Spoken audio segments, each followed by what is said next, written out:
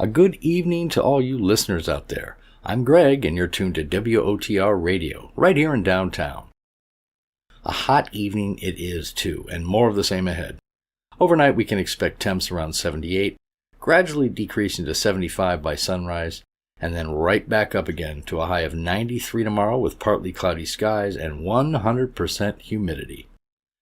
Right now, winds are a paltry 4 miles per hour from the southwest, which is a shame. A nice breeze would feel pretty good right about now. For those of you who plan on staying up all night with me, I've got some great shows lined up for you. And for those of you who plan on drifting off, I hope you'll be playing us in the background as a nice soundtrack for your dreams. It's the top of the hour, and our little town is hunkered down under the heat. To kick things off, here is The Patriot from the Campbell Playhouse, that fabulous anthology show that continued on where Mercury Theater on the Air left off, running from 1938 to 1941 on CBS Radio. This is a great adaptation of the novel by Nobel Prize winner Pearl S. Buck, and she actually appears at the end of the show to speak briefly. A Chinese man is married to a Japanese woman while their countries are at war with each other, and this great story tells of the conflicts between the two cultures and countries, but it also tells of their shared values and virtues. Ray Collins, Margaret Curtis, Edgar Barrier, and Myron McCormick star. This aired originally on April 14, 1939. Settle back and get cozy, my friends. I hope you have the air conditioning on.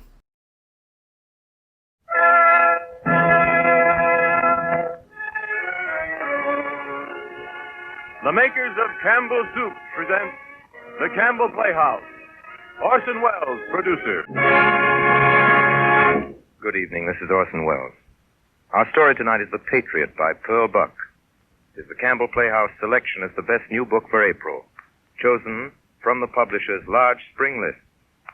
Miss Buck's enormously successful books on the Orient, starting with A Good Earth, have created a new conception of the Chinese peasant in the West and have brought her, among other tributes, that rare honor, the Nobel Prize for Literature. In her newest book, Miss Buck writes of the emergence of China as a nation. She also has a great deal to say about Japan. In The Patriot, she treats of the peoples of both countries, not only in relation to their present battle over the ownership of China, but in the gentler perspectives of their mutual arts and virtues. This evening we are fortunate in having Miss Buck here in the studio with us. She has graciously consented to speak to you before the end of this program. And also with us tonight is Anna May Wong, the beautiful Chinese-American star you've all seen on the screen. And so, ladies and gentlemen, we present The Patriot, a story of the coming alive of the new China and of the people of the Orient who are solving the bitter problems of human relationships in times of stress.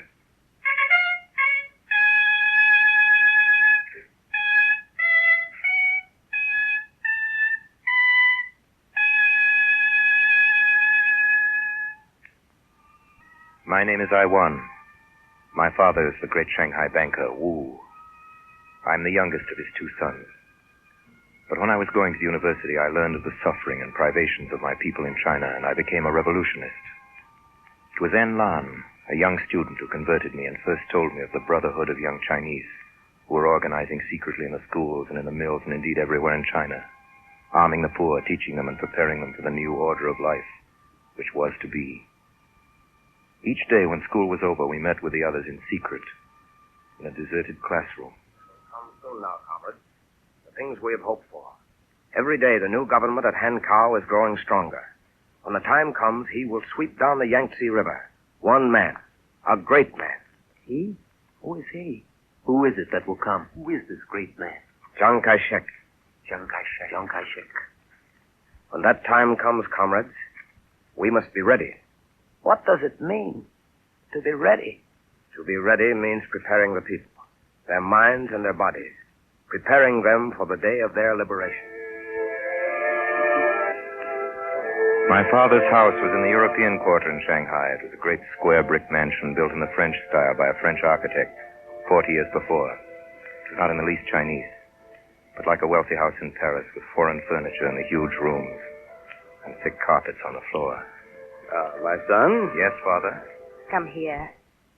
You look tired, Iwan. I am tired, Mother. You are late, Iwan. We had a meeting after school. What are these meetings, my son? Should the son of Wu the banker attend them? student meetings, Father. Don't get yourself entangled, Iwan. Young students can do nothing to change those in control. But those in control can cut off your head. Besides, none of you understand that all that is involved in running a country. Yes, Father. I also, at 20, had certain foolish ideas. Yes, sir. I want you to be careful. Remember, you are the son of Wu. Yes, Father. Good night, my son. Good night. Where you going, Iwan? To my room, to study. Good night, Iwan. Good night, Mother. I went up the wide carpeted stairs, and when I got to my room, there was Peony. Peony, the servant girl, unrolling the quilts and bringing in hot tea to set beside my bed. Peony. Peony, I want to tell you something. Yes? What is it? Peony, have you ever heard of the revolution? Of course I have. It's not a good thing. I've heard your father talk about it. He said revolutionists are like bandits. Oh, no, they're not. How do you know? Because I am one of them. Iwan, if your father knew. I feel as if you've put your life into my hands. Iwan, what is this revolution? When is it all to happen? Soon. As soon as Chiang Kai-shek comes. I don't believe it. You don't believe? Peony, I tell you, it's true. Oh, don't be silly. I wish I hadn't told you. I wish you hadn't. Except that it helps me to understand something. What? It helps me to understand you, and why your heart is not to be touched. Iwan, you are like a young priest.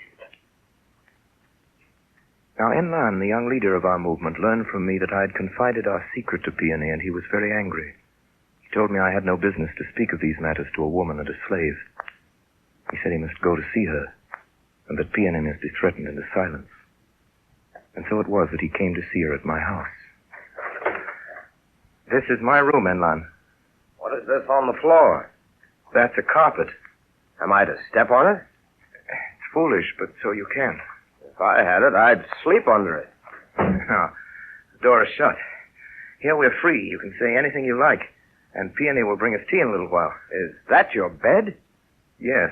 I never saw such a bed. I never saw anything like this. All that silk.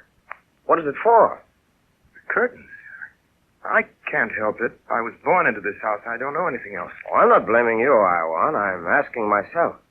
If I had been born into this, would I ever have run away and joined with the revolutionists? I don't know. Do you like it here, Enlan? I don't know. It's beautiful, but I don't know. What would I do here? This soft thing under my feet all the time. I like to take off my coat and spit on the floor. No, I'm glad I was born as I was. Who's that? Oh, Peony. You're home early, Iwan. I thought you and your friend might like these. Pork dumplings and rice cakes. Thank you, Peony. Enlan, this is Peony. Please do not rise. I'm not one of the family. I'm only a servant. And I'm only a peasant's son. I've never been in a house like this before. So you're Enlan. I know why you came here today. You were afraid I might tell your secret, that Iwan is a revolutionist. Don't worry. Who should I tell? I didn't know you, Peony. Now that I've seen you, I'm not afraid anymore. Now, why don't you two eat while the dishes are hot? Why not the three of us? Oh, I'm not used to I'm used to serving, not sitting down with the others. In the revolution, there's no such thing as one to be served and the other to sit. Eh, Iwan? I won't sit down unless we sit down together, and I'm as hungry as a starved dog. Tell me, Enlan.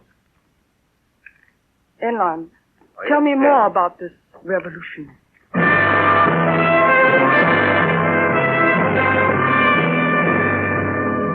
Nothing could stop it. Nothing could stop the marching of that triumphant figure of Chiang Kai-shek. He'd left Hankow and was proceeding down the river with his great army, Kukyang, Nanking, Wu. The cities on its bank fell like fruits into his hands. Shanghai grew hot with expectation and fear. It was like the coming of a storm. There was the disturbance among the peoples, like the first rufflings of the wind over the country and sea. And then there was the intense, waiting stillness. But I never could be quite sure how Peony felt. And one day I asked her outright. She'd come into the garden where everything was breaking into bud. I'd gone to look at a hawthorn flowering. Are you a real revolutionist, Peony? I don't know. I shall wait and see how it is. No, but what do you believe, Peony? You must believe in right or wrong. I'm not a priest like you. You believe in Chiang Kai-shek as though he were a god. I know he's only a man. No, I don't. I don't believe in any gods, but I believe in the revolution. The revolution is only what people do. If they do well, then I am one of them. I knew she was wrong. It was wrong to measure one's belief by what people did. A thing was right or wrong in itself, but I could not forget what she had said. And that night before I slept, I locked my door, and from a secret place in my desk, I drew out a picture I'd cut from a magazine, a picture of the young Chiang Kai-shek. I sat looking at it. It was a face at once bold and kind, harsh and dreaming. I don't worship him, I thought, but I believe in him. I won. Huh? I won. Huh? Get up. Get into your clothes. What is it, Father? What's the matter? Still dark. Stupid, foolish boy, wicked, deceitful What is it, boy. Father? Here is a paper. Hundreds of names on it. Do you know what this is? It's a list. A list of revolutionists. Your name is on the list. At any moment, soldiers will be here to seize you. Chiang Kai-shek has come. Chiang Kai-shek. But, Father, that means... You say Chiang Kai-shek is here. He's here in the city. He came straight to Shanghai. Father, you don't know what that means. I saw him yesterday. He met with us, with all the bankers. We told him Shanghai must not be disturbed. Our businesses, if he wants money, that is, to go on with his government. Will you dress yourself, I want? Or do you want to be killed? Father, Chiang Kai-shek, he never agreed. Of course he agreed. The man is no fool. Everything is arranged. First he will purge the city of revolutionists. Then he's betrayed us. Chiang Kai-shek has betrayed us, all of us who believed it. I must go to the others. I must tell them. I want! You are going nowhere except to the docks to a ship for Japan. The car is waiting, ready. No, I won't go. Father, I can't go. I must warn the You others. are going at once. I gave my personal word that if they erased your name from the list, you would leave the country today. Oh, you don't understand. You're making me into a traitor. You are already a traitor. The government has condemned all revolutionists to death. They have thousands of names. I won. What's the matter? Peony! Peony, come here! The young master is sick! Peony! She's gone, Your Master. We've looked for her everywhere! Gone? Gone where? Peony! Peony! Peony!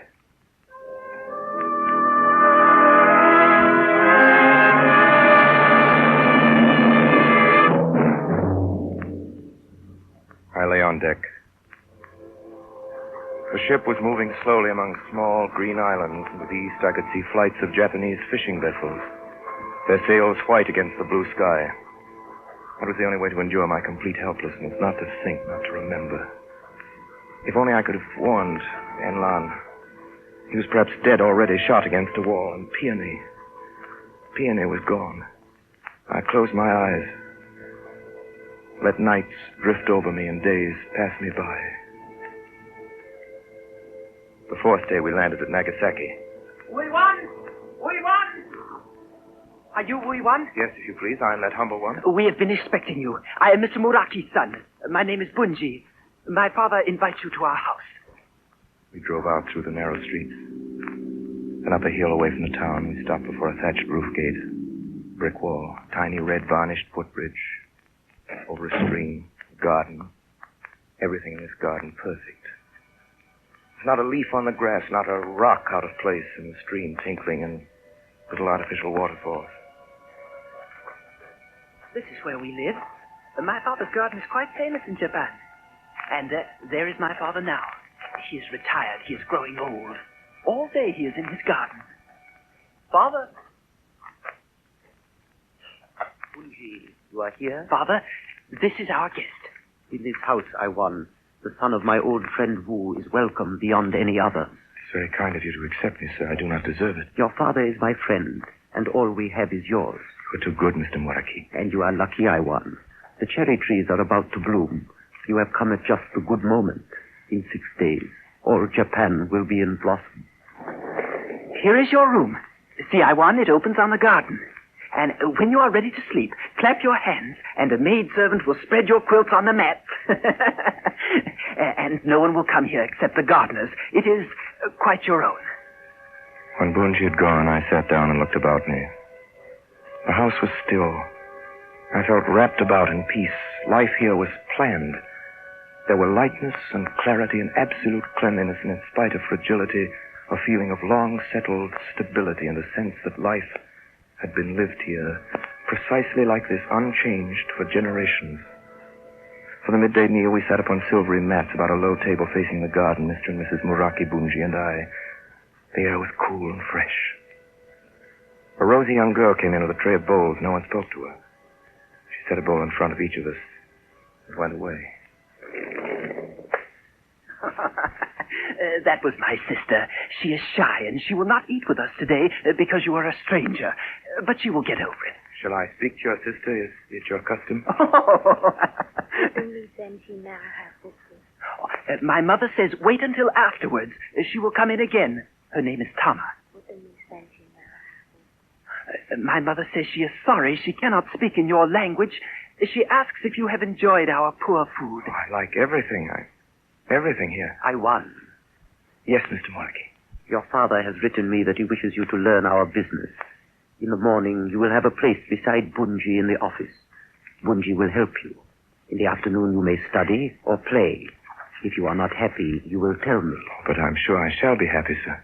I like all my house to be happy. Now, if you will forgive us, Wu I won, my wife and I, at this hour every day, our gardener is waiting for us. There are things to decide. Those irises, they must be trimmed. Now you will see. Tama will come in. I know my sister.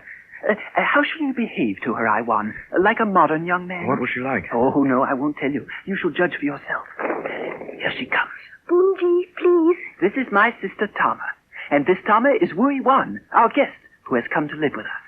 We shake hands, yes, Wu-Wan? Yes. Bunji told me you are a modern young man, yes? I also like to be new, though my father does not wish it. Please sit down. Thank you. What were you saying, Bunji, when I came in? It seemed to me you two had a secret between you. Oh, you see how she is, Iwan? You must understand, she is two girls, Tama is. Before our parents, she is very proper and so shy. Bunji, and the other Tama is a modern girl, bold and brazen, and liking to talk to young men at that university to which she goes. I do not. Don't believe him, Iwan. I shall believe only what you tell me yourself. No one else. You see, I feel myself very lucky to have come to your home. I can't tell you how unhappy I was. I thought nothing could be any good. Just this morning I thought that. Now just being in this house made me feel suddenly happier. Oh, we are all happier for your company, Iwan. Tama, is it not so? Oh, you see? Yes, me too.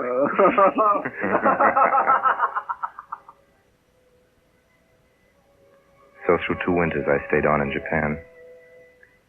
In the spring of the second year I noticed a change in the house. Tama, Bunji's sister, was at home more often now. All day she was about the house in her soft Japanese dress. Tama has finished at the university. She's at home now, preparing for marriage. For marriage, Bunji? Is Tama going to be married? Oh, nothing is decided. Then Tama is to be married? Of course, but not for some time. Bunji, is she engaged? Oh, that is not my affair. I'll tell you this, though, Iwan. My father wants her to marry General Seki. General Seki? I've seen him. He's an old man, as fat as a bullfrog. General Seki is my father's friend, a great patriot and a samurai. He wants a healthy young wife who will give him sons, and my father says it will help the country. Old Seki's blood and Tama's health. Well, I don't think young girls should marry old fat men. How could she love him? Oh, don't think about such things. It does no good. Love isn't important. I'm not thinking of love. I'm thinking of Tama.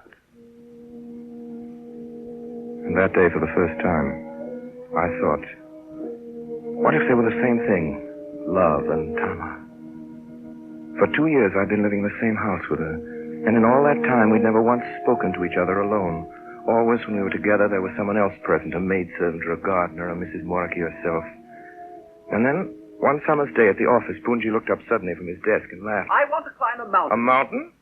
When? Why, tomorrow. Why not? We've not had a holiday since the New Year. You say so. And we will take Tama with us, shall we? She used to go with me always before you came. Will she come? I don't know, I won. It depends on whether she thinks it worthwhile. That is, worthwhile to stand the storm afterwards. You mean? My father. Oh. Well, I'll ask her anyway. She can do as she likes. Besides, it may rain in the night, and then we will none of us go.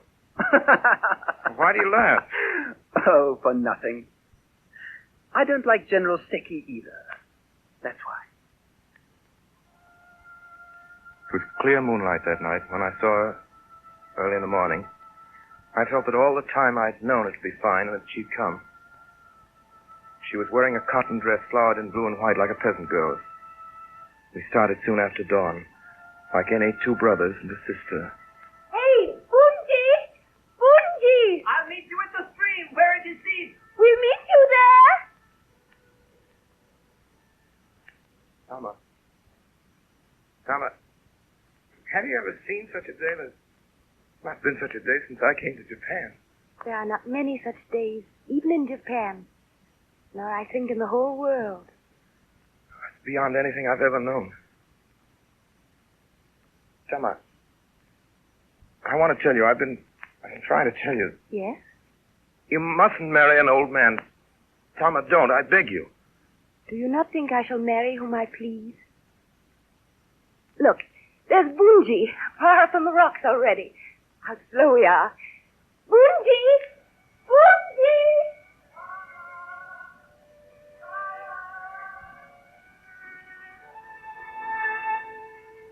We were all day in the mountains. We swam, we ran in the hills. We were very hungry. We ate, we laughed, and finally we started down again towards home. It was getting dark. Tama, Yes, I won. have you liked this day? Yes. It's been the best day of my life. And you? I don't know what this day has been in my life, but it has not been like any other day. It rained in the night. I heard the drops pattering on the roof in the darkness, and I thought, she hears it too. When I woke, the tiny garden of my room was green and dripping with freshness. And I thought, she sees it too. When I came home from the office the next day, Mr. Muraki was waiting for me. I won. Yes, Mr. Muraki. I've had a letter today from your father, I won. He's pleased with your progress. I told him you were doing well. Yes, sir. Your father writes me that there is great improvement in China. Order is quite restored. Order will always prevail. That is what the young must learn. Not desire, not willfulness, not impetuous wishes for anything. Mr. Muraki. I have decided to send you to Yokohama to help in our offices there. I have arranged that you will live there in the hostel where the other young clerks live. Yes, sir. Since I always do at once what I have decided upon at length, you will leave tomorrow. So, that is all. Good night, sir. Good night.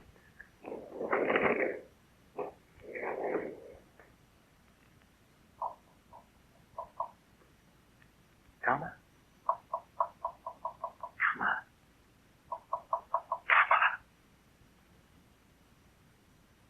Tama!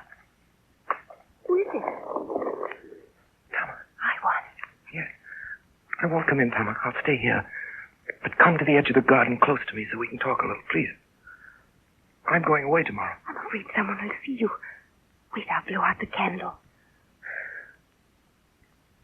I wonder if anyone hears or something terrible would happen. Tama. General Seki, you wouldn't ever marry him, would you? Never. Tama, I had to see you. I'm being sent to Yokohama tomorrow. Tomorrow, Tama. I don't know when I'll come back. Please, help me. What should we do? Help you, I won. I don't understand. Tama, don't speak to me like that, like a stranger. Didn't we have a good time on the hills? That was only yesterday. Yes. Yes, we did. Tama, don't marry anybody. I don't want to marry anybody. Look, Tama, that mist, it's like a curtain to hide us.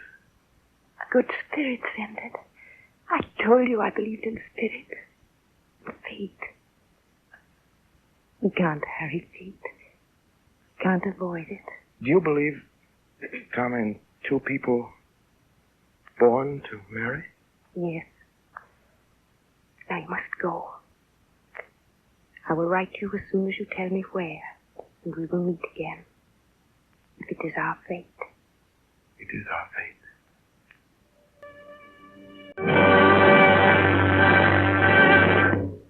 You are listening to the Campbell Playhouse selection of the best new book for April, The Patriot, by Pearl S. Buck.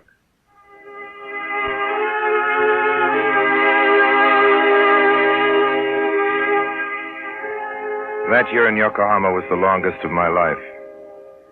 There were no quiet gardens there, no screen-shadowed houses, and in the office I was surrounded by strangers now. I wrote to Tama, and one night when I came home to my room, there was a letter from her awaiting me. Wait, she said. We must wait. I know how to delay when I do not like. I have delayed this many times, and I will again and again, until it will be made clear to us what our fate is. And later, as the months went by, other letters came. They were short, but they carried always the same steady words. I will delay. It will be made clear to us what our fate is. And then, finally, it came. Her last letter. I won. I won. I said to you I wanted to marry no one, but my father has told me there is going to be war with China. Bunji has been called headquarters, and so everything has changed. In war, Japanese men fight and Japanese women bear sons. I must marry the general. Even my mother says that if there is a war, it is my duty to fight for our country. I see my duty. It is my fate. Tama.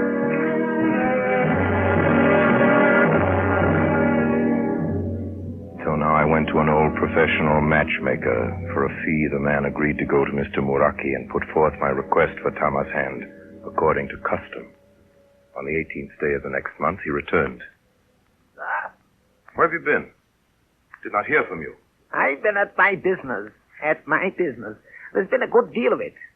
There was the old suitor, the general. He had to be arranged. But the young woman managed that very well. How? Oh, by saying she would kill herself. Yes, and she went at once to it. I saw her. She said it, and then she took a knife and drew it across her wrist before our eyes, across one wrist. But then she prepared to do it to the other. True. And the mother wept and fainted, and her father bade her wait, and she stood, the blood rushing out of her arm and soaking into the mat. And finally her mother came to herself and moaning something about her having no children left. I thought you said there were sons. One, the youngest daughter, has gone to China in the army. Oh, so? Well, then the father said, wait, we'll talk it over. So I waited, and by arranging another young girl for the old tutor, which I did, it all went together, one thing and another, and, well, I've arranged things as you could wish them. The wedding day will be set soon, as the custom is, and the thing is as good as done. Terrific. Oh, it was bad, and yet I think she knew that only shedding her own blood would make them yield. The old man had been stubborn until then, but when she did that, he saw that she was more stubborn than he. Well, now that it is as good as done, I will advise you. Hasten to make her way yours before she knows it. For when a woman is stubborn, the ocean itself is not so sure as her own will.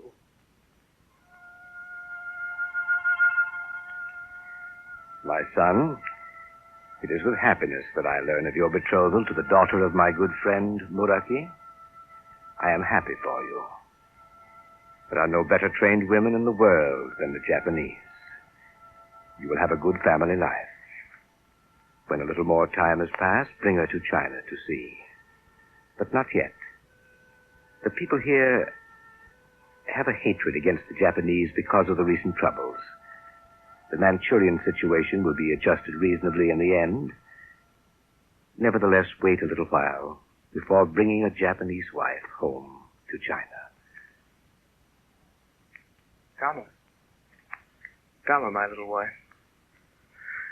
What are you thinking about? Oh, I'm thinking of our house.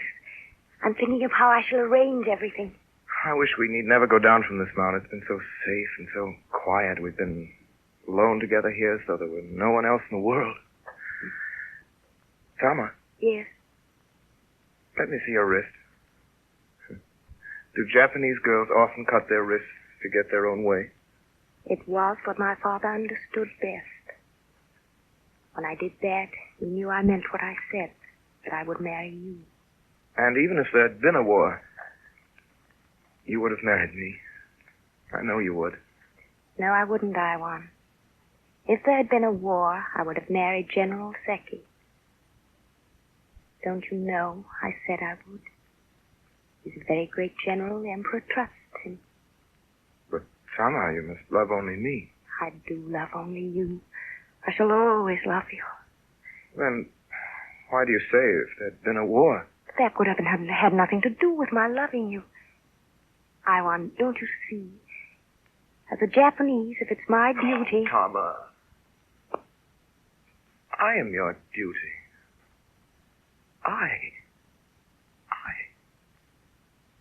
You have no other. The days ran after each other so quickly that before I could lay hold of one to treasure it, another had come. Day followed day, months slipped into months, and we wanted no change. It was autumn so quickly that I could not believe it. One morning when we arose, we saw that there had been frost in the night. And when I got home the next evening, I found Tama sitting on the bamboo bench outside our room, looking out over the sea. You don't mind, do you, Iwan, if I don't get up? I'm tired from sweeping the leaves from the lawn. Are you well? Very well. What are you staring at over there? The ocean. I wish I knew your parents, Iwan. I wish I knew what your family is and how your home looks over there. Why do you want to know them? Because I am about to become one of them. One of your family. Until now, Iwan, I've belonged only to you. I've been a part of you. But now I'm going to have a child. To us, that means that I shall belong altogether to your family, and no more to my own. It was a boy. And in the spring of the next year, our second son was born. And after that, things went on as before, only not quite as before. Something was happening across the sea in China which could not quite be shut out. It was not a war. The papers made that clear. It was not to be called a war. It was, in the Emperor's name, nothing but an incident. And then one afternoon, quite suddenly, there was news, real news. Every paper printed it. Special editions, the boys screaming in the streets, great black letters ghastly dry up on the headlines. 300 Japanese killed, men, women, and children. 300 Japanese murdered. 300 peaceful Japanese in a little town near Peking murdered by Chinese soldiers. Iwan! Why did they do this? Well, there must be a reason. The Japanese must have done something terrible to make them so angry. Tama. Yes, Iwan. Tama, I must feel that you think there may have been some cause, some reason. What does it matter what I think when I'm your wife? Don't be a Japanese woman. But I am a Japanese woman. You've already made up your mind, haven't you? You believe that my people could simply massacre like savages without any reason. If you think that, you have no understanding of me. We've suffered for years while you Japanese have been stealing our land and trade. We've laid ourselves back for years. Yes, and who killed Japanese in Nanking on March 27th of 1927? Tama! And who killed Japanese in Shanghai in 1932? Tama! It's true. We've all read it in our Japanese papers. You've held this all these years against me? No. Against your people. But I am my people. To you. And am I to you? One of these Japanese who should be killed. Oh, Tama, what have we done? What have we said? All this killing and hatred has nothing to do with us. Tama! Tama! Tama! At the Mercury dock, we unloaded the latest shipments from China. Now there could be no doubt about it. It was loot, being shipped to the Mercury's. The merchandise, for the most part, hadn't even been packed, piled into the holds, just as they'd found it in China. Things that only a few weeks before had been in people's homes. On that day, for the first time, I knew it was a real war. They were fighting across the water, for in the hold of the ship there was another cargo. After the freight had been landed and the unloading crew had left, I saw many small boxes begin to be brought off. Each had a name written in letters on its top. As each was brought out on shore, a name was called, and each time a little group of people came forward and received the box. All of these persons were in deepest mourning. There was no sound of loud weeping. They'd been taught to smile when those they loved died in battle. But down their faces, their tears streamed.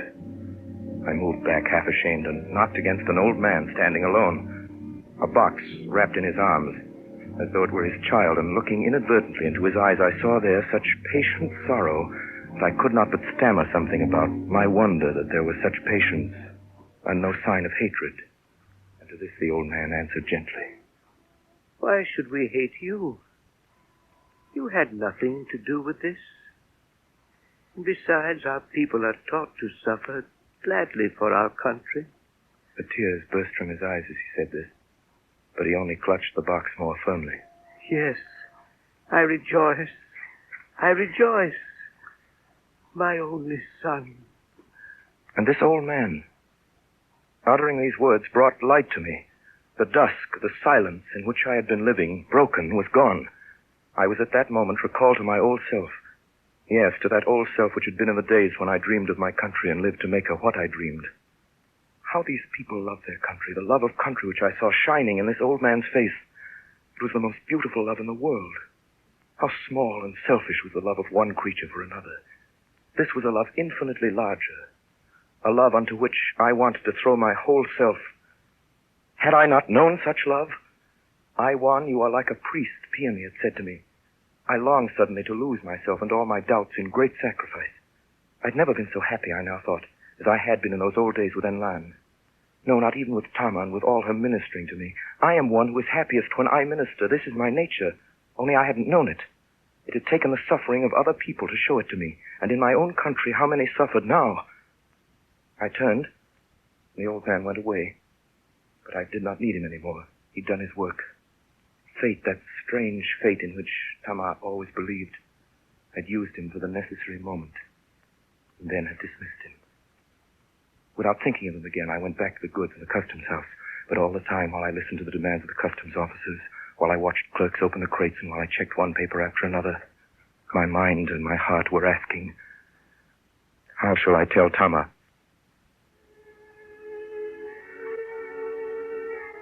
And at first, on my way home, I thought I'd simply go without telling her. I'd write her all down in a letter. I'd almost persuaded myself to this when I stepped into our house. Usually she was there waiting for me in the garden or at the door. But tonight she was delayed. I was already inside taking off my shoes when she came running out of the kitchen, pushing her hair back as she came. Oh, I'm so late. Well, I was making something you like, and it took me such a long time. Tama, I must go home. I am needed there. I said it very quietly so that it would not startle her, but her body grew stiff and still under my arms. The blood fled from her face. She did not say, let me go too. She knew now that I meant I must go alone. Yes, I want. I've been miserable all these days. I haven't known what to do. I knew what you were thinking. But you didn't tell me. I thought you didn't know. I was so afraid you might think it your duty to leave us. I didn't know what I ought to do until tonight. An old man holding a little box of ashes made me see how sweet and right it is to die for one's country. Of course you must go if your country needs you. As a Japanese, I understand that. You know, I am the same to you. Oh, yes, I know. This has nothing to do with us. We'll have to plan. Do you need a new bag, or is the one we have good enough? I shall take very little. I'll be wearing a uniform in a few days. What do you think you and the children had better do? We can always return to my own father's house. He is so fond of the children. Yes. Yes, that's probably the best thing. You'll help the children to remember me. Shall I be an undutiful wife because misfortune has caught us? Am I to blame you? You are not forsaking me. I shall tell them, honor your brave father who fights for his country. Iwan, may we spend a little money and have a big picture of you? I'll put it where the children will see it every day. We'll get flowers by it. We'll do it tomorrow. There's a boat in 4 days. That'll give us time for everything. Just tell your father. No, let's tell no one. I want those 4 days as though you weren't going. After you have gone, I'll go and tell him. But it might seem ungrateful of me, Tom. No, I'll tell him. Let me have my way. He will understand. One thing he will always understand is what you do now. Any Japanese would understand it. Then it was the last day. I felt her as I had felt her all those last days, as close to me as my own body. I knew continually what she thought and what she wanted, and how near she was at every moment to weeping, but I knew that she had set for herself the goal of not weeping until I had gone. She would smile at me while I was there, and until I could see her face no more. We'd gone through the hours so close together, and yet we had not touched more than each the other's hand. And so it came to the last moment of all. In the harbor, the ship's funnels were beginning to smoke as the engines were being fired. The ship was to sail at noon. We went together, hand in hand, to the garden where our little boys played. They were making a dam of small stones across the narrow brook, and they did not look up, but I could hear their voices. And then, for one moment, I felt that I could not do what I had planned. You must go now. I shall send for you and the children. As soon as I can do it, you shall all come.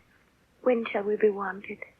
Her words, her voice, her quiet, fatal eyes recalled me and swept me out of this moment again into the vaster hour where our individual lives were now lost. I seized her in my arms and pressed my cheek against hers. I looked at her once, and in her face I saw eternity between us.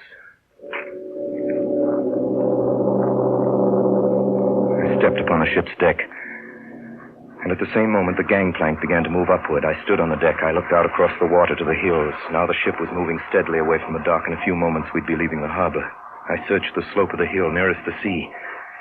Yes, there it was, our little house in the square of green, softer than the surrounding green. That was the garden. And now I could see the spot of color that was Tama. I could not see her face, and yet I could feel her eyes straining to see me. A tiny spot of bright orange moved across the green to stand beside it. That was my son. And then suddenly, if I could have done it, I would have leapt into the sea and rushed back to her. Hello. Hello. Hello. I'm in the laundry business in Seattle. I guess I'm your cabin mate. I'm Cantonese. The name's Lim, Jackie Lim. Been in USA, though. 3 generations, though my old granddad went back to Canton when he was 60. I can't speak my own language, but I figure I can get and fight without talking. I'm going to fight the Japanese. So am I.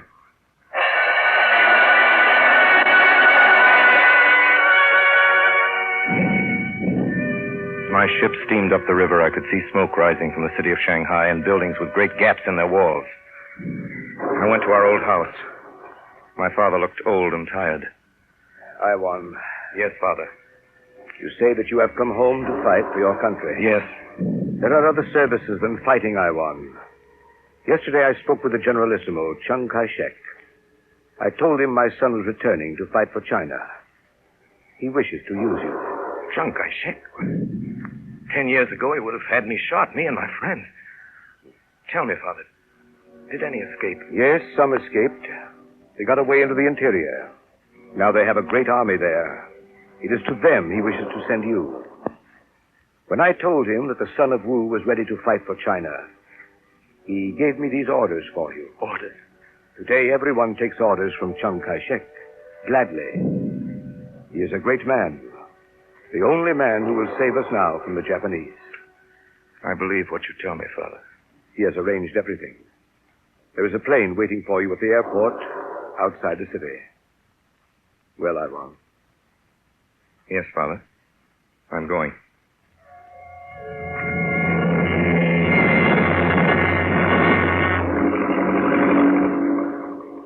"10 years lay between us, 10 years of time and all else, but I recognized him at once. It was Enlan, now the leader of the great army of the North. And that night, after I'd given him the Generalissimo's message, Enlan told me what had happened, told me how that morning, 10 years before, the morning Chiang Kai-shek came to Shanghai, he and Peony, our little slave girl, had gone to the place of meeting, how they'd waited for me until the last moment, every second expecting me, and how in the end, when I'd not come, they'd fled together into the interior. They'd been married now for 10 years. That night when I was alone with Peony for a while sitting before the fire, she told me of her life with Enlan. The long, hard years of wandering without a home. And I had 2 children. I was very ill with the loss. Now I shan't have any more. Peony. Oh, why should I not tell you? You are my brother. The first, my son, I lost by a fever. Our life is not a good life for a small child. We have been driven so much. He was 5. I kept him as long as that. And then suddenly, he died in a day. We buried him on the hillside in Kiangsi. It is so far south from here. I think I shall never see his grave again. And then on the long march north, I had this other one, the little girl. I hoped the long march would be ended before she was born. But no, we kept climbing over those high mountains and down the rocky roads and over the desert. The child was born, so small and thin, and a girl. We were still marching, so what could we do with her?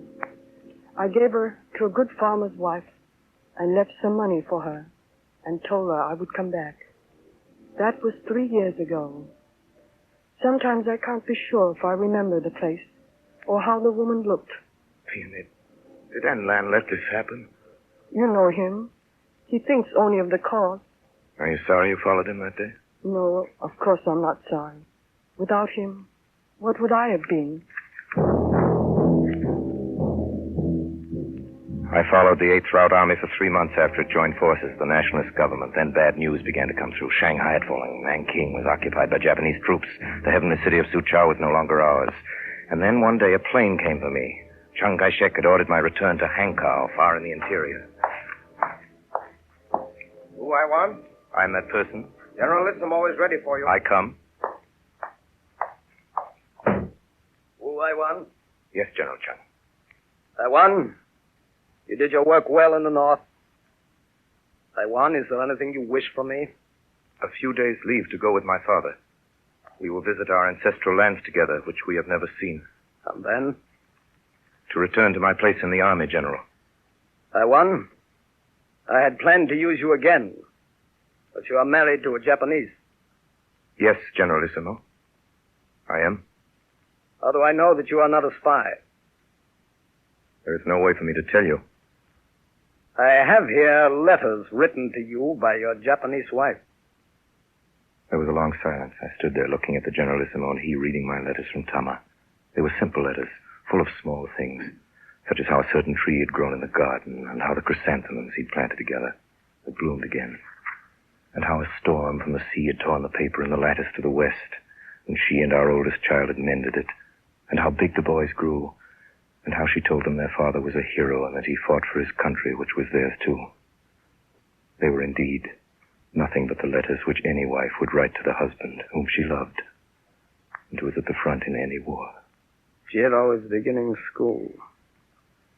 I bought him a brown cloth school bag for his books, a little uniform, and a cap such as the other children wear. But at home I teach him too. We put flowers before your picture every day, and every day I explain to them how brave you are, and how beautiful a country China is, and how we belong to China. Do I not belong to you, and they to us? Taiwan? Yes, Generalissimo. Will you give up your Japanese wife? At your command? No. I left my wife and children to come back and fight. I am fighting. When peace comes, I shall bring them here. My sons are Chinese, and their mother, is loyal to me. It will be a long time before peace comes. I know that. This city will be in ruins. This city and many other places. When peace comes, there may be no cities left. There will be the land. Yes. There will be the land. Wu Wai-wan, you may go with your father. Thank you, General. And after a week's time, you will return to your place in the army. Yes, General. Here are your letters. Orderly? Sir? That map of the new road to Burma. It is here, General. The new road to Burma. I went out with those words in my ears. That was only a short while ago. Now I've heard it's almost finished. Thousands of men and women at work at it. It's a strange way to fight a war, perhaps. To make a great road westward while the enemy bombs the east. But it's our way. What if the real country my sons will know is this new inner China, looking not seaward but across the mountains of Asia? Who knows?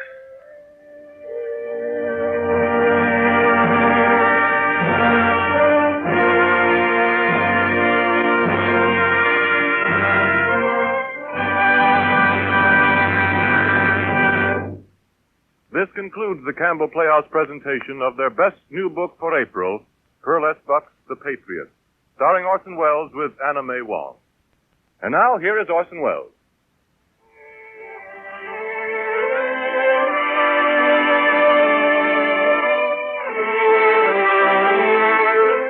It's been especially interesting to do The Patriot this week, as Miss Buck, Miss Wong, and myself have something in common in that we've all lived in China. Miss Buck, whose father was a missionary, has lived there most of her life. Miss Wong, as you all know, is Chinese. Although she was born in this country, she's achieved an international film and stage reputation. And as for myself, I visited China just long enough to be able to say Huang Yu Sheng, Frosted Yellow Willows, or Anna Mae Wong. How do you do, Miss Wong? I'm delighted to meet you. I, too, am delighted to meet you, Miss Buck. As a Chinese, I naturally have been intensely interested in your books on China. Thank you, Miss Wong. And Mr. Wells, I would like to express to you, the Campbell Playhouse, and to you, my grateful appreciation for the selection of The Patriot as the best new book for April. I'm honored. We were honored. It's been a privilege to dramatize The Patriot. And now, Mrs. Buck, there are a number of things I and I'm sure our listeners would like to know about the new personal problems the situation in the East is creating. I should think the predicament of Chinese and Japanese who intermarried would be especially difficult.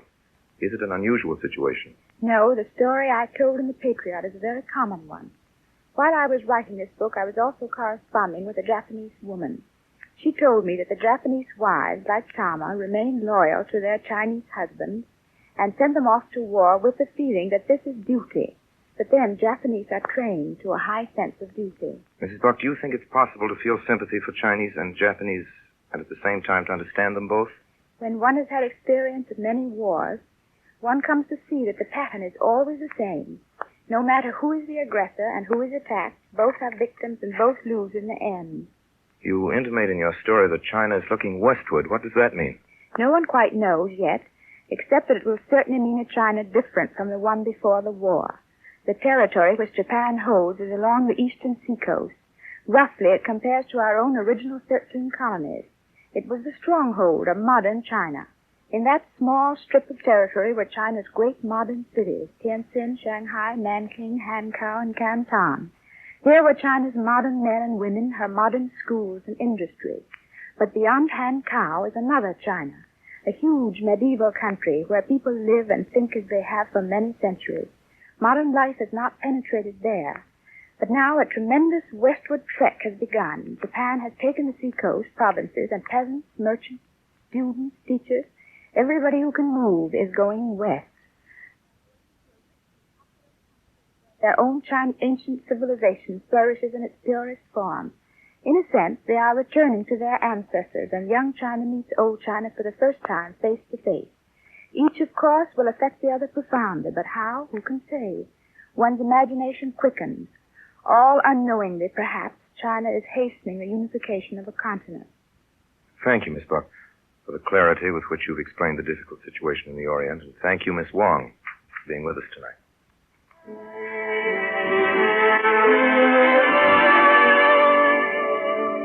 In tonight's Campbell Playhouse production of The Patriot, the role of Iwan was played by Orson Welles. Miss Anna Mae Wong was Peony. The part of Tama was played by Margaret Curtis, and that of Wu by Ray Collins. Myron McCormick was Enlan, and Elliot Reed was Bunji. The parts of the broker and Chiang Kai-shek were played by Everett Sloan.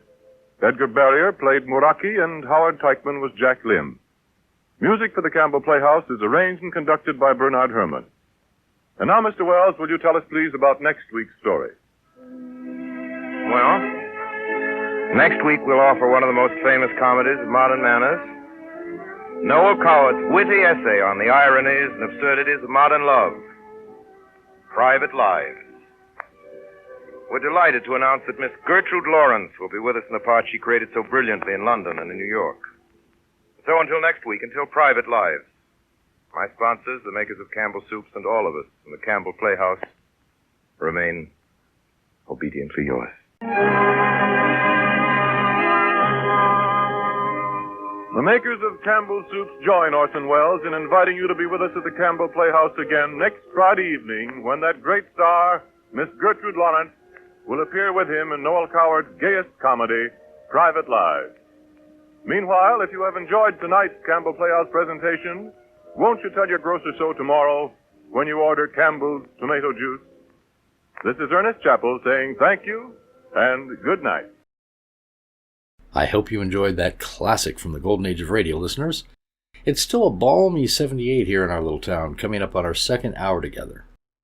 For you men out there, be sure to visit Jim's Barber Shop if you're in need of a haircut, trim, or just a nice shave. Located just 2 doors down from WOTR's studio on Main Street. Jim's been a fixture in our downtown for over 3 decades, and is also one of the sponsors of our show tonight. For you ladies, Susie's Salon is just across the street and caters to women of every age. Great service and the lowest price in town. That's Jim's Barbershop and Susie's Salon. Also a reminder that the Farmers Market is once again being held both days this weekend at the lot on 6th and Main, with dozens of stands from our local farmers and growers. I know it's going to be a hot one, but be sure to come out and pay a visit. Landry's Diner will have a beverage stand selling ice-cold lemonade and smoothies both days to help beat the heat. I hope to see you there. The market is open 8 to 5 both days, with free parking in the adjacent lot on Main. Now, a great mystery drama for you from Lux Radio Theater, that long-running show that ran for 21 years, starting in 1934. The Suspect aired on April 9, 1945, and starred Charles Lofton, Rosalind Ivan, and Ella Raines, reprising their roles from the 1941 film. An unhappily married man becomes involved with a younger woman, and his wife refuses to give him a divorce, threatening to cause a scandal. To appease her, he cuts all ties with the younger woman and tries to reconcile with his wife. But when she dies, after falling down the stairs, suspicion falls on him that it was not an accident. If you like the movie, you're going to love this adaptation. I'm Greg, and you're listening to WOTR Radio. Lux presents Hollywood. The Lux Radio Theater brings you Charles Lawton, Ella Raines, and Rosalind Ivan in The Suspect. Ladies and gentlemen, your guest producer, Mr. Thomas Mitchell.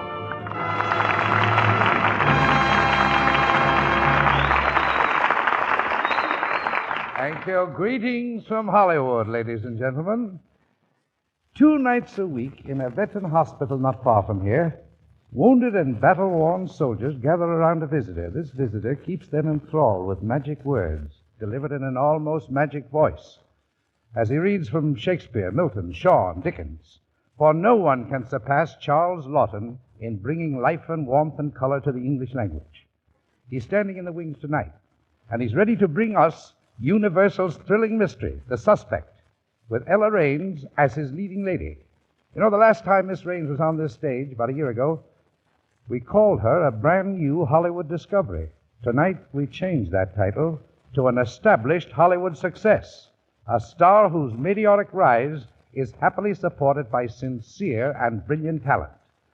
And also in our cast tonight is Rosalind Ivan, the gifted English actress, whose ability to portray shrewish wives is in contradiction to a very gentle and delightful personality. All 3 appear in their original screen roles in a fateful triangle of marriage, love, and murder that makes for one of the season's most exciting and suspense-packed melodramas.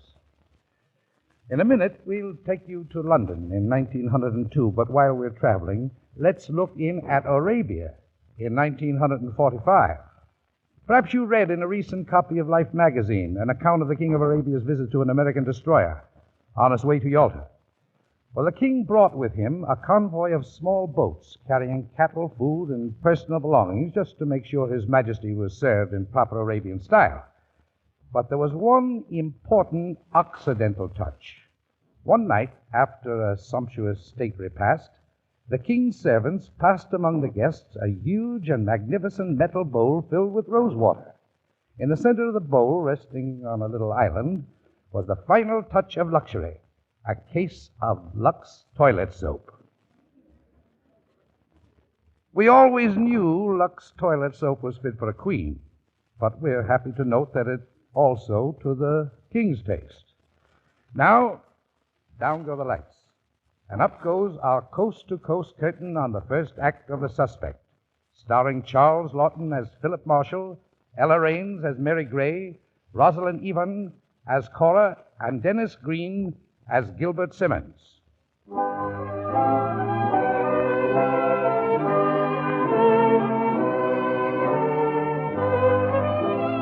London, in the spring of 1902. Down a respectable side street, Mr. Philip Marshall comes home from work.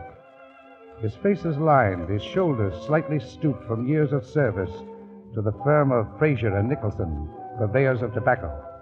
But Philip Marshall carries himself with the dignity of an honest British tradesman. At his gate, he greets his next-door neighbor. Good afternoon, Mrs. Simmons. You've done wonders with your tulips. I've a green thumb, as they say in Devon. Would you like some bulbs? Oh, thank you very much, but I'm afraid my wife hasn't much heart for gardening. It was so good of you to bring my husband home last night. Oh, I was glad to do it. I'm sorry Gilbert carries on so when he's drinking. It must be a great trial to you. Hello. Oh, there's a cab at your gate. Cab? Oh, excuse me. Are you the one who called the cab, Governor? No, there must be some mistake. Orders was to come to number 26. Well, this is 26. Just a minute. I better go in and see. Well, Mr. Philip Marshall, no loving greeting for your wife? What's the cab for, Cora? What do you think?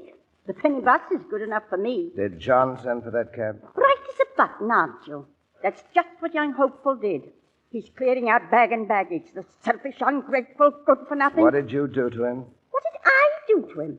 All I did was bring him into the world, nurse him, make myself a doormat for him to walk on. That's right. Go on upstairs. Go to him.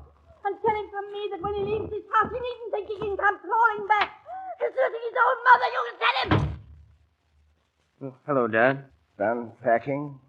Sorry, I'd stick it out here on your account. Well, it was bound to come. What happened? Oh, she was at me all day. I was trying to get those reports finished.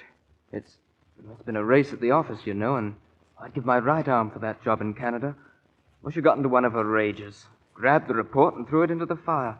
20 pages, a week's work. Have you got another place to stay? Well, I'll stay at Jimmy Estabrook's. I'm sorry, boy. Let me help you with those bags. Oh, no, thanks. I can manage. Hey, watch out for that broken step. I'll keep in touch with you, Dad. Yes. How's Sybil? Oh, fine. I haven't seen her all week, though. She's a nice little thing. Is it serious between you two? Well, Well, it's a pity this house isn't good enough for you, John. Goodbye, Mother. Goodbye, Mother, you mealy-mouthed hypocrite. Two of a kind, that's what you are. I'll see you soon, Dad. I shall miss you, son. Goodbye. Well, Philip. Philip, come here. Don't you go sneaking off upstairs, running off right when I'm talking to you, just as though I were a common servant. I know what's mine to you, even if you don't. Cora, I'm moving my things into John's room. Well, of all the insulting... We're married, aren't we? Yes, we're married. Then how dare you? I forbid it. No, Cora, that's all over now that John's gone. I'm moving out of our room, and there's nothing you can do about it. What's got into you? What are you thinking about? It's better that you don't know, Cora. It might frighten you.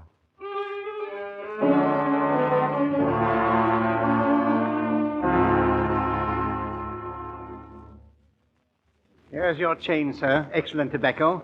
Fraser and Nicholson's best, and thank you, sir. Good afternoon. Mary Dew.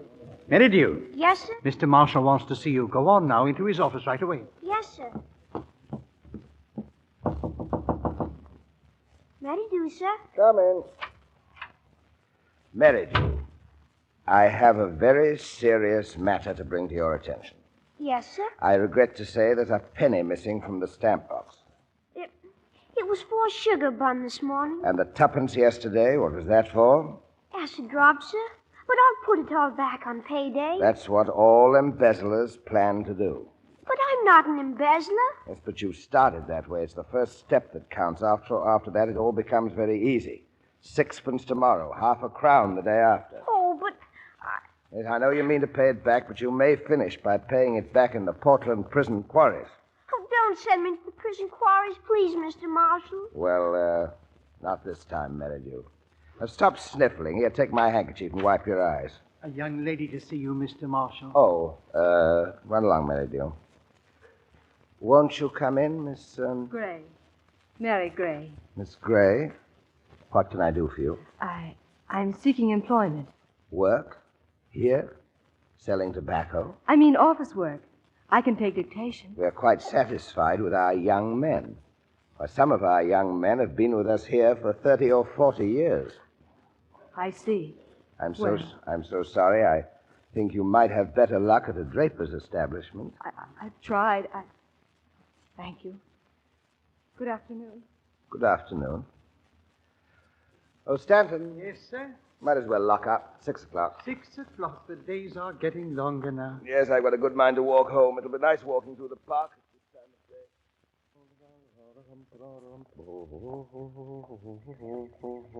Good evening, Mr. Marshall. Oh, good evening, officer. We're going to have a lovely sunset. Yes, be a fine evening. I thought... Hello. What's the matter with her? Her, sir? A girl on the bench. She's crying. So she is. I usually let 'em cry it out. It does 'em good. Evening, sir. Evening. I beg your pardon. Is there anything I can do? No. Go away, please. Leave me alone. Why, hello, Miss Gray. Oh, Mr. Marshall. I don't mean to intrude, but I... You're very kind. I'm afraid I'm behaving rather badly. Oh, now. Come. It can't be as bad as all that. You know, I'm really sorry about the work in my office, Miss Gray. It wasn't just that. I was feeling a bit down. All at once it came over me how terribly alone I am. You see, my father died in the winter. There were just the 2 of us. Well, I know how it is to be lonely, and I know that it can be faced. Does that make you feel any better? Ever so much. Where were you going? Home. Oh, I see. A cup of tea, a 6-penny novel, and a good long cry. I'm afraid you've been looking in at my window. Shall we pool our loneliness? What do you mean? Oh, go somewhere and have a bite of dinner and a talk. You know, I'm sure that I know someone who needs a clever young lady to take dictation. Well, Why don't you join me just for this evening? You might enjoy it. It'd be a great kindness to me. Well, I'm sure it would be to me. But aren't you on your way to someone? Someone? No, there's no one. I know a nice little Chinese restaurant on Malvern Street. Now, come on, we'll get a cab. You know, it was really good of you to take me on trust. Oh, not altogether on trust. I overheard you in your office with that little boy. Married you? The one you're not going to send to prison. He's a desperate character, don't you think? Oh, so desperate I wanted to hug him. That's the danger with his type. They get round you, huh? You were so gentle with him. Gentle, my dear Miss Gray, you will discover in time that I have a heart of stone. Did you enjoy the dinner? I loved it. But I'm afraid I'll never learn to eat with chopsticks. Well, you know the answer to that one. Practice. We must eat here often after this. Programs for tonight's play. 2 tickets, please, the stalls. Philip, aren't you being frightfully expensive? You forget, we saved 6pence sitting in the pit last night. Oh, Philip. He plays beautifully, doesn't he? Beautifully. It's been so long since I've been to a concert. We'll come again next week. Well, here we are. My rooming house, Philip. Good night. I've had such a good time. These have been the happiest weeks I can remember, Mary. Oh, you say the nicest things, Philip. You do the nicest things. What have I done now? Have you forgotten that you got me my job at Wynwood's? I don't remember a thing about it. All I remember is we're having dinner tomorrow night. Oh, Philip, I can't. Why not? Mrs. Packer, I've told you about her. She works at Wynwood's. Oh, she's been frightfully nice. I've asked her and her husband to have dinner with me. Oh, I see. But listen, why don't you come along? I'd like so much to have you I'd meet like to, Mary. Oh, now come along, Now, Philip. Mary, listen. You and I are pretty good friends, The best. We've had a lot of fun together. Can't we go on just like this, just the 2 of us? Why is it, Philip, that you don't ever like to meet anyone? Oh, I don't know. A chap my age has a right to a few peculiarities. I know there's something if you'd only tell me. Nothing to tell. As you wish. Good night, Philip. Mary, what about the night after? You know I'll say yes. Good night. Good night, Mary.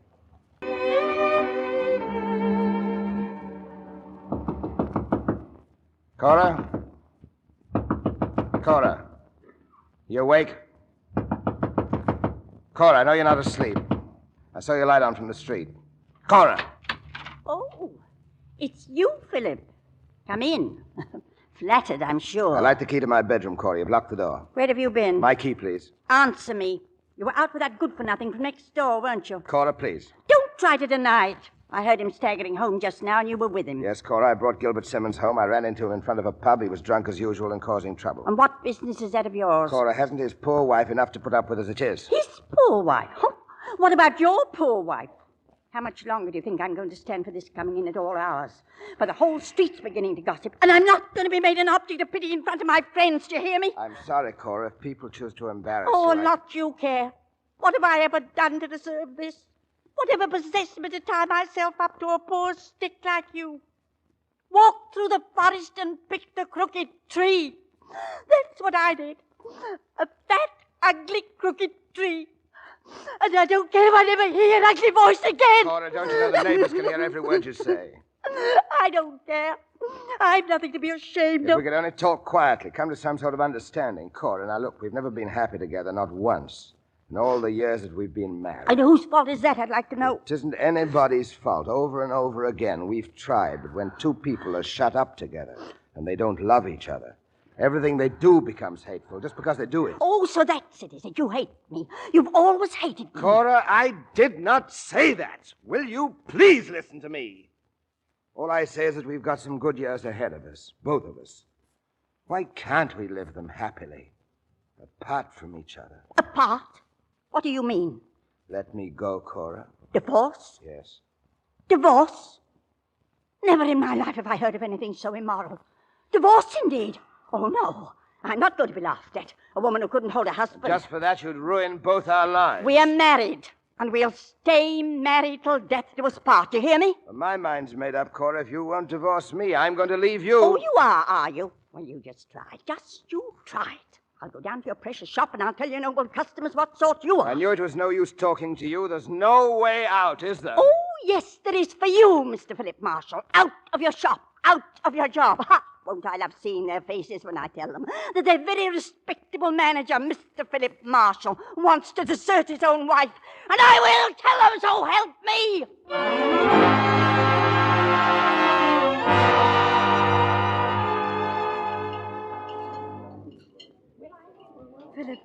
Philip, you haven't eaten a thing. Aren't you well? Oh, I'm all right.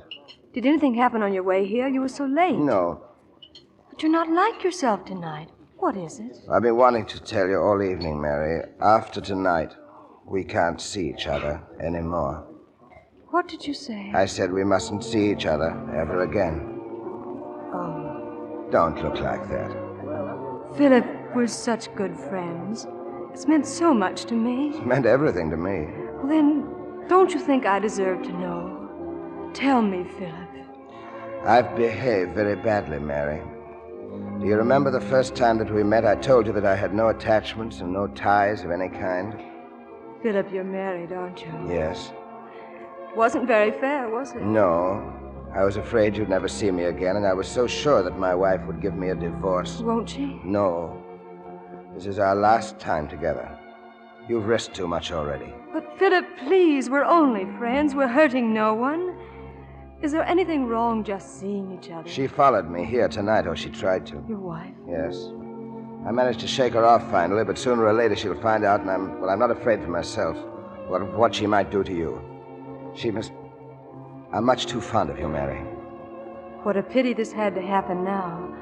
I hope your Christmas will be happier than mine. Christmas? It's only 2 weeks away. Well, we can still drink a toast. Mary, my dear, to you. My dear. My very dear.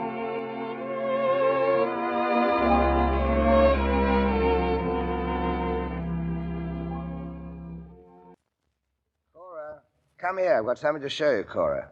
It's a Christmas tree. Well, couldn't you find a better way to waste your money? It'll help to cheer us up. Christmas comes but once a year.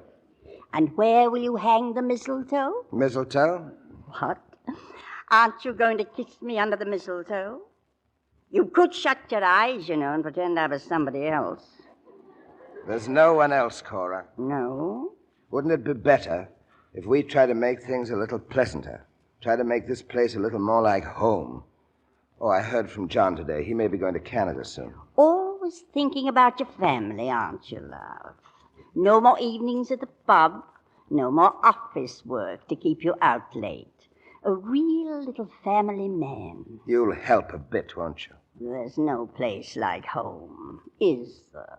Now, since that creature threw you out. Cora. And don't tell me there was no such person. Winwoods, that's where she works. Melbourne Crescent, that's where she lives. And Mary Gray, that's her filthy name. Well, why don't you try to deny it? It's true, Cora, but it's all over and done with. Is it?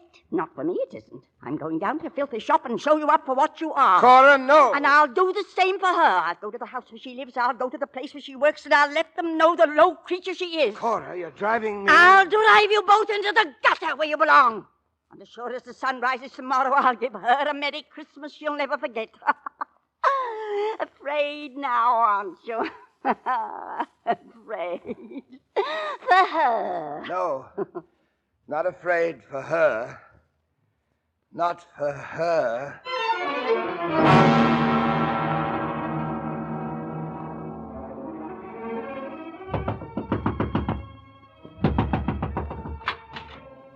Why, Mr. Marshall? Mrs. Simmons, please. It's my wife. Would you go for the doctor? Your wife? What's wrong? Well, there's been an accident, I'm afraid. I'm afraid she's dead.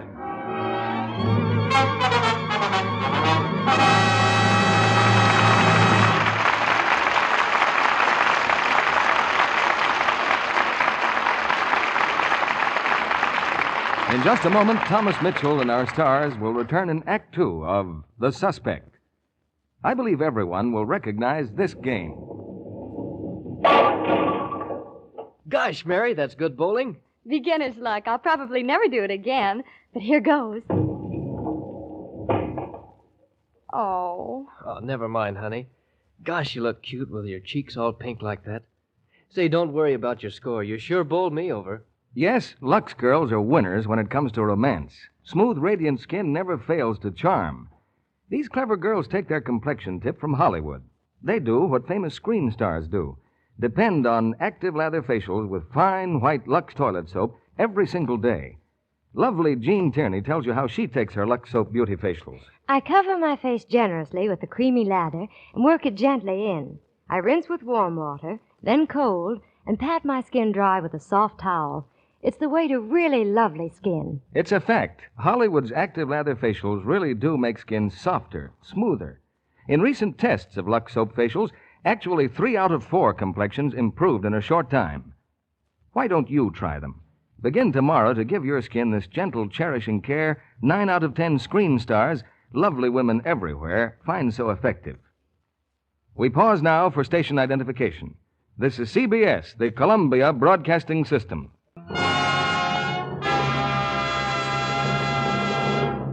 Act Two of The Suspect, starring Charles Lawton as Philip, Ella Raines as Mary, Rosalind Evan as Cora, and Dennis Green as Gilbert Simmons.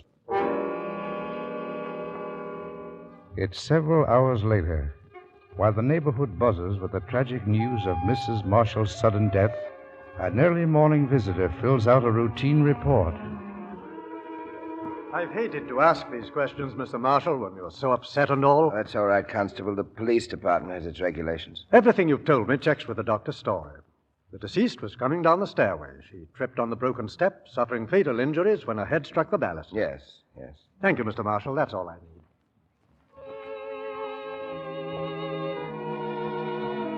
Another day has passed. The funeral is over, and departing callers mumble sympathy to Philip and his son John. Last to leave is their next-door neighbor, Mrs. Simmons. I don't know what we would have done without you, Mrs. Simmons, these past 2 days. No, it's been nothing, Mr. Marshall. After all you've done for Gilbert and for me.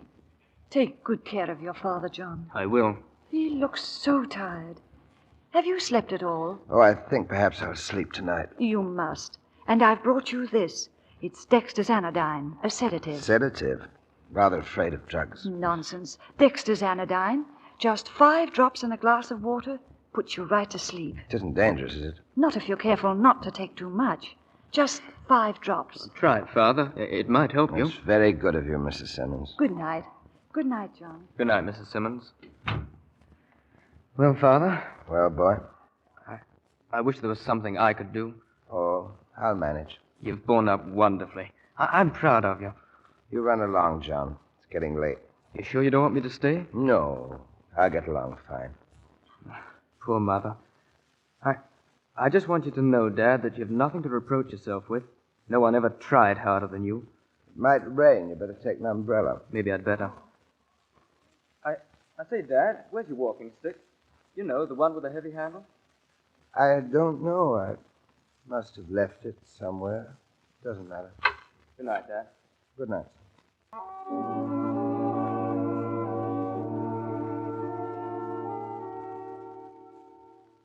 Mr. Philip Marshall? Yes? I'm sorry to intrude at such a time, Mr. Marshall. I'm Inspector Huxley, Scotland Yard. I'd like to ask you a few questions. Come in. Questions about what? The death of your wife? Oh, I answered all those questions. Yes, I read the reports quite thoroughly. The coroner called it accident. Mr. Marshall, there was some insurance in your wife's name, £3,000. Yes, we both took out policies some years ago. Lots of people do that. Is this the stairway where the accident occurred? Yes. You mind if I look about? Not at all. Oh, this broken step. This is the step she tripped on, I suppose. Yes, that's right. You should have a thing like that repaired. We meant to have it repaired a long time ago. And that's the room she came out of? No, that's my room. Hers is on the other side. Oh, yes, of course. Well, it's much clearer now. It's much better than trying to visualize things from the written report. Imagine it must be. Oh. Is this where she struck her head? Yes, the baluster was broken. So you had it replaced with a new one? Yes, I couldn't bear the sight. Why do you make a point of that? Oh, no particular reason. Only it seems curious. We find the broken step unrepaired, but the baluster is replaced immediately. What are you trying to suggest? Suggest? Nothing. But let's suppose, purely from my point of view, that it was not an accident. That someone had made up his mind to do away with his wife, for reasons only he knew, but it had to be done. Now, let's suppose he took one of these canes, the heaviest. Then he went up these stairs, very quietly. He came to this broken step. Perhaps he pulled the carpet loose a little to make sure that it looked broken. Now he's in the darkness of the upper hallway. He puts his hand over his mouth so that his voice seems to come from a distance. Cora, he calls, and again, Cora. A door opens. For a moment she stands there, grumbling and wondering why the hall light isn't burning. Maybe she cries sharply, "What's the matter?" He holds his breath. She stands so near. Her voice called once more, "Philip, are you all right?" His hand tightens on the stick. She passes him. She goes downstairs 1, 2, 3 steps. It's now or never. He raises the stick. The blow falls, and he follows her as she crashes. She isn't dead yet, but she has to die. Slowly, he raises the stick. Stop it! How dare you say I killed my wife? How dare you? I'm sorry, Mr. Marshall. I merely said if your wife was murdered, it could have happened that way. It could have happened that way, but it didn't. You haven't a shred of evidence. But it is an interesting point of view. Now, if only we could find something, some little something as a motive. You understand what I mean, Mr. Marshall? No, I don't. No? Well, good night, Mr. Marshall.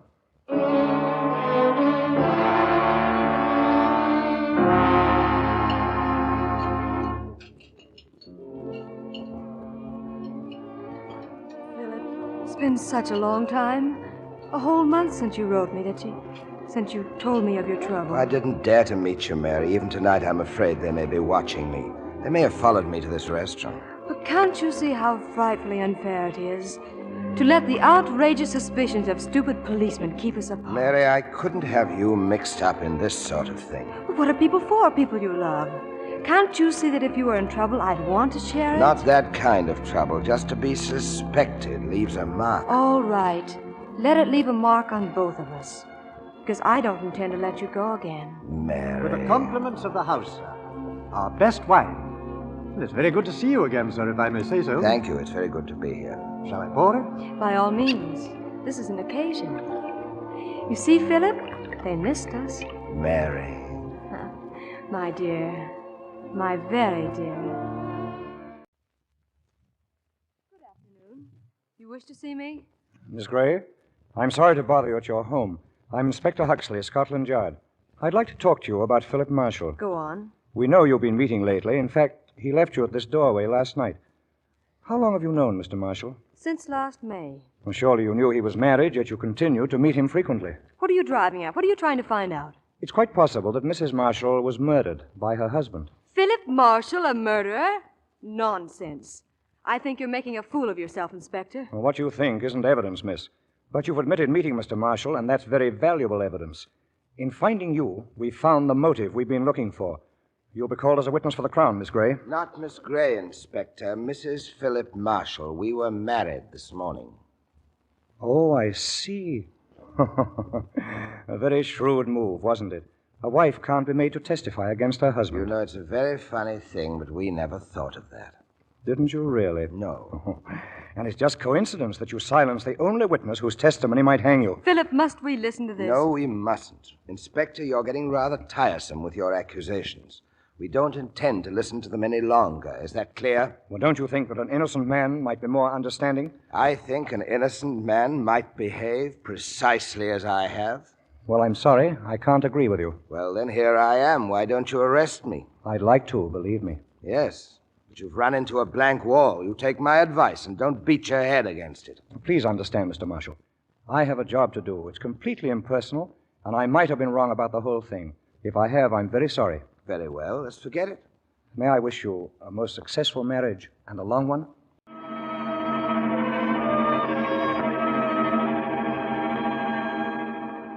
Darling, you must hurry. John and Sybil are here. They're waiting downstairs. Sybil? What's she like, She's Philip? a little bit on the light side, possibly, but she's very pretty. Anyway, she's John's first girl, and I hope you'll like her. Oh, I'll do my best. But John's like you, a very precious prize for any woman. Now, that's enough of that. You come along now. Your train for Margate leaves in 40 minutes. Oh, what a pity you aren't coming with us. I'll be down tomorrow morning. Hope the weather clears. Well, if it doesn't, we'll come back tonight. I hate the seashore when it's raining. Well, I've got to run along to the shop. Have a good time. Goodbye, darling. Don't forget to feed the cat.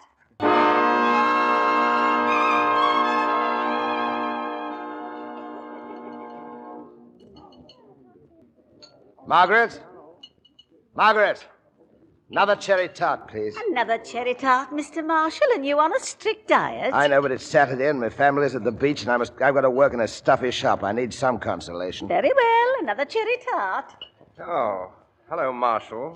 May your dissolute neighbor sit down? Hello, Simmons. I suppose so. Thank you. Well, since you press me, I'll have a spot of whiskey. Oh, miss, a double whiskey and soda. Yes, sir.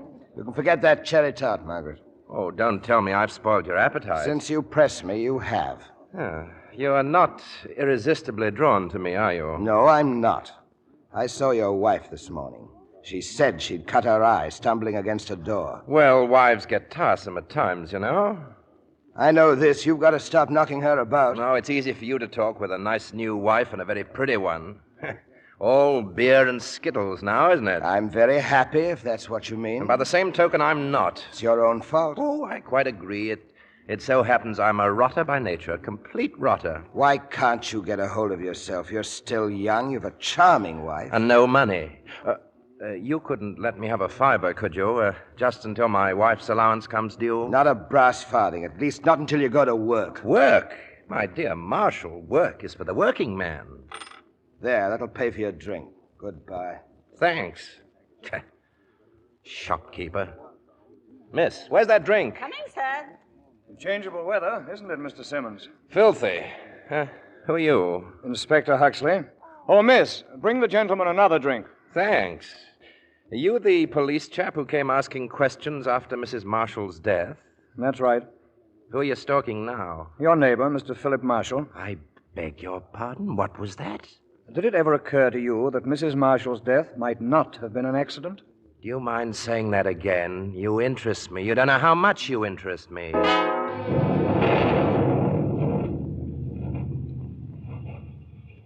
Pussy, puss. Come on, pussy. Puss. Nice, Bella. Oh, Well, Marshal, left all alone to mind the cat, eh? I found your back door open, so I thought I'd come in and continue our chat. Chat with you is something I could do without. I've got a pack. I'm going to Market in the morning. With the weather turned this beastly? It'll clear by morning, so if you'll No, excuse me... come, surely. Surely you've a moment for a reformed character. I've decided to go to work. I've got an idea, and I'd like your opinion. Yes? It's a good idea, with a bit of luck. Luck is important, don't you think? No, I don't. A man makes his own opportunities. Well, you ought to know. What do you mean? Oh, nothing. Only your wife died most conveniently. Wasn't that luck, pure and simple? Now, look here, Simmons. Mrs. Marshall dies, and you come into a pot of money, and the coroner says, unfortunate accident. Now, I call that lucky. Get out. But Inspector Huxley doesn't seem quite satisfied that Mrs. Marshall's death was accidental. Huxley? Huxley thinks that you, shall we say, helped your wife to a better land. But he can't prove it. He needs a witness. Does he? And I need £10. You are a swine, aren't you? In these houses, the walls are very thin, you know. That's how I happened to hear you and your wife arguing that night. You heard nothing. But suppose I were to swear that I did. Suppose I were to swear that I heard her cry out. You didn't. That I heard the blow. You're lying. That I heard her say, Philip, don't. No one would ever believe Possibly, you. But it might put you in a very awkward position if I were to give evidence for the Crown. Yes, it might. You're quite right. Might put me in a very awkward position. Well, here's £5. It's all I've got with me. Well, the banks will be open on Monday. On Monday, I'd like £25.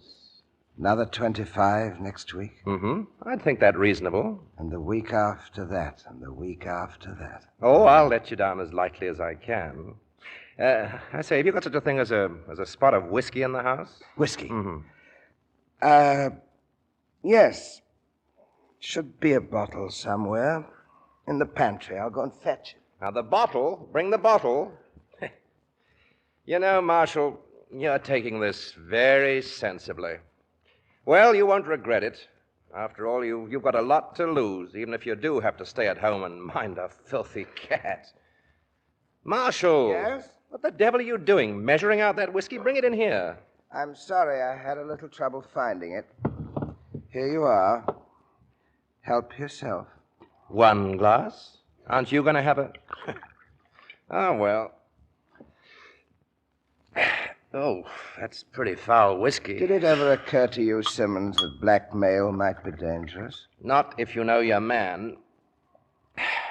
And I know you, Marshal, like a book. I say, don't you ever show any fight? No, I've never been a fighter. Soft, like that kitten. Turn the other cheek, reward in the hereafter. I like people, and I've never wanted to hurt them. That's a great mistake. Do you suppose I ever worry whether I tread on the other fellow's toes? No, I don't suppose you do. There you are. And here I am, sweet and cozy for life. Or for as long as your life lasts. This rotten whiskey, Marshal. Shopkeeper's whiskey. It's hot, isn't it? You see, Marshal, your lot were created to make life easier for my sort. Meek inherit the earth, and we inherit the meek. Not bad. Whiskey's bad, though. It tastes like Dexter's anodyne, perhaps. Dexter.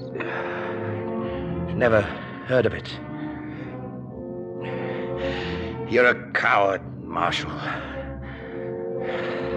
That's how I got you. No more fight than a sheep. You couldn't kill a fly. Oh, the whiskey, you poison.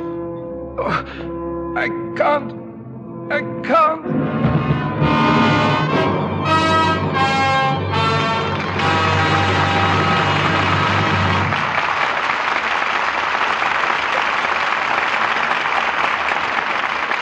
In just a moment, our stars will be back with Act 3 of The Suspect. Meanwhile, here's Mrs. Smith getting some extra special help in her kitchen. Oh, Jim, you don't need to bother with those dishes. I want you to rest while you're home. These are a cinch, Mom, for anybody who's done KP. Hey, don't throw that fat away. Why? It's only a little scrap left on this plate. They wouldn't let you get away with that in the Army, Mom. Why, they even save the soup skimmings and render down every bit of leftover solid fat. All you have to do is melt it in the oven, you know. Is it really that important, Jim? They tell us there's enough fat thrown away right in this country every year to equal what we used to import from the Far East. And boy, we sure need that used fat. Yes, we do need that used fat desperately, and most of it will have to come from the kitchens of America. Our pre-war imports of 1 billion pounds a year have been cut off. We need fat for literally thousands of uses on the war front, on the home front, too. For instance, used fats help to make munitions, medicines, military and civilian soaps, synthetic rubber, and coatings to protect ships, tanks, and fabrics. But with meat so scarce, how can I save more? By saving every single drop of used grease, no matter how burnt or black. Render down all scraps. That's very important. Keep a tin can handy on the stove. Rush it to your butcher when it's full. If you live in a rural district and have trouble in disposing of your used fats, call your county agent or home demonstration agent. And remember, for every pound you turn in, your butcher will give you 4 cents and 2 red ration points. Your government needs your help in this vital matter. Won't you save and turn in all you can? We return to Thomas Mitchell and our stars. Act 3 of The Suspect, starring Charles Lawton as Philip, Ella Raines as Mary, Rosalind Evan as Cora, and Dennis Green as Gilbert Simmons.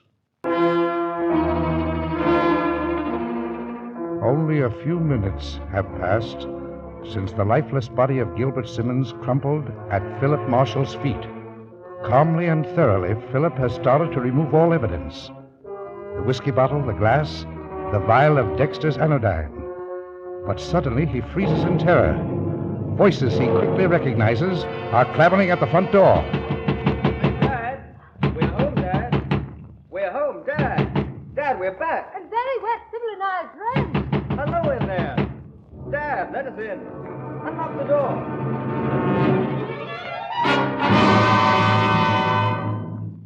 He has no time to think. Dragging Simmons' body to the parlor, Marshall hides it under the sofa and then, collecting his shattered nerves, he opens the front door. Hello, Philip. Hello, darling. Hello, Sybil. Hello, John. Hurry in, all of you. We're soaked. Sorry I took so long. I was upstairs. Oh, our whole weekend's spoiled. Oh, this miserable rain. Does it always rain at Margaret? Always when we go there. Let's go in the parlor. We can start a fire. Parlor? Yes, why not? A fire and a spot of something to warm us up. Yes, of course. A double spot to warm us up, eh, Sybil? Oh, John, you're awful. You know we have to catch that bus. You two just make yourselves at home. Philip, whiskey's in the cupboard, isn't it? Philip! Yes? Come on, help me find the whiskey. I'm sorry, darling, but there isn't any. Oh, Philip. Is that what you do when my back is turned? How about some sherry? Fine. It's right here.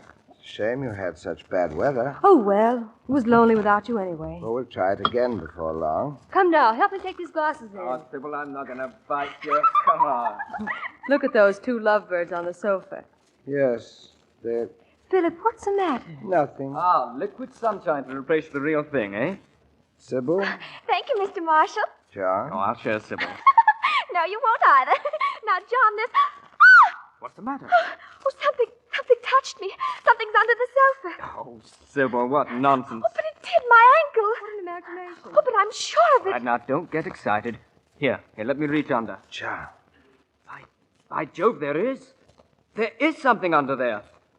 Oh, and here's your spook, the cat. A cat? How silly of me. Oh, Sybil, 6 o'clock, our bus. Oh, dear, I'm dreadfully sorry, but we must run. Of course, only come again soon, Sybil. Oh, it was ever so nice of you, Mrs. Marshall. Mr. Marshall. Come, John. Here now, take an umbrella. Thanks, Dad. Good night, Mary. Good night. Good night. Good night. Philip, I believe John's really smitten. I dare say she's a pretty little thing. Oh, but hardly a thought in her head. I should hate to see him throw himself away like that. Wouldn't you? Wouldn't I what? You weren't listening. Oh, I'm sorry. Philip, you look positively done in. Has anything happened? Of course not. Don't try to put me off. You've got something on your mind.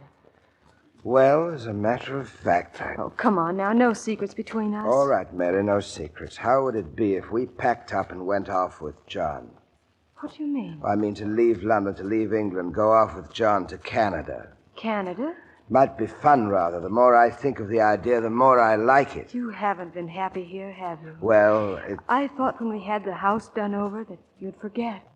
It's no use, is it? You mustn't blame yourself, Mary. I'd be happy anywhere with you. Thank you, darling.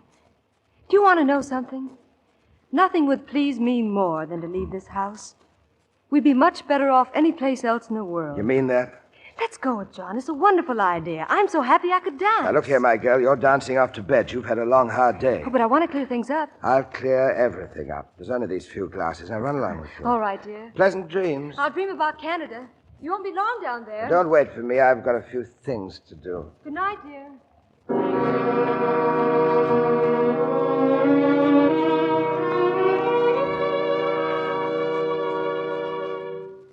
Well, goodbye, Mr. Marshall.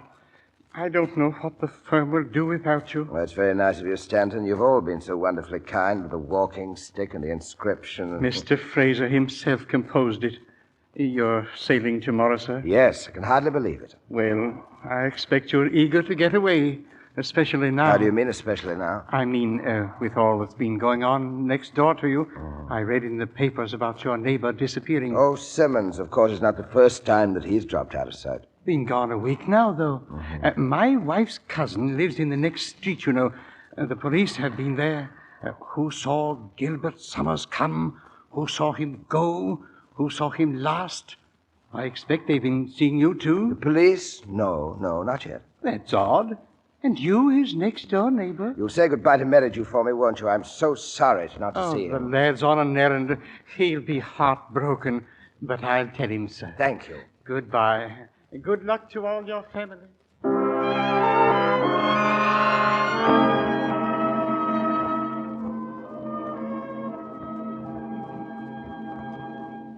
Oh, won't you come in? I just dropped in to say goodbye, Mrs. Simmons, and to thank you for giving our cat a home. But I've always loved animals.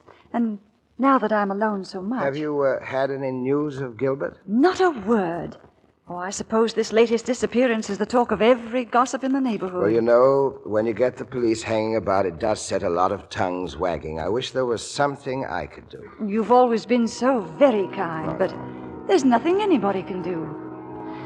Sometimes when Gilbert goes away like this, I almost wish he wouldn't come back. I'd go and stay with my sister and her children in Devon, but, it's only a dream. He always does come back. I can't tell you how sorry I am, Mrs. Simmons, and I think we know each other well enough for me to say that I hope that someday soon you'll be able to go back to Devon.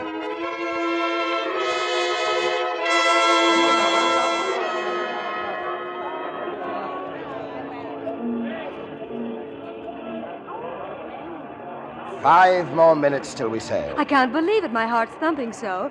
Oh, where did John go? John's below in the purser's office taking care of the tickets. Mary, you're sure you won't regret this? Regret it? Oh, darling, we're going to be terribly happy in Canada. You and I and John. I feel that, too. Listen, isn't that for you? Mr. Marshall. Oh, steward.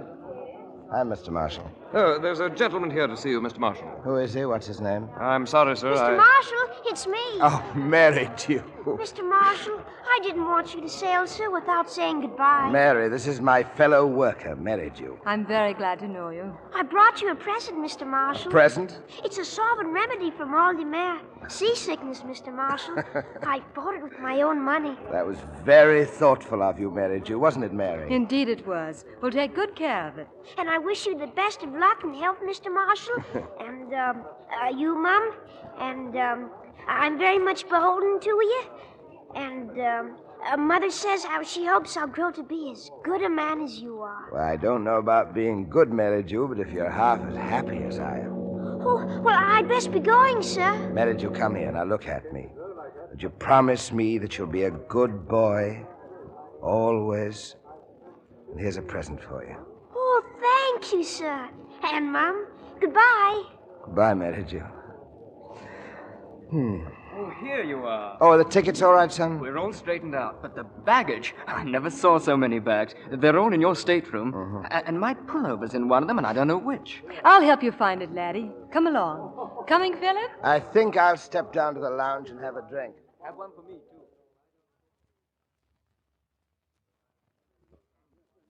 Yes, sir. What's yours, sir? Scotch and soda. Scotch and soda, yes, sir. Well, hello there, Marshal. Inspector Huxley.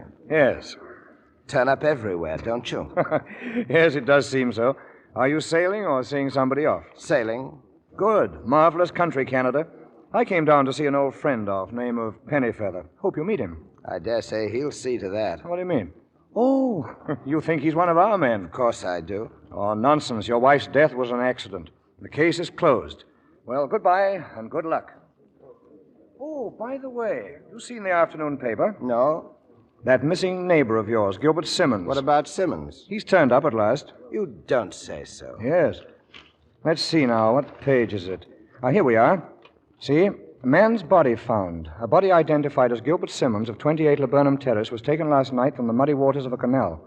While first indications pointed to suicide, police believe Simmons may have been murdered. Dear me. They sure it's Simmons? Oh, quite. It's him, all right. Oh, ghastly. Must have fallen in the canal when he was tight. No, he was thrown in when he was dead. You mean to tell me he was murdered? In cold blood. Poisoned. How shocking. You know who did it? What? You know who did it? Oh, yes. Who? His wife. No. Oh, yes. Perfectly clear case. She had a motive, you know. He was a first-class rotter, used to knock her about. She admits it. And besides, the stuff they found in his stomach was identical with some sleeping drug that she had in the house, anodyne. But that's absurd. That woman couldn't have dragged the body to the canal. Well, why not? It's only a few feet to the end of the garden. She wouldn't have had the strength. Oh, my dear chap, when it's a matter of finding strength or swinging on the gallows... Oh, it won't come to that. No jury would convict her. They'll convict her without even getting out of the box. Do you realize she hasn't any alibi? Why, she was in the house the whole time. Oh, I say, I didn't mean to upset you. I didn't dream that... She's innocent. Oh, really? Have you any proof? No, but you can't live next door to a person for 8 years without knowing something about them. Oh, my dear Marshal, when it comes to knowing what's in other people's hearts... Oh, there's my man now. Oh, Pennyfeather, coming. Well, goodbye, old chap. Now, don't let it worry you. It's no affair of yours, you know. Bon voyage. Your whiskey, sir.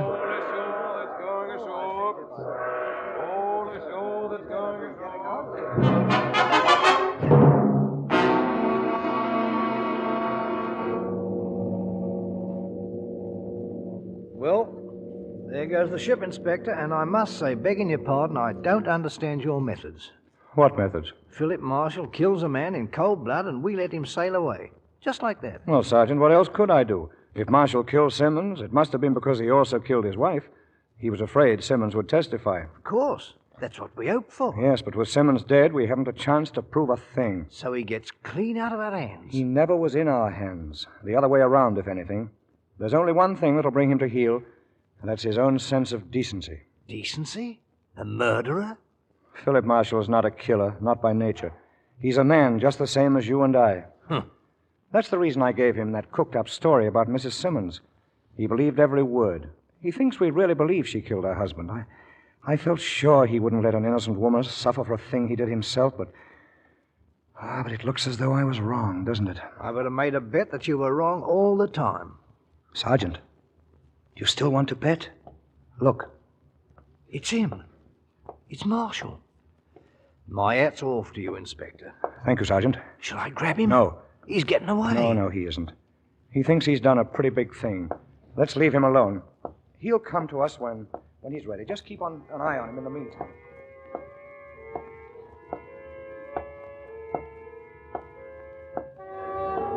Cab, sir?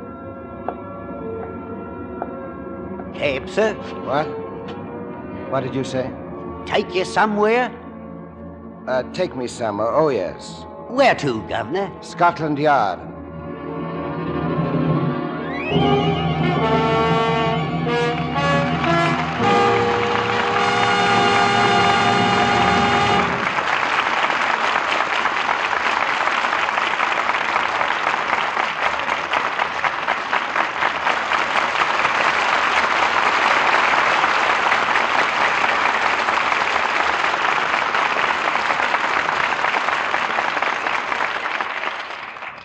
Well-deserved applause for our stars who have made the suspects so exciting an experience. Charles Lawton, Ella Raines, and Rosalind Evan. You know, Rosalind, you were so convincing that if Charles hadn't murdered you, I think I'd have stepped in and done it myself.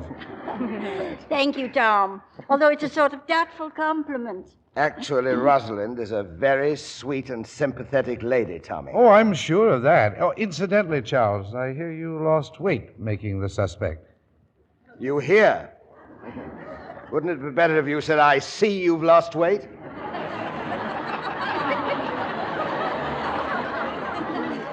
Well, let's leave it the way it was. Actually, I did. It was a strenuous part emotion. And Ella put on several pounds. How do you account for that? Well, you know women, they're always contradictory. How'd you do, Rosalind? Gain or lose? Oh, I held my own. Actually, it was a very great experience making that picture, wasn't it, Ella? Uh-huh. You know, as manager of a tobacco shop during the picture, Charles could help himself to all the cigarettes he wanted. Too bad it wasn't a drug or grocery store. Then you could have helped yourself to Lux toilet soap. You certainly slipped that in fast, Tommy. Well, that wouldn't have been necessary, Tommy. We have our own supply of Lux toilet soap, both Rosalind and I. And use it regularly, I may add. Proving you're wise as well as charming. And the best way I know of saying thank you is to tell you what we've got for next week, which is something rather special. It's the unusual and gripping universal screen hit Only Yesterday, and we're starring Ida Lupino and Robert Young. This is the story of a man on the brink of ruin who remembers a girl he once loved long ago, a girl who has carried the torch for him through many bitter years of separation. And with that memory, his hand is stayed from suicide and his life rededicated to a new goal and an old love.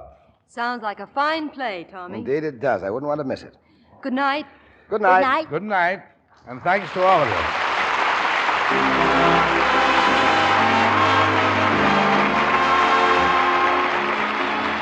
Our sponsors, the makers of Lux Toilet Soap, join me in inviting you to be with us again next Monday night when the Lux Radio Theater presents Ida Lupino and Robert Young in Only Yesterday. This is Thomas Mitchell saying good night from Hollywood.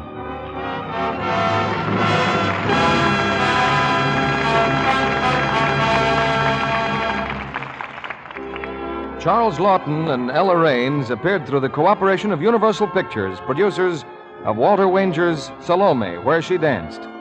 Thomas Mitchell appeared through the courtesy of 20th Century Fox, who are celebrating their 30th anniversary. He can soon be seen in Captain Eddie.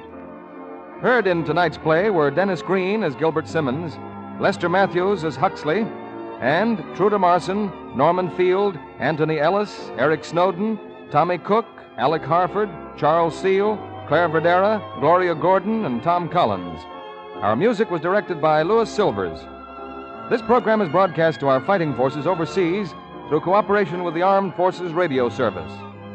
And this is your announcer, John M. Kennedy, reminding you to tune in again next Monday night to hear Only Yesterday with Ida Lupino and Robert Young. Coming up on the top of our third hour together, you're listening to WOTR Radio. Still warm and humid out there tonight, and it's going to be even hotter tomorrow and the rest of the weekend, with highs in the mid-90s, partly cloudy skies, both days.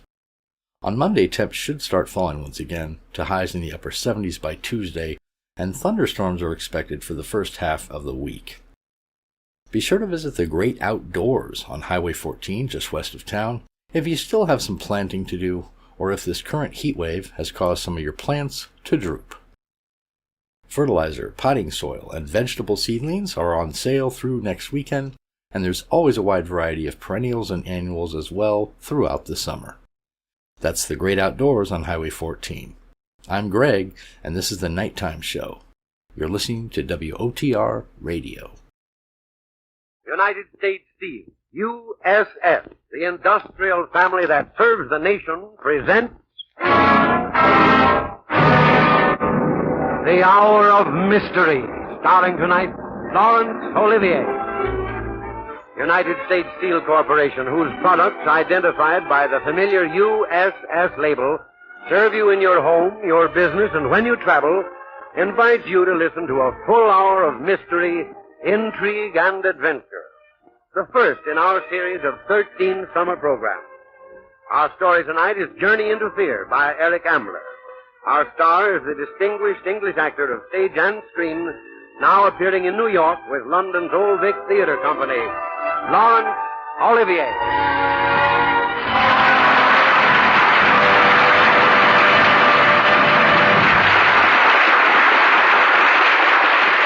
Laurence Olivier as David Graham in Journey to Fear.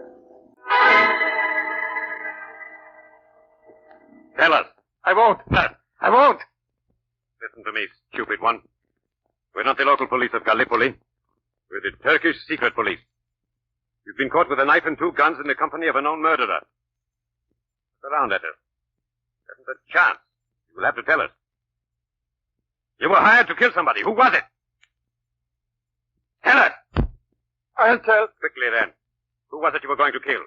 The Englishman, David Graham.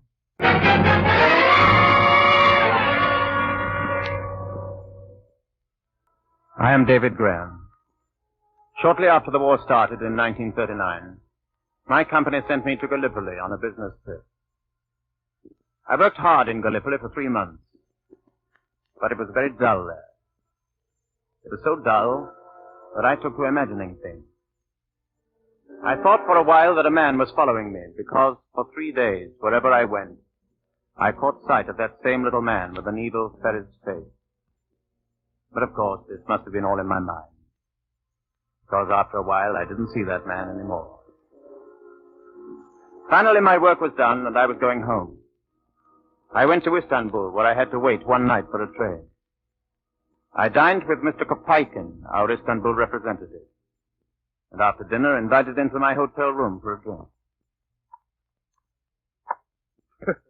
I'm glad you asked me. I can use the drink, Graham. Fine. And then, of course, knowing that you're in your room, I'll be sure you're safe. You're rather an old woman about my safety, Kopeikin. Well, you're a valuable man, Graham. Oh, well, here we are. Graham, wait. Do you hear any noise inside? Of course not. Be careful. I think someone is in your room. What got into you? Here, let's go in.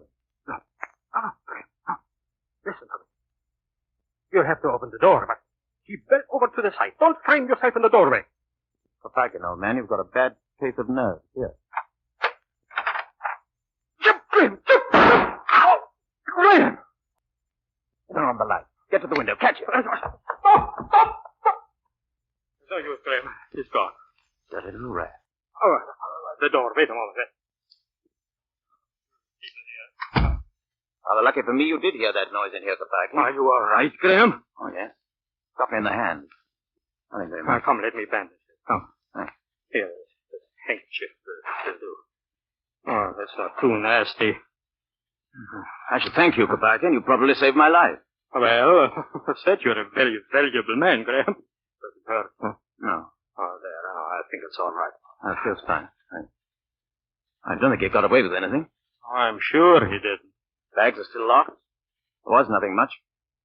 Hey, wait a minute, Kopeikin. Why are you sure he didn't get anything? Never mind. You've been hinting mysterious things all evening. Kopeikin, did you really hear a sound in here, or did you just know somebody was waiting? Never mind. All right. Maybe I'm imagining things now. At any rate, I'd better telephone the management. No. Why not? I'm afraid they reported to the Istanbul police. What are you talking about? That's just what I want them to do. I want that dirty little thief caught. The city police must know nothing of this. Why not? This is a case for the secret police. Secret police? Exactly. Come here. Come. Look out the window. See? The man climbed up a steel framework from the terrace. He could have got any other room on this floor by the same method. Why did he pick yours? I suppose he had to pick somebody. The lock on your window was forced. It's hot tonight. Almost all the other windows are open. Why would a mere burglar select a window that was locked? Don't ask me why a burglar does anything. It wasn't a burglar. That's why I'm going to call the secret police. Get me Smalley, 532. Hello? Colonel Aki, please. Hello? Colonel Aki? Kopeikin. Yes. Yes, just as we feared. Someone shot Graham. No, he's not seriously hurt. No. Room 261, Grand Hotel Terrace. Yes, I'll stay with him until you get here, yes. Papakin, will you tell me what all this melodrama means? It's time you were told. The man that you call a burglar came here for no other purpose than to kill you. Graham, there is a plot against your life. Mr. Graham, stop pacing. Sit down and listen to me. All right, Colonel Harkey. I have listened to you, and I've listened to Kopaikin before you came. And all I know is that you think this burglar came here to kill me. You ought to think so by now, Mr. Graham. You're in the employ of Messrs. Cater and Bliss Limited, the English armament manufacturers. Yes, I'm a naval ordnance engineer. I know it. And I also know that certain of our naval vessels are to be rearmed with new guns and torpedo tubes. And that is why you're in Turkey. That's correct. All right. Now, let us suppose that you'd been killed tonight. What would be the effect on this business that you're engaged in? The whole project would be delayed. How long? Oh, I see what you're driving at. I'm an engineer. I'm afraid I've never thought about things like this. But I get it now. Yeah. I was told to put nothing on paper. It's all in my head. And if you were killed? Yeah, I see. Spring would come and the ships of the Turkish Navy would still be lying in the dockyards of Izmir and Gallipoli waiting for their new guns and torpedo tubes. Yeah, I see. I thought you would. And wouldn't the enemies of Great Britain and Turkey be pleased with a delay in our naval program? You mean a German agent is trying to kill me? Yeah. The whole network of German agents in the Near East is concentrating very, very hard on just that problem, Mr. Graham. I scarcely believe that. It is true, Mr. Graham. The head of the German spy system in this region is Stefan Müller. For some time, Müller has been trying hard to have you killed. Do you realize we foiled one attempt on your life in Gallipoli? What? Yes. That's all past now. Now we've got to foil this new attempt. Yeah. How? Müller has hired a man named Banner. Peter Banner. Say that name, Graham. Peter Banner. Don't forget it. Peter Banner is a professional killer. He's been hired to kill you. Is that who was in this room tonight? Must have been. Did you see him? No. It's too bad. Colonel Harkey. Yes? Look, I'm no hero. I'd like the police to protect me, because even if I could recognize Banner, I wouldn't know how to cope with him. I'll need protection only overnight. I'm leaving on the 11 o'clock train tomorrow. No, you're not. My dear sir, I said I'm leaving on the 11 o'clock train tomorrow. No, Mr. Graham, you are leaving on a small cargo ship going to Genoa. Colonel Harkey, no. A train is faster, and I want to leave this country as fast as possible. If you boarded the train, you would be dead before you reached Belgrade. How about a plane? You'd be shot down as soon as you crossed the border. Mr. Graham, if you do not agree to travel on the cargo ship, I shall protect my country and yours by arresting you, issuing an order for your deportation, and putting you on board that ship anyhow. I hope I make myself clear. Quite clear. Fine. You see, Mr. Graham, I'll be able to check the list of passengers very carefully. You will probably be very safe on that ship. All right, I agree. But now let me tell you something. I'm in danger. I've been shot at. A large number of complete strangers are apparently anxious to kill me. I refuse to be passive, Colonel Harkey. I refuse to stand like a tall and stoop-shouldered target for a gang of cutthroats. You're making the arrangements, I accept that. But I insist on one thing. You've got to give me a gun.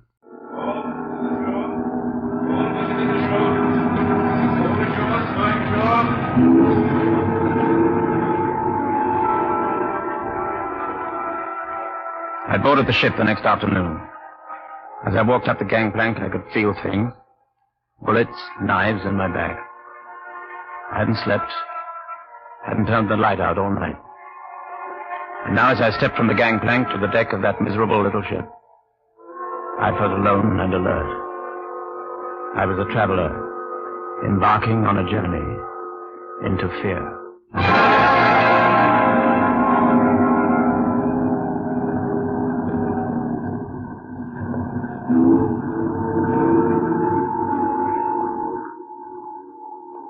Hello, monsieur. What? Oh, startled me. I didn't mean to frighten you, but we are to travel together. I feel we should know each other. My name is José. Maybe you have seen me dancing at the Turquoise. Oh, no, sorry. Your name is David Graham, is it not? How do you know that? Don't you suppose a girl has ways of finding these things out, Monsieur Graham? Perhaps, but I'd like to know how. Does it matter? To me, a great deal. Can't you accept me as I am, Without explanation? At the moment, I'm afraid I can't accept anyone without explanation. You sound mysterious, my friend. I'm not your friend. I hope you will be. How did you find out my name? Did someone tell you? You seem alarmed, Monsieur Graham. Who told you my name? Who was it? Is he a passenger? Monsieur Graham, please. I read the passenger list. You are English, and the only English name on the passenger list is Graham. Oh, heavens, is that all? But of course, Well, why pick on me? Why not one of the other passengers? because Englishmen have more money, Monsieur Graham. Oh, you've come to the wrong Englishman. I don't think so. Oh, all right, so I'm a millionaire. What are you going to do with all my millions once you wheedle them out of me? Maybe if you spend a little bit on 2 drinks, Monsieur Graham, we can discuss that. All right, you're on. Give me 5 minutes to find my stateroom and wash up, and I'll meet you in the ship's bar. All right. But don't forget your wallet, Monsieur Graham.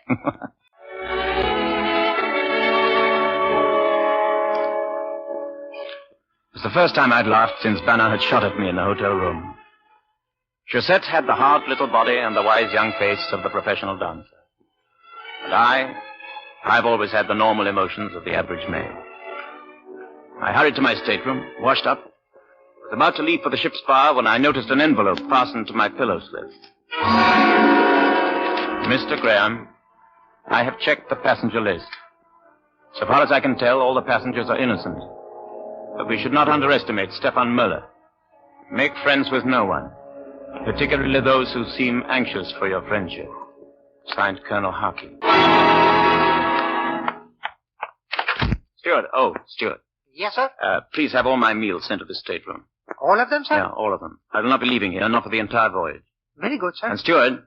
Yes, sir? When you bring my meals, knock 3 times, then once. What is that, sir? Knock 3 times, then once, like this. Yes, sir.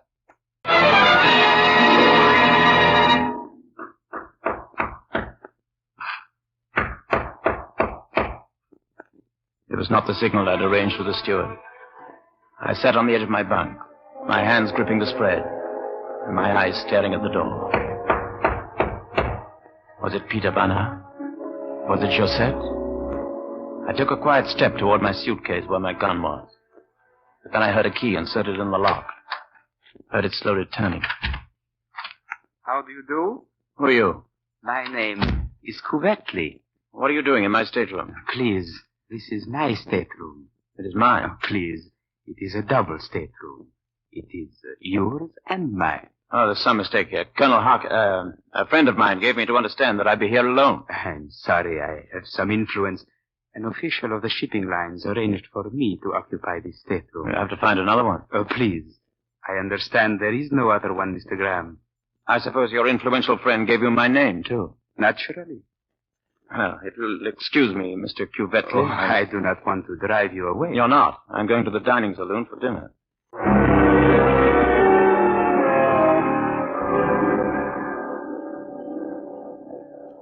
Mr. Graham, wouldn't you like to sit at table with some of the other passengers? No, thank you. Wait, I prefer to be alone. Oh, very good, sir. How do you do, Monsieur Graham? Excuse us. You did not come to the bar as you promised, Monsieur. No, I was delayed. I'll forgive you. May I sit here?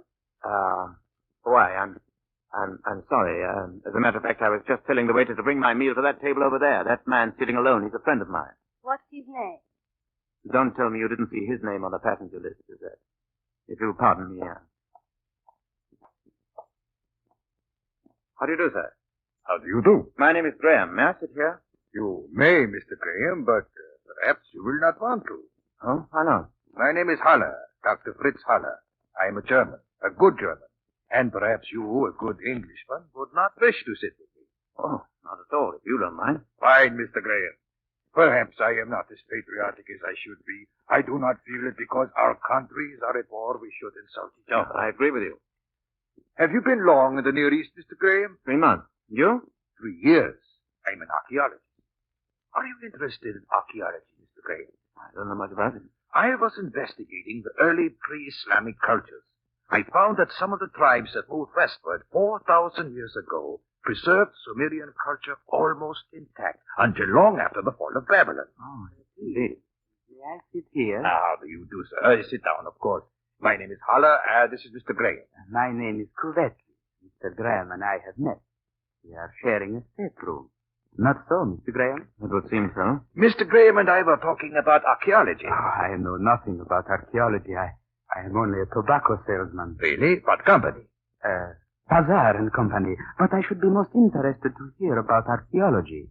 I was telling Mr. Graham about some of the tribes who lived on the plains of Iran. The form of the perpetuation of the Adonis myth alone was instructive to me. The weeping for Thomas was always a focal point in the prehistoric. Haller talked throughout the meal. It was a monumental ball, but I was grateful to him for talking, for I could not have said one coherent thing myself. Cuvetli kept staring at me with a smile that my own numb, frightened face could not answer. When finally the meal was finished, I could gracefully leave. Yes, personified by 3 different races. The Cimmerians called the gods. Pardon me, gentlemen. You are leaving, Mr. Graham? Yeah. Please, we should go to our stateroom together. Oh, I'm sorry, but as a matter of fact, Dr. Haller promised that after dinner he'd tell me something interesting about the connection between my business and archaeology. Didn't you, Dr. Haller? What? Oh, yes, of course. If you're quite ready, then we could take a turn about the deck. Why, of course. You will excuse us, Mr. Cuvetli. Certainly. I will see you later, Mr. Graham.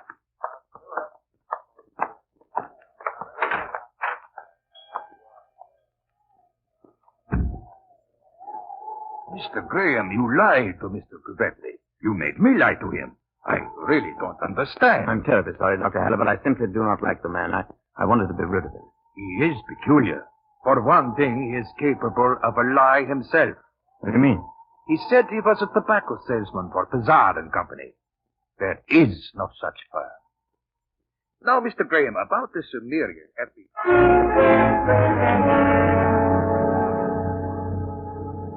Dr. Haller and I took 2 turns around the deck, and then he retired.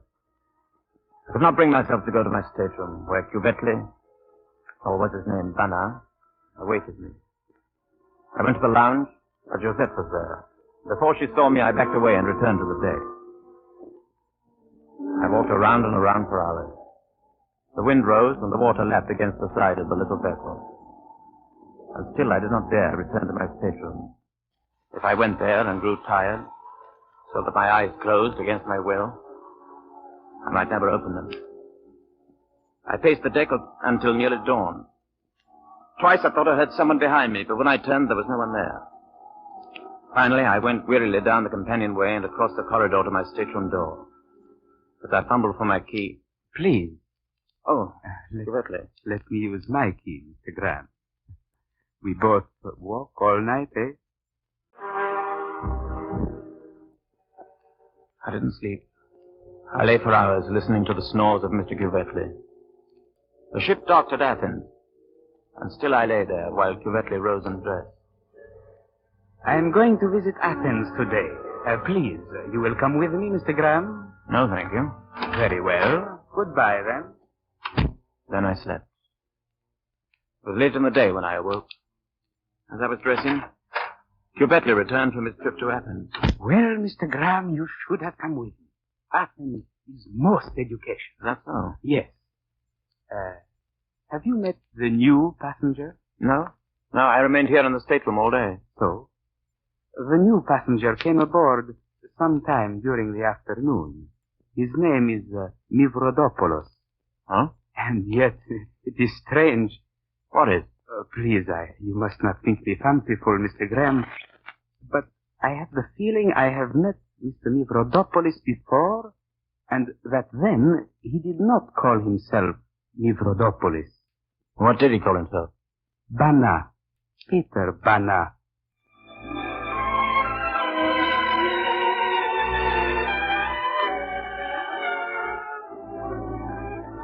We pause briefly for station identification.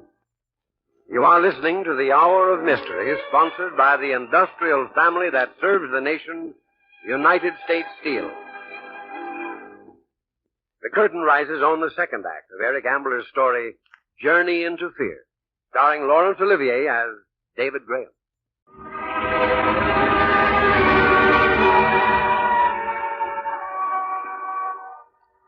Did you ever perform a whole series of complex and purposeful movements without realizing what you were doing?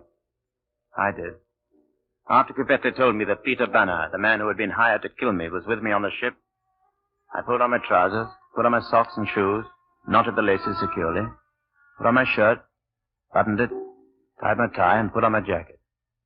I know I must have done these things because suddenly I realized I was fully dressed. Cuvetti was still talking to me, but I left the stateroom and went directly to the office of the purser. What do you do? Monsieur Graham, is it? Yes, I want to see the captain at once. For what reason, monsieur? It's absolutely necessary that I be put ashore immediately. Impossible, Monsieur Graham. The pilot boat is gone. I know that, but the circumstances are exceptional, and I'm ready to pay for the loss of time and the inconvenience caused. But why? Are you ill? No, but I assure you my reasons are excellent. Perhaps, monsieur. But we do not alter our schedule on the basis of mere assurances. Very well. Since you insist on details, I'll tell you. There's a man on this ship who is here for the express purpose of killing me. Indeed, monsieur. And his name? Peter Banner. There is no one of that name on this ship, monsieur. He's traveling as Mivrodopoulos. Can you prove Mivrodopoulos is really Banner? If you radio Colonel Haki of the Turkish secret police at Istanbul, he will confirm what I say. And you think he would recognize the man at that distance, monsieur? This is no joking matter. I know what I'm talking about. Monsieur, how do you know? Do you know either Mivrodopoulos or Banner personally? No. Well, then, monsieur, you can't... That's why I hesitated. Mr. Cuvetti told me that Mivrodopoulos is Banner. But then Cuvetti may himself be Banner. In either case, I must be put ashore immediately. Monsieur Graham, you realize how much you begin to sound like a man who has a bad dream? I tell you, my life is in danger. Or perhaps you have not had a bad dream, huh? Perhaps you have invented this story simply because for some private reason you wish to be put ashore. If that is true, I'm sorry. It is a ridiculous story. Now, if you'll excuse me, I have work to do. I demand that you No, put me monsieur. I demand. I demand that you close the door as you leave.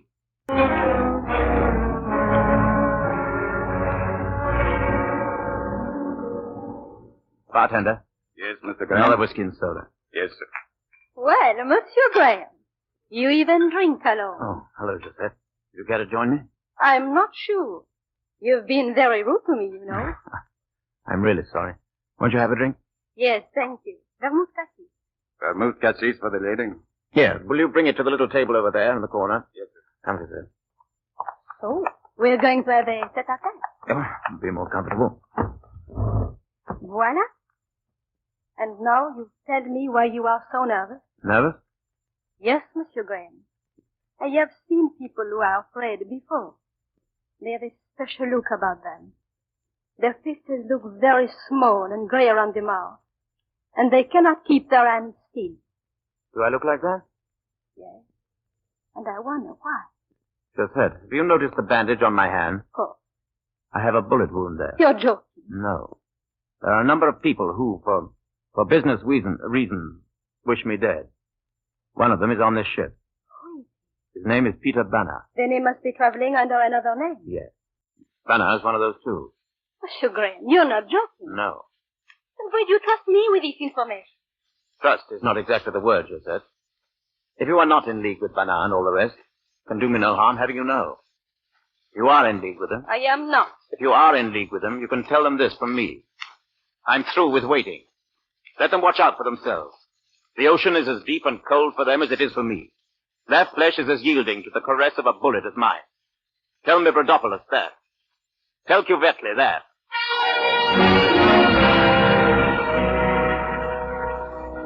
The waiter brought our drinks, and we talked politely after that.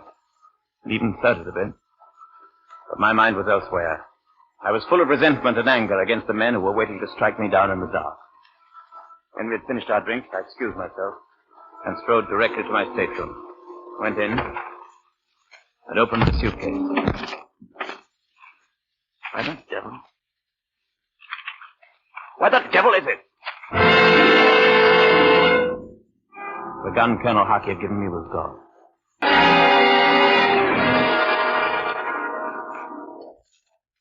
You went to Athens this afternoon, Mr. Graham? No, Dr. Haller. I did. Your friend, Mr. Cuvetti, persuaded me. Is that so? Yes. He had never seen Athens. We hired a car. The chauffeur did the guiding. And since Mr. Cuvetti speaks fluent Greek, the whole thing went off quite satisfactorily. You say he speaks Greek? Yet he's never been to Athens? Yes. You'd think he would have been, wouldn't you? However, we had... Excuse me. May I share this table? My name is Mivrodopoulos. Oh, of course. I'm Dr. Haller, and this is Monsieur Graham. Monsieur Graham. How do you do? I've traveled a long way today. From Salonika. That's strange. Oh? What is strange about it, Mr. Graham? Seemed to me, Mr. Mivrodopoulos, that it's easier to travel from Salonika to Genoa by train. Some people don't like trains, Mr. Graham. And then some people have special missions on ships. Perhaps. Dr. Haller, you are a German? I am, but I hope, Mr. Mivrodopoulos, that we will not get into a political argument. Not at all. I like Germany. Germany and Italy. And what do you think about England? I agree with Dr. Haller. I do not like to get into a political argument. You have business in Genoa, Mr. Mivrodopoulos? Yes. I understand the thing to see in Genoa is the cemetery. Is that so? Why? It's a very large cemetery, very well arranged, and planted with very fine cypresses. Perhaps I shall go there, then. Perhaps you shall, Mr. Mivrodopoulos. Perhaps you shall. Excuse me, Mr. Graham. I've been noticing the bandage on your hand. You had an accident? This is a bullet wound, Mr. Mivrodopoulos. Some dirty little thief took a shot at me in Istanbul. It was either a bad shot or frightened. He missed. A dirty little thief, eh? Must look after yourself carefully, Mr. Graham. I'm perfectly well able to do that, Mr. Mivrodopoulos. Is that so? And you're ready to shoot back next time. You carry a pistol? You hesitate, my dear sir. Perhaps you do not carry a pistol. You should. A man in your position must be very, very careful, Mr. Graham.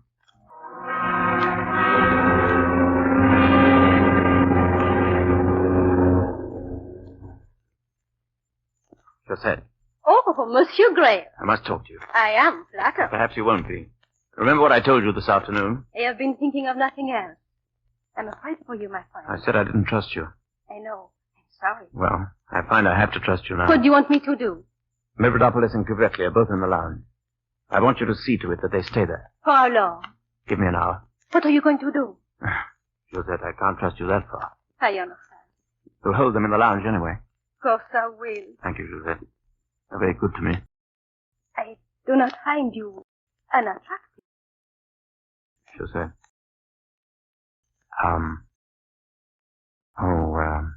Nothing.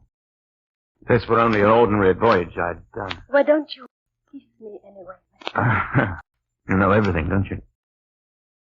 Josette. There. It makes you feel better, yeah? Helps. I'm glad. Now I go to the lounge and I keep those two men busy. Are you sure you can do it? Monsieur Graham, you just kissed me, and you can ask that.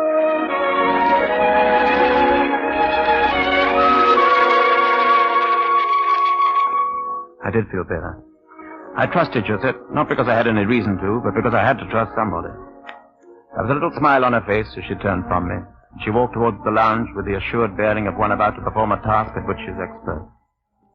Then I myself went to the opposite direction, quietly, unobtrusively, down the companionway and along the corridor to the stateroom occupied by Mivrodopoulos.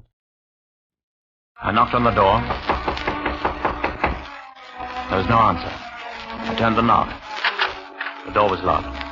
From my pocket, I took a small metal bar and pushed it into the crack between the door and the frame. Threw my weight against it. Touched nothing at first. I looked at everything and found only two indications that the cabin was occupied. A battered gray raincoat hanging with a soft hat behind the door, and a composition suitcase under the berth.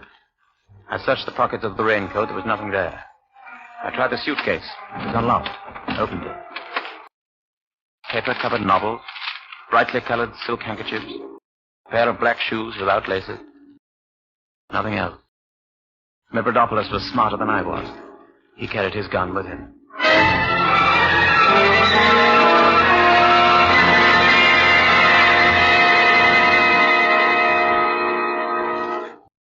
Well, there was still Kuvretli's suitcase. I left the cabin and walked a short distance down the corridor to my own. I knew Kuvretli kept his suitcase locked. I was glad of it. It meant there was a better chance that I might find a gun there. I got to my room and opened my door. How do you do, Mr. Gray? Hi, Dr. Haller. I've been waiting for you. What are you doing in my room? Reading? Here's a book full of the dream-heavy classical soul. I recommend it to you, Mr. Graham. Dr. Hall, I don't quite understand. Of course not. I believe you've been looking for a gun. And here it is. Oh, no. I'm not handing it to you. Put up your hands, Mr. Graham. Stand perfectly still.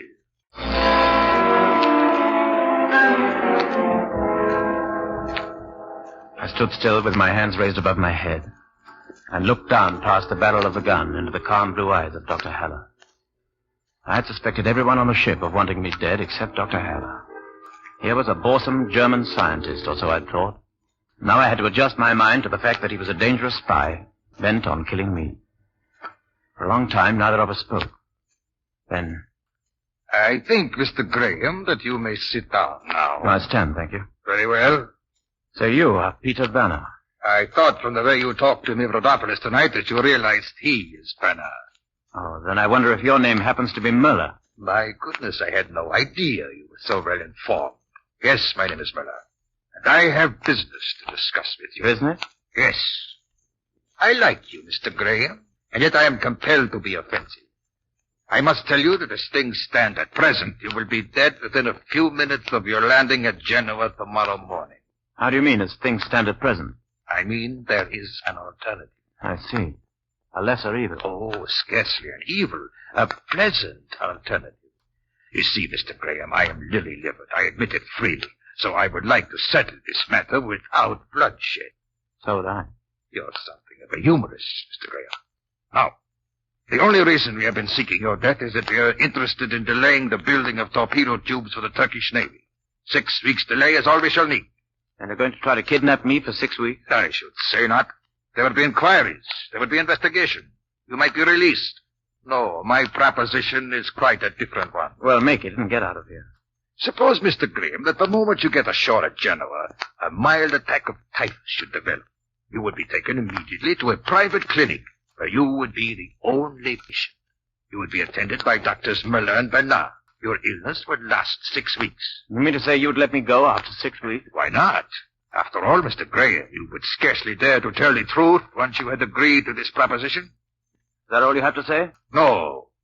There is one other thing. Has Couvetli revealed himself to you? Revealed himself to me? I see that he has not. Let me inform you that Couvetli was planted on this ship, was planted in this stateroom with you by Colonel Haki of the Turkish secret police. You're trying to tell me that Couvetli is a Turkish agent? Yes, and a very clever one. His duty is to see that you get into France in safety. I want to warn you against telling him of the suggestion I have made to you. What difference would it make? I have told you, Mr. Graham, that your only chance of remaining alive is to accept my little proposition. If you tell Couvetli, naturally, I cannot go through with my part of the bargain. If you tell Couvetli, you will destroy the only chance that remains to you of returning to England alive.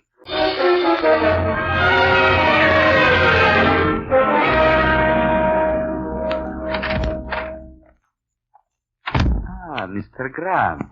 I've been waiting for you, Mr. Couvetli. Thank you. I might have retired sooner, but the dancer Josette was being very entertaining. Mr. Couvetli, I had a visit from Dr. Haller earlier this evening. It seems his real name is Muller. I know. According to him, you are a Turkish agent acting under Colonel Haki's orders. That's so? Quite so. Why didn't you let me know? Because Colonel Haki has a low opinion of your ability to conceal your feelings and considered that if I wish to keep my true identity secret, I had better not tell you of it. I see. Well, before we go any further, suppose you show me your credentials. Here is a letter from Colonel Haki. Quite satisfactory. Good. Now, tell me about Muller. What did he say to you? He proposed that I pretend to get typhus when we reach Genoa. He and Mivrodopoulos... Banner. Yeah. He and Banner would take me to a clinic where I'd be the only patient and they the only doctors. Mr. Graham, it is very courageous of you to let me know about this. Oh, frankly, I'm telling you as quickly as possible before I lose my nerve and change my mind. It is courageous anyway. Perhaps, but I'm already beginning to regret it. How can I keep these Nazis from killing me now? It is very simple. Colonel Haki anticipated that something like this would happen, and he and I hatched a plan. Early tomorrow morning, before dawn, I can leave the ship and get to Genoa on the pilot boat. Why can't I? Because you have no diplomatic passport. I have. By 6 o'clock, I can be at the Turkish consulate. Will that do any good? If you do your part properly, yes. Now, You are to go to Muller at once and tell him that you agree to his plan. What? It is the best way to keep him quiet. Then, tomorrow morning, sometime after I have left, you are to prepare your baggage, leave it with a note for the steward, and go down to stateroom number 5. That cabin is empty and unlocked. But won't Muller and Banner be looking for me? Yes, but about that time, the ship will be docking and then we have to go ashore and wait. You stay in stateroom number 5. I see what you mean. Cuvetla, that's marvelous. I stay there until you with your diplomatic passport come aboard and get me. Exactly. I will have policemen with me with drawn guns. And there will be policemen on the dock with drawn guns.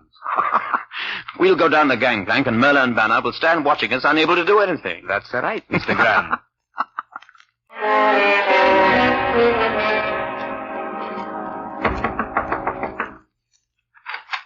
Yes? Oh, it's you. I wanted to see Dr. Haller. This is his stateroom. Come in and wait for him, Mr. Graham. Oh, thank you. I will, Mr. Banner. Niphordopoulos, please. Oh. You're sensitive about the names under which you do your killing. I don't find you very pleasant company, Mr. Graham. That's so. I think you're a charming fellow. You won't think so tomorrow. On the contrary, I'm looking forward to tomorrow. I understand you're going to be one of my medical attendants. Oh. And you've accepted Dr. Haller's plan, huh? Mr. Muller's plan. Yes, I've accepted it. Oh, Mr. Graham. Has Mildredopoulos been amusing you? Not much. Graham says he's going to accept your plan, Dr. Haller. Is correct, Graham? Yes. I'm glad. I'm sorry. Forgive Mildredopoulos, Mr. Graham. He has the skill of an expert craftsman, and he's happy only when he is using it. That's so. He was not so skillful in Istanbul, were you, Banner? Niphordopoulos, please. Dr. Haller, have you any instructions for me? Just meet Mildredopoulos and myself on deck tomorrow before we dock. They will tell you what to do then. All right. And you'll do it, too, Graham. All right, Banner. All right. Niphordopoulos, please.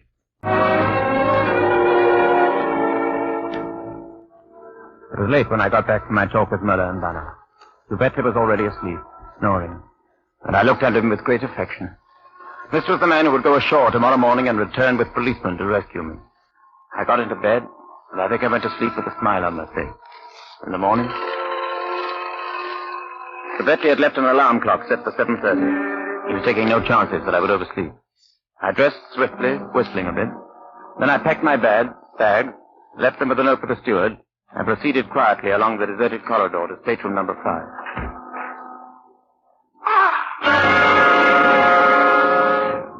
Lying across the floor of stateroom number 5, with his legs under the lower berth, and his head covered with blood, was the body of Mr. Cuvetla.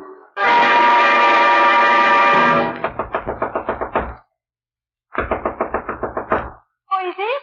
Graham, let me in, Joseph. Oh, Mr. Grant, please, just one moment. Quickly, Joseph. Close the door. I'm going to have to trust you all the way now. Oh, I'm glad. The men who are trying to kill me are German agents. What do you want me to do? I want you to be the first person off this ship, Joseph. I want you to go to the Turkish consulate in Genoa.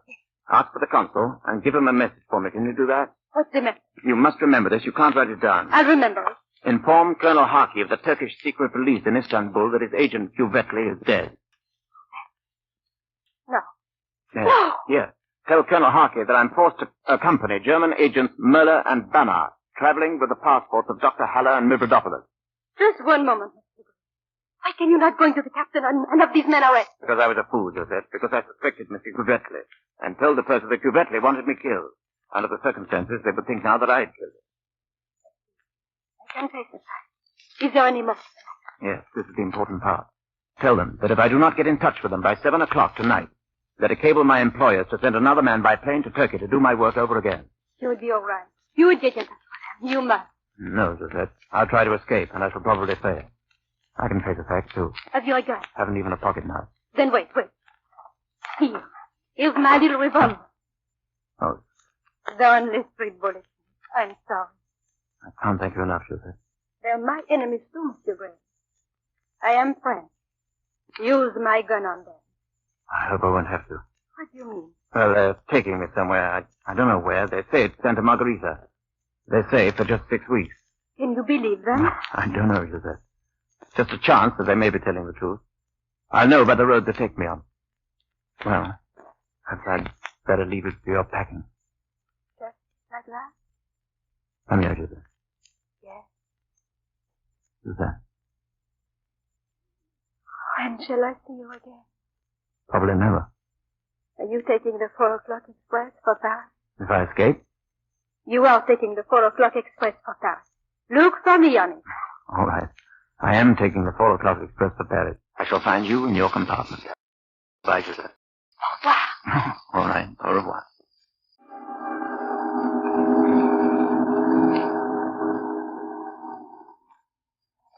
Good morning, Mr. Graham. Morning. What do I call you, Haller or Muller? Haller, please. It will be pleasant to get ashore again, won't it, Mr. Graham? I hope so. Are you ready? Quite, but I haven't seen Cuvette this morning. Haven't you? No. I hope Cuvette doesn't spoil our little scheme. I don't think he will, Mr. Graham. You know, Dr. Haller, if Cuvette tries anything, I think you should use force. Oh, I would hate to do that. Mivrodopoulos. Good morning. Good morning, Mr. Graham. Good morning, Peter Banner. Mivrodopoulos, please. As you will. Dr. Haller, what is your plan? We will have to go through customs separately. Mivrodopoulos and I will go first. We shall be waiting for you as you come out, Mr. Graham. I see. And I have a warning for you, Graham. Yeah? We shall be watching you as you come through customs.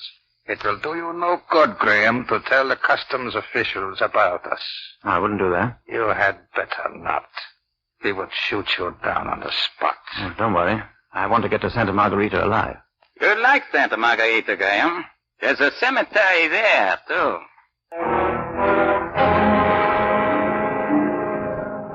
Men walk to the gallows. Men walk to the death chamber in a modern prison. They walk because they have to. No one willingly directs his steps toward death. That bright sunny morning in Genoa, I stood beside my bags in the customs shed. Stood there while they were examined, and stood motionless there after they'd been completely inspected, and the official had told me that I might go. I never took a step. Until... Signor Graham, will you kindly move along? You're blocking the way. Very well. Next, please.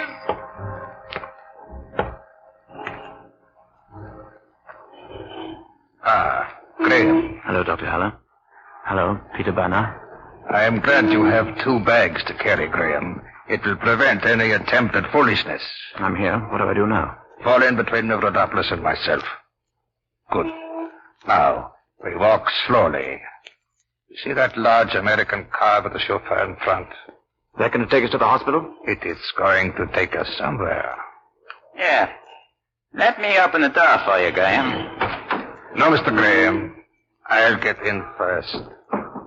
Now, you, Graham. And now, me. There. You are snug and cozy between Bernard and myself, Mr. Graham. Good. Drive on.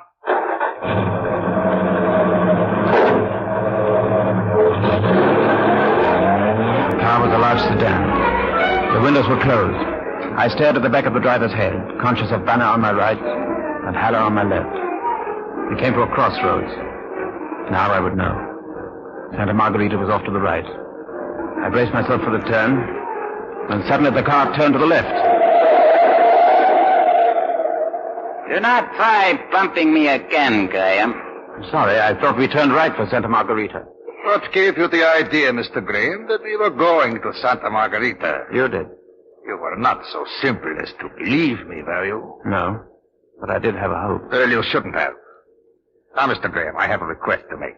When we stop and you are asked to get out, please do so without argument or physical protest. If you cannot consider your own dignity at such a time, please think of the cushions of the car.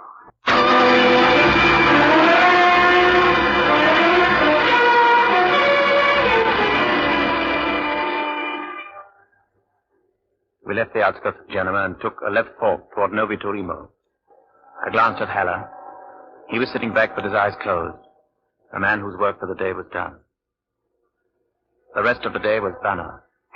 I could feel the killer's deep-set eyes on me, and I knew that his cruel, thin mouth was grinning. Banner was going to enjoy his work.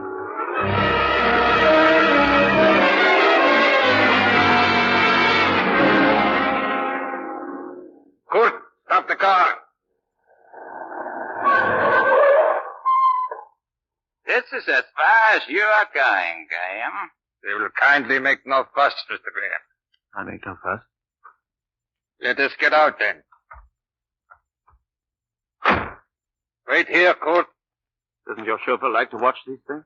Yeah, brave joke at such a time, Mr. Graham. Can't we hurry this along, Haller? I have an appointment in Genoa. Sorry to inconvenience you, Banner. All right, Graham. Stand over there. Near that stump. Take a cigarette? You may start a cigarette, Mr. Graham. Patriot sets revolver full in Banner's face. And even as something horrible happened to that face, Haller's hand moved from his pocket and I shot again. There's only the chauffeur left now. The car started along the road once again and I took a wild shot.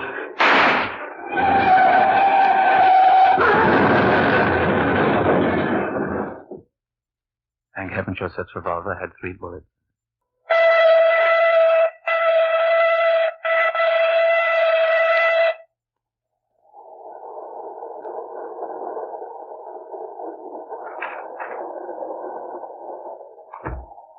How do you do?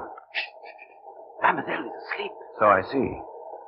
Are you assigned to this compartment? No, I have a compartment 2 cars back, but I should like to change with you. I don't blame you. I, too, find Mademoiselle beautiful. Perhaps. But of course you are very young and won't mind changing with me. To me, you seem very old and won't mind going back to your own compartment. See here, Mademoiselle is an old friend of mine. Is that so? I intend that you become an old friend of mine, too. Young man. For the past week, expert troublemakers have been making trouble for me. I scarcely think you could improve on their methods. But perhaps I've learned something from them. I wish to travel in this compartment with Mademoiselle, and I'm going to travel in this compartment with Mademoiselle, even if I have to use the methods of an international size. You see, here from my pocket, I draw a gun. Don't shoot. Don't tempt me. Here, let me get my bag. I'll go. You won't regret it. There's a very pretty girl of your own age in my compartment. Compartment F, 2 cars back. Yes, I'm leading, sir. I'm leading. Josette, you've been away. Of course, Monsieur Graham. Sounds very much to me as if you flirted with that boy. He was a very nice boy. I have your gun here, Josette. But I think I'll keep it to use on the enemy. The enemy is still looking for you? No, Josette. My enemy is any man who's looking for you. He's not going to get you, Josette. I am.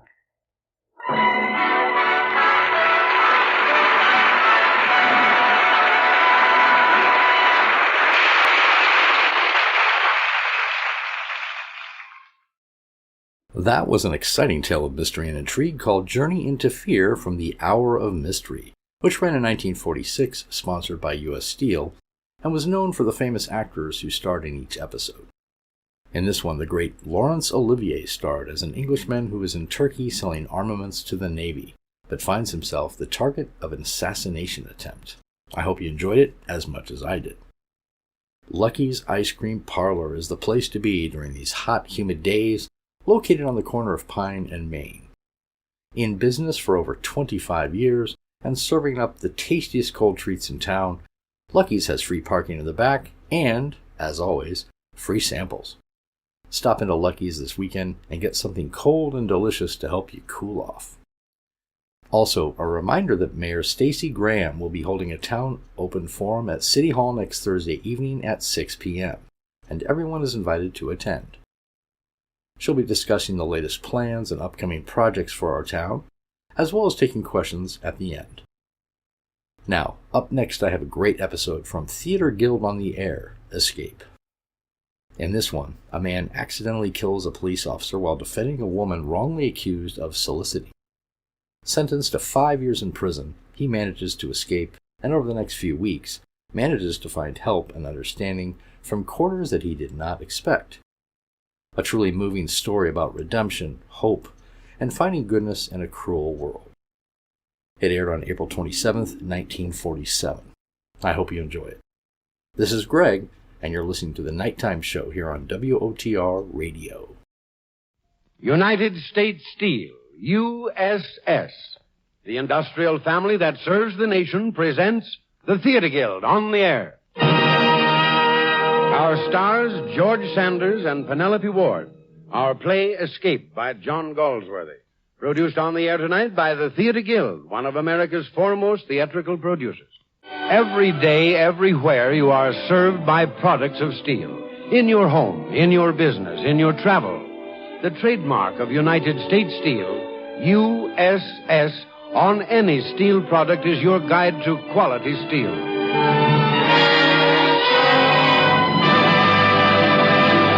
And now, from Broadway, direct from the stage of the Vanderbilt Theater, the United States Steel Corporation brings you Escape by John Galsworthy. And here is Roger Pryor speaking for the Theater Guild.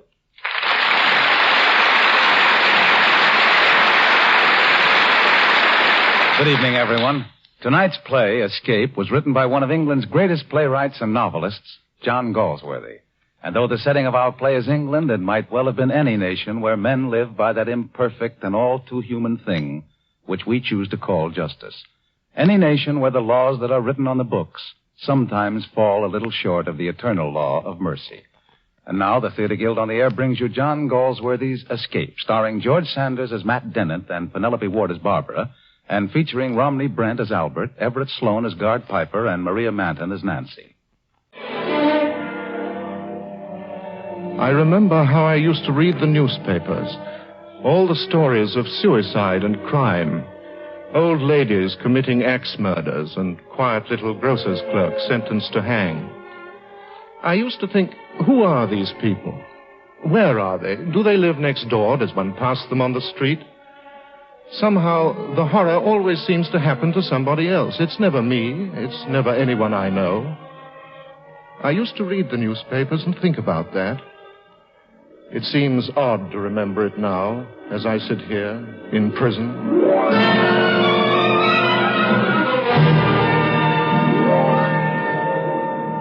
It's funny about that evening. I remember the strangest details. I remember walking through the park, thinking how fine it was to be young and alive in London in May.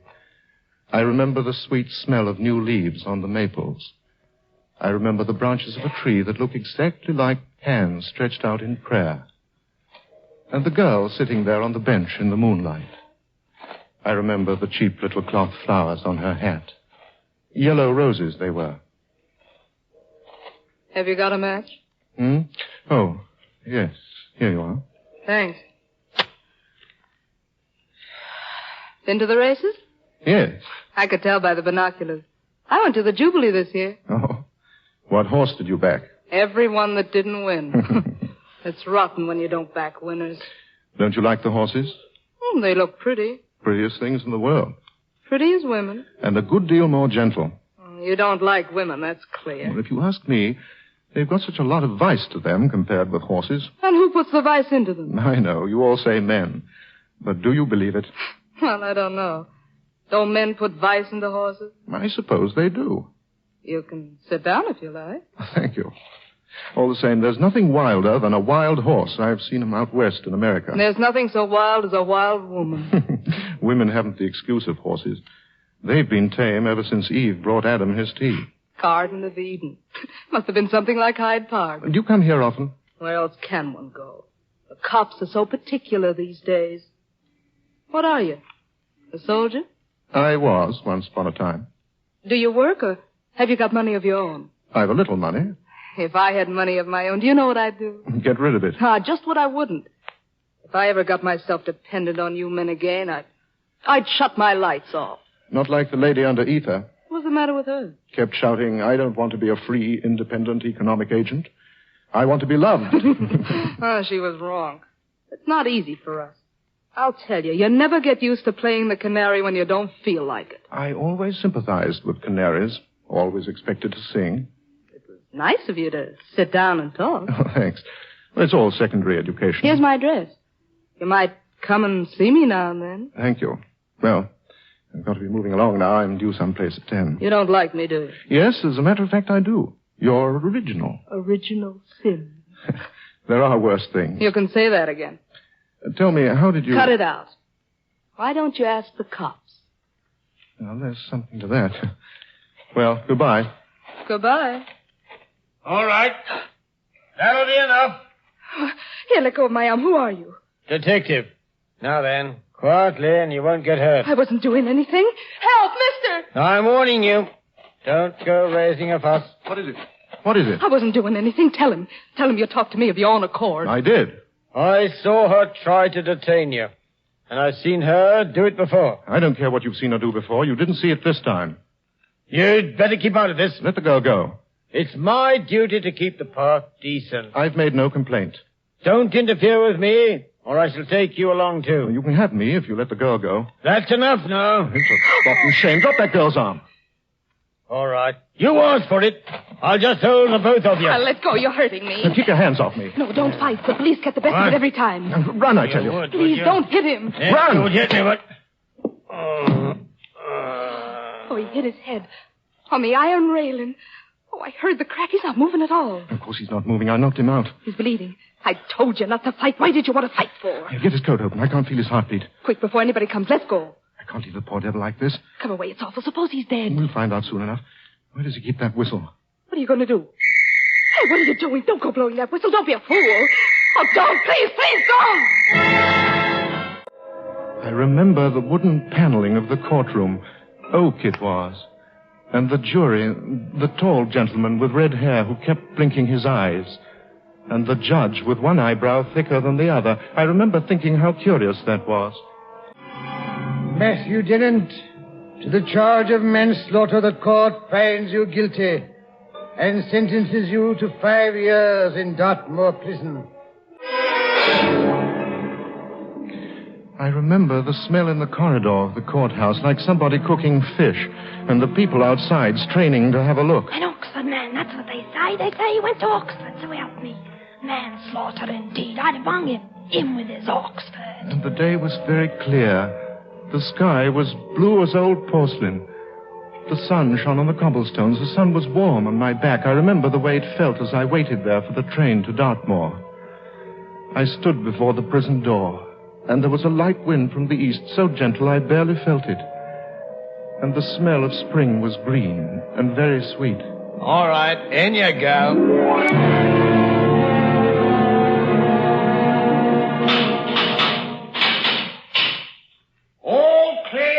Block 9, all clear in Block 10. Block 11, all clear.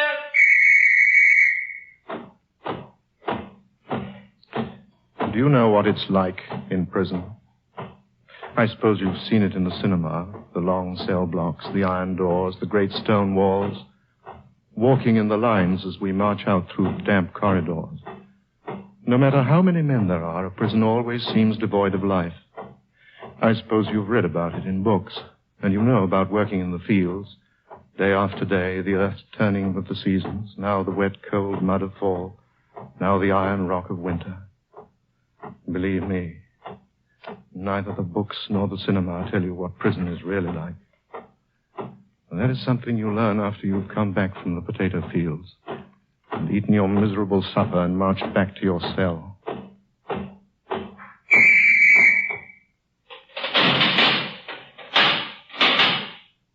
Block 9, all locked. Block 10, all locked.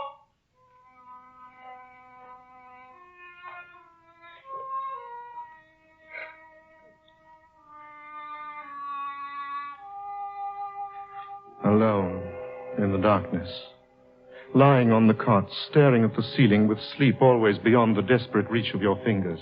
Alone at night. That is when you know what prison is really like. Night after night, lying there, arranging and rearranging in your mind bits of the colored glass of remembrance. That girl in the park. It was nice of you to sit down and talk. I remember reading of a chap once who was in prison and kept himself from going crazy by writing a newspaper in his head. He used to put in everything, even the horse racing results and the obituaries. How it comes back. Years ago, the rainy days when I was a child, and my mother... If you must play so wildly, Matthew, please don't play near my Chippendale table. Yes, Mother. In my cell, there was a porcelain wash basin, and sometimes on summer nights, while it was still light, I would count the cracks. In the morning, I would give the basin a whack with my shoe, and then I would spend the day wondering how many new cracks I'd made in the basin and how nice it would be to count them when I got back to my cell. And then to lie there, the memories returning. Oxford in the spring. That paper on Shakespeare, Dennant. Yes, sir? Amazing piece of work for a student. Especially your observations on the sonnet. Especially your observations on the sonnet. Especially your observations on the sonnet. They should have found him in Oxford. I wonder what time it is. How long until morning? Let's see, how did it go? When in disgrace with fortune, and must be midnight at least. 5 years. Oh, God. When in disgrace with fortune and men's eyes, I all alone beweep my outcast state, and trouble deaf heaven with my bootless cries, and look upon myself and curse my fate, wishing me life for one more rich and... Mate, here, mate. You got to watch yourself working the fields. Make out you're digging. The sun will be up soon. It won't make much difference in this fog. Watch it. Keep bent over like you're digging the bloody potatoes. Look, here, I got some tobacco. You can have a chew if you like. Thanks. How long have you been in? Almost a year. How much you got left to do? 3 years if I behave like a plaster saint. Huh? I got 10. Say, you're a tough, aren't you? You mean the Oxford accent? Yes. Or is it the objection to being spoken to like a dog? Watch it. Guards can barely see us in this fog. Fog don't prevent them from hearing us. They'll be rounding us up at home in a minute. Watch and see. Fog makes them nervous. Tell me, has anyone ever gotten away from here? No. Don't go thinking about that, about escape. You'll want clothes, you'll want money, you'll want a car to give you a dog's chance. Then they'll get you. The more's worse than the bloody jungle. No talking there. When you finish that row, pick back along the next one and then stand by to fall in. Hear me, you filthy beggars! Answer me! Right, sir. Nice, ain't he? What did I tell you? Early home to tea. You know the more. Where's Two Bridges? Over there. And about 6 miles. Tavistock? That way. About 50 miles. Now look here, Governor. Don't do it. There ain't a chance in a million. I got out of Germany during the war. Yes, I know, but it's all bog around here. You'll never get through. I'll take a few of these potatoes. Can one eat these raw? I used to eat turnips in Germany. Hurry up with that last row, you two men.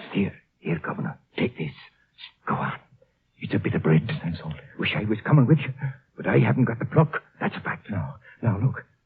Turn your head the other way and keep it there. Right. Remember me to block 9. So long. Roy, me. He's past the guard. Oh, he's off. All right, you two. Hey, you man there. Where's your mate? What, sir? You heard me. What is he? Why, well, now, I'd be blasted if I know, sir. He was here just a minute ago. Come with me. Hey, convict! You out there! Answer! Hey, Williams! Anybody past you? Lost a man here. No one's passed here, Piper. All right, look sharp now. There's a man gone. We must have got past you, then. Curse this fog. Fire the shot for warning. No, don't. We'll have others running for it. Line them up and get them all home to report. That's the only thing. Hey, you. You know all about it, I bet. Where'd you go? Speak up before I bash your head in. Oh, not me, sir. He just said he had a call to have tea with the Dutch. Mind your lip. Come on, Williams. All right, you. March.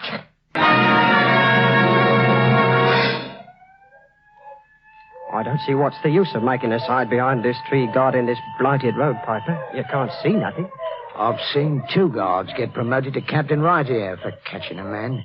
Right on this spot. On a night like this, it's human nature for a man to cling to a road. Can't make it on the moor in fog as thick as this. And the fog gets right into your bones.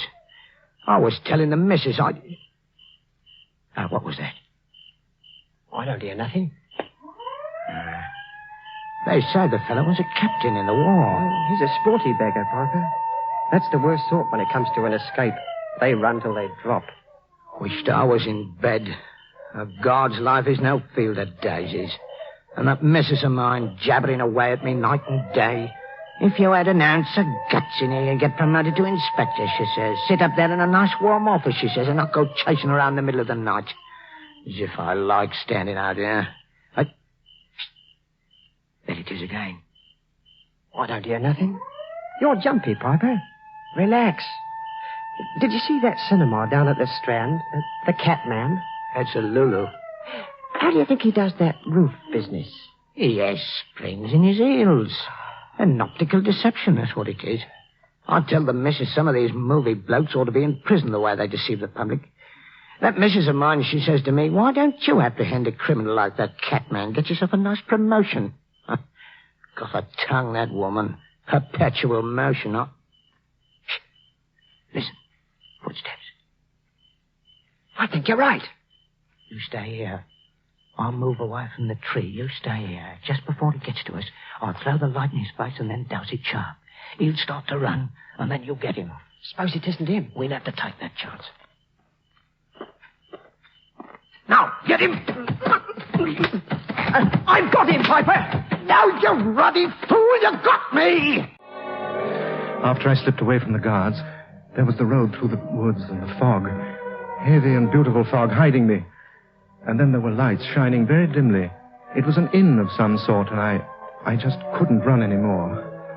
It was raining then, and I climbed up on a balcony to get dry for a moment. I crouched there, and then I must have fallen asleep.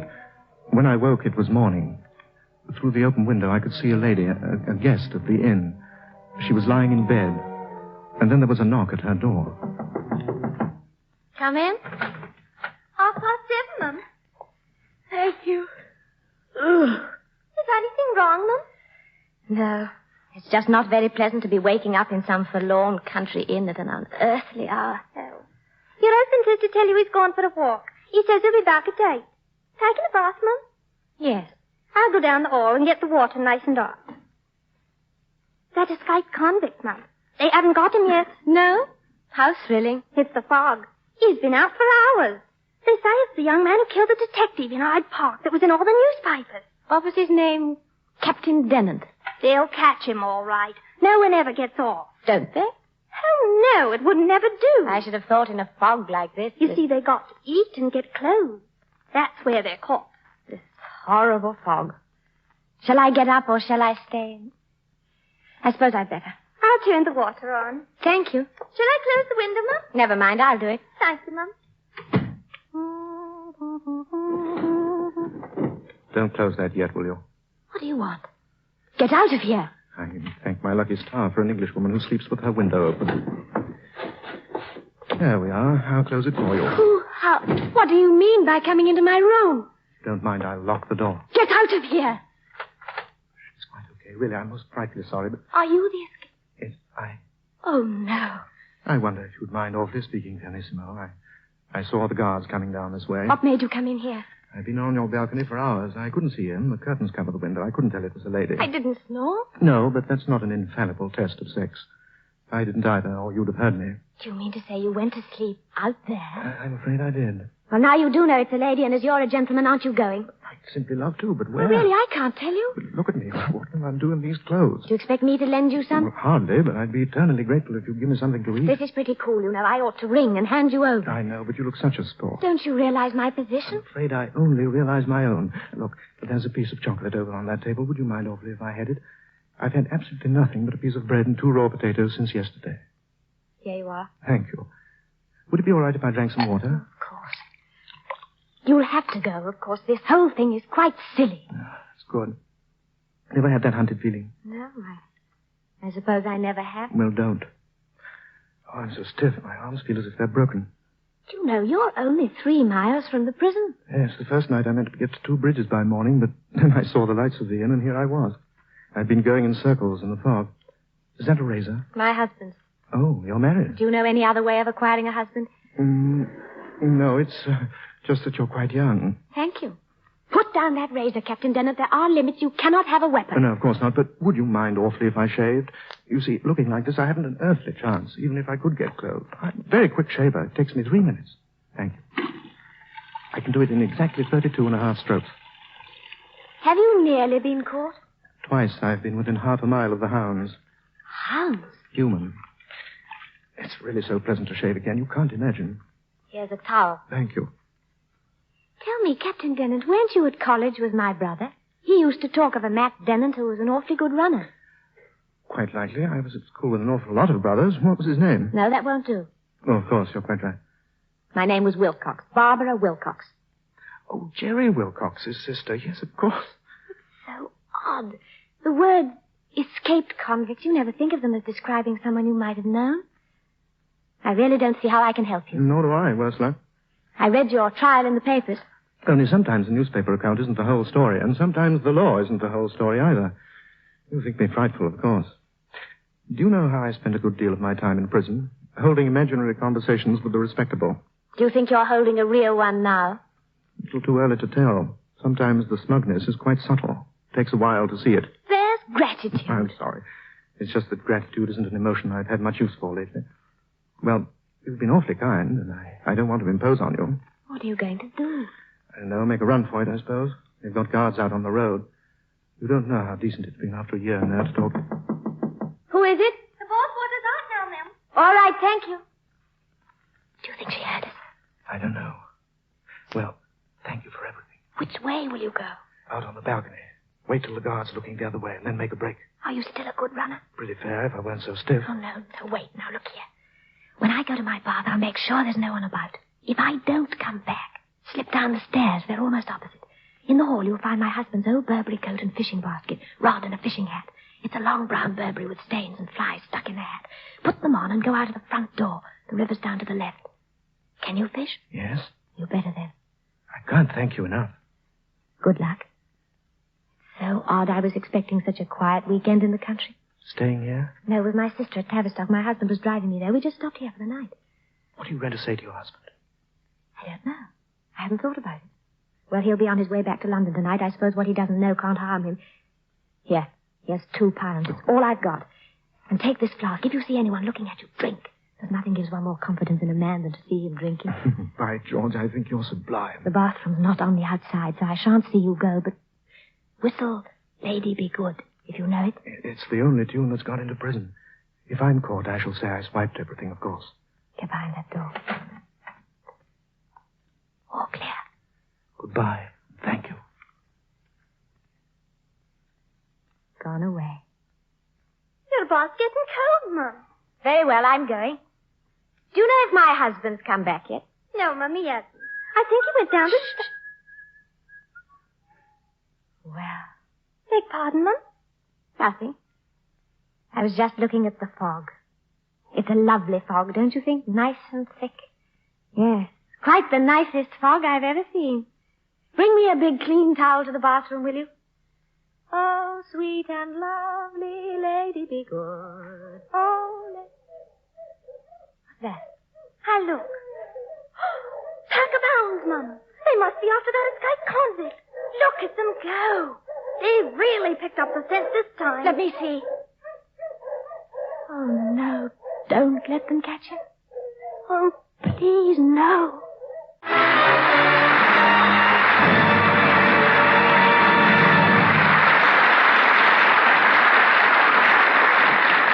You are listening to Escape, produced by the Theater Guild on the Air and presented by the United States Steel Corporation. And here speaking for United States Steel is George Hicks. Good evening.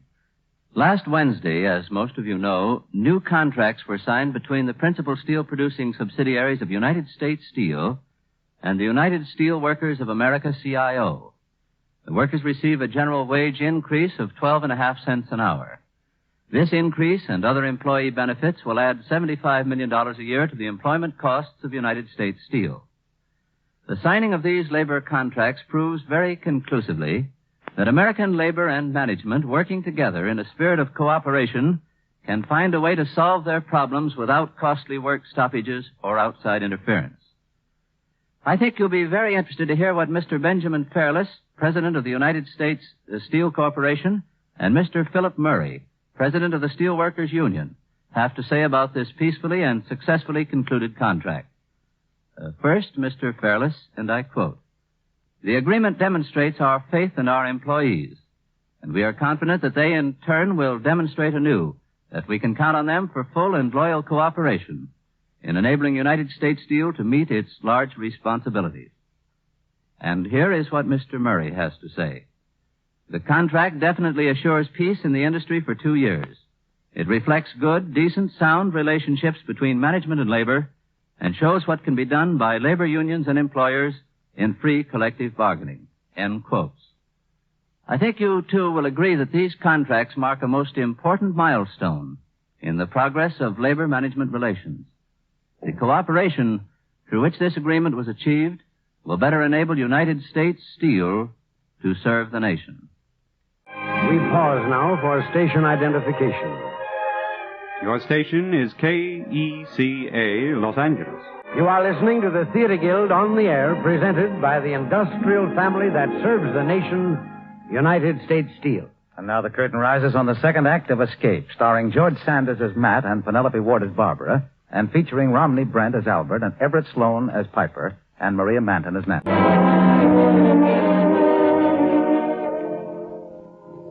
I wonder if you know what it's like to be hunted by dogs. You run so hard, your hands tremble, your chest feels split open, a great ball of pain rings in your throat. And you run. After a while, I found a little brook, and I splashed along in it. I hoped that the water would throw the dogs off the scent. I stopped and listened for them. Nothing. I just kept walking in the water. And that hunted feeling over my shoulders like a cast-iron cloak. The fog was clearing away. The morning sun looked so clean and innocent. It didn't seem the kind of day for hunting down a man. I needed a rest quite badly. So I staggered up on the bank and sat on the grass in the sun. I still had the Burberry coat on, the fishing tackle I'd taken from the end. Oh, it was so good just to sit there in the sun. Hello there. Oh, good morning. Cleared up too well for much fishing, I'm afraid. Yes, it has. Very foggy this morning. Worst point about these moors, the fog. Yes, it was quite bad, wasn't it? Bad enough to hide that convict who got loose from Dartmoor. Oh, yes, Dartmoor. Well, I should think a chap who tries to escape must be a sportsman anyway. He takes a pretty long chance. You live round here? No, I'm just down from London for the fishing. Oh, fishing. Yes. I don't envy a hunted man in this country. We are such a law-abiding people. Personally, I've got quite a few theories about escapes. I got out of Germany during the war. Did you?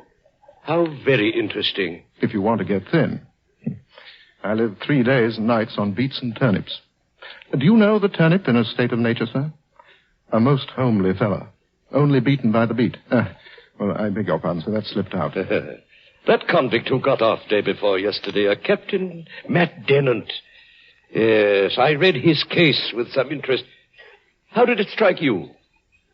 I don't believe I remember it. What? Oh, the Hyde Park case? No, yes. There was a girl. In those cases, they might wait till you complain. I suppose one might run across this convict fellow any moment. It would be a little like meeting a poisoned snake. The poor thing only wants to get away from you, and yet if you don't break its back 10 to 1, it'll bite a dog. I had 2 dogs die of snake bite. Suppose he showed up right now. Would you turn him in? It's a duty, perhaps. What do you say? Probably. But I don't always do my duty. Oh, don't you? You know, I've had the misfortune to send a good many people to prison in my time. I'm a retired judge. In the old days, I made a point of seeing a prison now and then. I remember I used to give my juries a pass to go and see where they sent their fellow human beings. Once I tested whether they went to look or not. Out of 3 juries, how many men do you think had the curiosity? None. Isn't that a little cynical? No. It was 1. Well, I don't blame them. Who wants to go to a prison? I'd rather visit a morgue. The bodies aren't living anyway. They tell me prisons are much improved. They've introduced a human feeling. Have they? Splendid. What was the date of that? Do you know any convicts? Only one. The most interesting chap I know. Really? You know this countryside well? No, this is my first visit. Oh, well, I must be getting on. It's been very pleasant. I've enjoyed our little talk. At my time of life, one doesn't often get new sensations.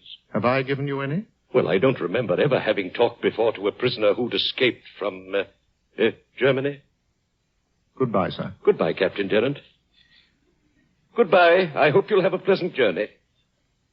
Do you mind telling me how you spotted me? Not at all. Your legs. The trousers, caked with mud. Oh, I hoped you'd think I was a leader of fashion. Well, it's been most interesting. Good day, sir. It's most sporting of you.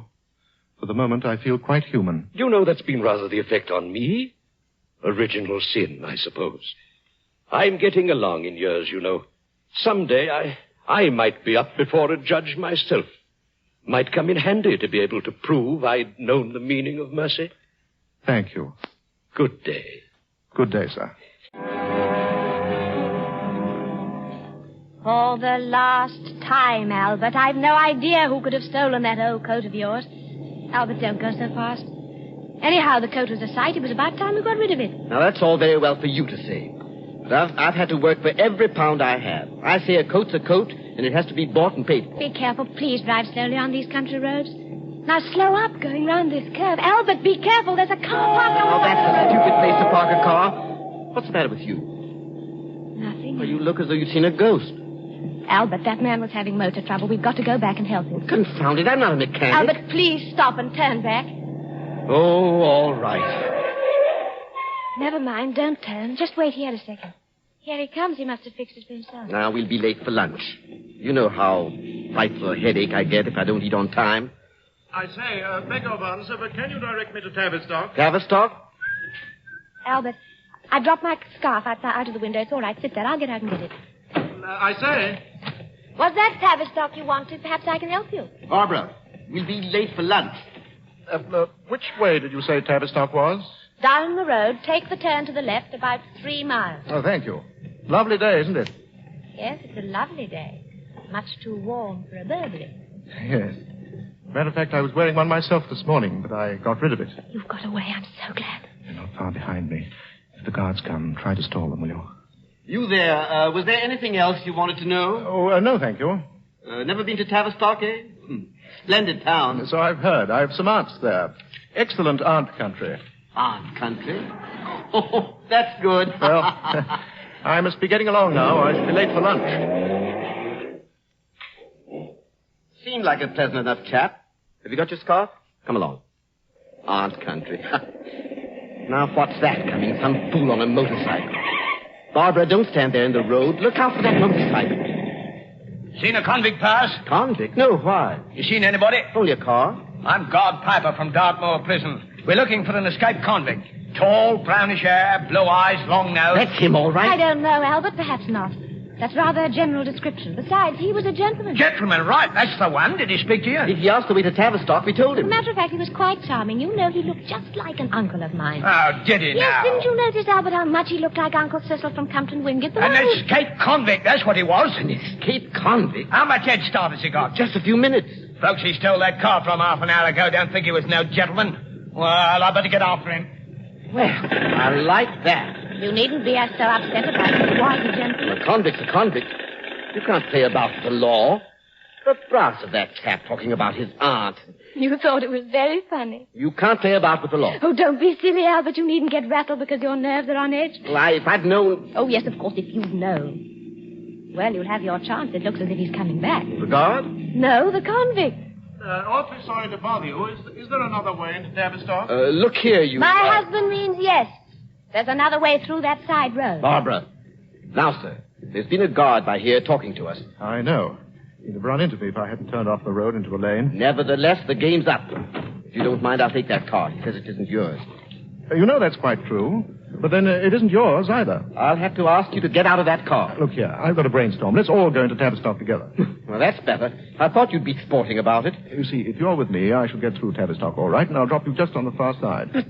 But that's ridiculous. You won't come. Oh, what do you take me for, a fool? I'll come if you like. If you're with a woman, you'll get through without being spotted. Barbara. Splendid. Thanks.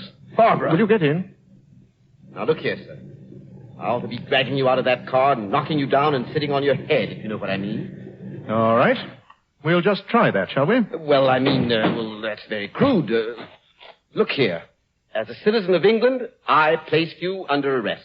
Take your hand off me, will you? Grab him, Barbara. Go ahead, Albert. What are you waiting for? Well, Go ahead, Albert. Will you let me handle this? I'm afraid I'd better be moving. Are you coming along with me, as you said? Well, certainly not. I forbid it. Well, No, I'm afraid not. I'd better stay here with him.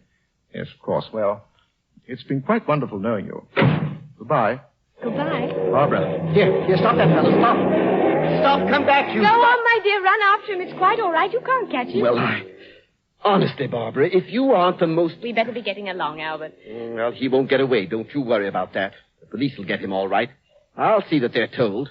That guard from the prison will catch him and wring his neck for him. Come along, Albert. We'll be late for lunch.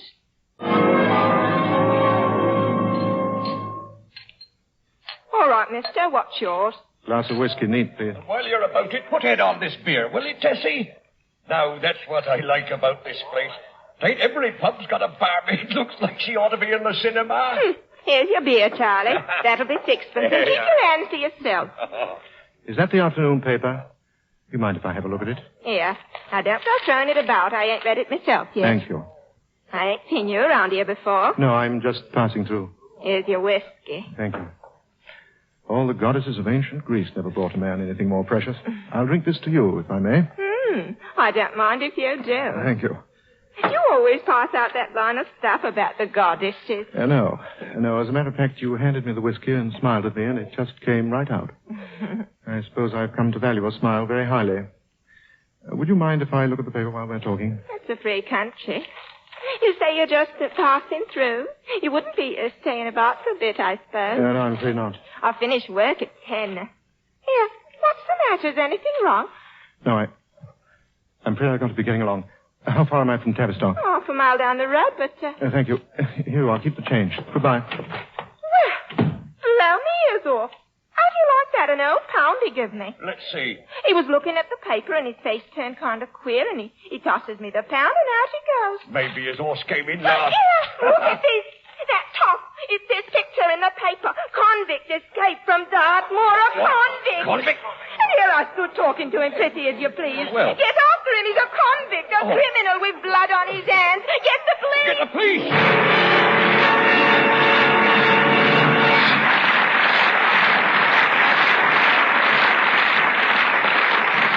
You are listening to Escape, produced by the Theatre Guild on the Air and presented by the United States Steel Corporation. And here again, speaking for United States Steel, is George Hicks. Last week, a new motion picture was given its premiere in the South, and it aroused quite a bit of interest.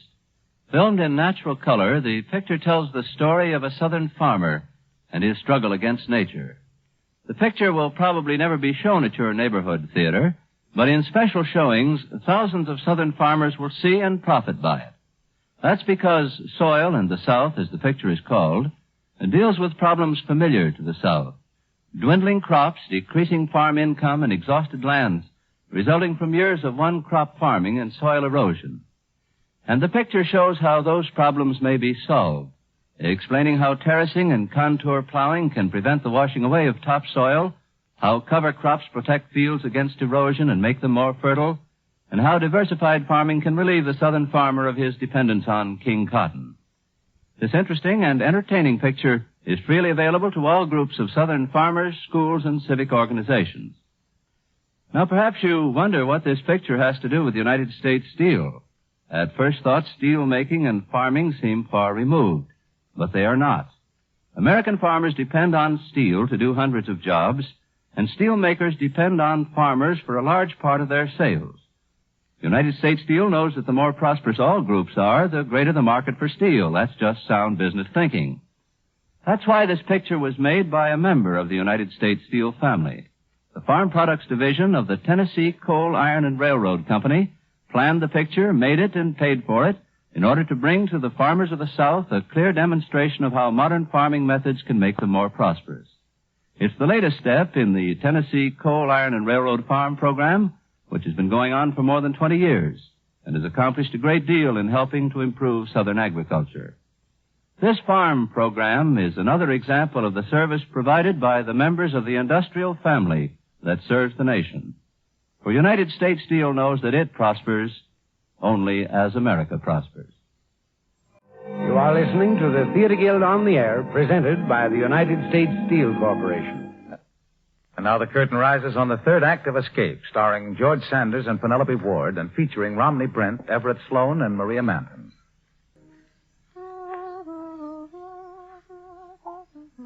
I must say, Barbara, it's very pleasant to have my little sister out here with me in Tavistock. It's very nice to be here in the country. Do you mind if I open the French doors? So quiet. I suppose Albert's back in London by now. I don't envy him. I had a wonderful sleep last night. And then riding over those beautiful fields this morning. Why do you stand there staring out into the garden? Oh, no special reason. It wasn't a very good hunt this morning. Everybody was really looking for that escaped convict. Poor hunted wretch. If you think hunted things are poor, why'd you go hunting? Foxes hunt and expect to be hunted. So do convicts. Don't waste your sympathy, Barbara. This isn't a common convict. A convict is a convict. For a good woman, Grace, you know you're awfully hard. There's your tea, Barbara. Oh, isn't it pleasant to sit here and look out into the garden? I think French doors You know, you're quite right. It is a shame to hunt a fox. Much better to shoot it. I shan't hunt any more. And you're wrong about the convict. Oh, why must you be perverse? If I say day, you say night. My dear, my will is nothing to yours. I haven't got the ego for it. Thank you. Do you have another cup of tea? And would you mind closing those doors? It's getting the whole house cold. Oh. Over here, Captain. Quickly in here, through these doors. You're a lifesaver. Barbara, what on earth? Who is this man? What do you want? Please, just let me stay here for a moment. They're out in the garden. Who? What are you talking about? And how dare you come walking into my house this way? The guards and the local constables, they're right out there. Here, stand behind the curtain before they see you. I want you out of here at once. Leave him alone, Grace. Leave him alone? A perfectly strange man breaks Can't you into my see house. he's fighting for his life? He's the escaped convict. The escaped? Get him out of here. I said he's staying. Now, that's enough.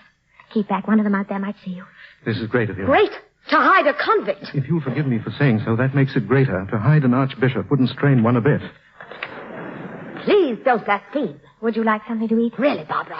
Look, I'm most awfully sorry for butting in like this, but it was neck or nothing. Well, then I think it should have been nothing, sir. Considering the position you put my poor sister in. Poor sister. Look, when you're hunted, all you think of is the next move. I'm afraid you're about done in. Yes, I'm getting my wind back.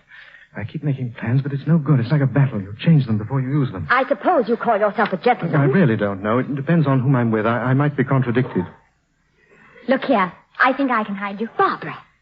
Look, really, I can't let you do this. Too bad it isn't the Middle Ages when a man could go to the church for sanctuary. I'm going to hide him, Grace. Not in this house. You need have nothing to do with it. You haven't broken the law yet, luckily. You're not going to now. Barbara, you mustn't. It's wrong and it's absurd. Go upstairs, Grace. If I have to mention you, I'll say you've seen nothing and so can you. You expect me to tell lies? I'm going to hide him, I tell you. Captain, Where is he? Well, I don't know. He's gone.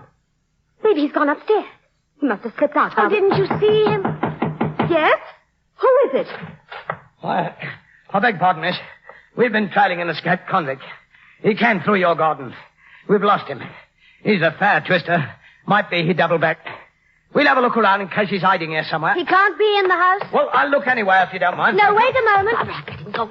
I won't have him caught. Stop, I tell you. Let go of my arm. I shall not. You're crazy. What is it? Go, Grace. You can't help him without breaking the law. Will you let me go or shall I hit you? Very well. Hit me. Go, someone's coming. He's not here. You're quite sure, miss, you didn't see no one? Quite? No one at all? No. Nor you, miss? No. It's getting dark again. We'll have the devil finding him now. Try the next farm. Don't worry, ma'am. I'll try everywhere there is. Good night. You told your lie beautifully, Grace. Thank you. We'll have Vespers in 10 minutes, Thomas. Just a short service, no sermon. Yes, sir. Don't seem to be very many coming to church these days, do there? No, sir. More's the pity. All right, Thomas, that's all. Thank you. Sanctuary, sir. Well, hello. Sanctuary. Oh, the escaped convict. You oughtn't to have come here. Then where, sir? In the old days, the church gave sanctuary. That was the old days. Quite right. Very well. No. Wait a minute. They haven't given you a moment's rest, have they? But it's not so bad, really. Not as bad as the war. I know. I was there. Chaplain? Yes. Are they after you? Full cry. This is a situation I've never had to face. Well, sir, I'm just about done. If you could let me rest a bit, that's all I ask. My dear fellow, of course. Sit down. I expect you're hungry, too. One gets used to hunger. Does one? I'm afraid we of the church lead two regular lives. What about the war? No, I'm ashamed to say, even in the war. Well, Chaplain, how does it look to you? Giving me up? Chaplain, who am I to give you up? I can't help you to escape. But if you want rest, take it. I wonder what Christ would have done. That, Captain, is the hardest question in the world. Nobody ever knows. You may say this or that, but nobody knows. The more you read those writings, the more you realize that he was not easy to predict. It makes it hard for us who try to follow him. Very tired? Didn't think it was possible to feel so low. I was a 3-mile runner, too. Not the legs so much, it's up here behind the eyes. Wasn't half so much strain getting out of Germany. Who's after you? Guards from the prison, local villagers, everybody. Tell me, what made you escape? Stick a bobcat in a cage and open the door by mistake and see what happens. Oh, yes, I know what you mean. I paid up my share long ago. Didn't you have a fair trial? You can't try bad luck. I shouldn't have hit him, of course. But for an ordinary knockout, 6 months is all you get. I got 5 years by the accident of an iron rail. Well, you needn't worry. I should be caught all right. I'm not worrying about that. What bothers me is my own peace of mind. You led a company in the war, and now you expect me to lead your parishioners, eh? When you're gone, shall I be entitled to have shielded you without telling them I shielded you? And if I let them know it, can I keep what little influence I now possess? And is it right for a person to go on where he has no influence? I see. Yes, sir. Who is it? Me, sir, Thomas. Well, I'm busy, Thomas. I can't let anybody into the church until service time. My assistant. Well, I'll be going. Wish I had the wings of that angel they're always singing about. Service is at 5. You can rest through the service if you like. No one comes here to the vestry. Oh, well, thank you, but it's dark now, and if I'm caught, I'd rather it was in the open. Well, who is it? Me, Barbara. I am sorry, but Please let her in. Well, Captain Dennett, I thought you'd come here after what you said about sanctuary. You've got to go. Quickly, they're outside. Thomas told them he saw you. You've got to go. Go? Where? There's no place else to go. Hello. Nice to see you again. Please, you've got to get away. Open the door, sir. Quick, behind these choir robes. All right, Father. I tell you, I saw him come right by here. What is all this, Thomas? Begging your pardon, sir. And, you, miss. Guard Piper from Dartmoor Prison. Your man here says he saw a chap enter a while back. It's the escaped convict, sir. He gave us the slip and we chased him up this way. You been here long, sir? An hour, at least.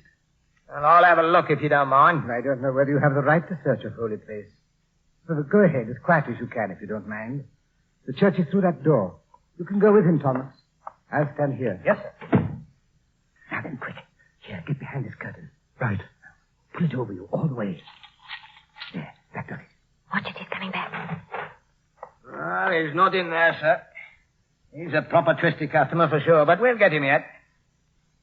I say, what's behind that curtain? I'll have a look. Not a thing. Thank you, sir. I saw him come in here, I'm sure, with my own eyes. Service, Thomas. It's time to start vespers now. I'm afraid I must ask you to go too, Mr. Piper, unless you'd like to stay at the service. Well, no, thanks. Duty calls and all that, you know. Of course.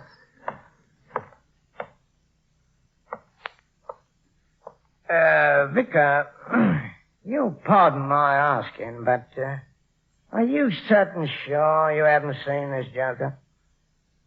What is it you're asking me? I'm asking you, on your honor, as a gentleman of the cloth, whether or not you've seen the escaped convict.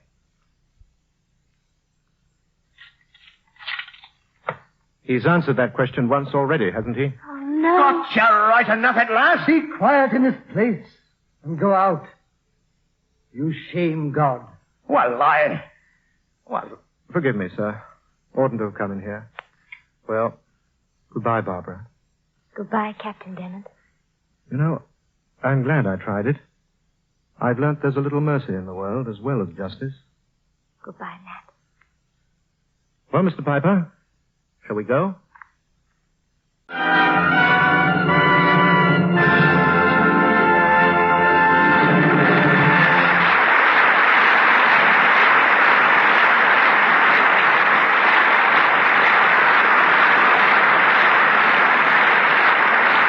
The curtain has fallen on the Theatre Guild on-the-air production of Escape by John Galsworthy, sponsored by the United States Steel Corporation, starring George Sanders as Matt and Penelope Ward as Barbara, and featuring Romney Brent as Albert, Everett Sloan as Piper, and Maria Manton as Nancy.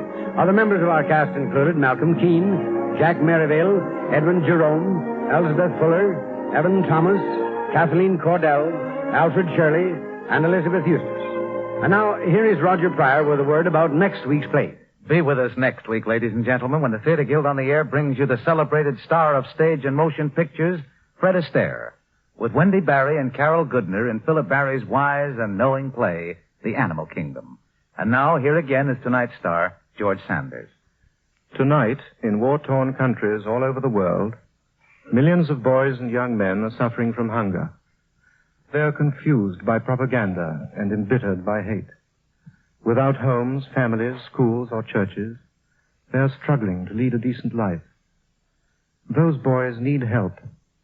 And one of the organizations that is giving that help is the Young Men's Christian Association. Through its World Youth Fund, the YMCA has intensified its work in 26 war-ravaged countries. You, too, can help these men of tomorrow. The World Youth Fund needs money to continue its important work. So give, and give generously through your nearest YMCA. Remember that peace in the hearts of these young men means peace for the world.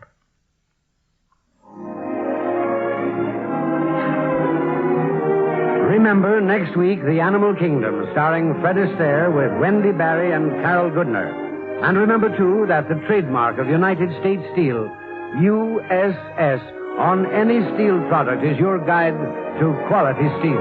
The Theater Guild on the Air is under the supervision of Teresa Halburn and Lawrence Langler, with Homer Fickett, director, Carol Irwin, production executive, and Armina Marshall, executive director of the radio department. Music was composed and conducted by Harold Levy, and the play was adapted by Millard Lampel. Mr. Sanders will soon be seen in the 20th Century Fox production, The Ghost and Mrs. Muir, with Gene Tierney and Rex Harrison. Tonight, through the addition of station WELM to this network, the United States Steel Corporation welcomes more members of its industrial family to its radio audience. They are the employees of the American Bridge Company in Elmira Heights, New York, who can now hear the Theater Guild on the Air from their local station. Your announcer, Norman Brokenshire. The United States Steel Corporation hopes that you'll be with us next Sunday at the same time.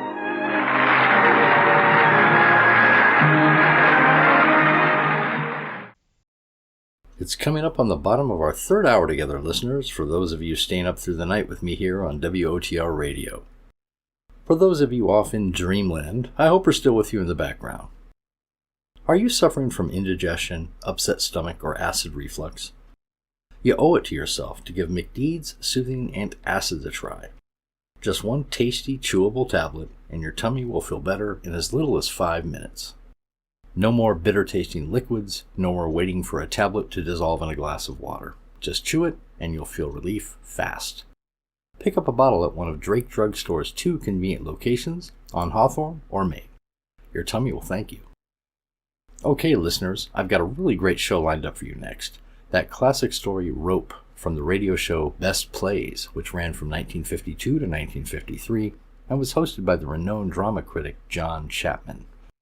This is an adaptation of the famous play by Patrick Hamilton, and it tells the story of 2 young men who murder a friend of theirs with a rope and then brazenly host a dinner party in the same room as the chest that they've hidden the body in.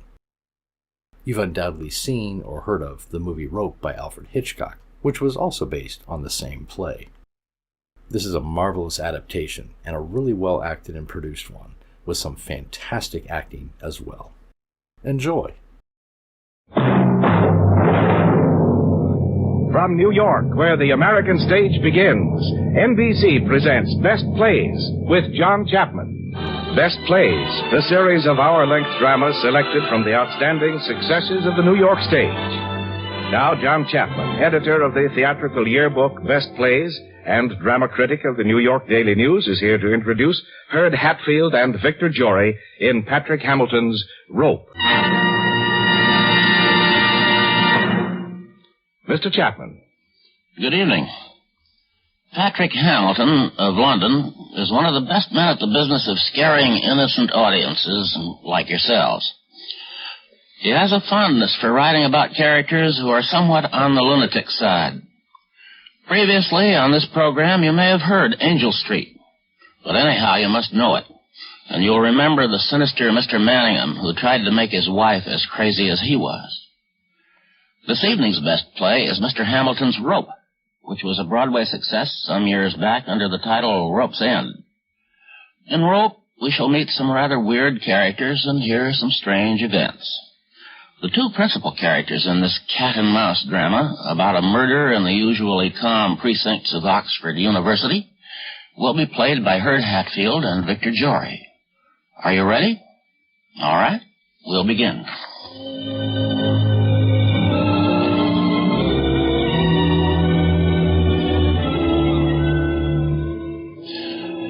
It is dark in the room. The light from the street lamp outside throws shadows against the ceiling, and even in the half-light, these moving figures seem to be dancing, circling in some primitive rite about the chest.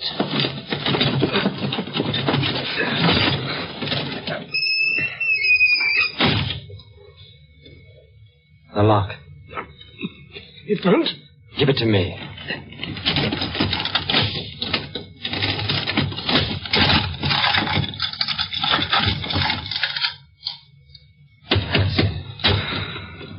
That's it.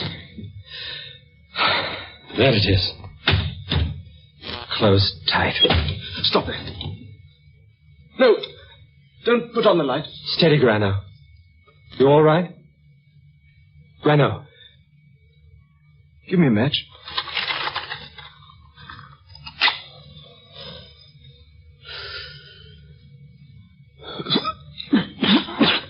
You all right?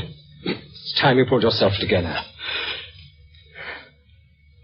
Brandon, you understand what we've done? Yes. I know what I've done.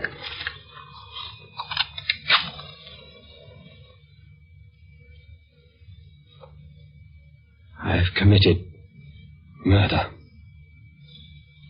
Passionless, faultless, and clueless murder. Yes, Brandon. An immaculate murder. I have killed. I have killed for the sake of danger and for the sake of killing. Yet I am alive. May I put on the light now? No. Brandon, when Ronald came in, you were standing at the door. Yes. Did you see anyone standing there, up the street? No. There was someone. There was a man. I saw him. I remember. Well? Nothing. Brandon? Yes? When I met Ronald coming out of the Coliseum, when I met him, why shouldn't someone have seen us? Did we think of that, Brandon? I did. Do you think we'll get away with it? You mean later this evening? Do you think some psychic force emanating from that chest there is going to advise Sir Johnston Kentley that within is the lifeless entirety... Stop it! ...of his only son and heir? Listen. Now, what is it, Grindelow? What is... Listen. I thought it was Sabo. Sabo will not be here until 5 minutes to 9. Mathematics is important, Granny. At 2 o'clock, Ronald Kentley leaves his father's house. After tea, in this room, precisely at 6:45, he is done to death by strangulation and rope. And then... Let it alone! Tonight at 9, his father and several well-chosen friends of our own will be here for a light entertainment. And then, after... This party isn't a slip, is it, Brandon? My dear Grano, have we not agreed that the entire beauty and piquancy of the evening is in the party itself? At 11, you and I leave by car for Oxford, and our fellow undergraduate here present is never heard from again. That is the perfection of criminality. I am quite lucid, am I not? Yes. The party itself, so far from being our most vulnerable point, is the very apex and consummation of our feat. Consider its ingredients. First, Sir Johnston Kentley, his father. He lends the macabre quality to the evening. And then Brent! Answer it. Hello? What? This is Mayfair 6143. What? Brendan, put out that light! Put out that light! Put down the telephone. You're telling London you're afraid. Put it down. That's better. Now, the party. Perfect. Perfect. The father, Kenneth Raglan. I don't like that, Brendan. Ronald's best friend. But that's precisely the pleasure of it. The same youth, the same lack of intelligence. The one dead in the chest, the other alive, unknowing. And Lila, so much in love with him. Brendan, don't touch it. And now we come to Rupert. A very intriguing proposition. A man who might see this thing from our angle, the artistic one. You know, I even toyed with the idea of inviting him to share our dangers. Rupert is a poet, brilliant, capable of comprehending the beauty and the enchantment of this. What time is it? But Rupert remains in as blissful ignorance as the others. The crowning touch, the one man who could appreciate it, is kept in ignorance. We choose not to share with him. May I put on the light now? Go on. I'm all right. I'm better now. I thought you were going to lose your nerve for a moment, Grano. So did I. But I haven't. Easy. Well, let me alone. Just remember that. You idiot! I told you to clean up in here. What's the matter?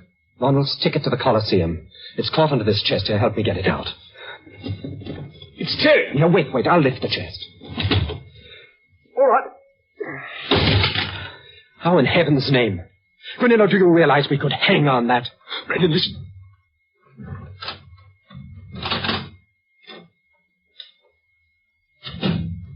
That's Sabot.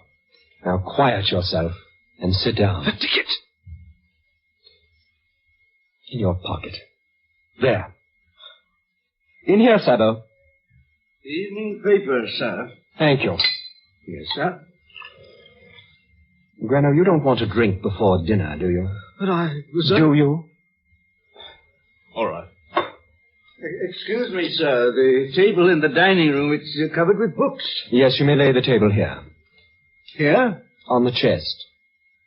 Oh, but I could bring the table from upstairs, sir. Oh, no, set it here. On the chest. Very good, sir. Ah, here we are. Early, whoever it is. In here, sir? Yes, in here. Very good, sir. Hello. This way, sir. Hello, Raglan. Hello there. Oh, I say, I'm terribly sorry. I've come dressed. My fault entirely. Do sit down. I should have explained. We're going up to Oxford tonight. Oh, no. Are you? Drink? We've gin and Italian. We leave tonight about 12. The place is simply covered with books. I see. Here you are. Thanks. You see, I've come into a library. Of course, books aren't entirely your line, are they, Kenneth? No, not really. Only P.G. Woodhouse. An uncle of mine died just lately, and I have his library. It was bestowed on me. It broke up Sir Johnston Kentley. He had his eye on the collection for himself. He'll be here directly. You mean old Kentley lives in Grosvenor Square? Ronnie's father? Yes, Ronnie's father. Of course, you know Ronnie. Oh, rather. You mean you're having Sir Johnston here just to have him grind his teeth with envy over your books? On the contrary, I'm going to let him have exactly what he wants, provided I don't want it. That explains the mess that we're in. Mess? Well, you'll observe we're having our meal off a chest. Oh, yes. I thought it looked odd. Your man laying a cloth on it. Here we are. I wonder if that's Rupert. Did you ever meet Rupert, Kenneth? Rupert Cadell? No, I can't say I have. Not your set, I imagine. This way, madam. Thank you. Ah, the ravishing Lila. You know Grano, don't you? Hello. Hello, Kenneth. Missed you at tennis this morning. Bad night, you know. Kenneth's having gin and Italian. I'd adore one. You'll have to excuse our mess. I've just been telling Kenneth. I've come into a library. Come into a library? My dear, how weird. And I hope you don't think you'll get much to eat, because we're off to Oxford tonight, and so we're being very humble. Well, I had a simply gluttonous tea. Just gorged, my dear. Here you are. Thank you. You know, I feel most ghastly dressed. Boiled shirt and all. Why? I'm sure you couldn't tell. I guessed myself. It's not proper cocktail time. Too early for dinner. The whole thing is weird and mysterious. What do you mean, weird and mysterious? Well, what? Don't you think it is? I mean, well, I just feel it is. Here we are. I'll bet that's old Kentley. I didn't know you were having Ronnie's father. Oh, yes. He's to look at the books. How do you do, Grinello? Brandon? How do you do? Lila, where's my son? I'm sure I haven't the faintest, Sir Johnston. Is he coming here? I don't think so. I couldn't get in touch with him. Gin and Italian, Sir Johnston. What? Certainly not. Won't you sit down, Sir Johnston, this armchair? We're going to feed from the chest, as it were. You'll be quite close to it here. The chest? It's not a Cassoni, is it? Perhaps if I look more closely... No, sir, it's not genuine. It's a reproduction, but it's rather a nice piece. Do you like it? Eh? Oh, yeah, I suppose so. Now, those books I'm to see, where are they? They're in the other room, the dining room. There's more space in there. I shall be interested to see them. Wickham had a remarkable lot of Shakespeareana. Well, I'm afraid the folios were sold off before he died. Oh, pity. But there's a deal of Baconian stuff. I'm told it's very fine. Hello, Brandon. Am I late? Rupert, the last as usual. Do come in. I'll keep my stick, Sabo. Oh, of course. I'm sorry, sir. Mr. Cadell, Sir Johnston Kentley. How do you do? Kenneth Ragland. How do you do? Miss Arden. How do you do? Tell me, have I come dressed or undressed? Oh, I see there's several shades of opinion. I wasn't able to inquire. Well, what's this? A chest. We're having supper off a chest, Rupert. Oh, are we? Yes. Why? Because it's a very nice chest. And because the table in the dining room is covered with books. Rupert, aren't you going to have a cocktail? No, thank you. I've had 4 already. Sabo, I'll ring when we're through and you make clear. Very good, sir. When do we begin the meal, Brandon? Personally, I'm famished. We've been waiting for you, Rupert. Now, there are lots of plates and knives and sandwiches, caviar and whatnot. Now gather round and help yourselves. I suppose I could manage a little. Thank you. Yes. That's delicious. Caviar, too, if I are you the great Cadell, then? The great Cadell, sir? And what do you know about me? I've read your poems, some of them. I knew a Cadell once. Louisa Cadell. Horrible old hag she was, too. Dear heaven, the young man is alluding to my aunt. Oh, I say, I'm terribly sorry. Have I dropped the brick? No, you have said a mouthful. Frankly, I could cheerfully murder her. Murder? With glee. A horrible old woman. The world would be well rid of her.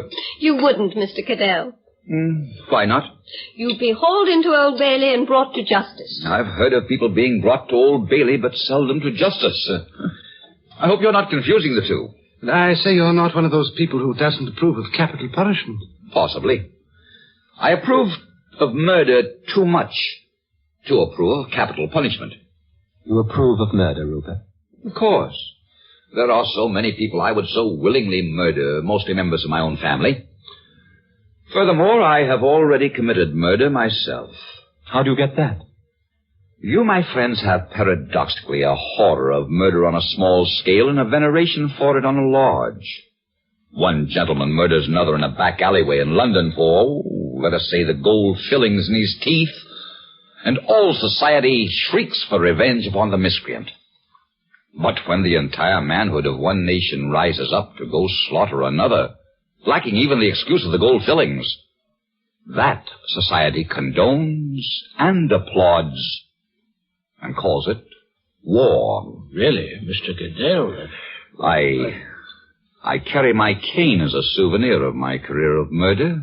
Why, you'd be the first to be horrified by real murder if it appeared under your nose. I wonder. You must have some moral standards. Really? I can't recall any. You wouldn't hurt a fly. Wouldn't I? I've hurt thousands in my time. Tell me, Miss Arden, have you moral standards? Lila? Oh, she believes in the 10 Commandments. Oh, surely not. Why? What's wrong with the 10 Commandments? Nothing whatever. I have no doubt they were of profound significance to the nomadic needs of the tribe to which they were delivered. Their inadequacy for today must be sufficient to condemn them. I don't believe it's possible to observe a one of them. The only one I'm sincerely capable of adhering to is that little stricture concerning my neighbor's ox and my neighbor's ass. And I don't believe I've got a neighbor so equipped. Oh, dear. Although it might be different if I lived in a rural area. Oh, no, I'm afraid I approve of murder most heartily. And, spilled the wine. Look, must we eat on this chest? I'm afraid so, Rupert. Let me pour you another glass. Well, thank you. Lady Kentley any better, Sir Johnston? Yes, I'm afraid she's still in bed. And how's Ronald getting on? Merely idling, just like you and Granillo here. Does he like it, or does he want to get back to Oxford? Oh, Granillo, he doesn't want to get back. He has a great time. Do I remember seeing Ronald's portrait in the papers recently? Something about winning the high jump or some other form of violent exercise. That's right. Oh, yes, I do remember. I remember quite well. There was a picture of me right next to it. Was there? I didn't know you were athletic, Mr. Caddell. Oh, no. There had been some unpleasantness with my publisher, and he was suing me for breach of contract. Ronald looked quite the healthier of the two photographs. I remember he was some 6 feet off the ground, hovering over the bar. Yes, he's a sprightly lad, is Ronald. Lively, full of life. All right, Grano? Yes. Went down the wrong way. Ronald's rather like Kenneth here, don't you think so? Good heavens, no. But he is. Oh, in what way? Well, he's a sort of general youthfulness. Ronald's rather like Kenneth here, don't you think so? Good heavens, no. But he is. Oh, in what way? Well, he's a sort of general youthfulness, too. I'm afraid they won't feel like that for long, though. No, they won't. Poor chap. Now, look here, Brampton. Don't quarrel with him, Raglan. The rest of us envy your clear-eyed youth and certain physical well-being. I had not realized the pleasure of mere walking until I found it necessary to hobble. I say, you really don't... I mean, you'd hardly notice Oh, sir... don't concern yourself, Raglan. In artistic circles, a limp is considered an asset. It sets one off. But really, I didn't mean to... You see what I mean. The same youthful clumsiness. Puppies gambling amidst the porcelain. You share that quality with Ronald, Kenneth. Youth. Youth? I'd say they were infantile. Ronald's only passion in holiday time was the movies. When I saw him at lunch, he was off to the Coliseum. Oh? But that's not the movies. There's a music hall, isn't it? I've heard. I've never been there in my life. I thought everyone had been to the Coliseum. Well, I haven't. Neither have I. Is that the place in the Haymarket? Do you mean to tell me, Granillo, that you have never been to the Coliseum? No, I haven't. Oh, dear. Why should he have? Oh, I really don't know. It just strikes me as, odd. Oh. You know, I'm coming to the conclusion that there's some ulterior motive about this chest picnic. What do you mean, ulterior motive? You mean it's done purely to make you spill things over your trousers? Something like that. Oh, I suspect much worse than that. I think they've committed a murder, and that chest is simply chock full of rotting bones. It's just the sort of thing for rotting bones, isn't it? It is, isn't it? My dear, you're right. I wouldn't let you see the inside of that chest for worlds. And don't you try to bluff me out and pretend you're willing to let me see one. But, my dear, that's just what I said I wouldn't do. Yes, but surely a murderer, having chopped up and concealed his victim in a chest, wouldn't invite all his friends to come round and eat off it. Not unless he were a very stupid and conceited murderer. Very stupid and very conceited. Which, of course, he might be. In fact, it's exactly what all criminals are. Oh, no. I don't think so. Well, now how about the books? We can all go in and browse about for a bit. Excellent. Brandon, you say there's a good deal of Baconian material. Come on, Kenneth. Let's pretend we both can read. Well, books aren't exactly my line, but I say the last P.G. Wodehouse was actually better. Well, Rupert, not interested in books? Only my own. You You look fagged out, Grano. Do I? I don't feel it. No? Look, what have you been doing with yourself? Doing with myself? Nothing. Nothing. Oh, touchy, Grano. I was sleeping most of the afternoon. Always puts me out for the rest of the day. Writing anything lately? Yes. A little thing about doves and a little thing about rain. Both good. Very good, in fact. Then, of course, I'm getting ahead with the big work. Is that going well? Oh, yes, very. Indeed, it promises to be not only the very best thing I have ever written, but the best thing I have ever read. May I have that ashtray, if you don't mind? I'll just reach across you. Oh, I'm sorry. Sorry to have bumped into you. No. So, you and Brandon leave tonight for Oxford. That's right. Arriving about 3 a.m. Peculiar form of enjoyment. Why? Lovely moonlight night. Moonlight. It's raining. It's not. Open the window and see. It is coming down. It's quite a dismal night, in fact. On such a night as this, there should be portents. Blood in the streets, you know. What do you mean, blood? Classical illusion. Oh. Would you want another, Rupert? No, you go ahead. A night like this demands a stiff bracer. Eh, Grano? Yeah. Yes. Grano. Hello? Grano, you're wanted. In here. I'm coming. Come along, Rupert. I'm all right in here. Won't you join us? Grano. There's no... All right. Excuse me, Rupert. Not at all.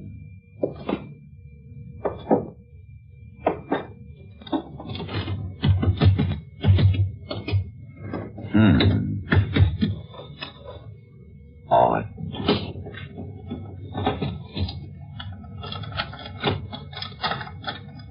Beg pardon, sir? Oh, yes, Sabo? I must clear, sir. I'll go right ahead. Thank you, sir. Oh, it's going to be a dirty night, eh, Sabo? Yes, sir. I suppose Mr. Brandon's still going? I suppose so, sir. Can I pour you some more coffee, Mr. Cadell? No, thank you. Have you been getting into trouble lately, Sabo? Trouble, sir? Yeah. Trouble? What kind of trouble, sir? Why? Have you a selection? Indeed, sir, life is full of trouble. I mean with your employers. Me, sir? No, sir. Why should you think so, sir? Well, I telephoned this house at 7:45, and I heard most hysterical noises.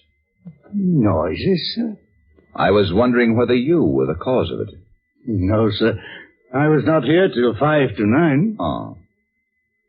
You were perhaps at the Colosseum. Pardon, sir, the Colosseum, the music hall? Yeah. No, sir, I haven't been there for many years. No.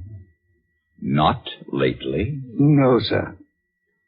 Tell me, Sabo, Mr. Brandon, has he... Mr. Brandon, sir? Yes. Mr. Brandon. What's all this about Mr. Brandon? I was asking the good Sabo whether Mr. Brandon would still travel to Oxford in all this rain. Wasn't I, Sabo? Yes, sir. I hope he told you we were. Sabo, is a sherry in here? In the cabinet, sir. I'll get it. What's a little rain, anyway? You take this inside, Sabo. That'll be all for the evening. Very good, sir. Good evening, Mr. Cadell. Good evening, Sabo. Do sit down, Rupert. You're stalking about like that always makes me nervous. All right, I'll just perch here on the chest. Do. It makes an admirable dais, does it not? Brandon, I just thought of something rather queer. Queer? What's that? All this talk of rotting bones in chests. What about them? Do you remember when you were an infant, Brandon? We used to sit about your father's fire and you would tell precocious stories to astound your elders. Yes, I remember. Do you remember your chest complex, Brandon? My chest complex? Yes. Whatever the story was, piratical, detective, murder, adventure, or ghost, it always contained a marvelous denouement with a bloody chest containing corpses. Well, just such a one as this one. You had a perfect mania for it. Don't you remember? Yes. I'd forgotten that. What about it, though? Oh, nothing. Just queer, that's all. You were a morbid child. I suppose so. Have one, Rupert? No, thank you. Why did you say queer? No, just queer. Us all talking tonight about rotting bones in chests. It just came back to me, that's all. Oh, I see. Well, happy days, Rupert. How's the old man getting on with his books? Going to take the entire library away with him, as far as I can see. I didn't know you were a book collector. What exactly is your line? Well, I've theories about some of the Victorians. Everything comes round, in time. For example? Well, Carlyle, for example. Theories of men who are willing to, rise above others, History is the story of remarkable men. Dear Brandon, Carlyle is an unspeakable person. He's got guts, anyway. The kind of angry righteousness which you don't get nowadays. Thank heaven. Well, I must get back to my guess. Aren't you coming, Rupert? Oh, right. I'll get the light. Oh, I've left the cigarettes. Go along in, Rupert, and I'll be in a moment. Right. First door on the passage, right? Right.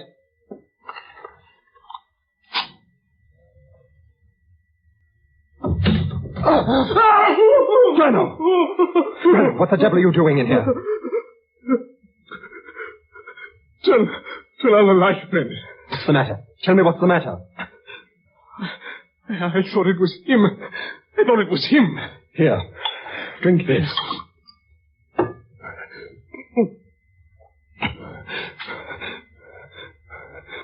Why were you sitting here? Why were you trying to frighten me? I wasn't trying to frighten you. I wasn't even sure it was you. Why did you want to sneak in like that? You got what you deserved. Hang you, you've upset me. I wanted to see if everything was all right. I'm sorry. I'll be all right. Give me some more of that. Get hold of yourself. Don't get drunk on that. What's the matter? Pull yourself together. Come on. You can stop it if you want to. Grano, come on.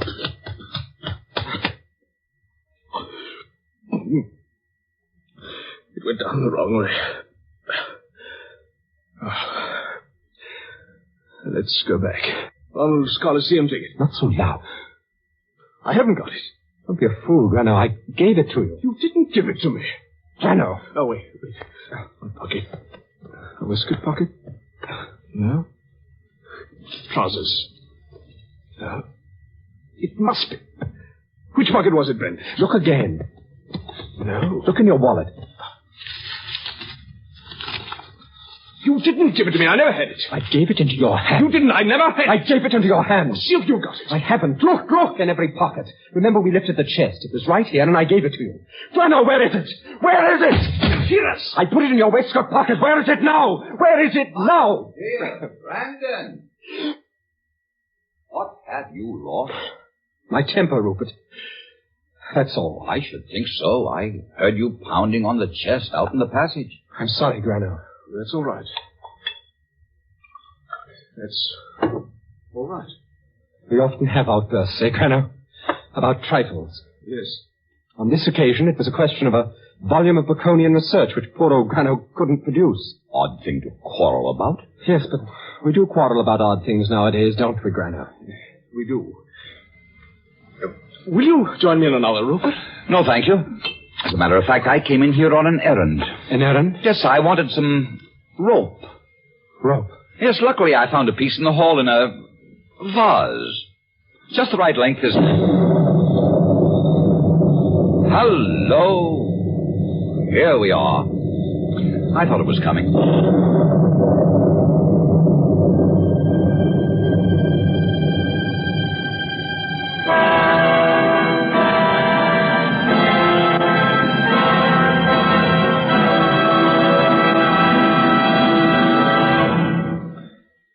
In a moment, Act 2 of Rope, starring Victor Jory and Herd Hatfield.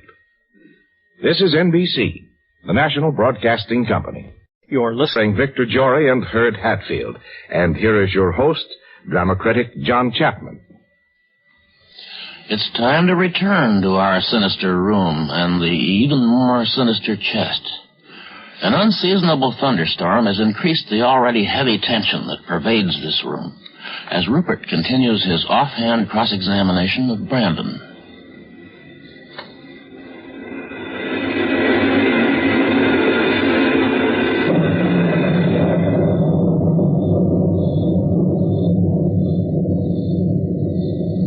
Well, quite a storm, eh, Brandon? What did you want that rope for, Rupert? Well, the young people are busy, doing up the old man's books, and they need a bit of rope to tie up the... Well, a bit nervous, Grano? Don't like the thunder? Where's Sebo? You'd better mop it up with your handkerchief. Whiskey and varnish are not the best of friends. Did you hear that, Kenneth? I'm coming. I'm just terrified of thunder, aren't you? Well, I wouldn't exactly say that. Be careful with the books, Kenneth. Oh, dear, it's simply coming down in sheets, isn't it? Surely you two aren't going up to Oxford tonight. Certainly we are. But you can't. You'll be flooded. Did you locate a piece of rope, Cadell? Yes, sir, I did. Most conveniently tucked away in a vase in the passage. Odd place, huh? Very odd. Not really. Sherlock Holmes kept his tobacco in a Persian slipper. Oh, so he did. All right, Kenneth. You hold the books while I manage the rope. If you'll excuse me, Brandon, I'll go back to the rest of the books. Of course. Don't clean me out, sir. What? No, of course not. Grano. What? Do tear yourself away from the sideboard and see to Sir Johnston, inside. In a moment. Will you go in? Now. Just stop for a spot, that's all. He's feeling no pain, eh? Came on quickly. Grano never could hold it. Listen to that one. Are you afraid of storms, Lila? It's hereditary. My mother hides in cupboards. Really? If it comes on again, you shall probably all see me take a violent plunge into this chest. Can you get in, or is it locked? Brandon, I said, is the chest locked? Sorry, I was looking for a match. You can get into it if you want to. Isn't there a lock on it, though? Yes, there is. But we've forgotten Rupert. He's got a murdered man in there. That's right. Put your finger on this rope, Kenneth. The parcel won't hold still. Now, he's been committing murder.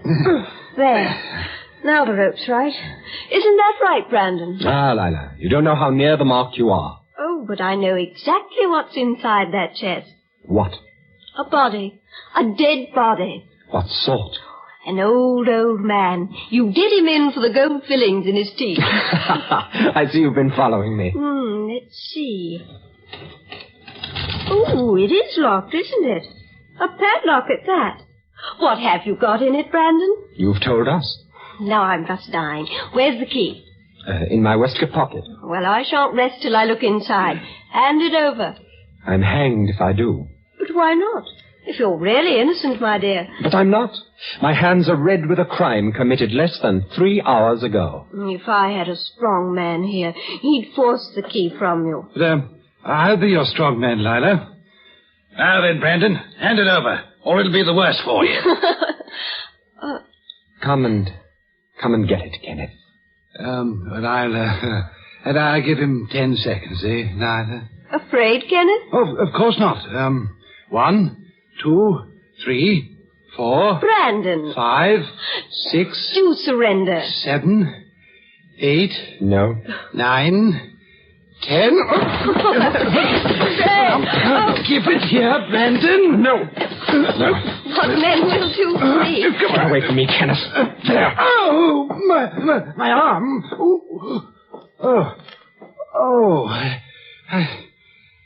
I say, Brandon, you could have broken my arm, you know. Gave it an absolutely foul tug. Kenneth, I'm so sorry. Really. Sorry, Lila. I tried. I think he's a beast. Only a desperate criminal. How fearfully interested in crime we all seem tonight. Why, we can't even let Brandon commit this in peace. Rupert, did you mean it before when you said you approved of murder? Yes, I suppose so. Oh, but you couldn't. Your conscience wouldn't let you. Ah, but have I a conscience? He's quite right. And for one who hasn't a conscience, I can understand murder being an entirely engrossing adventure. You mean a motiveless murder? Yes. Doing someone in for fun. What a peculiar notion of fun. The only trouble with that sort of thing is you're bound to be found out. Why should you be found out? Because, my dear Brandon, it would not be motiveless at all. It would have a quite clear motive, vanity. Such a criminal would be quite unable to keep from talking about it. He can't. He won't hide. He wants to boast. To give himself away, they always do. Suppose your murderer, I mean a really clever, brilliant, and competent murderer, knew that and went out of his way not to be caught. I'm talking of a genius at it. You are? But then he couldn't help talking about the fact that he was so brilliantly clever. He'd give himself away just the same. But suppose that he was so very... Your pardon, Brandon. Of course, Sir Johnston. I must be off, and I should like to use your phone, if I may. Of course. On the table, sir. Thank you. Grosvenor 8432. Yes. It's about time I'm off, Brandon. Can I drop you somewhere? Hello? Oh, no, thank you. Oh, is that you, my dear? I'll get a cab. Well, it's no trouble. No, he's not here. But, I thought he was home. Yes, I'll be along soon. Goodbye. Lila. Yes, Sir Johnston? Ronald hasn't come back. You said he'd been to the Colosseum tonight, sir? That's right. The bill was over 2 hours ago. He was expected back for tea. My wife is worried. Well, he probably had trouble getting a cab in the rain. He'll be there when you get home. Yes, I expect so. I have your hats and coats in the hall. I've never known Ronald to fail an appointment. Very odd. Well, thank you for a charming evening. I shall always remember it when I read the books you so kindly gave me. A pleasure, sir. I'll help you on with your things. Good night, Mr. Cadell. Oh, but I'm leaving now as well. Night, Brandon. Good night. Good night, my boy. Good night.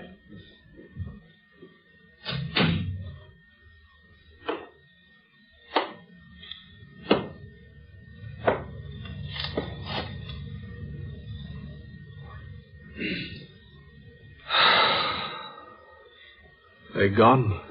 Gone. Grano, I think I'll sit down. Well, I've got to have another, Brandon.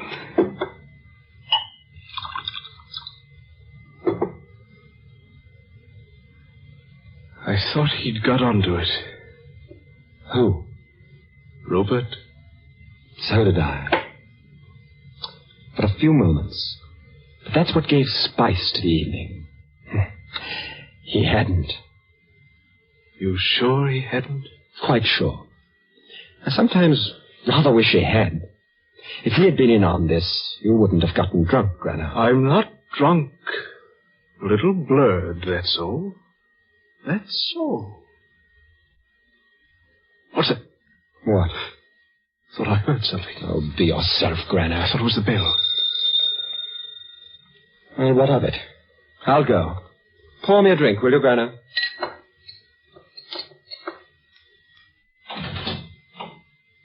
Oh, Rupert. I left my cigarette case, Brandon. I don't suppose you've seen it? No, I haven't. May I come in and look about? Of course.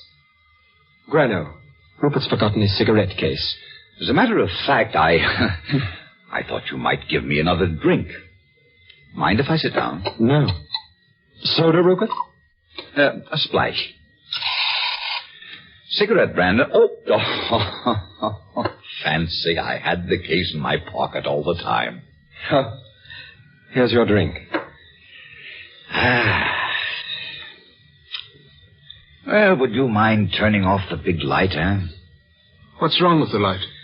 You see, I'm a creature of half-lights. They make me more comfortable. I hope you're not going to make yourself too comfortable, Rupert. You know we've got to be off before long. Oh, yes. What's the time? 25 to 11. Oh. Well, I expect you're wanting to get rid of me. Not at all, Rupert. I hope not. I'm full of melancholy, and I don't want to go home. You must bear with me.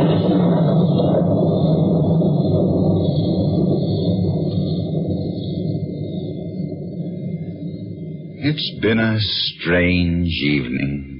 Strange evening? Why? Why strange? I can't tell you, that's my trouble.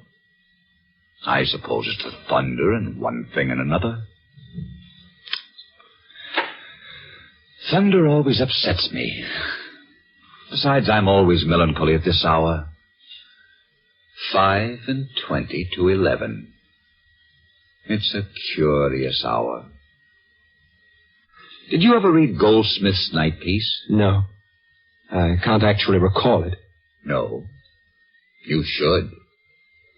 It's about the city at night.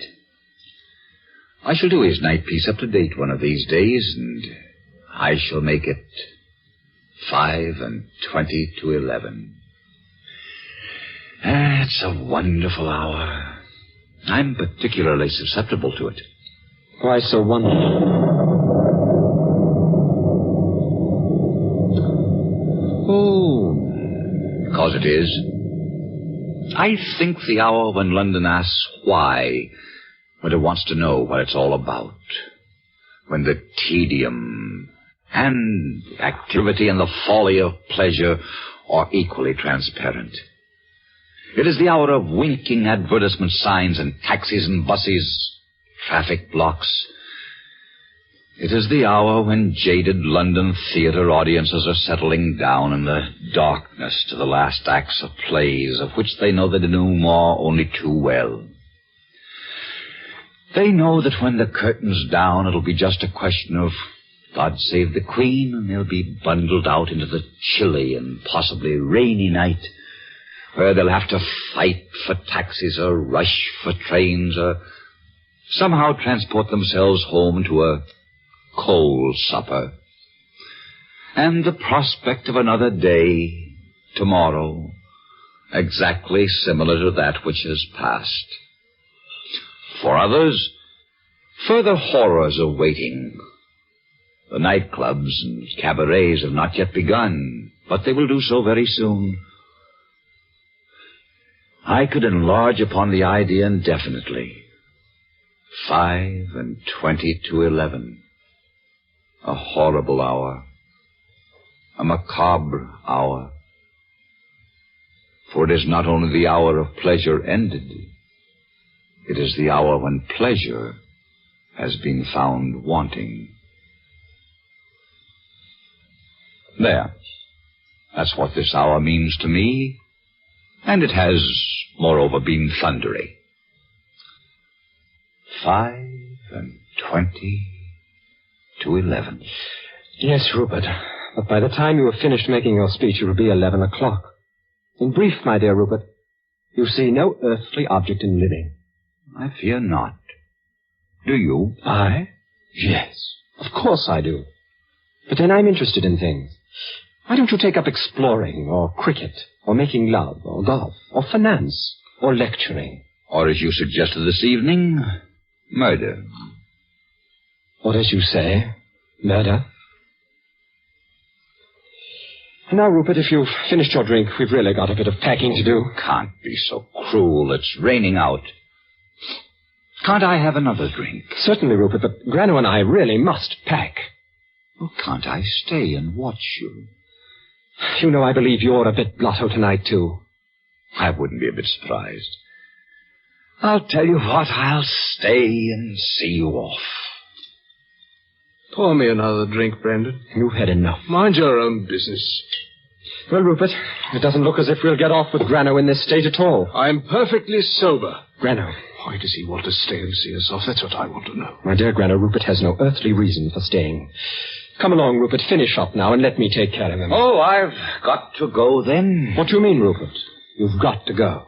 I don't want you to go. You don't? No. All right, then. I'll stay. Don't bother. I'll mix myself another drink.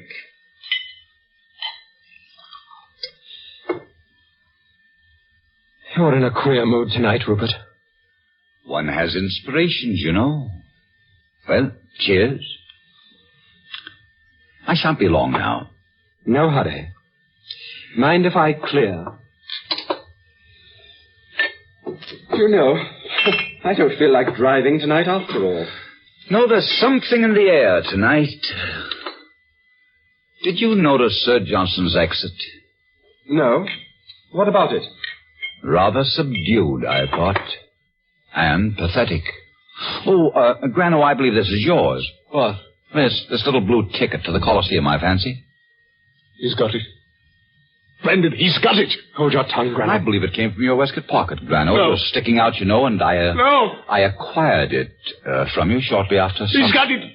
He's got it. Quiet, Grano. Quiet. Hold your tongue. Rupert, Grano is obviously upset. Would you oblige me by leaving us? Why don't you tell me your trouble, Brandon? I might be able to help. Are you going, or are you not? No, Brandon. I'm not. You see, I'm rather awkwardly situated. You are something more than that, my friend. Oh? How's that? You are very dangerously situated. Perhaps not. I have a revolver, Brandon. It's loaded.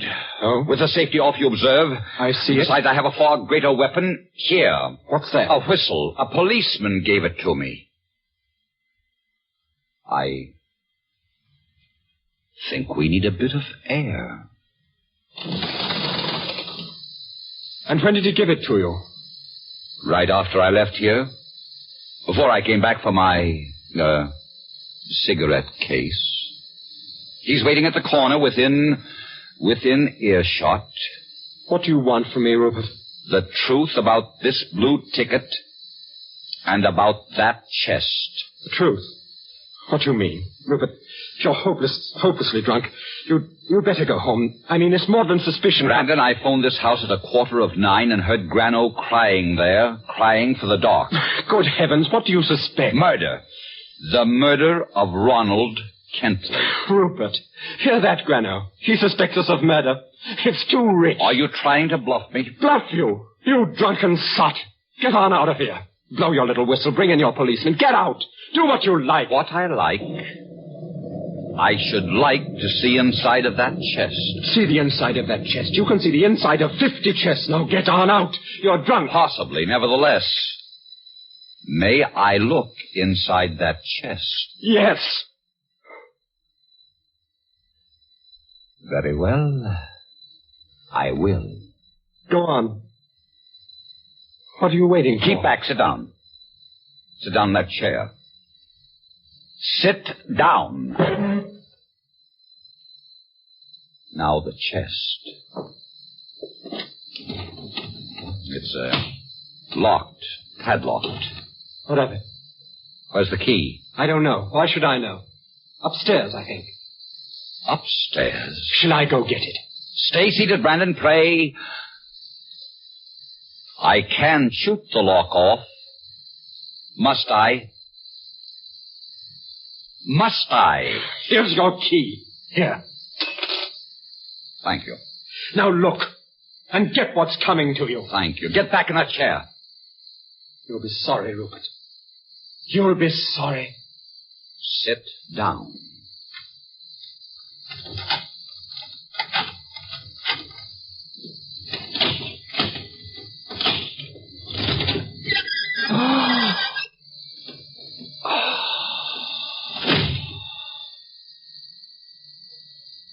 You dirty swine. Rupert, I want to talk to you. Poor Ronald Kentley. What had he done to you? Rupert, listen. Listen to me. I want to explain. Explain? I'm at your mercy now. I can explain. Judge me, but listen. Well, Rupert, you're an enlightened man, aren't you? Yes. It's in your power to have me hanged. Yes. Remember our talk tonight about the Old Bailey and justice? Well, you said it yourself. You wouldn't be giving us up to justice. And something else. You're not a man of morals, are you? No, I'm not. Now listen, Rupert, listen. We have done this thing, Grano and I, for adventure and danger. You read Nietzsche, don't you, Rupert? Yes. He tells us to live dangerously. You know, he has no more respect for individual life than you. He tells us to live dangerously, and we have. We've done this thing. Others only talk. Do you understand? Listen, Rupert, you're the one man to understand. You can't give us up. 2 lives can't recall 1. Our lives are in your hands. You can't kill us. You can't kill. You're not a murderer, Rupert. What are you? You're not a slave to your time. In the days of the Borgias, you'd have thought nothing of this. You're an emancipated man. You can't give us up. Rupert, you can't. You brought up my own words to my face. And a man should stand by his words. I'll never trust in logic again, ever. You imply I hold life cheap. You're right. Your own included. What do you mean? I mean you've taken by strangulation a very harmless and helpless fellow creature of 20 years. I mean that in that chest now lie the staring and futile remains of something that 4 hours ago lived and laughed and ran and found it good. Laughed as you could never laugh, and ran as you could never run. I mean that for your cruel and scheming pleasure, you have committed a sin and blasphemy against that very life which you now find so precious.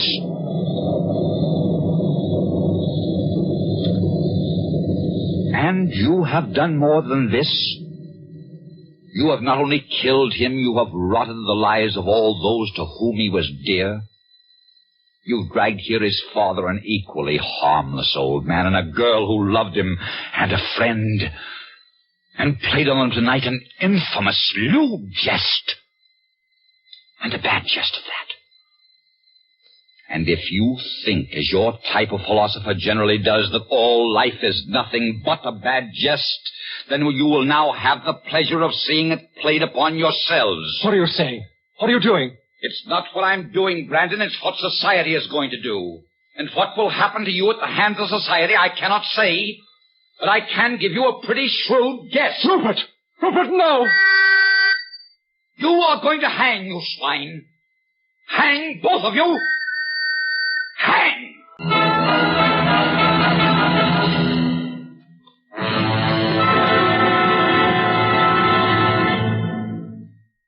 You have just heard the Best Plays production of Rope by Patrick Hamilton, starring Herb Hatfield and Victor Jory. And here again is your host, drama critic John Chapman. I suppose there are 2 morals to this excellent melodrama. It's been very well played by Mr. Hatfield and Mr. Jory and their company. I'd say that one of the morals is that murder is nasty business. And the other one is that very often it makes for good theater, as it has this evening, I think. And now, let's think about next week. We like to mix our plays up on this program, so the next one will be a comedy. Samson Raffleson's Skylark, which was a great success for the late Gertrude Lawrence and Donald Cook. Mr. Cook will be playing his original role for us, and Miss Lawrence's part will be played by June Havoc. This is Chapman saying goodbye until next Friday. And again, may we call your attention to next week's program on Best Plays, the gay comedy of Samson Rachelson's Skylark. The parts will be played by Donald Cook, who appeared in the original role, and Miss Lawrence's part will be played by June Havoc. You're most cordially invited to attend next week at the same time for Best Plays. Rope by Patrick Hamilton was adapted for radio by Ernest Kenoy. In the cast were Herb Hatfield as Brandon, Victor Jory as Rupert, Lloyd Bachner as Grenolo, William Podmore as Saddle, Ivor Francis as Raglan, Deirdre Owens as Lila, and Guy Spall as Sir Johnston. Best Plays is an NBC production supervised by William Welch and directed by Fred Way. This is Robert Denton speaking. We are about 4.5 hours into the night, dear listeners, and you're staying up with Greg on the nighttime show here at WOTR Radio.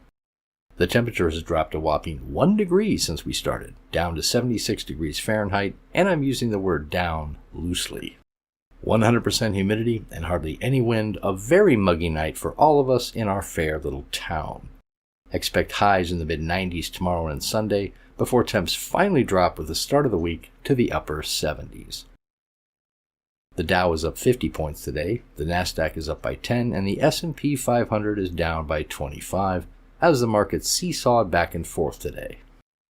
Pork futures are up 20 cents, beef is up 8 cents, and corn and soybeans remain the same at close of market. A reminder that the monthly PTA meeting is being held next Wednesday at Jefferson High School in the cafeteria at 7 p.m. as always. Anyone who wishes is invited to attend. Wortham's Candy Shop is having a special one-day sale on Monday. Buy any 10-piece bag of candy, get the second one at half off. That's right, half off the second bag. If you've got a sweet tooth, Wortham's is the place to go on Monday, or any day. Our newest proprietor here in downtown, between 4th and 5th Street on Main. All right, next up is a suspenseful love story from CBS Radio Mystery Theater, The Eighth Deadly Sin, starring Patricia Elliott, Larry Haynes, and Ian Martin. In this one, a button-down writer falls for a beautiful actress with a reputation for getting into risky and wild situations. And when she places a high-stakes gamble that also risks her life, the relationship starts to show the strain. I really like this one, although it is a bit different from Mystery Theater's usual fare. It aired on March 21st, 1977. You're listening to WOTR Radio.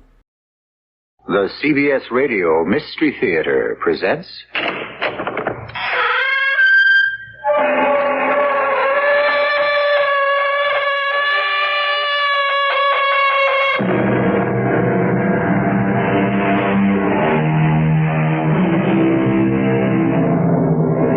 Come in. Welcome. I'm E.G. Marshall.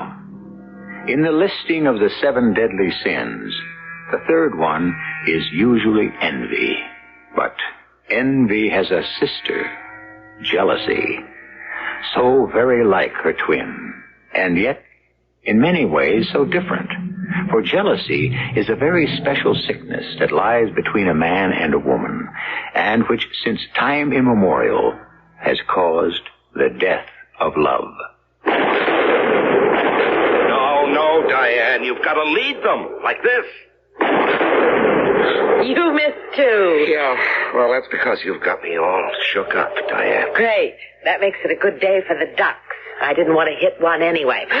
Oh, now can we get out of this cold, damp blind, or whatever you call it, and go pretend we're civilized human beings? Well, if I take you back there, will you act like one? What does that mean? Diane, will you let me make an honest woman of you? Our mystery drama, The Eighth Deadly Sin, was written especially for the Mystery Theater by Ian Martin and stars Patricia Elliott and Larry Haynes. It is sponsored in part by Buick Motor Division and Contact, the 12-hour cold capsule. I'll be back shortly with Act One.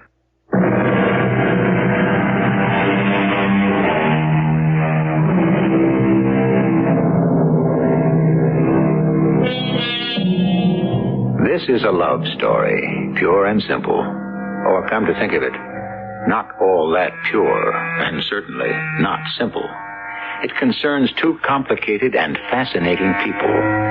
Two people well enough known in their public lives to be, if not celebrities, at least household names. But two people whose private lives they have maintained peculiarly as their own. The first can speak for himself. The other will have no trouble in establishing herself as time and our story develop.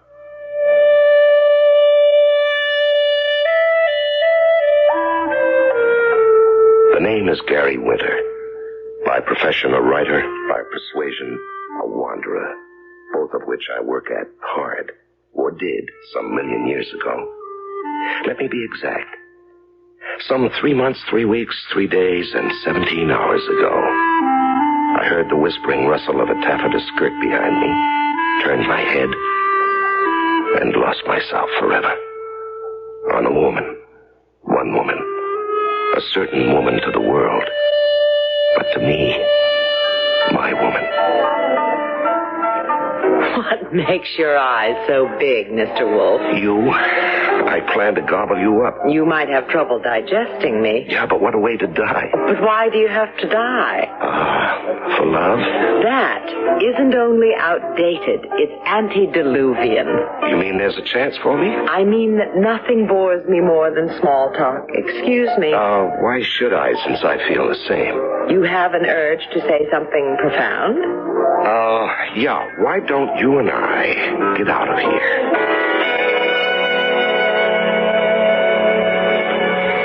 My name is Diane Summers.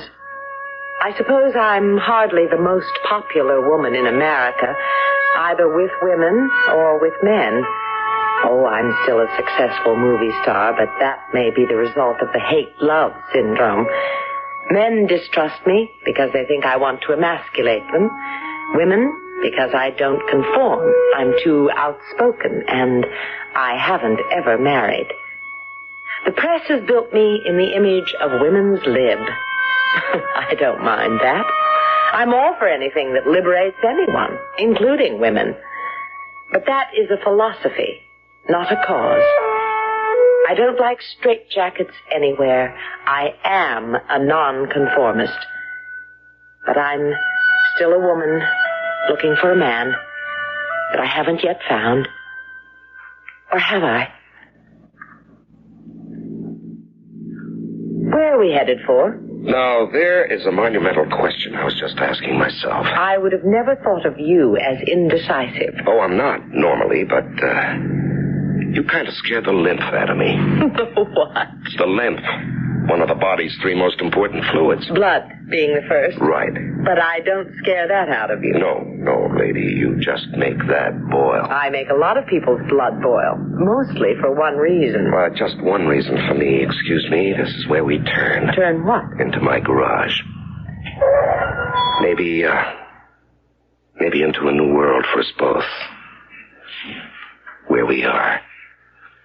Not alone anymore. The way it began, Gary and me. When we met, I knew who I was, or thought I did. I know Gary was sure.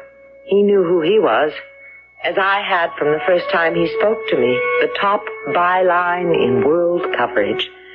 Wherever the action was, that's where you'd find Gary Winter. And the man could write like a dream. There was no question we were made for each other. Or to destroy each other. The only question was, which was it going to be? No, Diane. You've got to lead them like this. You missed too. Yeah. Now, that's because you have me all shook. Great. That makes it a good day for the ducks. I didn't want to hit one anyway. Oh, can we get out of this cold, damp blind, or whatever you call it, and go pretend we're civilized human beings? Well, if I take you back there, will you act like one? Why? Isn't it time we were married? Not really. Who says? You? You want to be married. No, I didn't say that. You didn't have to. Diane, I'm going away on this African story, and Lord knows when I'll be back, or if. You'll be back, lover. You are indestructible. Oh, no, I'm not indestructible. Nobody is when the bullet with your name on it finds you. No, I'd like to buy a little piece of immortality. We haven't much time left for that. I mean you, darling. That's all I need. Something to leave whatever is left over of me. I must say, this is the most lugubrious proposal I've ever listened to. Well, it would be if I really thought for a moment I wouldn't turn up again. Hey, listen.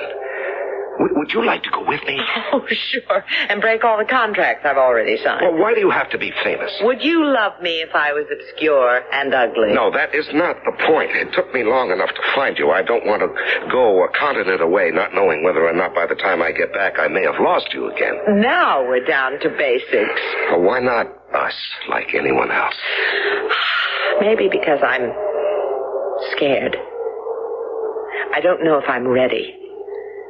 I'd ask an awful lot, Gary. I have an awful lot to give. But it doesn't make much sense for us right now.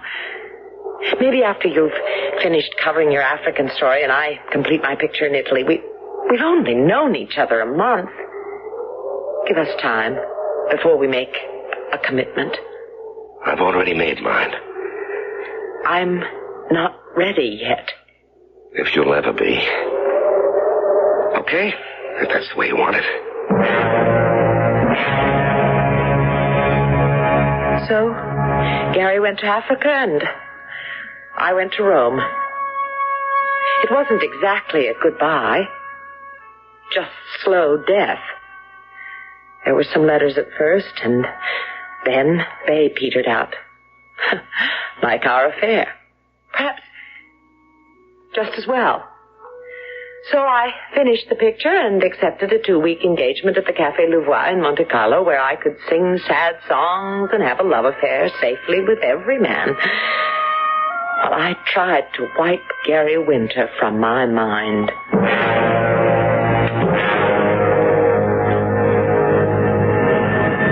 The African thing was more than I bargained for. I got trapped behind the lines, and it was 2 months till I got back to civilization.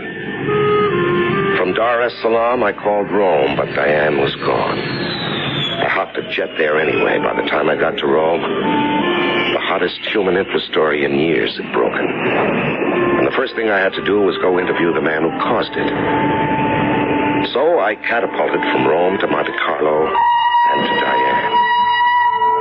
From the window as I ride, I can see the shimmering beauty of the Mediterranean. And above my head, the sun is swimming in the bright noonday gold. The color of the sea is a woman's eyes, and the sun is the burnished gold of her hair. One woman, and the churning rush of the wheels makes a song of her name in my blood. Diane Summers, Diane Summers, Diane Summers.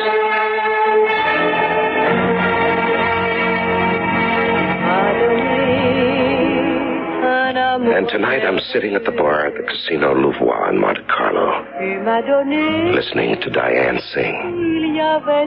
Suddenly I can't bear to share her with the entranced crowd. I leave my drink untouched and thread my way through the tables and backstage.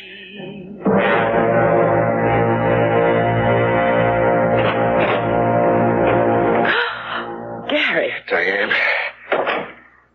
Surprised? Well, shouldn't I be? You left me a half a world away. You didn't even leave me that. You carry my whole world with you. Still? Yes. Diane, why did you run away from here? I didn't run away. I finished the picture. You were in the heart of deepest Africa. I had an offer to sing at the casino. A fabulous offer, I might add. Why not? I like it better than Las Vegas. And you did stop writing. Well, the mail service in the African bush is lousy. Oh, my darling. Gary, aren't you going to kiss me? I don't know. What's wrong? Nothing. Everything. No, for 24 hours. Ever since I heard your name again and found out where you were, I've waited for this very moment. A schoolboy at his first exam, an explosion about to happen. And now it's here. Yes, Gary. It's here. It's real. It's happened. Oh, Gary, how long can you keep a girl waiting? This long. I think perhaps I want to sit down. Me too.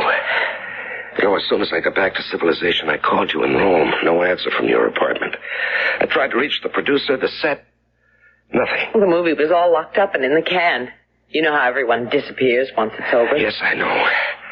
I called my paper in the States. They said they'd track you down. But first, there was this assignment they wanted me to cover as long as I was in Italy. And once I talked to the guy, I didn't have to find you anymore. He told me where you were. Diane, were you trying to hide from me? Hardly. With my name in lights 3 feet high in front of the casino. Well, why didn't you leave word for me? I just didn't think of it. I see. Why did you stop writing? Because I thought you had. You sure? What else? Another man. Or men. Oh, now that's childish. Well, I'd still like the answer. Why do you always have to question everything? Because I'm a writer, maybe. Why do you hate answers? Maybe because I'm a woman. Or because you have a guilty conscience. Guilty? Guilty of what? Because there was another man, at least one. Where did you get that information? Now, why should I hide anything from you? In jail, beloved.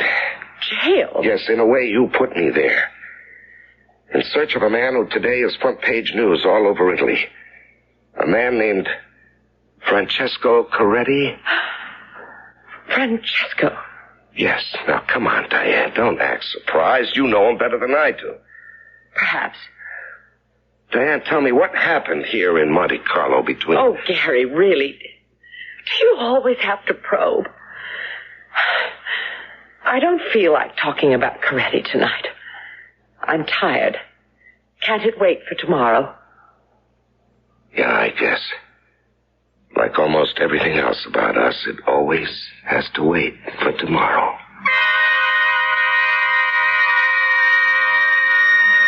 So there it was again. In the brightest moment of reunion, the flaw revealed, the wound open. The thing that stands between Gary and me always. Trust, belief, whatever you want to call it. The basis of any commitment, because every woman's instinct told me that what had passed between Francesco Coretti and me, he could never understand.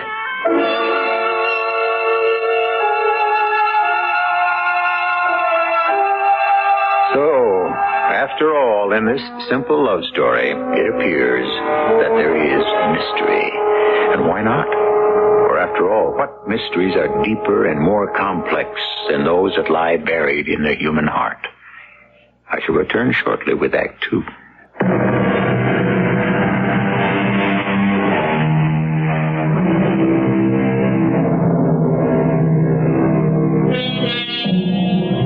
Francesco Coretti, on the front pages of every newspaper in Italy. If I told you that he is the idol of every flower girl, teenager, middle-aged matron, to say nothing of a large cross-section of the male population, what would you guess? An Italian Elton John? An Etruscan John Denver? None of these. What makes him a national headline?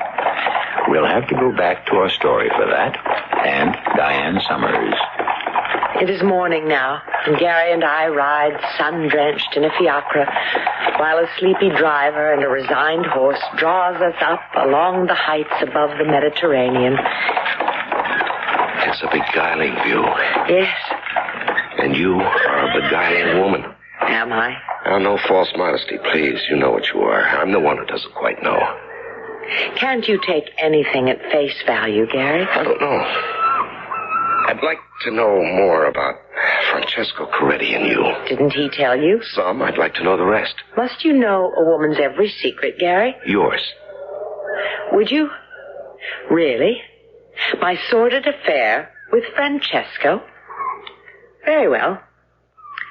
Here's a young man, a nobody, really a nothing, who is a diamond courier.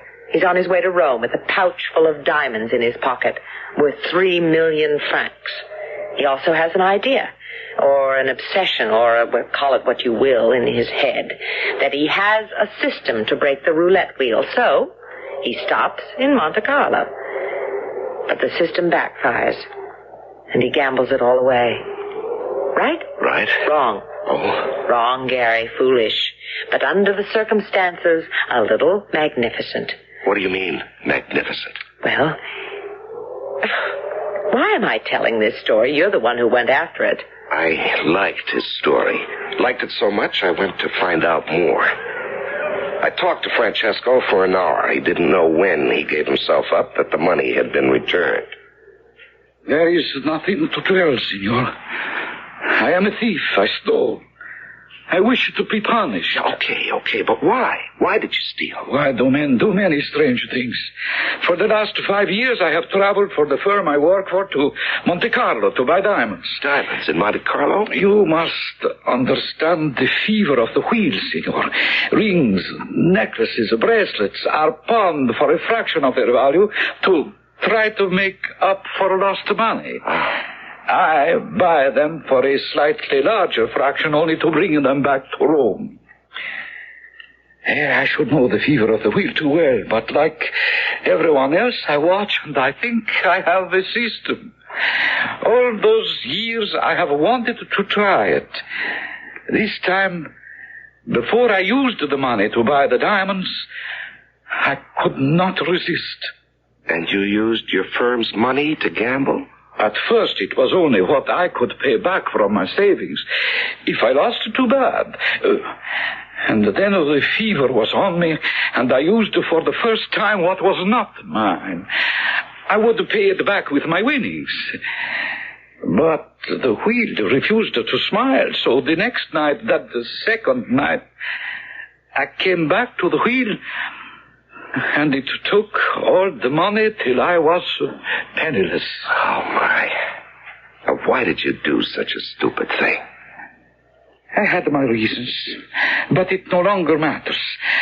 The first only was important. But you'd resisted all these years. Why this time? I will not say. Don't you realize what a story you are? The whole country is buzzing. Walk out in the street and 1,000 dark-eyed beauties would marry you tomorrow. You are one with the heroes who become immortal lovers. Of course, there's the answer. A woman. There has to be a woman. That's what you meant by the first, huh? No, of course, a woman. Now, why didn't I see that from the beginning? Now, tell me, what was she like? Oh, she... Come on now, just between us, Francesco. You want to talk about her? What was she like, huh? Oh, Signor, how could I say? Have you been in the north of Italy, where our women are blonde and their skin shines as if it had been washed in the sunlight?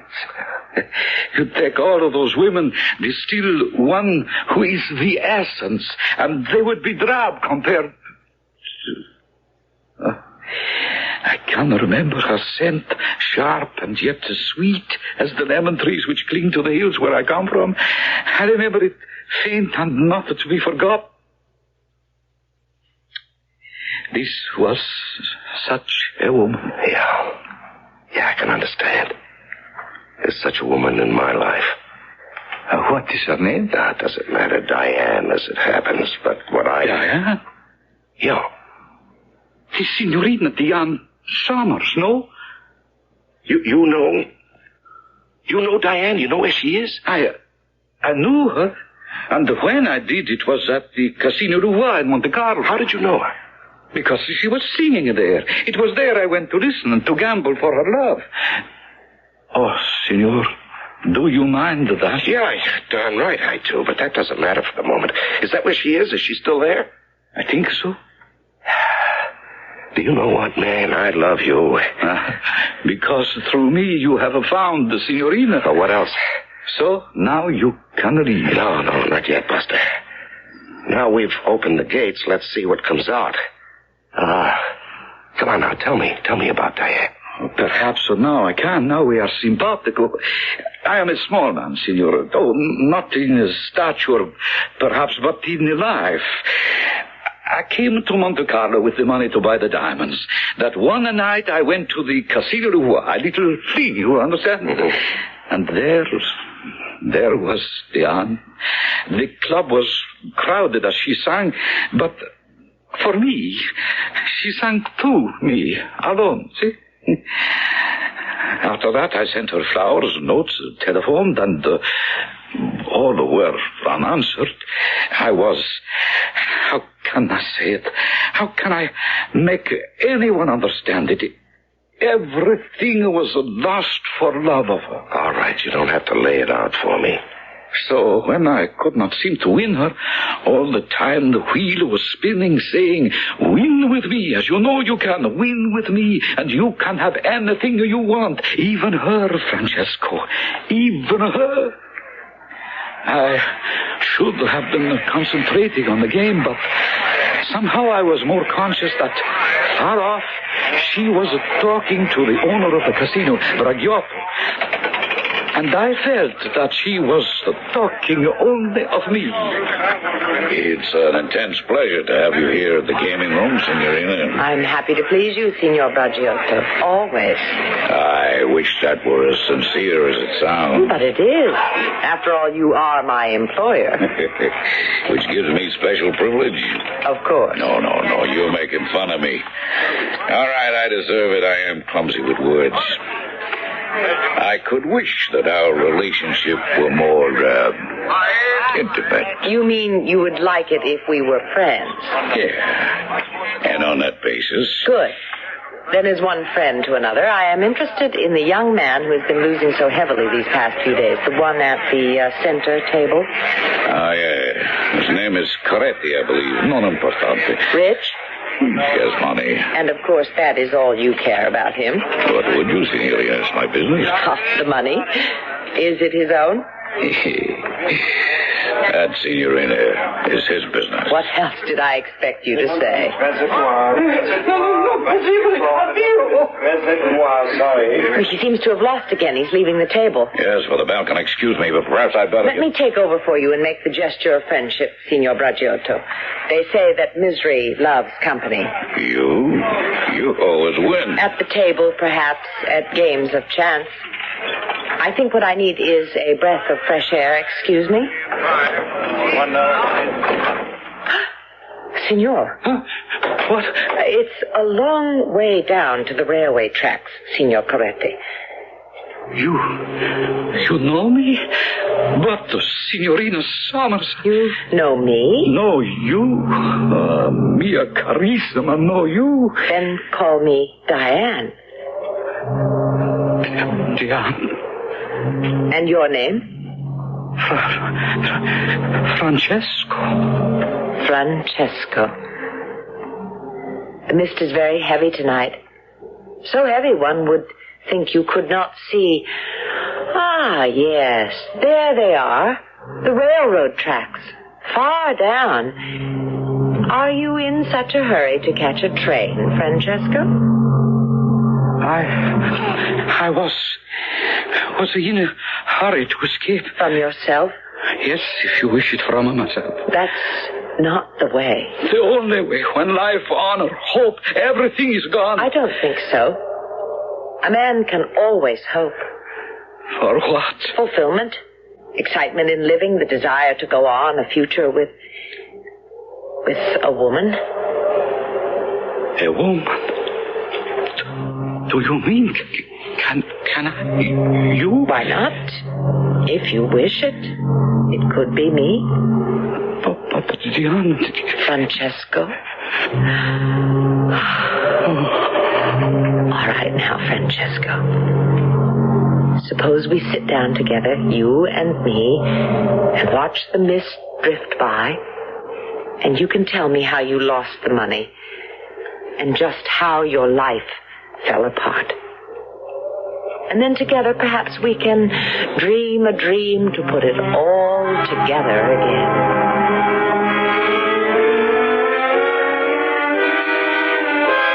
And suddenly, I had to pour out my whole sad story, and she listened and smiled softly and washed away my tears as tenderly as only my mother did a long time ago. And I thought how near I had been to death, and how close I was to heaven that moment. And I remembered, as I shall remember all my life, that one kiss. So I listened, and I came back to Rome, and I gave myself up. Today, I am a very important personality, because I insist on being polished. No, I am not worth that. But she... Sanctissima. Signor Coretti, I don't know what to say. You think, she's really in love with you? Signor Winter, that is a miracle in which no man would dare to believe. Diane, was it you who returned the money for him? Of course, my beloved inquiring reporter. I was the culprit. I returned the money. But why? Why? Oh, perhaps a little for love. Love? Oh, come on, Diane. You can't be telling me that you could love this nobody, this idiotic male Elsie Dinsmore. A nobody, yes. Idiotic, of course. But oh, what a romantic gesture he made. What woman could resist him? Maybe it was just a maternal instinct. Tell me, just how did you bring off this really impossible trick? Trick? Yeah. How did you create 3 million francs out of midair and return the money that was stolen? Ah, that was easy. Remember Gino? Who? A man, darling. They do have their uses every now and then. No, we are not going to meet all the men in Diane's life. There are limits of time and space. But we are heading for the answer to some questions. And perhaps some answers that Gary would prefer not to have. If you'll rejoin me shortly for Act 3.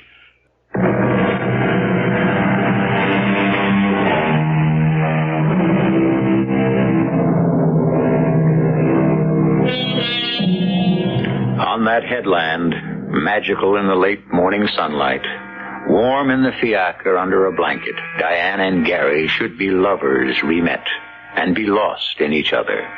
But instead, there are things still unexplained that lie between them like a sword. First one man, Francesco, and now another, the manager of the casino, Gino Braghetti.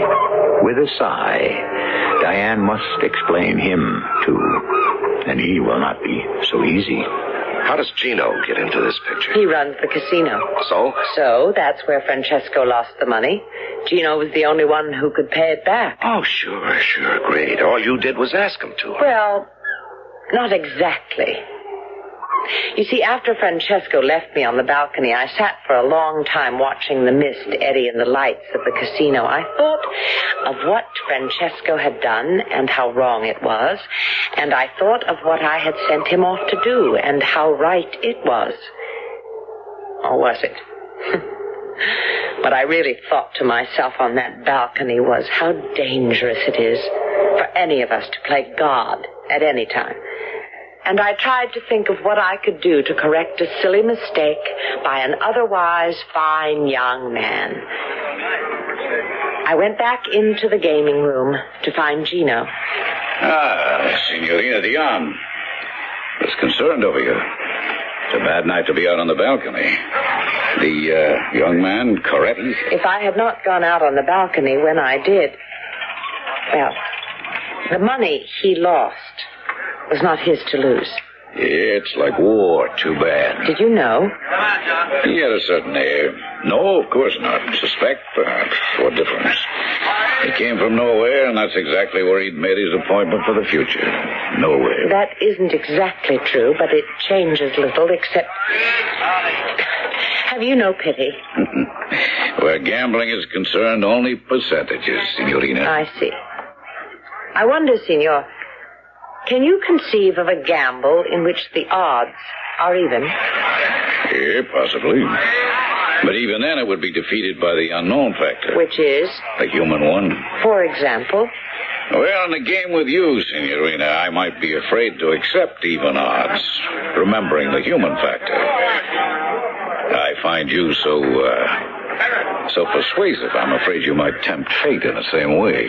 Meaning you wouldn't risk a game with me? Well, that, of course, would depend on the stakes. How about for all the money young Coretti lost? One game. Win all, lose all. I think by all odds this must be a private game. Will the Signorina be kind enough to follow me?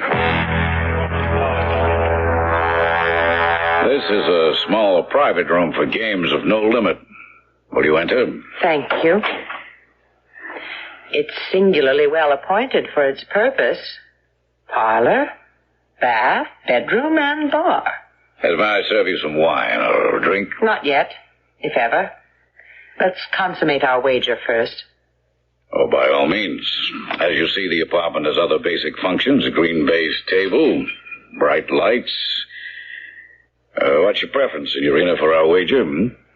Chemin de fer, piquet, Pantheon? As long as I'm American, I'll ride with the dice. Not the best odds. Or the horse. 21 would favor you more. I'll stick with the dice. As you prefer. And while we're speaking of odds, Diana. Oh, I beg your pardon? Think nothing of it. What's a name between friends? I will hope that's a prophetic statement. We were discussing an even game, but I'll try to better those odds for you. The dice are yours. You're most gracious, Signor.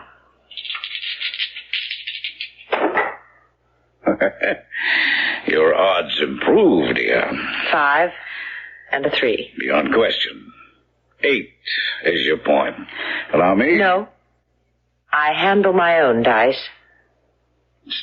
Take your hand off mine. There's one question first. If I lose, I can pay. Can you? I think you can trust me, Signor. I always pay my debts. I wanted to make sure that we understood each other perfectly. My profound apologies, Benissima. The dice are yours. Buona fortuna. There it was. The whole story neatly packaged and delivered. A man saved first from death and then from dishonor. And a daring gamble by the incredible woman who nestled by my side in a hired carriage as we drove back down the hill to her apartment. But all the way through the slanting afternoon sunlight, something nagged at my mind, incomplete, unanswered. And suddenly I had it. The question, which seemed to scream for an answer. Home, Gary. Yeah, home. What's the matter, darling? I've been thinking. Oh, such a dangerous occupation. Yes, isn't it? I've been thinking about 3 million francs. That's what I like about you. Your thoughts are never small. Yeah, this one is small and very mean, but it's there, and I've got to know. Maybe you'd better let it go. No, I can't. That's what I was afraid of. So? 3 million francs. That sounds like a figure in the national budget. It's a lot of money, so? So, if you had lost your game of chance with friend Gino Bragiotti, could you have afforded to pay? I'd hoped you wouldn't think that question was necessary. Oh, but I do. Then I'll answer it the way I answered Gino.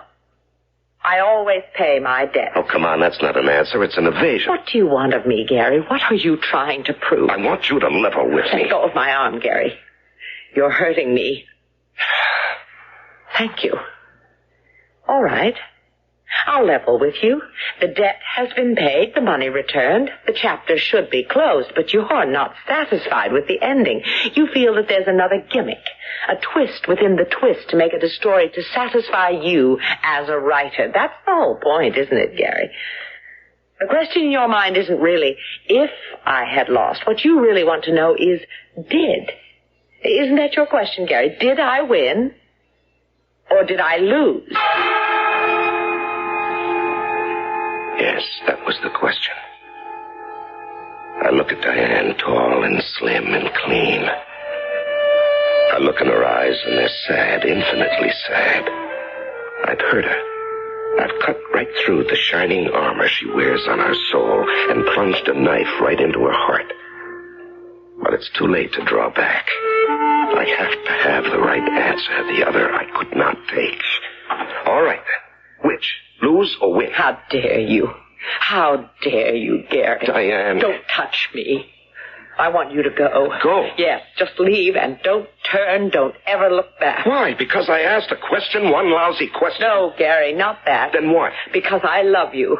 And I suppose will always love you because you love me, but will never trust me. It is as simple as that. Simple? Yes. There's nothing complicated about faith. You either have it or you haven't. You haven't. And there is one thing about me that will never change. Whatever I am, you must take on trust. That's why we're no good for each other. So there's the real answer to your question, Gary. It should never have been asked. Goodbye.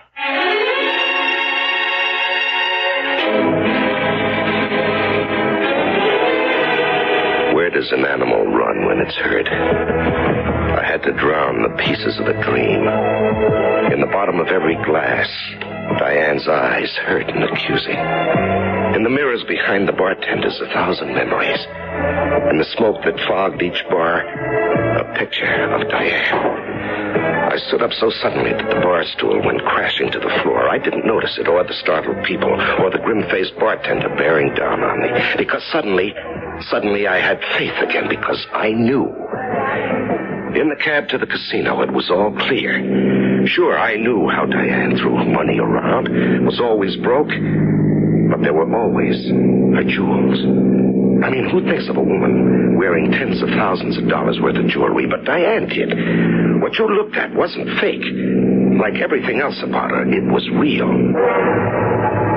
But she wasn't at the casino. I ran through the streets to her apartment, my newfound faith bright and shining, a gift to bring her. The rooms were deserted. Even her perfume was beginning to fade. Just one thing was there. A note on the rug inside the door. I thought it was for me, and so I opened it. Now listen to Diane. Last night I gambled and lost. The stakes were high, but on my side meant little. It was only money. May I hope that you are not gone forever. If you return, I can only hope that our game is not ended. Signed, Gino. So here I am alone in Monte Carlo, with no one to blame but myself. What is there left but to go join Gino, losers weepers? We have up you. You're out of credit, senor. Yeah, that makes two of us. I ought to belt you one. Because you're a loser? No, not at the tables, with Diane. Oh. We are comrades in misfortune. Now, what the devil does that mean? Now, don't get violent again. I only meant that we both, well, what should I say, have loved and lost. You mean that? Why would I lie? What would I gain? So, senor, you see, the house doesn't always win. So now I'm on the terrace looking down through the mist at the twisted ribbons of the railroad below. And perhaps I feel very much as Francesco did in his moment of truth. What I feel is very, very humble. Were you thinking of jumping, Gary? What? Diane. I had to come back. Were you? Thinking of jumping? Yes. No, not for a moment. I was wondering how I could find my way back to you. That's what I thought. Until suddenly I was here. Do you mean you want to take a chance on us? I'm here. Yeah, but I'm possessive, difficult, and obviously stuffed to the eyes with male hormones. I'm quick to resent, independent, and quite frequently insufferable, but I love you. And I'm a gambler. What are you gambling on this time? Nothing. Not a thing. I'm just betting that you and I don't have to gamble on anything for the rest of our lives, except each other. Diane, you just won the parlay of all time.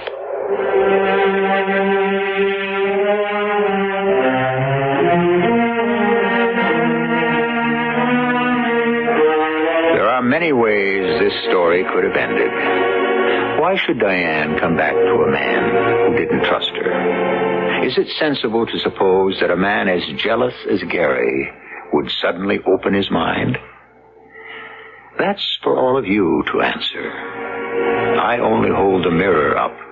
What you see or hear in that reflection, I can only hope is what I thought you would. I shall return shortly.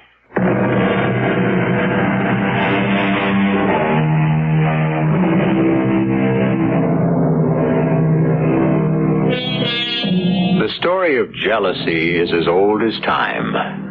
From Lilith Adam's fabled first wife, who, for jealousy of Eve, became the serpent who passed the fatal knowledge that drove them out of Eden, through Othello, who killed his love Desdemona for jealousy, down to today, where someone in every morning paper is a story of jealousy and the destruction it causes. Almost every story of jealousy ends tragically. I thought, for once, we should have one with a happy ending. Our cast included Patricia Elliott, Larry Haynes, and Ian Martin. The entire production was under the direction of Hyman Brown. Radio Mystery Theater was sponsored in part by X-Lax. This is E.G. Marshall inviting you to return to our Mystery Theater for another adventure in the macabre. Until next time, pleasant dreams.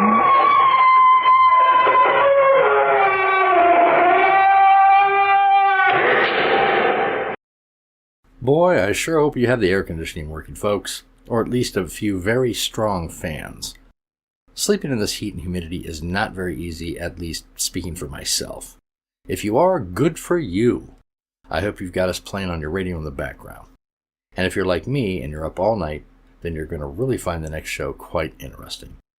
Something I haven't played before. This show was called Biography in Sound, and it ran from 1954 to 1958 on NBC Radio. A documentary series that featured a different famous person each week. It was quite popular back in the day, with biographies on Babe Ruth, Winston Churchill, W.C. Fields, Fred Allen, and many others. Tonight we're going to play the episode on Frank Lloyd Wright, the famous American architect, which originally aired on August 7, 1956. Now, if you're not at all that familiar with Wright or his buildings, this should be educational for you. And if you already are, I will bet you still learn quite a bit about him and his work. Settle back and stay cool, dear listeners.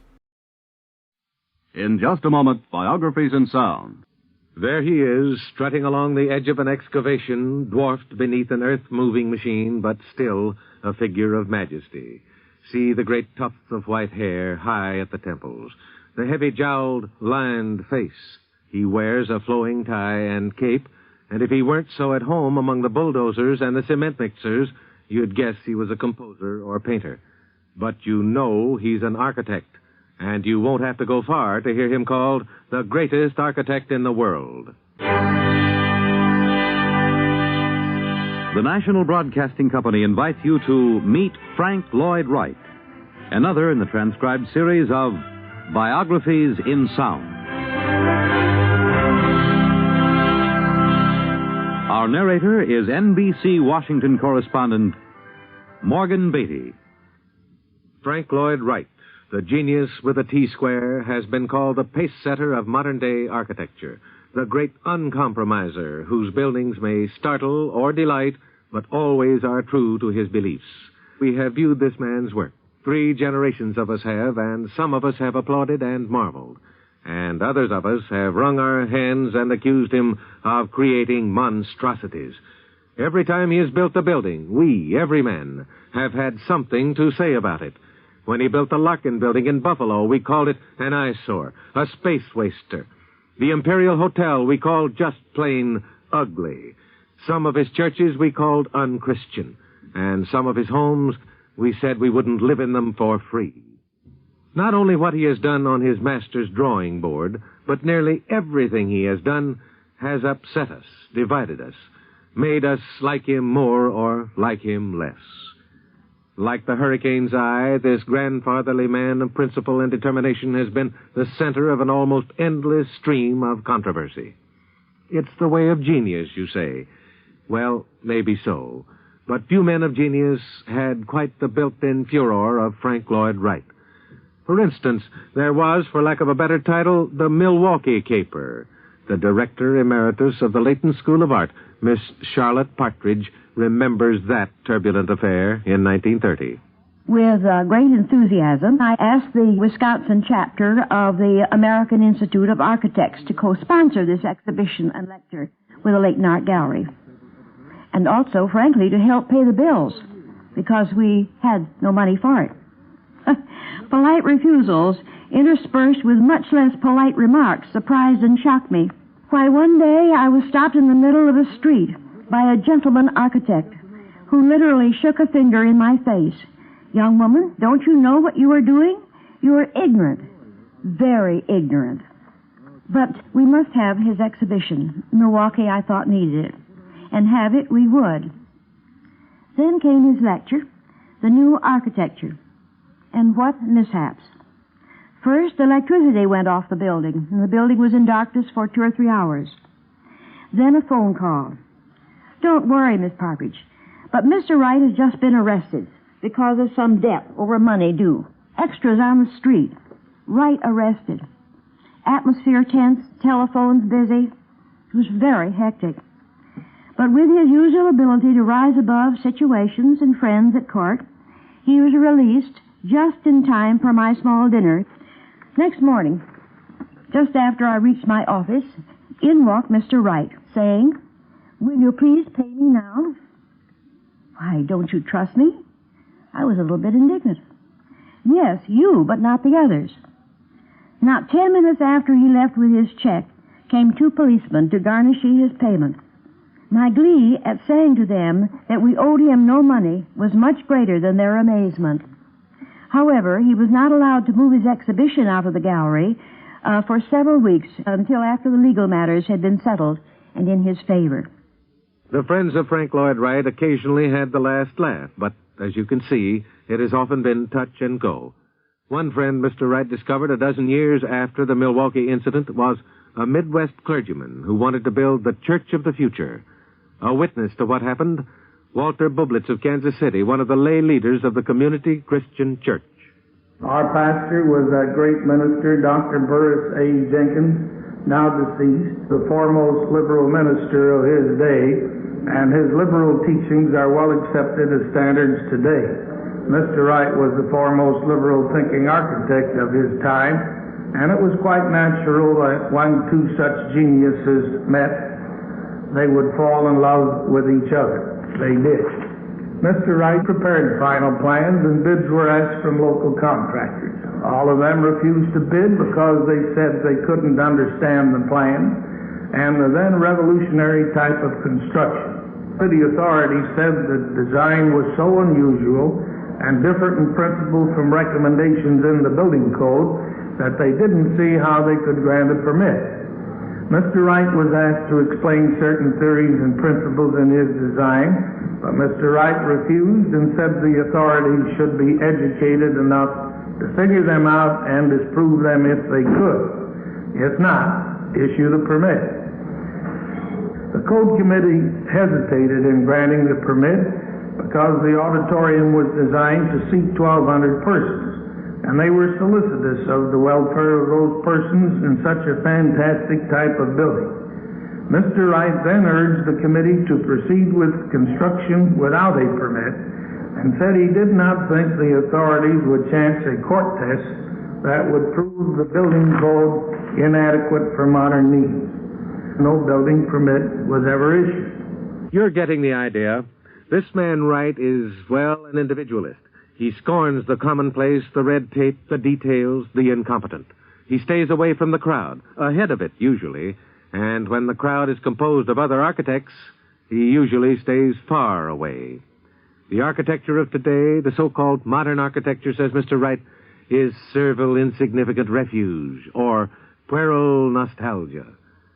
This is hardly the kind of talk to draw cheers from the American Institute of Architects, a group composed of practically all the leading T-square and triangle men, with the exception, that is, of Frank Lloyd Wright. Things have never been too harmonious between Mr. Wright and the AIA, the body professional, the fraternity of the non-Wright practitioners. Some of the AIA men have had unkind words to say about the individualist from the prairie, and he, not infrequently, has loosed a blast or two in their direction. In 1949, there was a flourish-filled burying of the hatchet, the AIA awarding its gold medal to Mr. Wright. The other day, we asked for some of the details from the man who then was president of the AIA, Douglas Orr. We also asked Mr. Wright himself for a few comments. We've taken the liberty of putting some of the 2 gentlemen's thoughts side by side. Well, the AIA I have never joined because they know why. Mr. Wright has always been a lone wolf, He was not one given to joining associations, and he had some disagreement. When they gave me the gold medal at Houston, I told them frankly why. Feeling that the architectural profession is all that's the matter with architecture, why should I join them? The proposal to award the gold medal to Mr. Wright naturally brought differences of opinion within the profession as to the form of architecture which Mr. Wright advocated, and as to his being at times critical of the procedures of the Institute. Oh, I would do anything they'd ask me for except join them to make a harbor of refuge for the incompetent. Mr. Wright considered the Institute a very conservative body. Because I believe less and less in professionalism as I see it practiced. I think it's a kind of refined gangsterism. So, as Henry Luce said in astonishment, "What?" He said, "Are you an old amateur?" And I said, "Yes, Mr. Luce, I am the oldest." And that's the story of the AIA. That indeed is the story of the AIA. And if the sound of Mr. Wright's voice appeals to you, if the measured needling of his words amuses you, if the outspoken sarcasm intrigues you, stand by. There's more to come. There's hardly a topic on which this man doesn't speak out, be it politics or art or philosophy. One of his favorite topics is the city. And from Los Angeles to New York, easily offended people snarl when they hear the name of Frank Lloyd Wright, for he doesn't appreciate their hometown. Los Angeles, he has said, is the great American commonplace. Miamians, he spoke out, are living in houses pigs would be ashamed to live in. Pittsburgh, it would be cheaper, he guessed, to destroy it. But for New York, Mr. Wright seems to reserve especial contempt. Probably because it's our biggest city and thus contains the most of the worst. Frank Lloyd Wright thinks cities are all washed up. Originally, the city was essential to culture. We couldn't have the culture we have today if we hadn't had the medieval city. But the city originally was founded by Cain, the murderer of his brother. If you'll read Genesis, you'll find how, under the displeasure of the Lord, he went out and founded a city. Well, that city has been murdering his brother ever since, because science has made it no longer essential to crowd, no longer essential to have your elbow in somebody's ribs and your foot on somebody's toes. Because you go into the city today, it's becoming uninhabitable. New York on any day. Why, you can get out of a taxi cab and walk on the tops and the roofs of them to the place where you're going twice as fast as you can get there. Now, I'd advocate movements that would start these broadacre centers. And they would be in themselves cities, and the city would be absorbed into them, and you'd have a true marriage between country and town.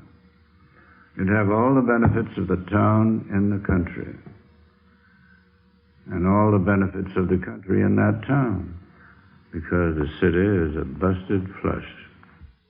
Frank Lloyd Wright, booming the doom of the city. Well, a lot of city dwellers disagree, and you see, he's gotten himself smack in the middle of another controversy. One of the people who think the city is anything but a busted flush is William Zeckendorf. He's the president of Webb & Knapp, a multi-million-dollar real estate outfit.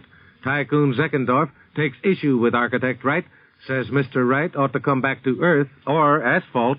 The theory of permitting these cities to grow horizontally when we don't have any greenbelt areas wind up, as in the city of Los Angeles, for a case of extreme illustration, with a fluid suburbia from which there's no escape, where you have repetitive conditions, which is neither city nor country, nor even really good suburb. I fear that Mr. Wright's plan to abandon the cities and to run through helter-skelter all over the nation with unplanned growth, which is the only end result because there's no way of controlling a national population expansion, is just a dreamy-eyed conception having no practical value whatever. I would go so far as to say that not only do I disagree with Mr. Wright, but I feel that unless we go completely the opposite of Mr. Wright's conception, that the human race may soon find itself in a position of a general psychosis arising from a form of boredom emanating from a lack of capacity to change pace. I believe Mr. Wright to be a great architect who has made a tremendous and valuable contribution to his art, a man who is inspired to do good things, but his ideas cannot survive and will not be adopted, not for reasons of my own, but just because they don't make sense and they're contrary to the needs of human nature. What's it going to be? Frank Lloyd Wright's Broadacre City or William Zeckendorf's New York City? Controversy you want? Actually, you don't have to get far from the architect's Wisconsin home, Taliesin. Just go to the city where he went to school, to the lake-ringed city of Madison, where they're planning a vast civic center. About the spring of 1954, Mayor Ivan A. Nestingen. There was an increasing amount of sentiment that Mr. Wright should be the architect for this project. And the auditorium committee recommended on a split vote that his name be put on the ballot to have the people authorize him as the architect for this project. The city council turned down that recommendation of the auditorium committee. So the pro-Wright people of Madison circulated petitions and in 30 days obtained about 7,000 signatures asking for a referendum on whether or not Mr. Wright should be the architect, and that ballot carried by a vote of about 14,000 to 12,800. Officials and people to whom I've talked know of no comparable circumstance to this, whereby people by referendum select the architect for a public structure. I think there are a couple of reasons why Mr. Wright was chosen. One is that here is a man who is internationally known. He has literally established the pace for innovations and new ideas in the field of architecture. And I think that the city, the majority of people of this city, want to have a Wright-designed public structure in recognition of that genius. Frank Lloyd Wright, working for the people of Madison on a public building at that. A far cry from the tempestuous Milwaukee days when he probably couldn't have won election to janitor of the big new courthouse. While he was installing the exhibit, again, Miss Partridge. A sensitive and intelligent reporter followed him around, asking questions and taking notes. Finally, "What do you think of the new courthouse?" she asked. "Why, it will set back Milwaukee 50 years from any cultural standpoint." "May I use this in print?" "Why, yes, it's the truth." And so the press in Milwaukee began a furious battle over the then being built $9 million courthouse. The fact that Milwaukee is a thrifty city, and it also prides itself on being a cultural center, to be told it had put millions into an outmoded building, the courthouse, did not make its citizens happy nor Mr. Wright very popular. His frankness in being always so aesthetically truthful sometimes reacts in a trying way for him, but that isn't so important as the other things are. It sounds like truth against the world, doesn't it? Truth against the world. That was on his grandfather's family shield, an ancient Druid symbol of inverted sun's rays. His grandfather, a Unitarian preacher, was one of the pioneers. This architect of America has deep roots here, deep in the green, pancake-flat countryside of the Midwest. The story really starts 77 years ago. I was born near here, 30 miles away in Richland Center, Wisconsin. My father came here from the East. He was a preacher and a teacher. My mother was a teacher in Albion Academy here. They met, and I was the consequence. And for some reason, which I've never been able to fathom, my mother wanted an architect for a son. And being sure that she was going to have a son, I was to be that architect. So when I was born, in the room in which I was born, on the walls were 9 of the wood engravings of the English cathedrals, engravings by Timothy Cole. So I came into English Gothic. And then she followed it up. I never had any other idea than I was to be an architect. And of course the word was fascinating and is yet. Well before the turn of the century, young Wright quit school, just short of graduation from the University of Wisconsin. He had to be an architect, and time was wasting. So to the forbidding metropolis of Chicago, where the first rumblings of a new architecture were beginning to be felt. I was born an architect, grew up, educated as one, and came to Chicago to Louis Sullivan with a T-square and triangle technique. Adler and Sullivan were the only moderns in sight at the time. They were considered revolutionary. And I hungered for revolution, and so I went. And I took some drawings with me. And he looked at them. He said, "All right, you'll do. You've got a good touch. How much money do you want?" Well, I was getting $8. Sylvie had raised me, however. I think at that time I was getting 18. I'd been there about a year. And so I said $25 a week. And he just looked quizzically at me, and he said, "Well, I guess we could fix that later on." I could have had 50 or more. I was with Adler and Sullivan at that time like a pencil in the master's hand. Louis Sullivan was the only man Frank Lloyd Wright ever called master. It was 1888, and Adler and Sullivan were building the ancestors of our skyscrapers. It was new and daring, and it was an education. This was the year of another turning point. 1888, the year he fell in love with Catherine Tobin of Oak Park, an impulsive teenager with serious thoughts occasionally narrowing her blue eyes. Within a year after they were married, as Mr. Wright put it, architecture was my profession, motherhood became hers. It was a fast-growing family, a big, busy, talented brood that was destined to be abandoned later on by a young father who never took to serious fatherhood. One of that brood is now an Arizona businessman who lives in a circular house on the desert, designed by his father. This is the son, David Wright. I'm the third son of a family of 4 boys and 2 girls, produced in my father's earlier life. We had him at mealtime and seasonal excursions to Chicago for wardrobe outfitting. My recollections of him in those days, however, find him mostly in the drafting room or on the studio balcony, editing his large collection of Japanese prints. Father's 4 boys and 2 girls are individualists, brought up to be self-reliant. His 2 older sons, Lloyd and John, while associated with Father at different periods in their earlier architectural development, have their own individual practices. His youngest son, Llewellyn, has a law practice. The 2 girls are housewives with side hobbies in art and decoration. While I am what Father calls the businessman of the bunch.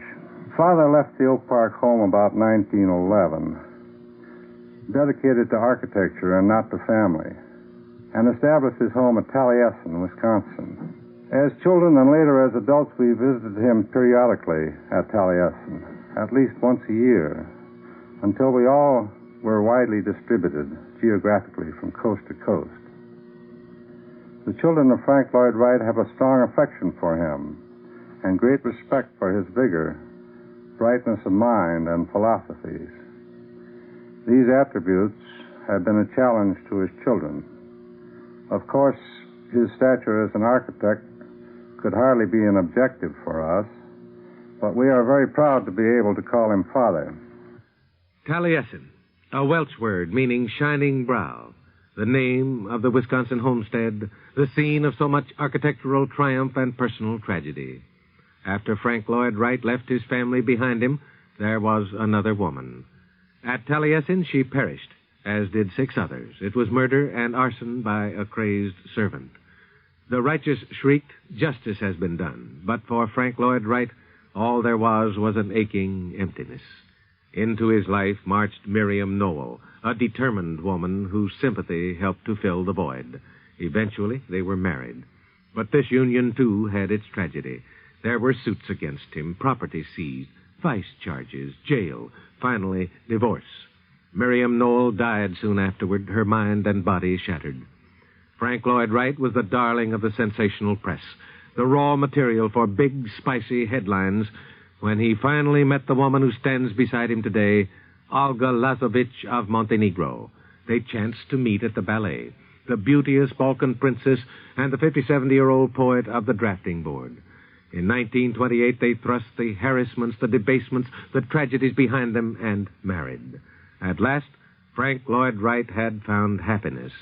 Professionally, happiness was a long time in coming, too. Fulfillment, recognition, they came to him deviously, belatedly. For too many years, he was a prophet without honor in his own land. The greatest appreciation for what we've done comes from European countries in the Orient rather than from our own country. We're very slow to take things on that occurred at home. It's always been the idea of our people that culture came from abroad, and it did. Can't blame them for thinking so. They didn't want to hear of its developing in the tall grass of the western prairies. That was not exciting. In fact, they rather resented hearing about it in that sense. So when it had gone abroad, and it had been understood and appreciated abroad, and the Europeans came over here with it, they could sell it to the American people, and they would take it from them when they didn't like to take it from me. You see, early in life, I had to choose between honest arrogance and hypocritical humility. I chose honest arrogance and have seen no occasion to change even now. Honest arrogance. Well, perhaps it was the lesser of the weaknesses, and perhaps genius may be forgiven the choice it makes. They fight with Frank Lloyd Wright. They argue with him. They sometimes feel as if they're up against a stone wall. For the lone wolf knows what he believes and seldom wavers. Those who know him, though, seem to get used to his honest arrogance, and some of them almost enjoy it. Like H.F. Johnson, one of his most faithful clients who presides over the Johnson Wax Company in a penthouse office in Racine, Wisconsin, designed by Frank Lloyd Wright. His idea was that you should design a building and design the furniture that go in it because they're all one and the same thing. And that if you brought in furniture that didn't harmonize with the rest of the design of the building, it's out of place.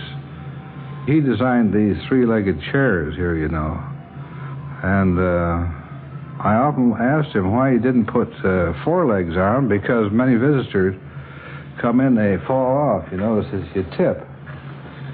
Well, he said, you won't tip if you sit back. As you see, you won't. And you put your 2 feet on the ground, because then you've got 5 legs holding it up.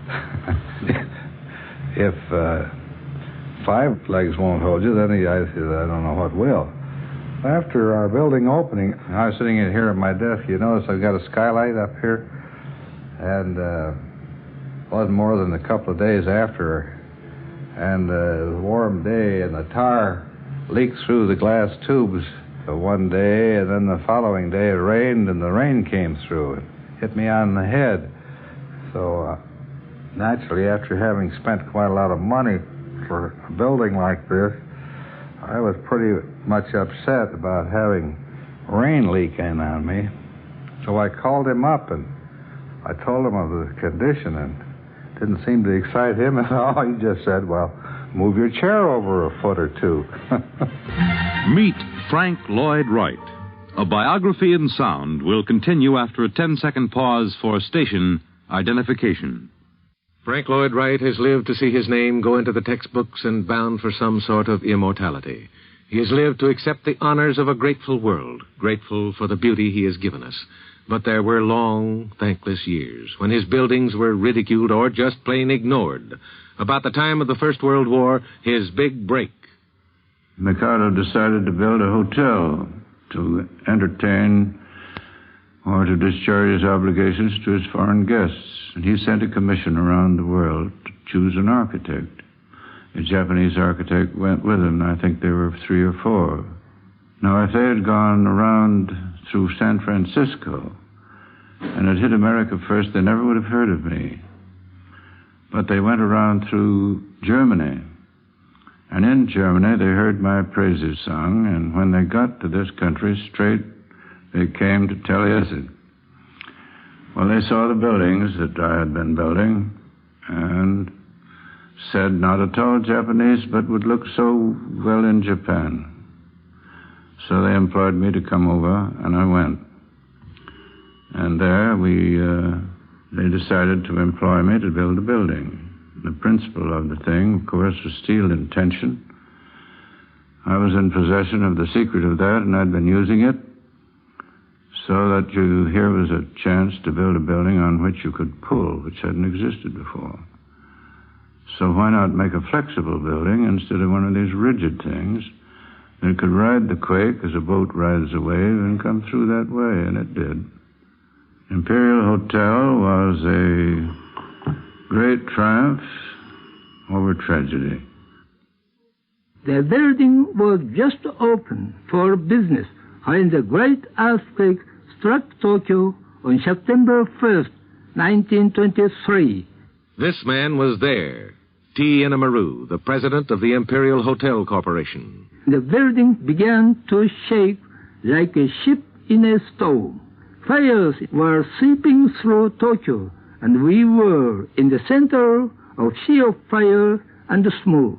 At the Imperial Hotel, few things had turned over, but that was all. We were standing unharmed in the center of ruin, and the Imperial Hotel soon became the temporary home for the foreign embassies and legations which had been destroyed.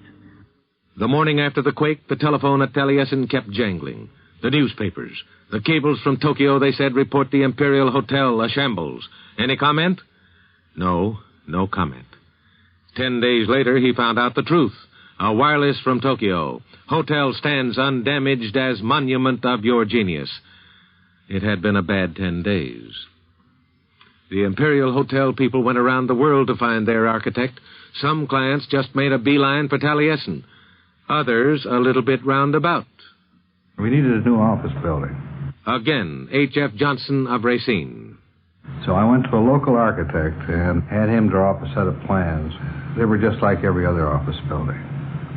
I thought that we ought to have something better than the ordinary, so I went down to Chicago to see the art director of our advertising agency, and he said that I should go out and see Mr. Frank Lloyd Wright, which I did, and I got acquainted with him, and I was so impressed with his grasp of the function of a building and the beauty of his designs that I immediately engaged him to design the building for us.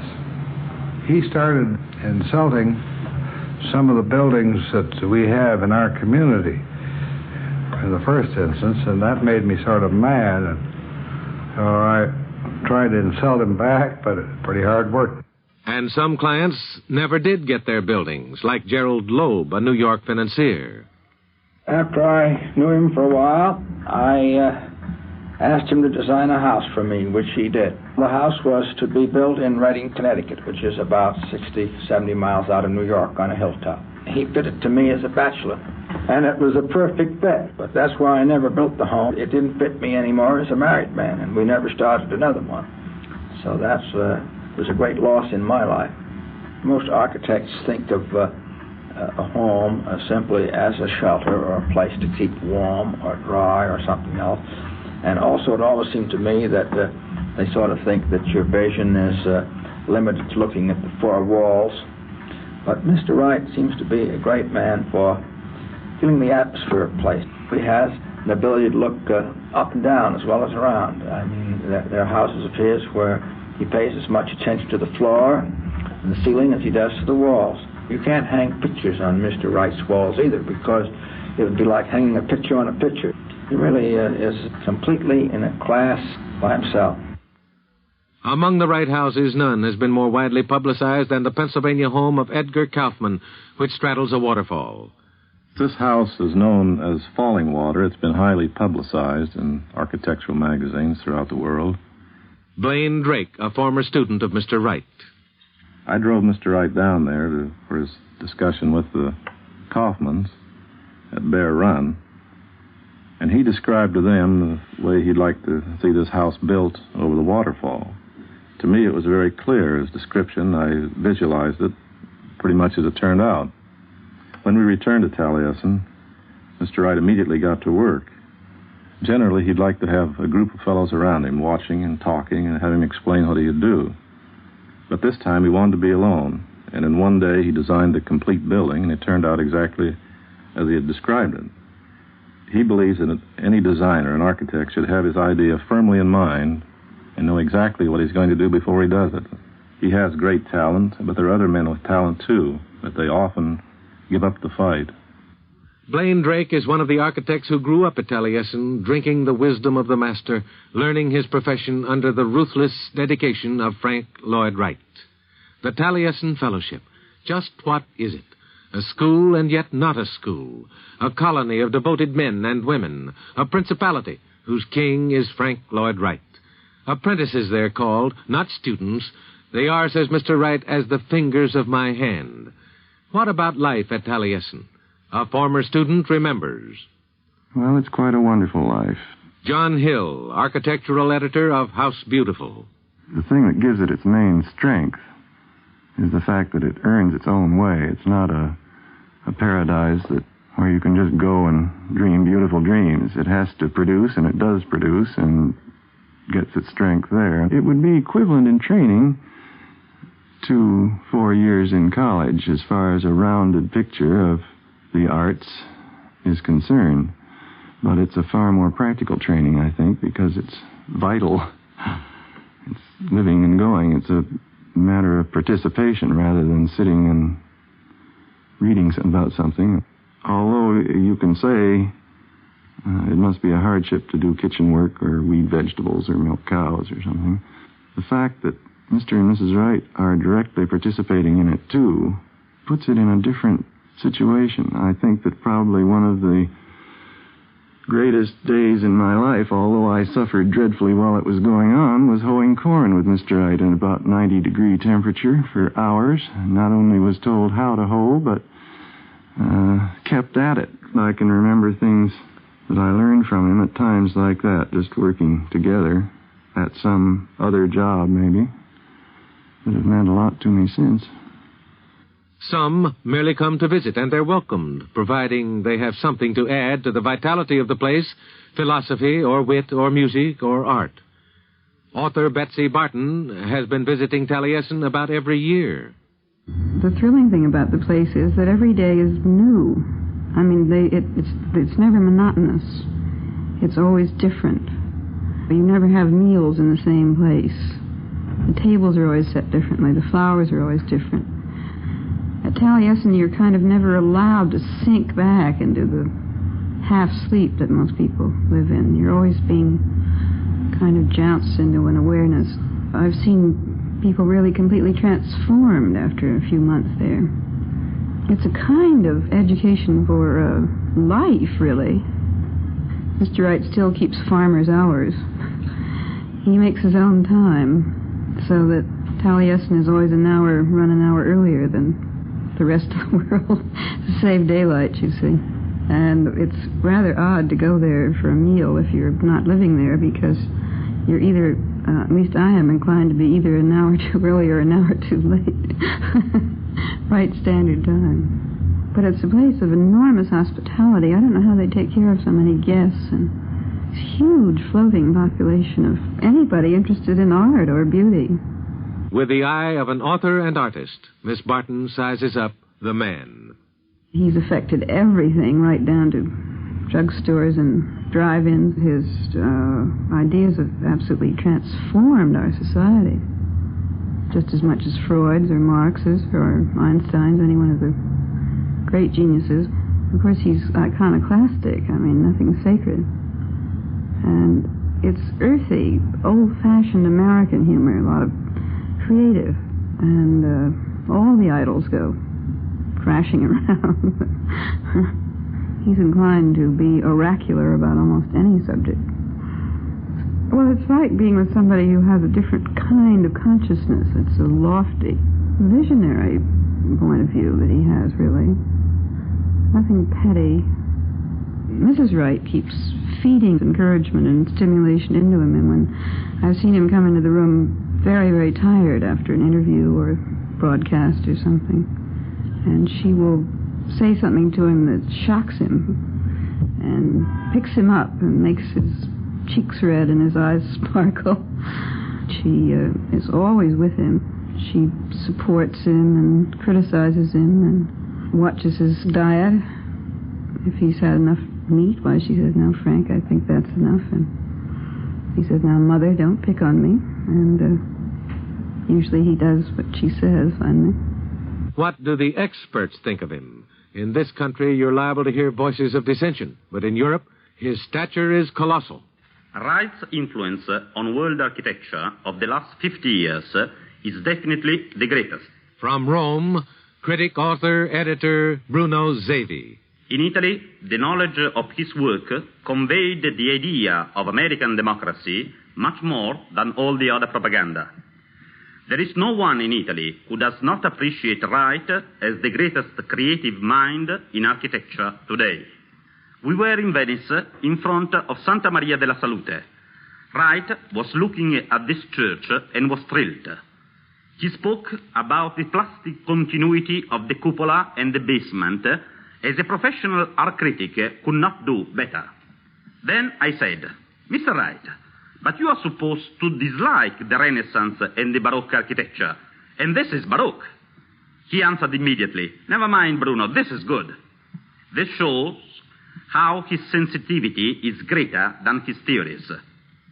You cannot be a great architect without first being a great man. And a professional view from our own country. Again, John Hill. He produced many things that we now consider every day.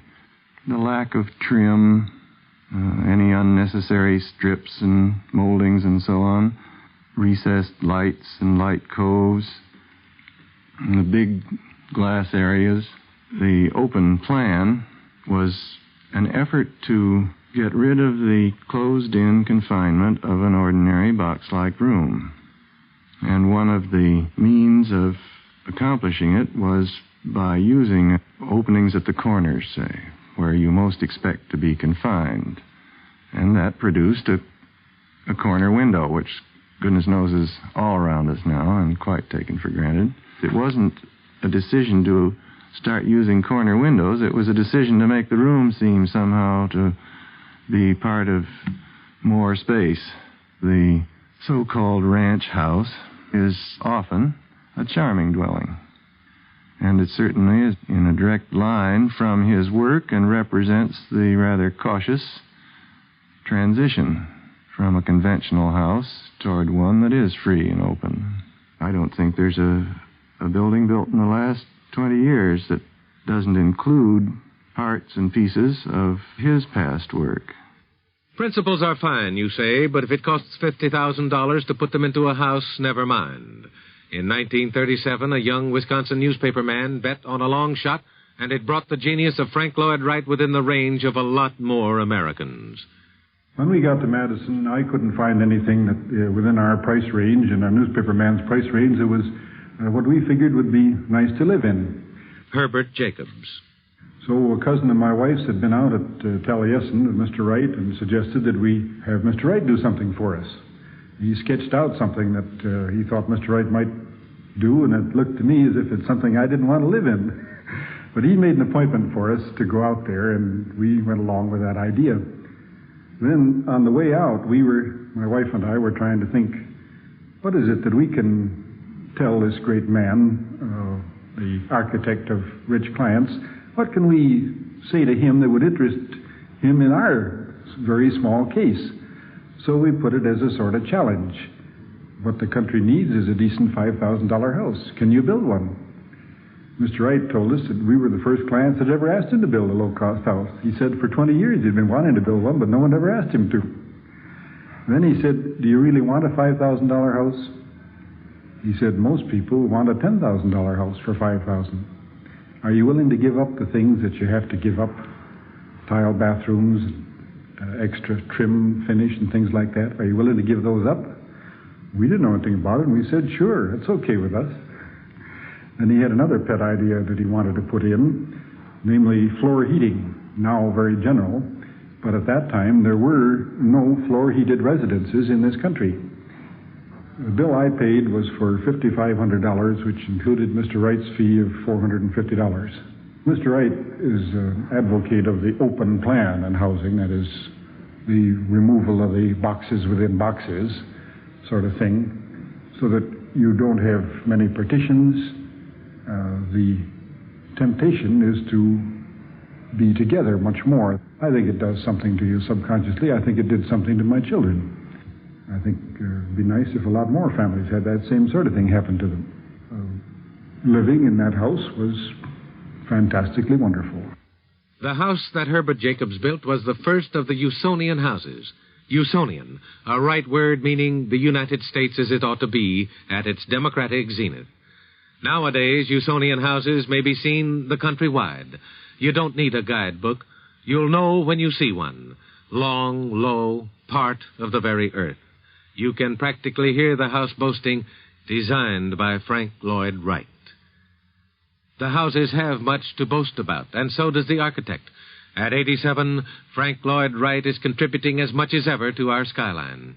On the plains of Oklahoma, his tallest ever, an office building and apartment house commissioned by industrialist H.C. Price of Bartlesville.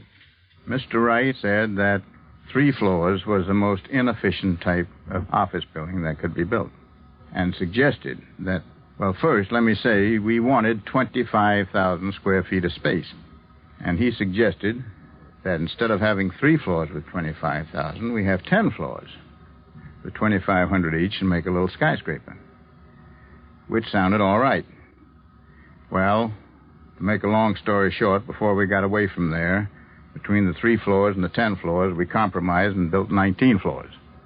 Whatever Mr. Wright builds, he builds for a purpose and to fit a certain condition. If you asked him to build something that he did not believe was correct, I don't think he would build it. He wants to make changes as he goes along.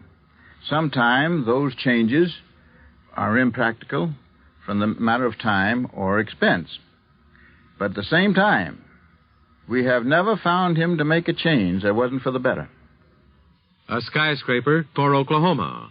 But what about the city of skyscrapers, New York? Frank Lloyd Wright has never had a project in New York City, that is, until now.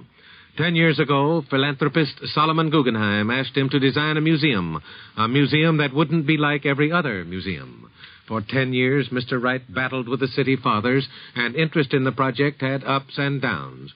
Now, at last, the construction is underway, and with the usual flurry of controversy, looking at the drawings, some have likened the proposed museum to a gigantic ice cream freezer, a bubble on Fifth Avenue. Said the august New York Times, the net effect, if we may say so, will be precisely that of an oversized and indigestible hot cross bun.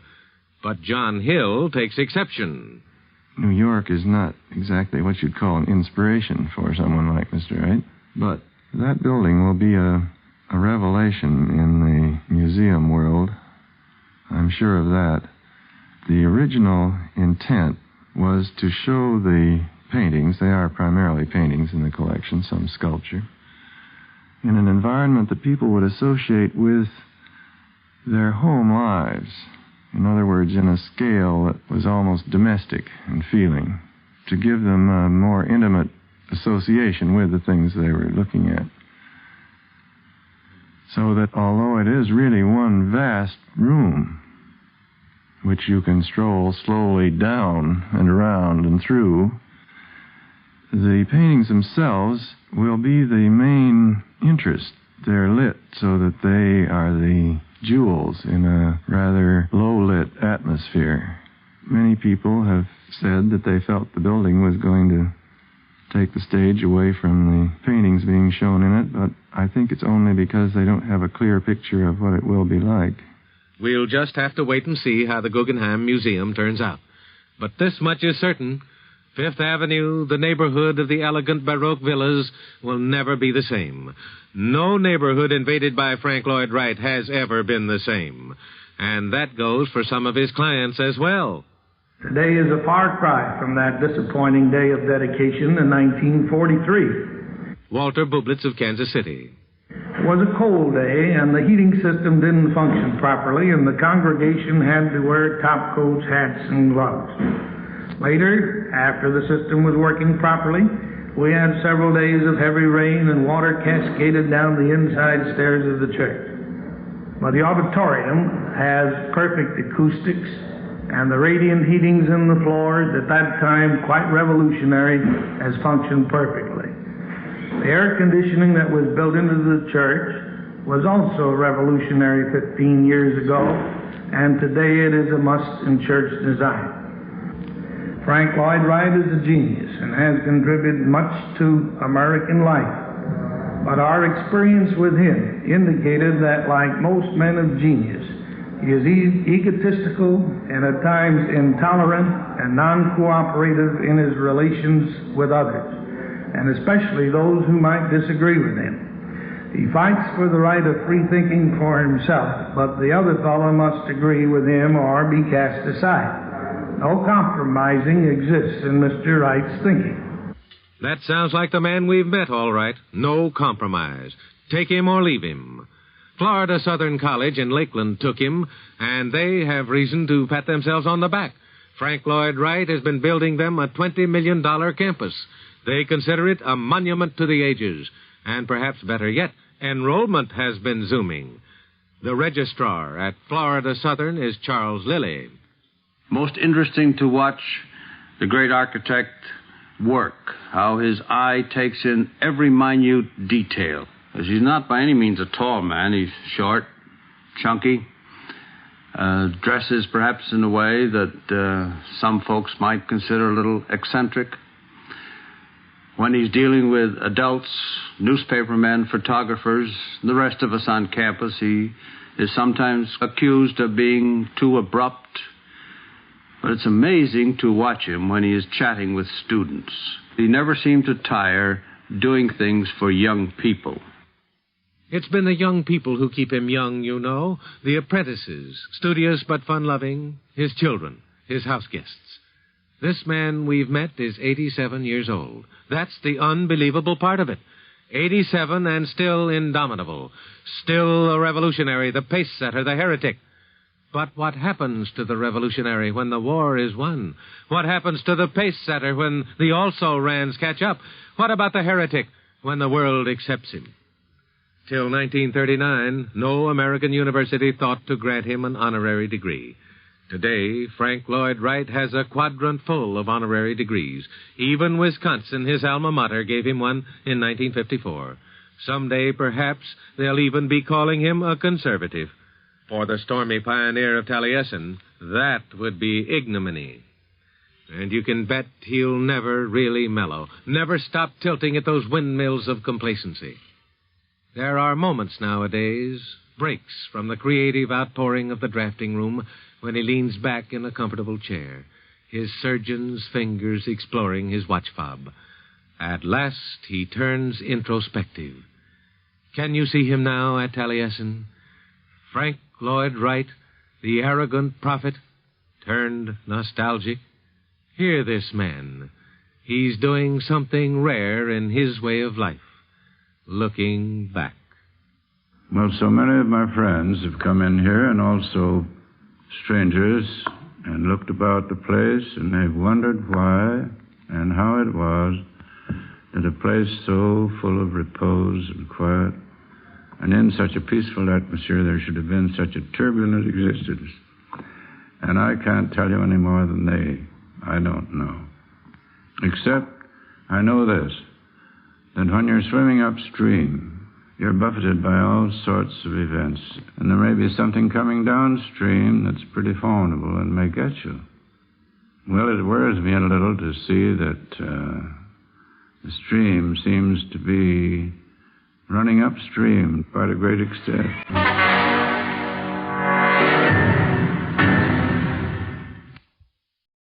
We're coming up on the top of the 6th hour together. I'm Greg, and you're listening to the Nighttime Show here on WOTR Radio. In international news, the 5 members of the European conflict that has been raging for the last 2 years, and which finally achieved an end to hostilities 2 weeks ago, have officially concluded their first of 3 meetings in Geneva earlier today. following a 3-day roundtable between the respective leaders of those nations. Details of the discussions will be announced publicly tomorrow. The Ebola outbreak that has been decimated large parts of India in the last few weeks is finally getting under control, according to the World Health Organization, thanks in large part to the combined international efforts and contributions of the US, the UK, France, Australia, and Germany. In local news, the fire that destroyed most of the abandoned warehouse on Seminary Street last week has been determined to be the result of arson, according to Fire Chief Pender. An investigation by the police is currently underway. All right, folks, let's enjoy another great tale from the golden age of radio. This time, one from Mercury Theater on the Air. Hosted by the great Orson Welles, this live weekly radio drama presented classic literary works performed by Welles' Mercury Theater Repertoire Company. Most people know this show primarily because of its famous War of the Worlds broadcast of October 30th, 1938, which many people at the time mistakenly believed was a live news broadcast. We're about to listen to Hell on Ice, an adaptation of the novel by Rear Admiral Edward Ellsberg, which tells of the first expedition to the North Pole by the USS Jeannette in the 19th century, and the amazing adventures and suffering that the crew, under Captain George Washington DeLong, went through while trying to navigate the treacherous and ice-packed waters of the Arctic.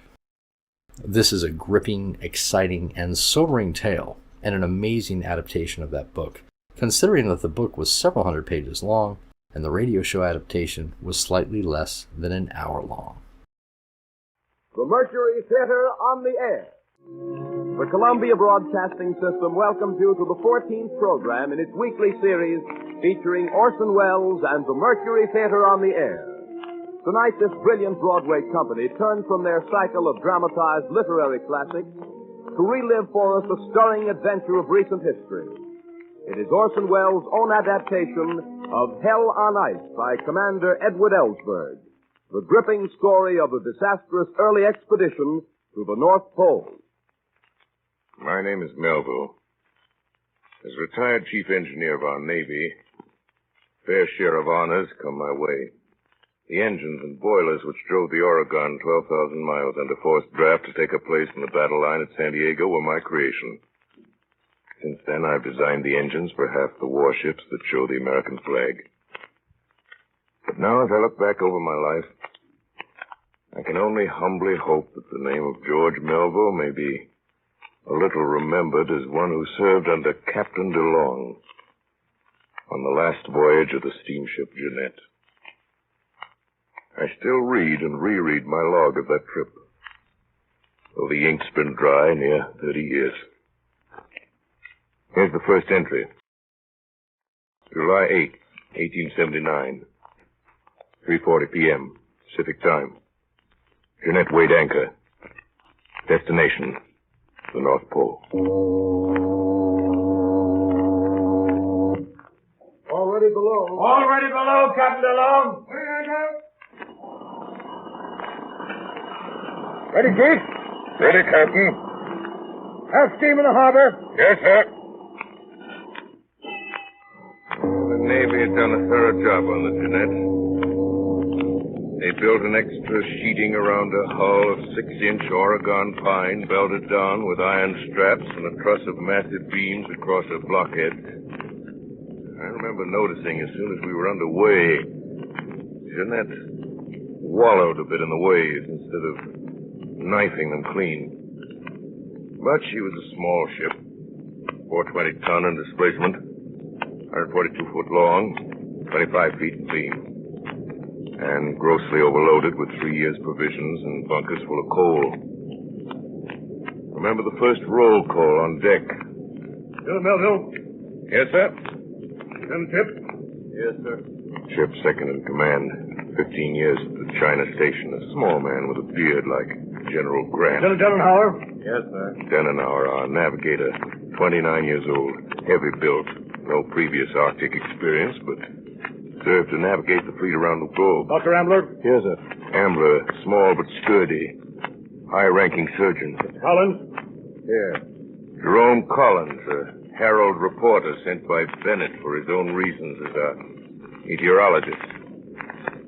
One of our 2 civilians, technically listed as seaman, but quartered with the officers. The other was Newcomb, the scientist, a nervous, testy little fella. Mr. Newcomb? Yes, sir? Forward, a crew of 23 all-Navy men, hand-picked. 1 Chinese cook. We steamed out the Golden Gate. The cheering crowds were black on Telegraph Hill.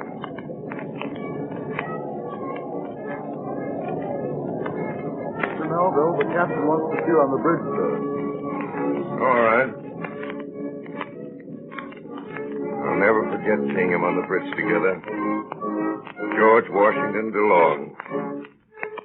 Scholarly appearing man with glasses. Commander of naval vessels for 20 years on the 7 seas. And by his side, with her pretty head flung back, Emma DeLong. Chief, I want you to meet Mrs. DeLong before she deserts her husband. How do you do? Glad to meet you, ma'am. Mr. Melville, tell me, what do you think of a husband who'd rather go off to the North Pole than stay home with his wife? Being a bachelor, don't know if I can stay, Mrs. DeLong. Now, Emma, the chief will think you really don't want me to go. And now, George, something I have for you. No, stay here, Mr. Melville. I want you to be a witness. It's your flag. Mm-hmm. I want you to unfurl it at the point farthest north. The point farthest north. The North Star, George. I'll watch it and we'll be looking at the same thing. Things equal to the same thing. Remember your geometry, Captain? I remember. Well? Chief, take care of it. And good luck. You sure will. I'll ride over to the yacht with you. For a few brief minutes, the Jeanette rolled in the swells while our starboard whaleboat was man-lowered and shoved off, carrying towards a lone yacht which now lay off to our quarter, Emma DeLong and her husband. A brief embrace, and DeLong, balancing himself on the thwarts, handed his wife up over the low side of the yacht. Another moment, and seated in the stern sheets of the whaleboat, DeLong was once more simply the sailor, sharply as commands traveled across the waves. And our whaleboat came back to us, rounded to under the davits, and was hoisted aboard, and then we got under way. For a few minutes, with strained eyes, I watched a white handkerchief fluttering across the water at us, and it faded in the distance. Of our passage to Alaska, there's not much in my journal. August 2nd, with the aid of a towhook, baited with salt pork, our scientist Newcomb bagged an albatross. Crew none too pleased. The ancient superstitions of the sea persist even to the day of steamships. August 14th. Course set north by northwest, through Bering Straits and into the Arctic Sea, and off the coast of Alaska toward Wrangel Island. September 2nd. Stray ice drift sighted 2 miles to port. September 4th. Ice floes increasing. Surprising for this time of year. September 6th. Ice hole! Captain! Ice hole! Captain! Harrison, where is it? It's Captain, and on the bow. It's a ship. Ice ahead. Ice? Bring her hard to lead. Every man to his station. Hard to lead. Every man to his station. Bring her fast, ship. Closing fast. No use, sir. She won't clear it. Ice 200 feet ahead. Ice to starboard. We're going to strike, Captain. Try the engine. There, Chief. Yes, sir. We'll try the engine. Ready, Chief? Yes, sir. Full steam astern.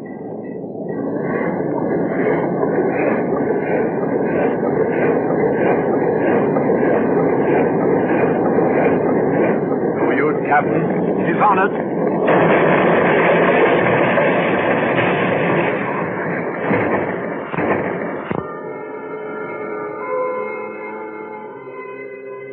Well, we struck that icepack head on. Lucky for us, that 19-inch planking of the floe would have stove us in. far as we could see, the pack was unbroken. Except in back of us, a narrow lane of open sea.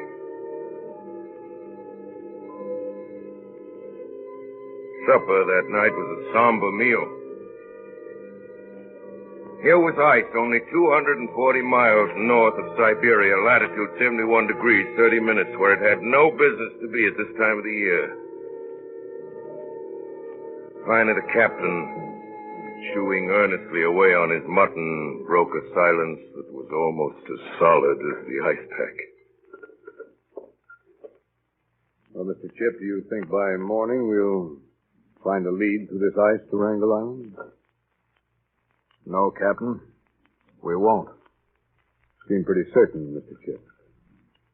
What's more, while God's given you a chance, I'd back the Jeanette into that little hole astern and head out of this ice pack to open water before the bottom drops out of the thermometer and we're frozen in. What do the rest of you think? Delanour, what do you think? You're a navigator. I think that Chinese cook's coffee is even worse than usual, sir. All water and no coffee beans. What do you say, Chief? Well, maybe our Sam's saving coffee, in case the ice pack holds. Collins here seems to be able to drink his. What I drink is my own affair. Oh, don't take it so hard, Collins. Yeah, Sam. Doctor? Sam, you call this coffee? It tastes like the Arctic Ocean. All same water make coffee? Scoop up in pails? I thought so. Doctor, how about that? Salt water coffee. You can't use salt water, Sam. You've got to distill it. Or we'll all be done with the scurvy before we're off this ice. We're not on it yet, Doc. A heavy gale would break up this pack. And break the Jeanette along with it. Well, what better can we do, Mr. Chip? We can back out this lane and then head east. A whaler will stay in open water further north than this on the Alaska side. No use, pilot. We're not whaling and we'll not go east. We're heading for Wrangel Island. And it's our only chance to make the pole. More coffee, anybody? Next morning, it was too late. During the night, the temperature fell to 23 below. Young ice forming over the open patches of water cemented together the old pack with the Jeanette stranded in the middle. At noon, we were ordered to the captain's quarters. Gentlemen, it looks bad. Tied up in the ice before summer's over. We've got to break loose. Chief, how long will it take to get steam up? A half hour, sir. Rake the fires and hurry it up. Delanour? Yes, sir. Take soundings of the ice. Get the direction of its drift. Yes, sir. Chip, pick your men from the crew and prepare to dynamite the ice around the rudder. We'll try it, sir.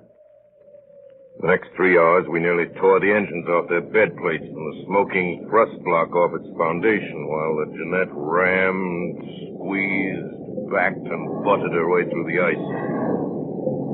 Go ahead!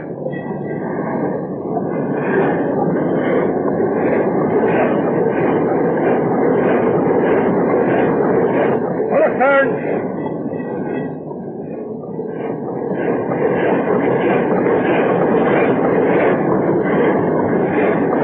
Fire ahead again! Full steam!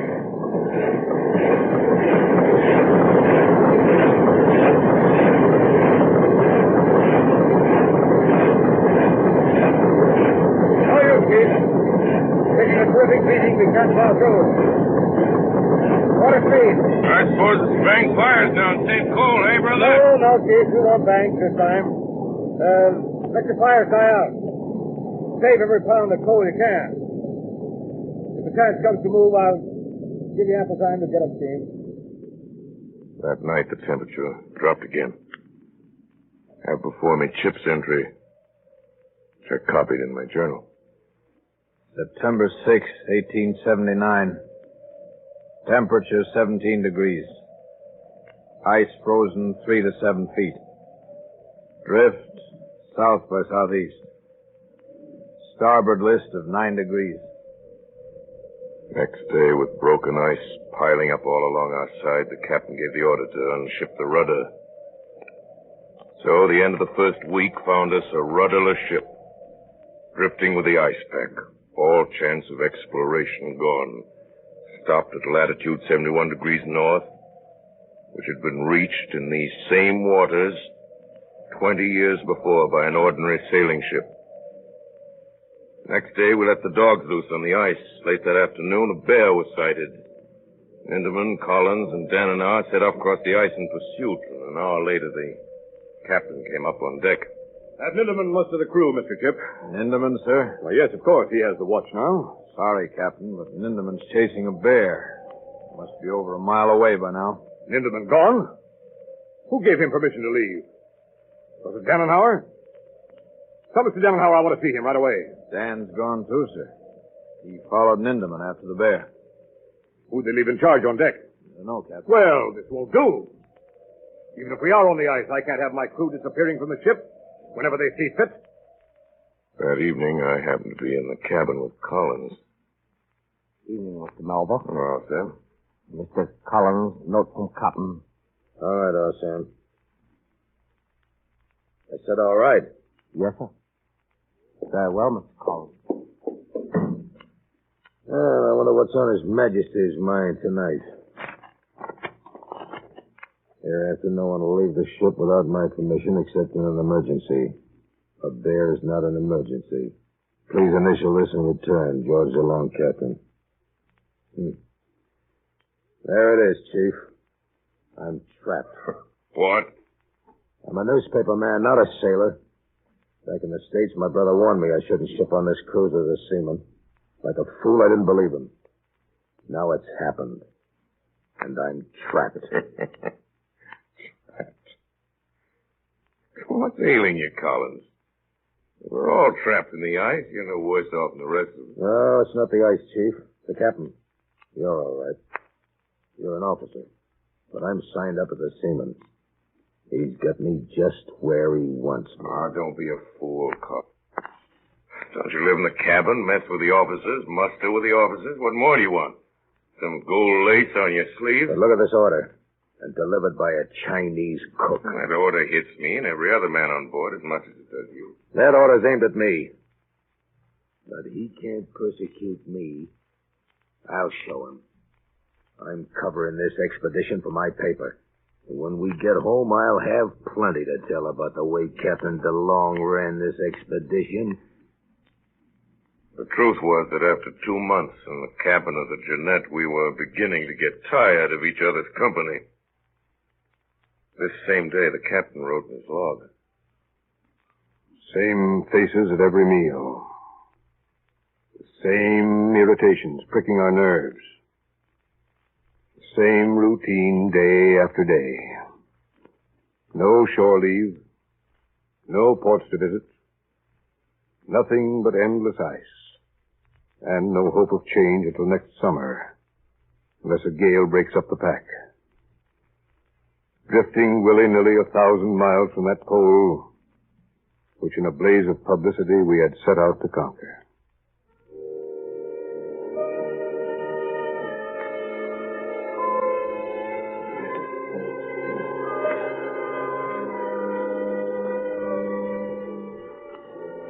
September passed, and the gales we had hoped for failed to materialize. October came and went. Break in the ice! Break in the ice! Oh, Mr. Chip, where's the captain? Oh, Captain! Captain along! Yes, what is it? What's up, Collins? The crack in the ice. Look, you can see it from here. My instruments. Look, Captain. Spreading. Yes. Getting wider. Chip, take some of the men and help Collins salvage his instruments. Quick, before it's too late. Quick! Down there! 400 feet astern. Hurry! By the time we went to bed, it opened up leads of water all around us that looked like veins of ink in that vast white field. Didn't get much sleep. Hardly had the mid-watch ended when through an open canal scarcely 100 yards away, huge ice cliffs as high as 3-story buildings were bearing down on our ship. Ready to abandon ship? Ship. Turn to with all hands to unload the dinghy. Yes, sir. Provision. Send a hand, Pete. Yes, sir. Collins, fetch your instruments. Yes. Dan, my log in the record. Yes, sir. Nearer crept that massive, shrieking ice.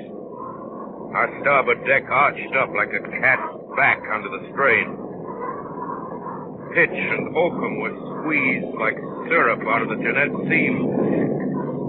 100 feet away, Captain. 75! 65!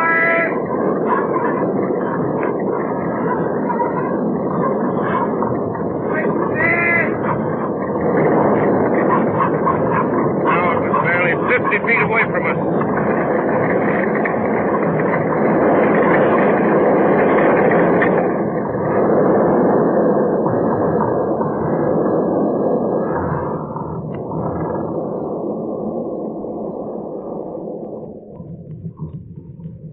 But the blow never came.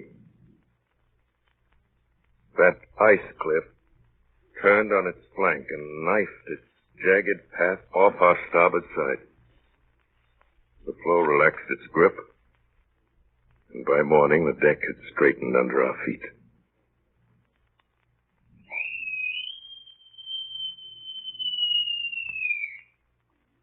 All right, everybody. Breakfast's ready.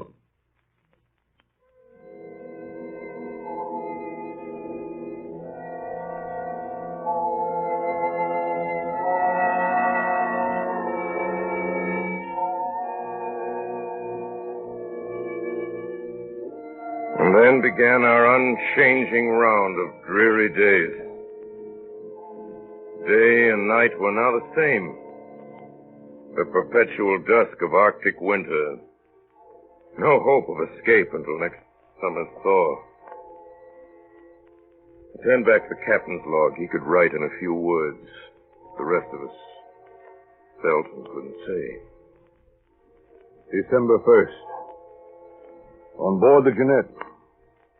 By now we've told all our stories, read all our books, played all our games.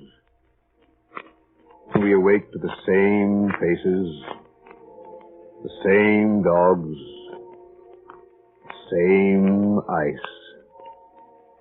We take the same exercise, make the same calculations of the drift, eat the same food, and return each night to the same beds, with the conviction that tomorrow will be the same as today. In my own diary, I find a different entry, December 24th, our first Christmas Eve on the ice. We gathered in the wardroom, a glum group, if ever there was one. Ship with a bad cold, then and now with a black patch over his eye, the ice glare had infected Surgeon Ambler, tired out from nursing sick officers and crew. Newcomb, more silent than ever, and the captain and myself. Only Collins' chair was empty as usual. He'd eaten and left us as soon as he could. Half hour passed, mostly in silence. Hey, what kind of a Christmas celebration do you call this? I never saw so many grouches at one table in my life. How about some mistletoe over the rigging? It might catch an Arctic mermaid like Ninky caught this albatross. Newcomb's my name. So it is, excuse me. Ninky'd have her all stuffed before any of the rest of us could get to her. Lay off with it, Danana. I don't think that's funny. Can't you take a little fun, Newcomb, even on Christmas? As your doctor, I prescribe a broad smile. Say 3 times a day before meals. I'll smile when there's anything to smile about, Doctor. Well, what about this? Holy mackerel, Irish whiskey. Hand it over, Chief. First the captain. Thanks, Chief. And Dr. Ambler. Thanks. Yeah. Here, I'll pour my own. Careful, Danana. You've only got one good eye. I can always see well enough for this. Hey, that's enough, Dan. They're going to save some for the crew, you know. Well, Newcomb, how about you? What's it like? Is it good whiskey? Give Nick a written guarantee, Chief. Newcomb's my name. I'd give you another if I'd have been your old man. Don't waste any of that stuff on him, Chief. Take your whiskey and go to the devil. Well, that's a nice Christmas thought. Yeah. Well, let's forget him. Can't help it, I guess. Say, how about a toast? If anyone proposes James Gordon Bennett, I'll follow Ninky. Chip's got one. I can see it fizzing. Yes, I have. I propose a toast to Emma DeLong. Thank you, Chip. I couldn't say it, but I was thinking that, too. Emma DeLong. Emma DeLong. Well, now, gentlemen, I have a toast. To the Jeanette. And next summer, her safe passage to the pole. The Jeanette. January 5th, temperature 57 below zero. Drift still to the southeast. Sun appeared for the first time since November. Today, Doc Ambler had to operate on Dan and R's eye. He has to sit in the cabin without a crack of light. We take turns talking to him. Speaker next summer. The breakup of the ice. He likes to talk about that. February 1st. More trouble. Repairing rusty floor plates in the boiler room, I noticed Erickson, bosun of the crew, and one of our best workers was laying down on the job. He stopped working every time I turned my back. Decided he was sick and sent for Dr. Ambler to look him over. Chief, I am not sick. I is watched. Who's watching you, Nels? What are you talking about? There is mutiny on the ship. Mutiny? There is mutiny on the ship. Oh, now, look here, Erickson. Take it easy. Tell me more about it. There is mutiny, sir. On the ship, sir. Mutiny? And the crew? Hey, where'd you get this, Erickson? Yeah, Chief. I tell you, it is like I say. I was asked to join. They no say they no say no. So he is watched. They got guns. They kill me for it if I tell. Erickson. Yeah? Speak fast and answer my questions. Who's their leader? They no can tell. They kill me. Oh, nonsense. Yeah, Chief. They say they kill me. Erickson. What do you mean by they? Hey, please, they no can tell. They kill me. I'm your officer. Do you know what disobedience means? Now, come on. What's behind this? It is... Nobody hear us. Nobody. It is... our Sam. Our Sam? Oh, Sam, Chinese cook. Why, no. Chief, it's been like I said. It's mutiny. Nels. Yeah? Nels, look here. Yeah. No. Now look at me. Yeah. Right in my eyes, Nels. Yeah. Follow my fingers. I move it. Your finger? Yeah. Yeah. Here? Yeah. Now, over here. Yeah. Nels. Yeah. Nels, we're going to see Dr. Ambler. Oh, no, but then they kill me, sure. I won't let them, Nels. I'll take care of you. Yeah, but I tell you... I know. I know. Take my hand, Nels. That's it. Yeah. That's a good fellow. Now, come along. January 6th. 4 months on the ice. Part of the crew sick. A blinded officer. Now a seaman gone mad. What will this ice do to us before this winter's over?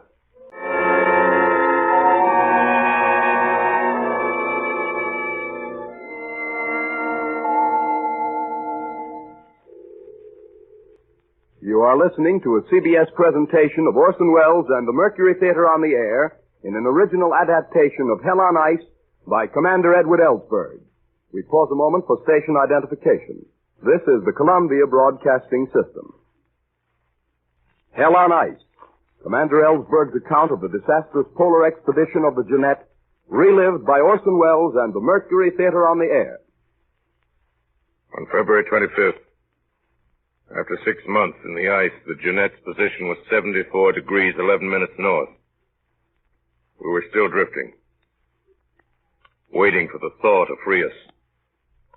March 5th, first glimpse of sunshine. 3 minutes of bleak twilight, then darkness again. March 30th, temperature rising. Noon reading 5 above zero. Ice still 14 feet thick.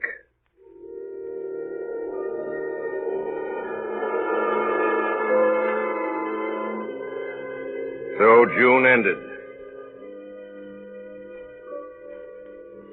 July came with a fog and chilling mist. Our hopes for what the summer sun would do are beginning to fade.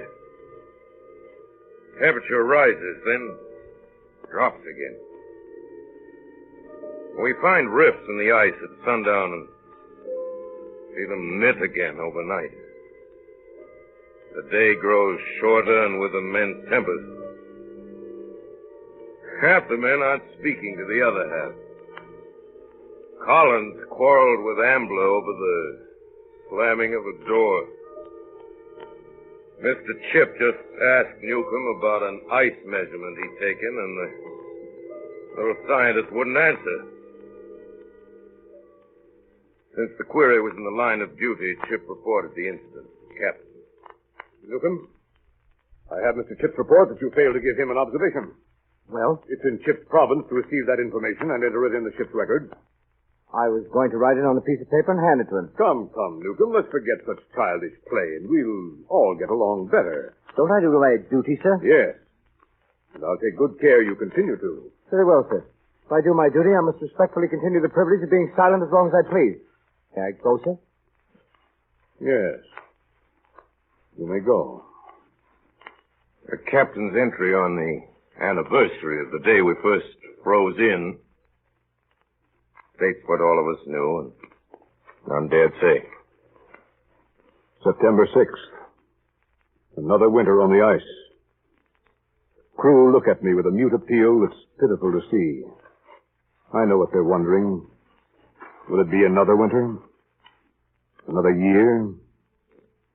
Or will it be forever? But none of us talk about that. We keep it our routine as if our lives depended on it. October 10th.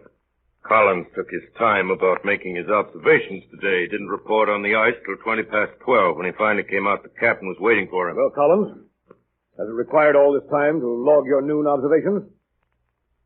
I hardly know the meaning of your question, Captain DeLong. Seems to me my words are plain enough, Mr. Collins. Well, perhaps I might have done it quicker, but I didn't know my minutes were being counted for me. I've issued an order for an hour's exercise. I've noted for several days you've been cutting down that time. Today I'm satisfied you're doing it deliberately. Very well, if you're satisfied, Captain, I've nothing more to say. But you're doing me a great injustice. Mr. Collins, that's an impertinent comment.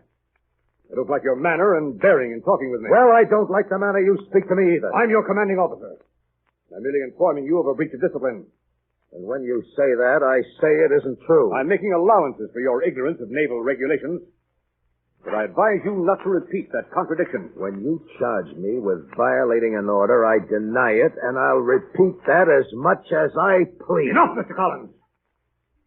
When we get back to the United States, I'll have you court-martialed. Meanwhile, turn in your instruments and perform no further duties on the ship. You're under arrest.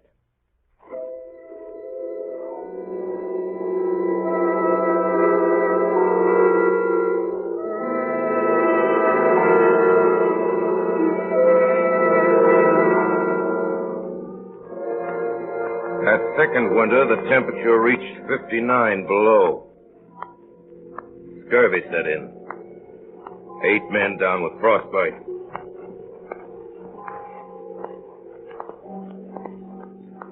Spring finally rounded the calendar.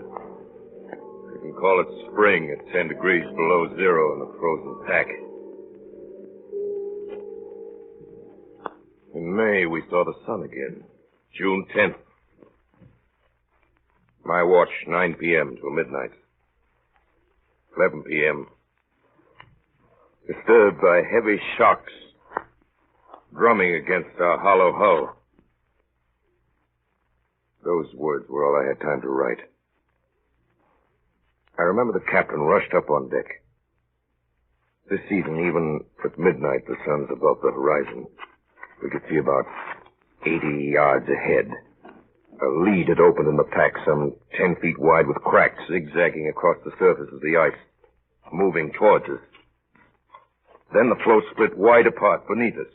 The Jeanette lurched wildly to port and suddenly slipped off the ice into open water. We were thrown across the deck. The ship rolled like a drunken man. Shaking in terror, we waited for the next move. 6 bells, the pack started to press down that open canal. Slowly, it closed in on us. Mostly flat floes this time, but thick and jagged. And behind it, the push of endless miles of surging ice.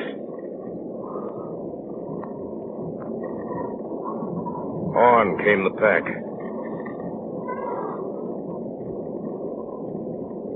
No turning off this time. The ice reached our sides, started to squeeze. We're thinking, Captain. Ice is coming through the side. What's that? Ice in the hole? Right down, Chip. Pete, you're an experienced seaman. Take your report to me as if you were one. Seams are opening below, sir. The sides will give way. It's only a question of minutes. Very well. Come with me, Keith. We started for the hatchway. At that instant, the ice got its teeth in her hull and snapped to splinters. All hands! Hasten for abandoned ship! Yes, sir. Ship, lower boat. Yes, sir. Erickson, and the David. Quartermaster, Lee. Yes, sir. Unload provision. All you can save. I'll check them at the rail. Yes, sir. Chief, my instruments. I'll get... come on, Lee. I'll need all the engine crew. Sledges, Cole. Lower them fast. Yes, sir. I'll check provision. Pemmican, 3 barrels. Toss it over the starboard side. Watch out below. What's the list, Chip? Here, 30 degrees. Watch your footing, man. Careful there with Dannenhauer. See he doesn't fall, Doc. Yes, Chip. Lower him in the boat. Fine. And keep your eyes closed. Here, Iverson, you too. Hold on. Dougal! What are you doing with those tough birds? I've only brought some of them. Lower away, boys. Over the side. Going fast, Skipper. Better jump for it, hadn't we? Abandon ship, men! Over the side! Over the side!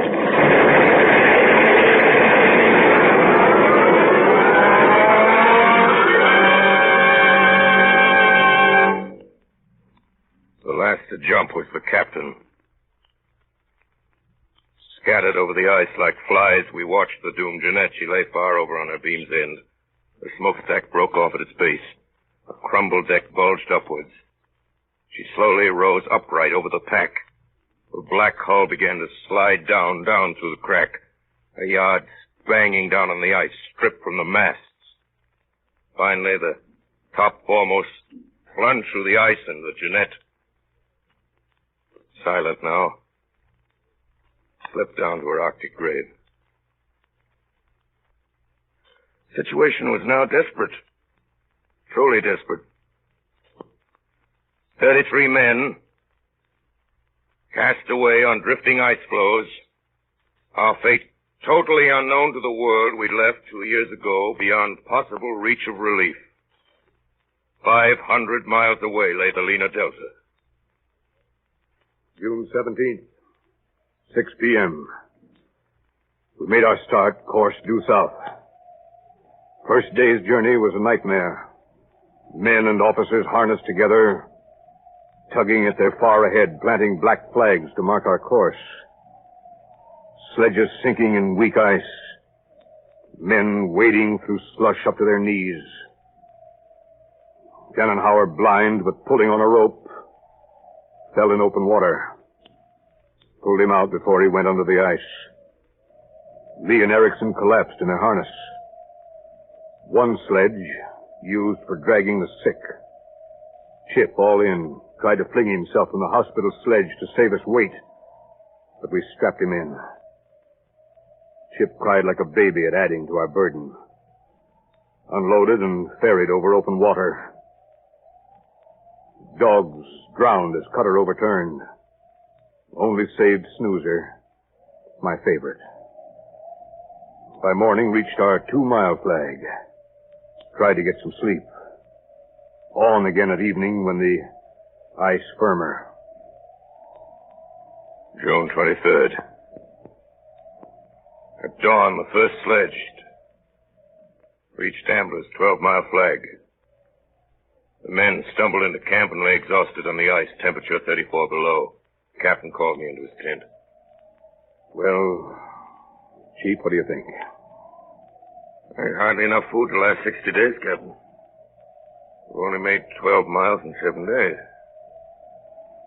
See how that leaves. Don't say it. There's something else I think you ought to know. With Dan and Chip knocked out, you're the only officer left I can confide in outside of Ambler. He's got his hands full with the sick. That doesn't sound like good news. Well, shoot, brother. In 6 days, we've made 12 miles south. Right? Just about, sir. Well, we're 20 miles further north tonight than the day we started. What? Oh, wait, Captain. Let me get this straight, you see. We're north of where the Jeanette sank? 20 miles. The northwest drift's got us in tow. You sure? You saw me shooting the sun, 2 meridian, altitude, and a couple of Sumner lines, and they all checked. I'm sorry I had to spill it, but some officer must know where we are. In case something happens to me. Sure, Captain. Sure, I'm trying to clip my breath, but I'm all right now. Don't tell anyone else. The men found out I couldn't get them to lay a hand on another sled. Yeah. They just sit here and wait to die. Got a plan, Captain. What is it? Yeah. Look at this map. Back here's where the Jeanette sank. And here's where we are today. That's right. 77 degrees, 43 minutes north. We're walking against the drift, and the pack's moving faster than we are. I'm changing our course from south to southwest. That way, we've got a chance of reaching the edge. 1 chance in 100. The one we've got to take. How about rations? They'll never hold out. We'll have to stretch them. Now, how thin can you cut them? You're working the men, and that's for you to decide. Well, Skip, I cut a third off. That'll last 90 days instead of 60. I'm willing to try. I knew I could count on you, Chief. I always can. And now, Chief, you're to be my witness at a little ceremony, remember? A flag. Mrs. DeLong's flag. Yeah, that's so. The point farthest north. We'll hope this is it. Hold the other end, Chief. We'll unfurl it for Emma. I think she knew, Chief. Sure, Captain. The North Star. It's right over ahead. Things equal to the same thing. She'll be glad. Now, let's fold it up now so nobody will know that we had it out. Else they might guess the reason. Got any tobacco left, Captain? I stand a pipe full. I don't feel like supper. Or is it breakfast? Hand your pipe over. I'll fill it up. Thanks, brother. Chief, this is a grand country to learn patience in.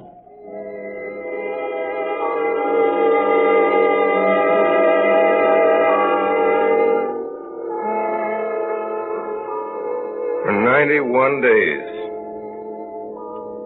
we struggled on over the ice going southwest, now towards the Lena Delta. Through fog, day after day, ferrying across leads, pulling through slush, our clothes constantly soaked in ice water.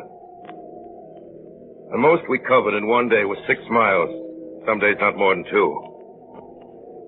The men growing weaker every day from frostbite and scurvy.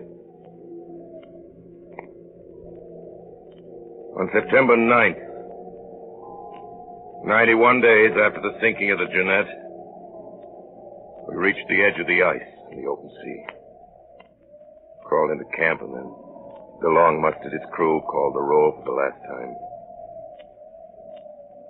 That night he held divine service. Even the sick joined in. Only Collins stayed in his tent. Thank God for thy mercies. We pray thee for deliverance to our homes and to thy continued service. Amen. Eternal Father, strong to save, whose arm hath bound the restless wave, who bids the mighty ocean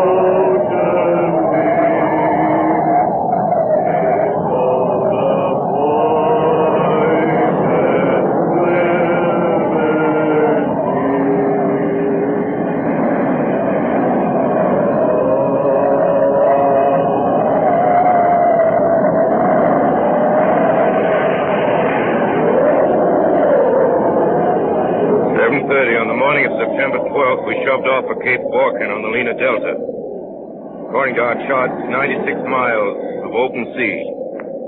The first boat, Captain DeLong commanding, Surgeon Ambler, Collins, 11 seamen. Second cutter, manned by Lieutenant Ship, with 7 seamen. Third, under my command, was Dananar, Newcomb, and 8 seamen. Strong east wind was blowing, and whitecaps were running everywhere.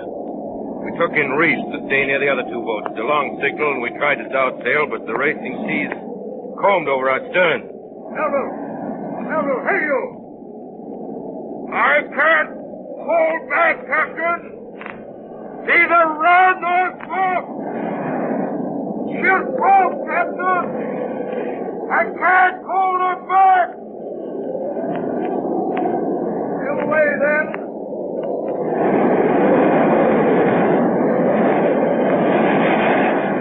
By evening, the sea was running mountainous.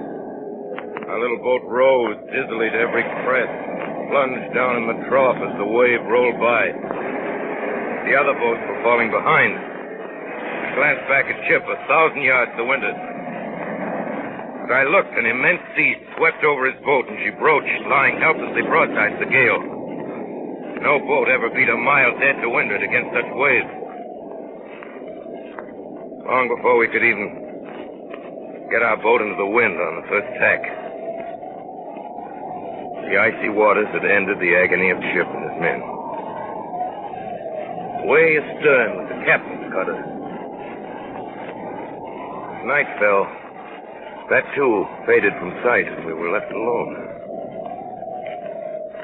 11 frozen men in a tiny whaleboat.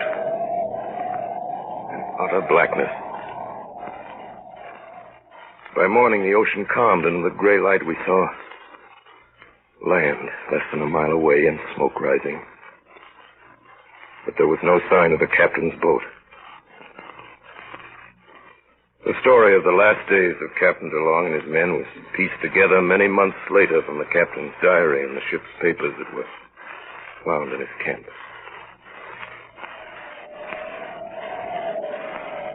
"135th day, around October 1st. This morning reached Lena Delta. Boat overturned in shallows. All stores lost. Only chance is to make Kumaksik, 95 miles south by my chart.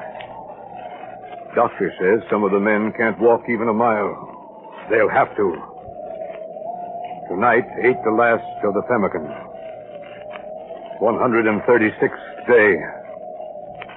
Erickson dropped in his tracks. Both feet frozen. Flesh falling off in his boots. We cut him some crutches out of driftwood. Let me stay, Captain. Don't move me. My legs is killing me. Oh, crutches no use. They won't only die quick. Get up, Erickson. You think I'm going to leave you? Up or I'll carry you. Oh, please, Captain. Up, I tell you. We're going on. 137th day. This morning, Ambler shot a reindeer. Men too famished to wait for fire ate the beast raw. Gave the bone to Snoozer. 138th day. Trapped by open water. Have to cross. We try to build raft. The men are broken.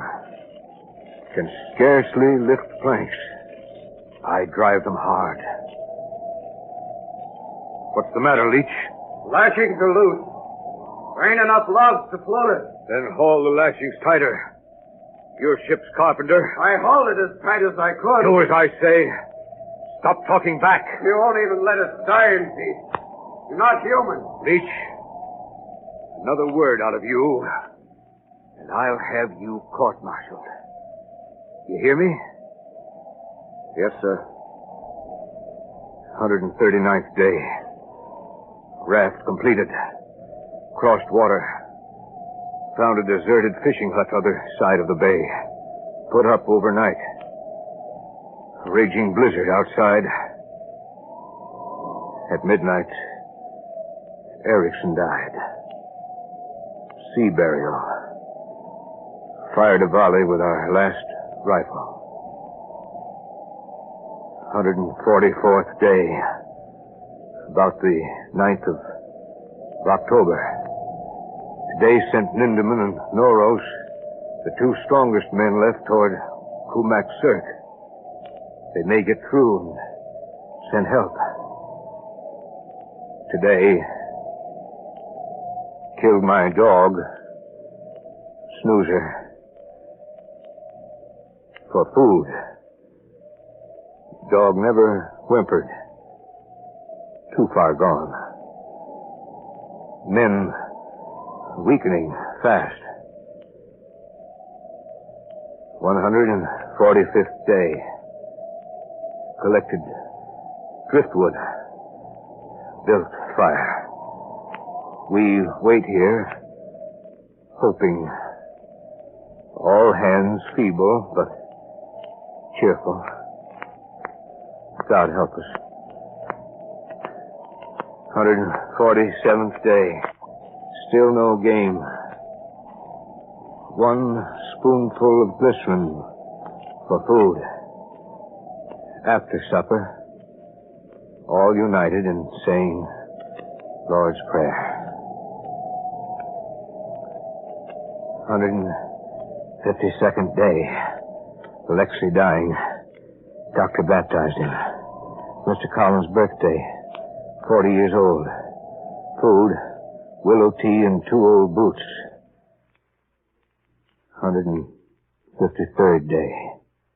Calm. Mild. Snow falling. About sunset, Alexei died. Covered him with ensign and laid him on a crib. Lee dying. Our Sam dying.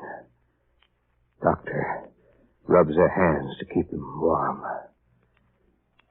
156th day. Found Leach dead in the morning. Still sitting up between the doctor and myself. Iverson laughs. Laughs. His mind is gone. Too weak to carry the body out on the ice. 157th day. Near the end of October. Very little hope. Said part of the divine service. At sunset, our Sam died. He still leans over his kettle. We can't move him. 160th day.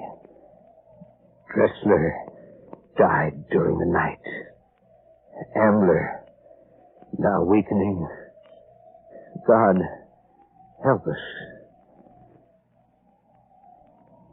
164th day. Iverson's laughing stops. Ambler crawls over to him, feels his pulse. Dead. 167th day. Mr. Collins dying.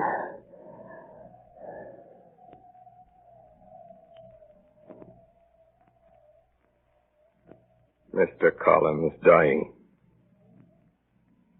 The captain's last entry in that fateful book. No word of himself.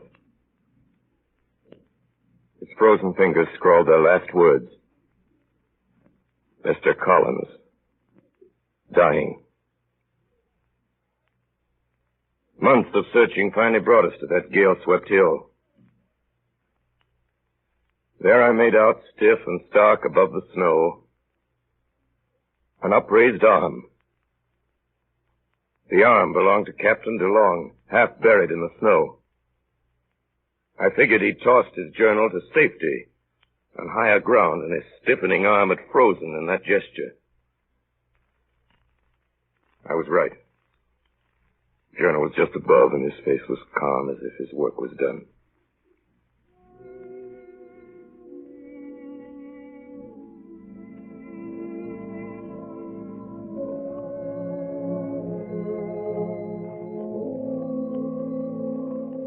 Atop a rocky promontory, looking to the north, towering 400 feet above the great bay of the Lena Delta and far beyond the reach of any possible flood, I prepared for my captain and his crew their final resting place. Above that rocky cairn, I raised a massive cross, 25 feet high, hewn from a driftwood spar salvaged from the bay below. And on the spreading arms of that cross,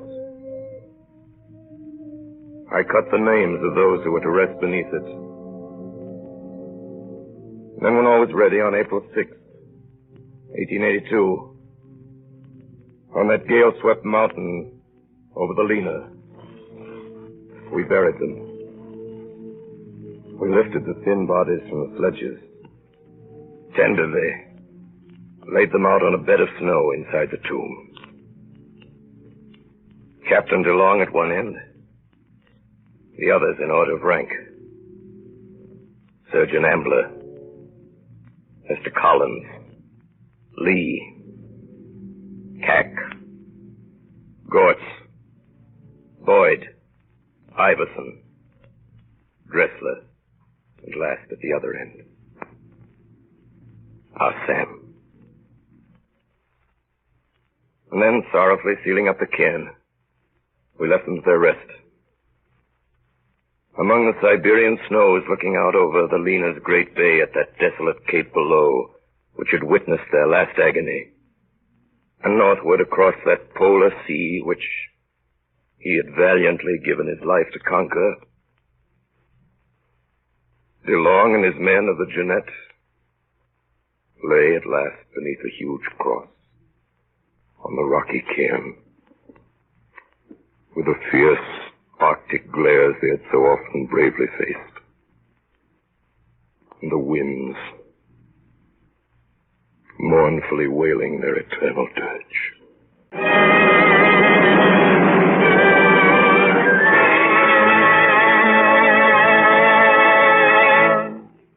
Tonight, the Columbia Broadcasting System has brought to its coast-to-coast audience a reenactment of the early expedition to the North Pole, as dramatized by Orson Welles and the Mercury Theater on the air. The play was adapted from Commander Edward Ellsberg's historical account of the saga of the Jeannette, as told in his book, Hell on Ice. This was the 14th consecutive broadcast in the weekly CBS series featuring Broadway's newest and most widely acclaimed theatrical producing company on the air. Orson Welles adapted the story for radio and directed the entire production. In the cast tonight were Thelma Schnee as Emma DeLong, Clayton Collier as Lieutenant Chip, Joseph Cotton as Lieutenant Dannenauer, William Allen as Dr. Ambler, Frank Reddick as Ah Sam, Howard Smith as Collins, Al Swenson as Erickson, Ray Collins as Captain DeLong, and Orson Welles as Lieutenant Melville. The original music was composed and conducted by Bernard Herrmann, and Davidson Taylor supervised the production for CBS. This is Dan Seymour speaking. Next week at this same hour, 8 to 9 p.m. Eastern Standard Time, we invite you to listen to the 15th of the weekly performances by Orson Welles and the Mercury Theater on the Air. This is the Columbia Broadcasting System. I'm Greg. This is the Nighttime Show, and you're listening to WOTR Radio. Great news. The temperature has dropped to 75 degrees as of the 7th hour into the night here in our muggy little town. Not too shabby, although still a bit warm for sleeping, at least for me. If you're still up with me into the wee hours, I am glad you are. A reminder that all next week, Miss Tamby's Diner on Hawthorne is featuring their Catfish Dinner Special from 5 to 8 p.m. for only $5.99. For that paltry sum, you get 2 golden batter-fried catfish, your choice of corn or green beans, and a soft, buttery biscuit hot from the oven. That's right, just $5.99, only at Miss Tamby's Diner. I'm planning on being there more than once. And if you haven't had the chance to check out the new Veterans Memorial in City Cemetery yet, you owe it to yourself to do so. This is the project that was specially funded through donations last year and was finally completed last month. A really beautiful memorial honoring our veterans from the town who have fought since its founding so that we can enjoy the freedoms that we have. Make sure you go see it if you haven't already done so. Next up, The Show-Off from Lux Radio Theater. Harold Perry, who you might know from The Great Gildersleeve, stars in this adaptation of the hit George Kelly play as Aubrey Piper, an overconfident socialist buffoon who irritates pretty much everyone in town, while courting the daughter of a local family. A funny, vibrant, and really well-done adaptation of the play. If you've never seen or heard this one before, and actually even if you have, I think you'll like it. It aired on February 1st, 1943 on Lux. Lux presents Hollywood. The Lux Radio Theater brings you The Great Gildersleeve, Una Merkel, and Beulah Bondi in The Show-Off. Ladies and gentlemen, your producer, Mr. Cecil B. DeMille.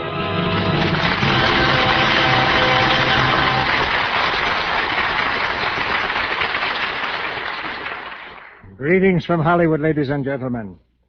Tonight, Fibber McGee and Molly introduced a new character into their show called Gildersleeve. I'm sure no one could have foreseen the fantastic success story to which we add another chapter tonight.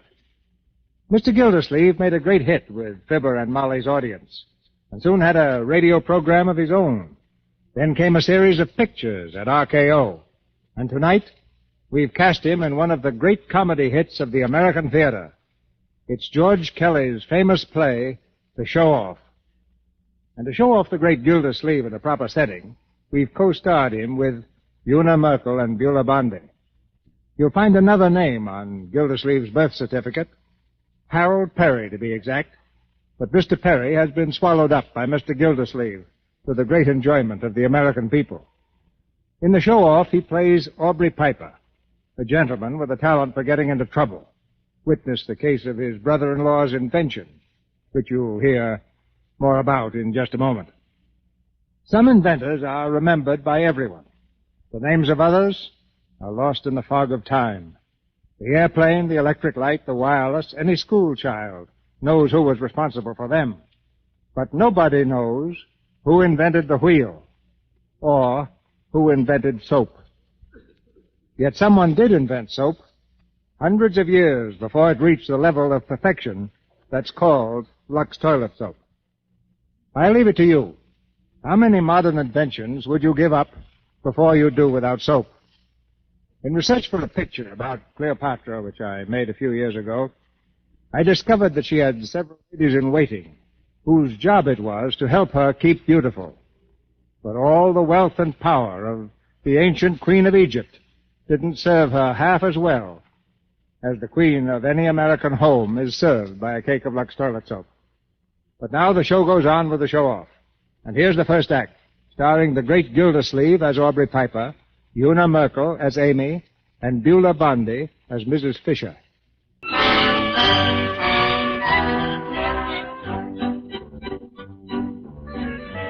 It's 8 o'clock on a Wednesday evening, and Amy Fisher is aflutter with excitement. 8 o'clock Wednesday is a big moment in Amy's life, for at 10 after, a certain party will ring the doorbell of the little frame house near Philadelphia. Hurriedly, she dabs a powder puff at her nose, and then, hearing the front door open, she rushes to the head of the stairs. Mama, was that the door? Yes, it was. It was your sister. Oh. Mama, when the bell rings, let me answer it. Hello, Clara. How's Frank? All right. Mama, did you see my blue bar pin? It was in my drawer. Well, look in the drawer. I haven't seen it. What's all the excitement, Mama? Wednesday night. Oh. Is that fella still coming here? Oh, right on the dot, such as he is. It looks like a steady thing, Clara. You never in your life heard anybody talk so much. I don't know how Amy stands him. Your pop can hardly stay in the room where he is. Well, doesn't she take him into the parlor? She does, yes, but she might just as well leave him out here, because he's not in there 5 minutes till he's out here in the kitchen again, talking about politics. You'd think he knew something about it. And the investment business. He's always talking about that, too. That's where he works, you know, the Billings Investment Company. He says he's head of the sales department. But I says to your brother Joe, I says, I don't know how he can be head of anything from the talk of him. Joe says he's a nut. But you don't dare say anything to Amy about him. Oh, no. She thinks he's heaven's gift to the Fisher family. And for all she knows about him, he could be a tramp in the park instead of with the Billings Company. Well, that's where he works, though, Mom. How do you know? Well, Frank knows him. You're Frank? Uh-huh.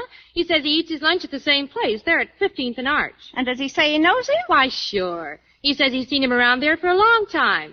Frank calls him Carnation Charlie. He says he's always got a big carnation in his buttonhole and carries a cane. That's the one. He's always got it on when he comes here, too. I believe in my heart, Clara, that's what's turned your sister's head. Oh, my. Did Frank say what his name was? Aubrey Piper, I think. That's it, Aubrey Piper. Sounds more like a place than a man's name. What does he do at Billings? He's a clerk. A clerk. I knew it. Head of the sales department.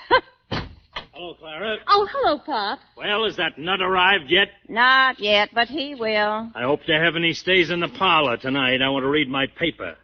And if he slaps me on the back once more, I'll kill him. That laugh of his.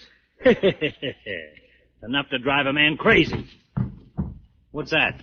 Must be Joe. He's down the cellar trying to fix the radio. Joe? Is that you? Yeah. Give me a hand with the set, will you, Pop? Well, I thought you was going to keep it downstairs. There isn't enough light. Okay, thanks, Pop.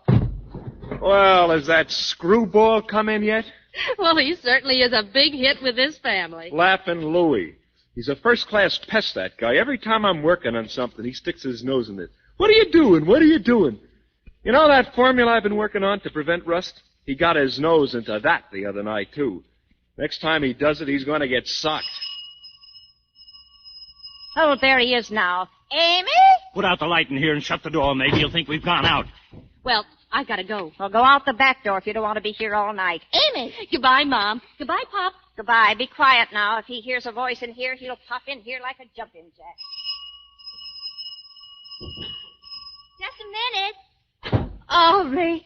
Hello, Aubrey. Greetings on you, little girl. How's every little thing? Hitting on all three? Come in, Aubrey. Right on the job, Amy. 10 minutes past on the dot. The pride of old West Philly never misses, no, sir. I'll take your hat, Aubrey. Anything to please the ladies. Here you are. And the boy rode off with many thanks and many a backward bow. Oh, come on in the parlor, Aubrey. 1 second, little gal. One little favor. Never again will I trouble the belle of old North Philly. How about a drink of the old Aqua Pura, huh? That's water to me. Of course, Aubrey. I'll be right back. Make yourself comfortable. Don't you worry about me, little gal. Amy, shut that door. Oh, what's the matter, Mom? I just want to get a drink of water for Aubrey. Listen, Amy, I don't want that fella popping in here. Hi, good evening, ladies and gents. Yeah. Oh. Stay right where you are, folks. Right where you are. Going right out on the next train. How are you, little mother? Evening, Pop. Hiya, Joe. Hello. Amy, step on the gas with the old Aqua Pura. Man's got to have a drink. How about it, Pop? You'll stay with me on that, eh, Pop? Oh. Listen, I don't like to be slapped on the back. Yes, sir. Yes, sir. I want to tell you this is a very pretty little picture of domestic felicity. Father reading, mother knitting, And little old Joe Edison Fisher there, working 18 hours a day to make the rich man richer and the poor man poorer. What about it, Popcorn? Am I right or raving? Oh, will you let me alone and keep your hands to yourself? I never saw such a pest in my life. Oh, what's the matter with Popsy Wopsy? Little off his feed, eh, Mother Fisher? Here's your water, Aubrey. Thank you, my dear. Blushing as she gave it, looking down at her feet so bare in her tattered gown.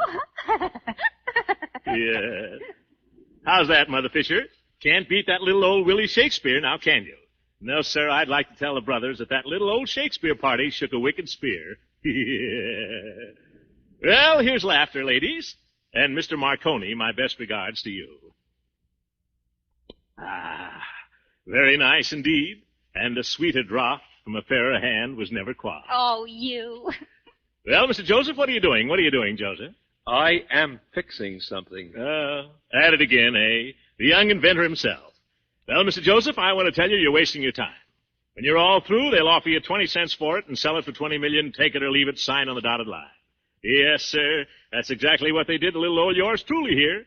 20 Lincoln Anacondas for a formula that would have solved the greatest problem before the industrial chemical world today. What kind of a formula? Why, a formula to prevent the rusting of iron and steel.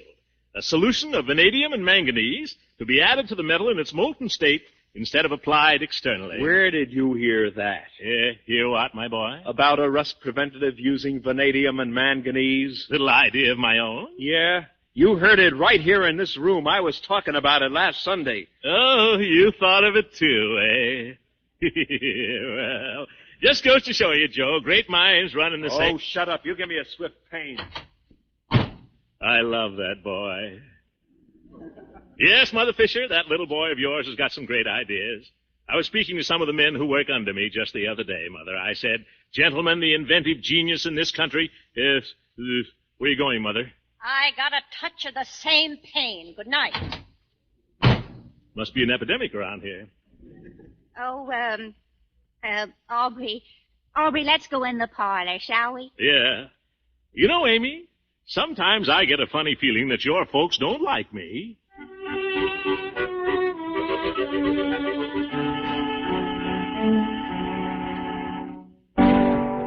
Many brave hearts are asleep in the deep, so beware,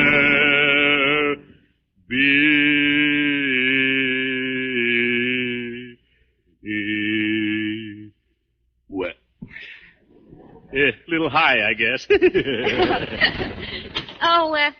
Yes, Mother, do you want something? I just wanted to tell you that it's nearly 12 o'clock. We're all going to bed around here. I was just about to take my reluctant leave, little Mother. Well, I don't want to hurry you. Not at all, not at all. In fact, the recent outburst was in the nature of a farewell concert. A little old song at twilight, you know, Mother Fisher, to soothe the savage beast. Yeah. Come on, Aubrey. I'll walk to the gate with you.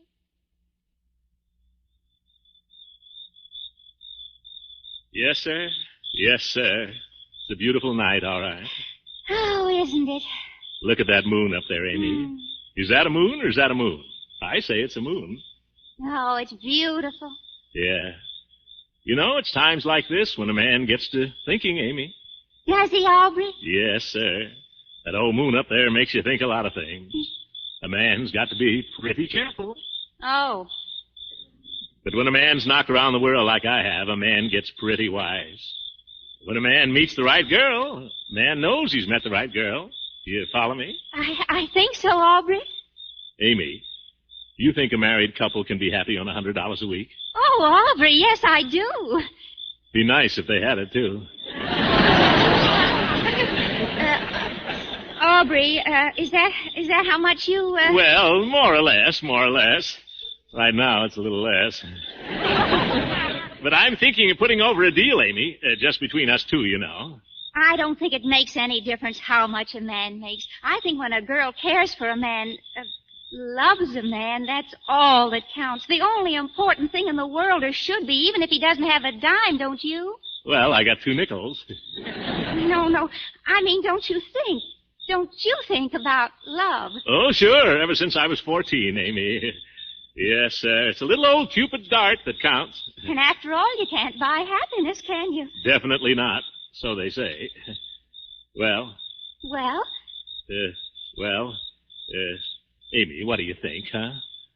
You mean about... Yeah, what do you say? Is it a go? Say yes, Amy. Say you'll pool your coffee ration with me.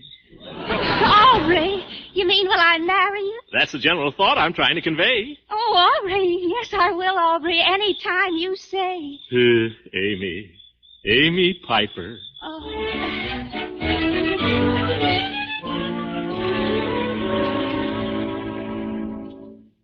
I'm not going to let you do it. I won't stand for it. Oh, Mama, stop it. I'm going to marry him, and that's all there is to it. But you don't even know him. You don't know what he does or how much he makes or anything about him. I don't have to. I know I like him, and that's enough. All right. But remember this, Amy. Be sure that he keeps you, and you keep him. And don't be coming around here for your pop to keep you. Mama, don't make me laugh. Aubrey's got a wonderful position. He makes plenty of money. Who says so? I just know from the way he talks. He makes at least $100 a week. Who ever heard of a clerk making $100 a week? A clerk? Where did you hear that? From Frank Highland. What does Frank Highland know about it? He knows Aubrey Piper, and Frank says he's a clerk down there just like 5 million others. Oh, that just shows how much he knows about it. Aubrey told me he makes $100 a week, and what's more, he's going to swing a great big deal pretty soon. The only thing he'll ever swing is that cane he carries. Amy, dear, I'm warning you once and for all. Oh, Mama, why don't you let me make my own life? You took who you wanted, didn't you? And Clara took the man she wanted. Well, I'm going to take what I want, and I want Aubrey Piper.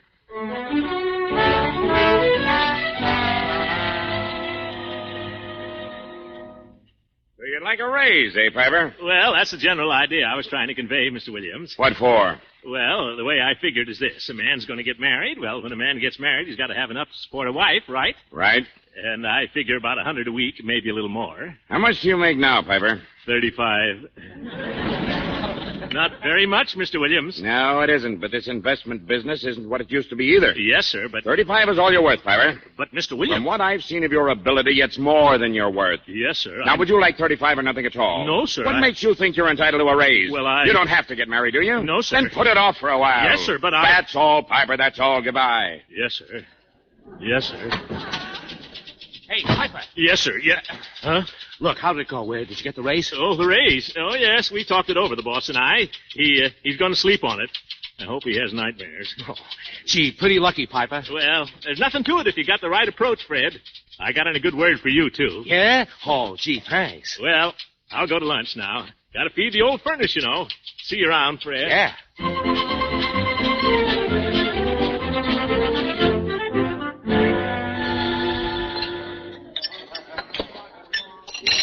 Hi, Aubrey. What'll it be? Hi, Sam.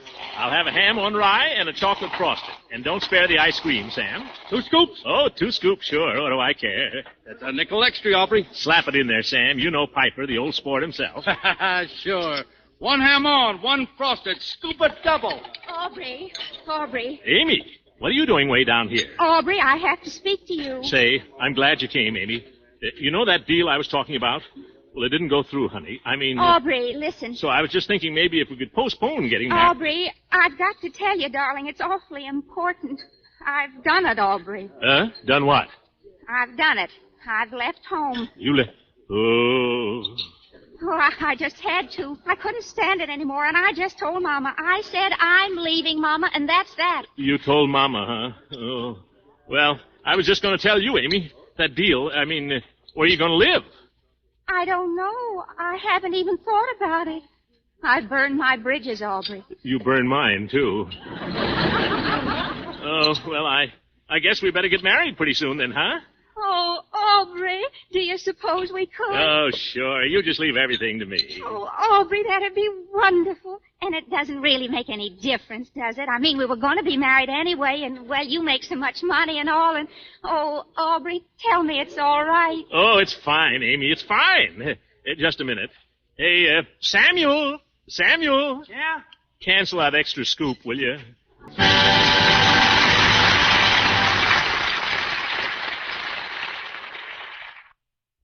Act 2 of The Show-Off, starring the great Gildersleeve as Aubrey Piper, Beulah Bondi as Mrs. Fisher, and Una Merkel as Amy. 6 months have passed, and the romance of Amy and Aubrey has blossomed into marriage. Amy is too proud to admit it to her family, but she has discovered, as wives sometimes do, that her mate is more talk than action. He's not the head of his department, nor does he earn the expected $100 per week. And now, in the Piper kitchenette, the financial question has again reared its ugly head. Bills, bills, bills. Aubrey, what are we going to do? How's the coffee coming along, Amy? Boy can't be late to work, you know. Aubrey, listen to me. Sure, what's on your mind? Aubrey, we've just got to get some money. We can't go on like this any longer. Why not? We've been getting along fine.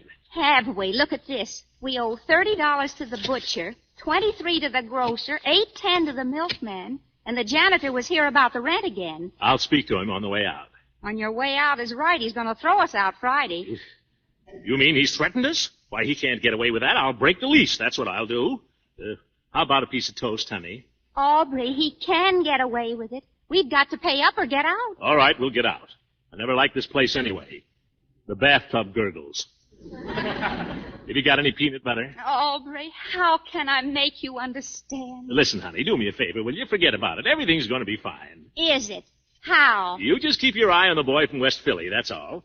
Now, I didn't want to mention this, but I'm working on a deal right now that'll put us right up there on top. Where's the jelly? What kind of a deal, Aubrey? Never mind, you'll see. But I want to know. Well, it's a little idea I've had in the back of my head for a long time. What idea? It's pretty technical, Amy. Aubrey, tell me, what is it? Well, it's a rust preventative. A combination of magnesium and vanadium added. Oh, Aubrey, that's Joe's idea. That's the thing he's been working on for years. Oh, beat me to it, eh? Well, the more power to him. Oh, Aubrey.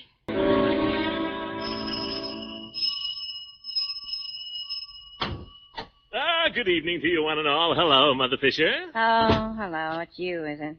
What's the good word, Mother? Been siphoning out any gas tanks lately?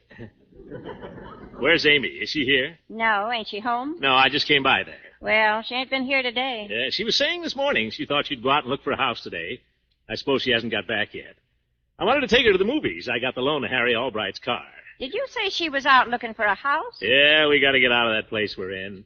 The Acme Machine people have bought the whole block. They're going to put up a new factory there. How soon do you have to get out? Friday. I mean, as soon as we can find another place. Well, I'm afraid you won't find it so easy to get a place as reasonable as that again in a hurry. I don't want a place as reasonable as that. I want a real home, Mamma Mia. Something with ground around it. Where I can do a bit of tennis in the evening. Well, if you do, you'll pay for it. That's exactly what I expect to do, Mother Fisher. Not giving you a short answer, of course. That's exactly what I expect to do. And no more of the old first-of-the-month business for this growing boy. He's all washed up, signed on the dotted line. I'm going to buy, Mother. Buy? Buy what? A house, Mother Fisher. A real little home. You ought to go out along the boulevard some Sunday. Some fine little buys out there. Well, there's no danger of your going out along the boulevard except for a walk. Yeah. Well, a lot of people out that way, Mother. And a man's got to live someplace. Well, if he's wise, he'll live where he's able to pay for it. Besides, you haven't got any furniture for a house, unless you don't mind sitting on the floor. The matter of furniture nowadays, little mother, is a very inconsequential item. It still costs money, don't it? Money. That's something that never worries me. I know, but it worries me. Yeah. How are you going to buy furniture when you haven't got any money to even buy a house? Don't fret, mater. There's things in the wind. Things in the wind. Well, there ought to be. There's plenty of it. Plenty of what, Mother? Plenty of wind. Yeah. Well, right there with the old sense of humor, eh? Well, I guess I'll mooch along. Yes, mooch. Oh, say. If Amy calls, tell her I got the loan of Harry Albright's car. Fred Myers and I will meet her in front of the Rivoli at 8 bells. I suppose you mean 8 o'clock, don't you? Give the lady a cigar, Professor. Well, cheerio, Mrs. Whistler. Who? Mrs. Whistler. Man's dream of an ideal mother. Oh, shut up, you fool. Go on, mooch. Yeah. Cheerio, gal.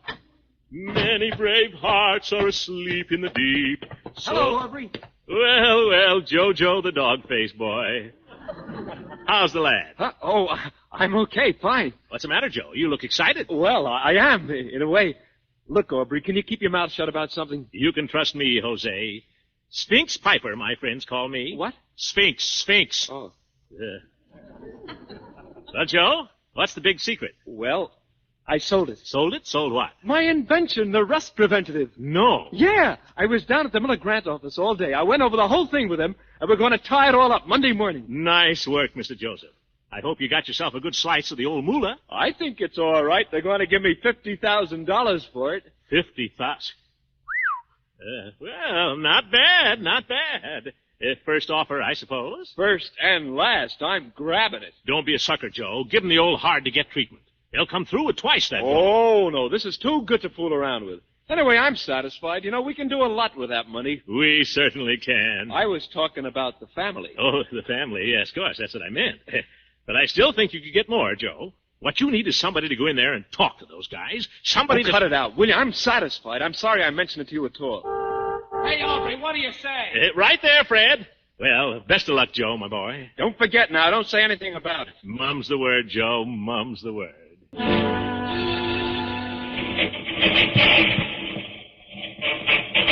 Hey, Aubrey, I thought you said you knew how to drive. What's the matter, Fred? We're getting there, aren't we? Yeah, but I hate to think what Harry's car's going to be like. Don't you worry about the car, Fred. Everything's under control. Yeah, so I hear. Got a slipping clutch, that's what it is. Hey, that's a red light. You better stop. Huh? Oh, boy, Aubrey. You're about the world's worst. I think I better get out and walk. Oh, we'll be there any minute. Just let that little old light give me the go-ahead, Fred, and we'll be zipping on our way. Here we go. Hey, watch it. What's the matter? Look out for that car. Look out. Look out. Oh! Did you see that guy? He cut right in front of me. Listen, Aubrey, that was a police car. A what? A police car. You slammed right into a police car. All right. Keep moving now. Move along. Hey, you. Good evening, officer. Had a little brush here. And nothing serious, I hope, eh? Oh, no. You just knocked 3 of our wheels off, that's all. I'd like to take a sock at that dope. Where is he? Now, take it easy, Mike. You go along and have that arm fixed. I'll take care of this fella. Go along now. All right, but you better report about the car. Don't worry, Mike. Did that other gendarme get hurt? Oh, no. I think it's just a little matter of a broken arm. Nothing serious, as you say. Broken arm? Well, how did that happen? I'm not sure, but I think he was waving to a friend. He threw it out a joint. Very good. All right, let's see your license. License? License. Oh, you mean my driver's license. You know what I mean. Oh, sure. Let me see now. That's not it. That's not it. Oh, my draft card. 4PH. PH? Positively hopeless. They ain't kidding either. Yeah. You got me that time. Now, let's see. Come on. Give me your license. Well, officer, I'll tell you the truth. You beat me to it by 3 days. What are you talking about? Well, I've been meaning to get a license for some time. As a matter of fact, I was going down there for one next Tuesday. Just a minute. Am I hearing things? Are you trying to tell me that you don't have a license? You got me again, officer. I've got you all right. Get out of that car. 10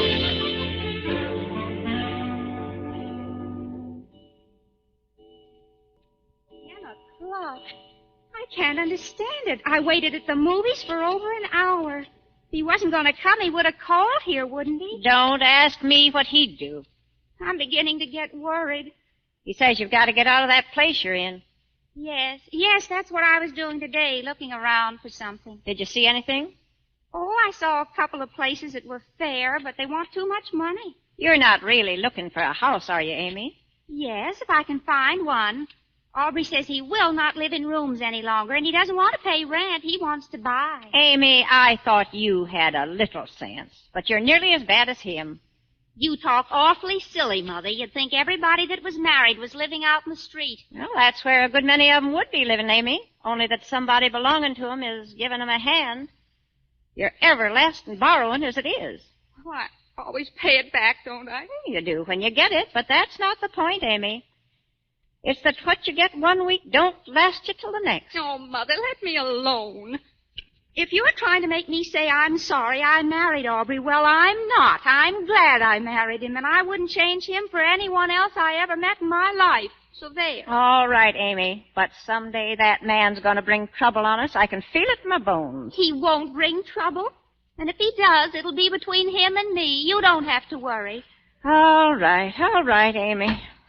Is that you, Joe? It's me, Mom. Oh, hello, Clara. What you doing here? Well, I don't know. Isn't Frank here? You're Frank? He called up the house and said I better get right over here. It was something about Aubrey. What about Aubrey? Well, I don't know. I couldn't understand what he was saying.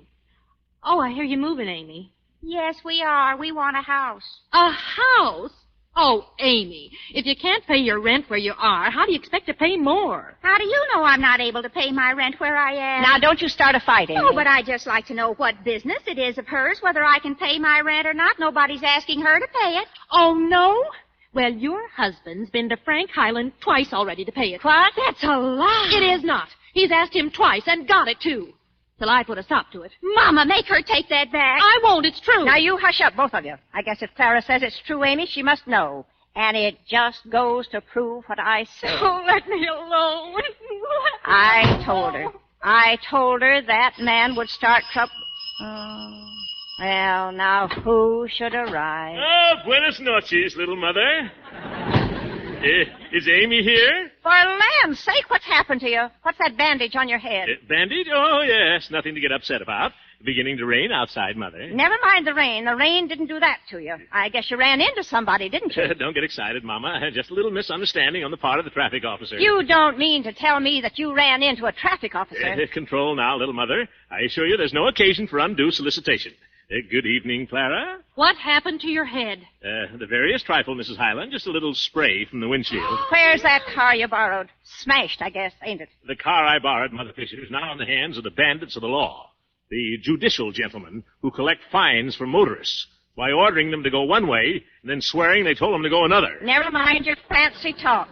I want to know who you killed, and where's the automobile that someone was fool enough to lend you? The automobile, little mother, is perfectly safe, parked and pasturing in the courtyard of the police station. So you got arrested? Well, I accompanied the officer as far as the station house, yes.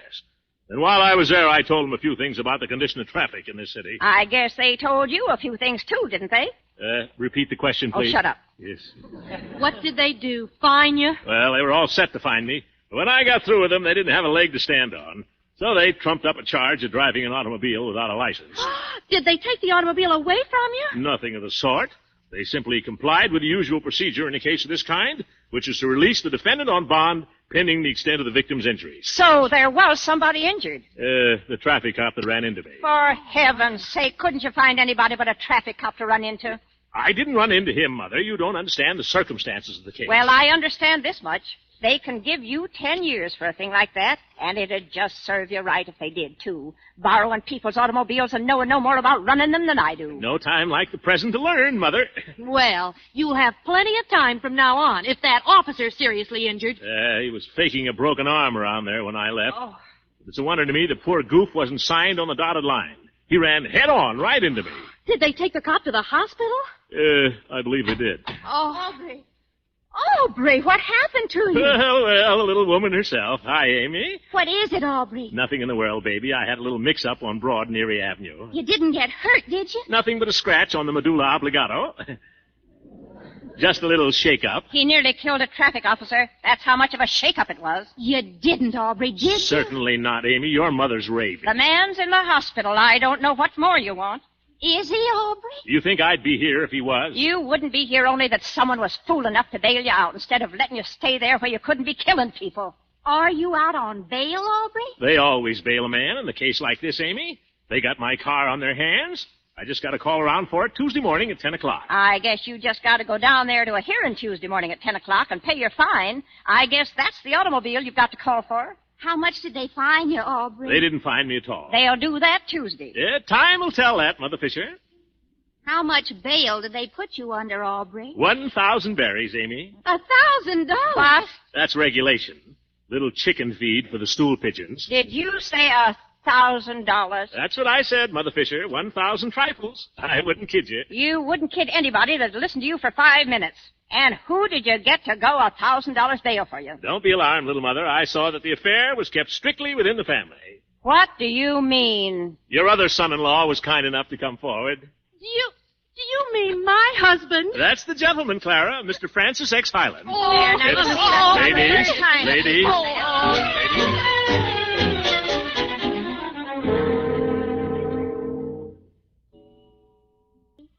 Don't you think you'd better go to bed? In a minute.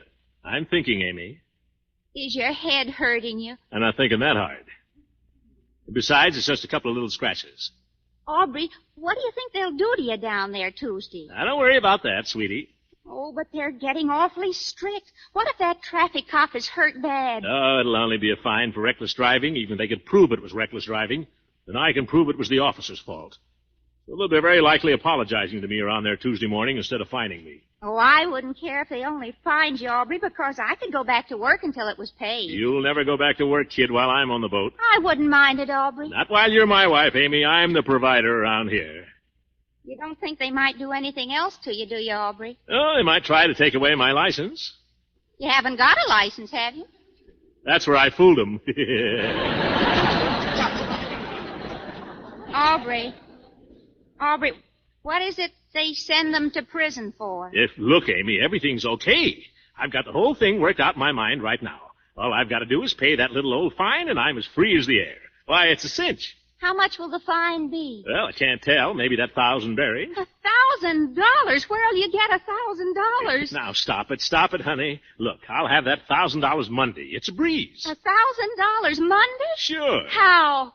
Look, if a fellow was going to sell something for $10, see? Yes. And I knew it was worth at least $20, see? Well, if I went to the men who were going to buy it for 10 and I convinced them they ought to pay 20, well, I'd be entitled to a commission now, wouldn't I? At least 2%. 2% of the difference, sign on the dotted line, and I got my $1,000. But, Aubrey, that would mean that you'd have to sell something for $100,000. That's the ticket, Amy. You mean that somebody's selling something for $50,000 and that you can get $100,000 for it? Amy, it's a cinch.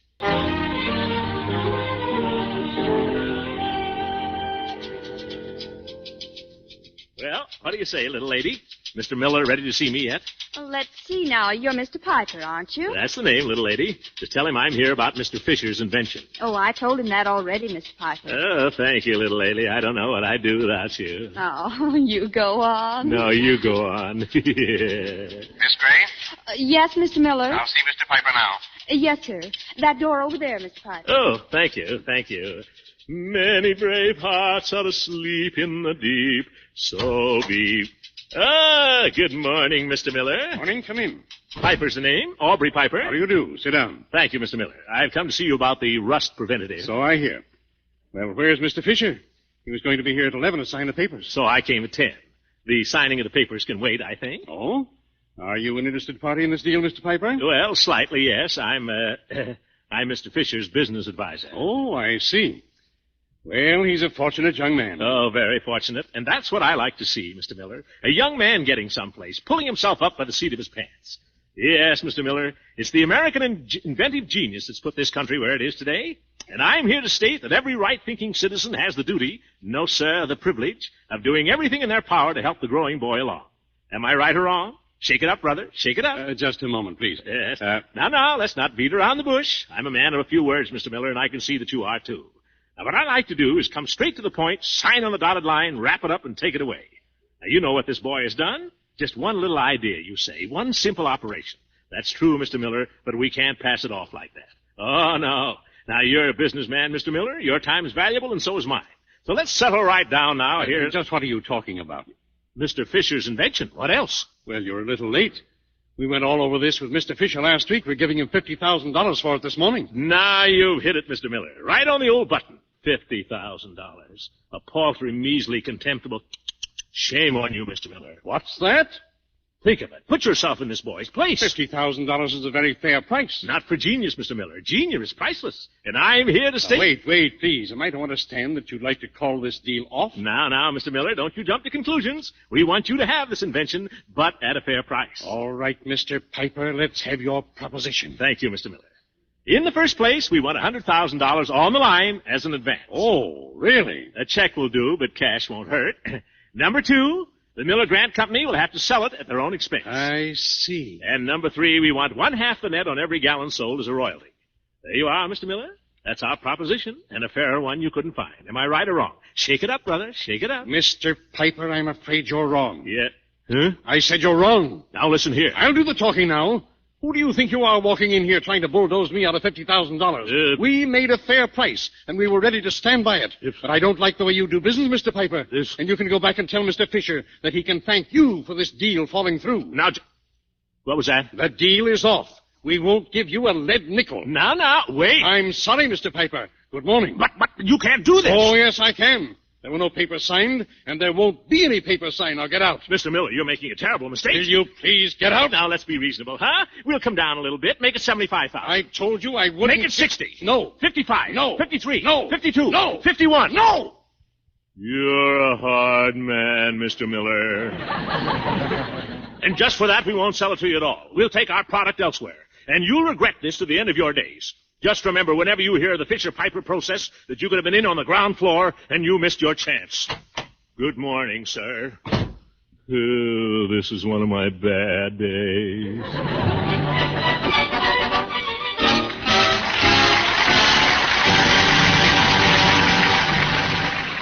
We pause now for station identification. This is the Columbia Broadcasting System. Now, here's a question for the women in our audience. If you could make your stockings last far longer just by doing one very easy thing, would you do it? Of course you would.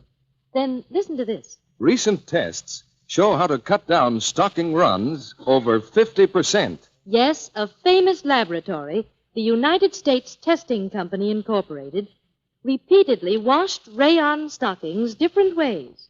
Then tested them on an almost human machine, a sort of mechanical leg that strains stockings the way you do in actual wear.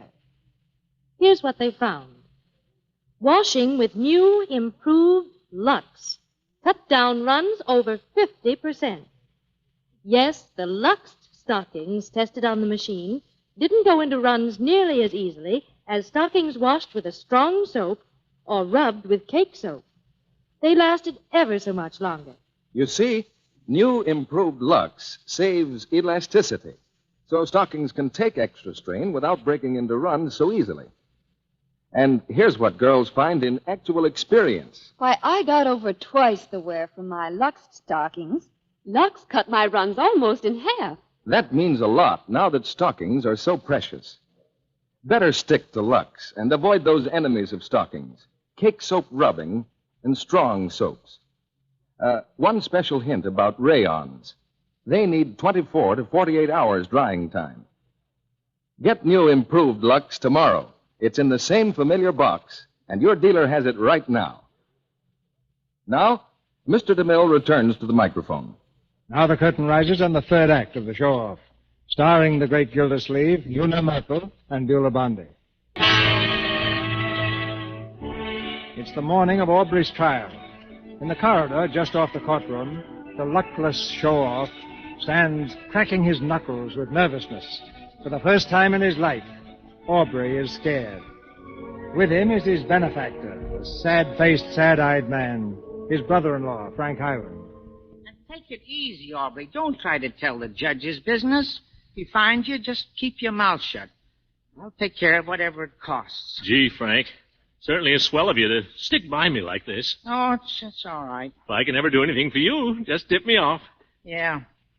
Things certainly been going awful lately. Did you hear about Joe? Joe? No. What's the matter with Joe? He had a deal all set for $50,000 for his invention. Went down there yesterday and they wouldn't even see him. Well, what do you know? No explanation or anything. No. Well, just goes to show you. You can't trust those fellas as far as you can throw them. Yeah. Wish I knew what gummed it up. So do I. Aubrey. Oh, hello, Amy. Glad you got here, kid. Hello, Frank. Hello. Well, I'll see you later. I gotta get some coffee. No refills, Frank. See you in court. Well, honey. Aubrey, are you nervous? Nervous? Who, me? Yeah. Oh, Aubrey, don't worry. It'll come out all right. It's not only the trial, Amy. That isn't so much. I got something else on my mind, Amy. I've just discovered I'm a terrible heel. Aubrey! That's right. It's an awful blow to me after all these years. Oh, what are you talking about? Amy, listen. Remember that deal I was going to swing? That $100,000 thing? Yes? It didn't go through. Oh, that's all right. I hope Joe feels like that. Joe? Yeah, it was his deal, the invention. I crabbed it for him. Oh, Aubrey. All right, go ahead. Give it to me. I deserve anything I can get. But how did it happen? How? It was all settled. Well, yes, but I went there to talk for Joe. Oh. I thought I could bluff him into it, Amy, and instead of that, they bluffed me out. I was only trying to do a good turn, that's all. I guess you can't help it, Aubrey. I guess it's just the way you're built or something. Oh, honey, from now on, it's going to be different. I'm going to be a brand new man. You wait and see. Oh, what are you going to tell Joe? Joe. Oh, you think I ought to tell him, huh? You've got to tell him. You've got to take your medicine, Aubrey. All right. I'll face him. I'll face him like a man. Joe, I'll say. Joe, my boy. I'd rather face my draft board. Well, when the trial's over, we'll go up to the house, both of us. Okay, Amy. Of course, that's just assuming that they'll let you out after the trial. Aubrey Piper. Yes, here I am. Who wants me, mister? The state of Pennsylvania. Get in here. Oh, brother.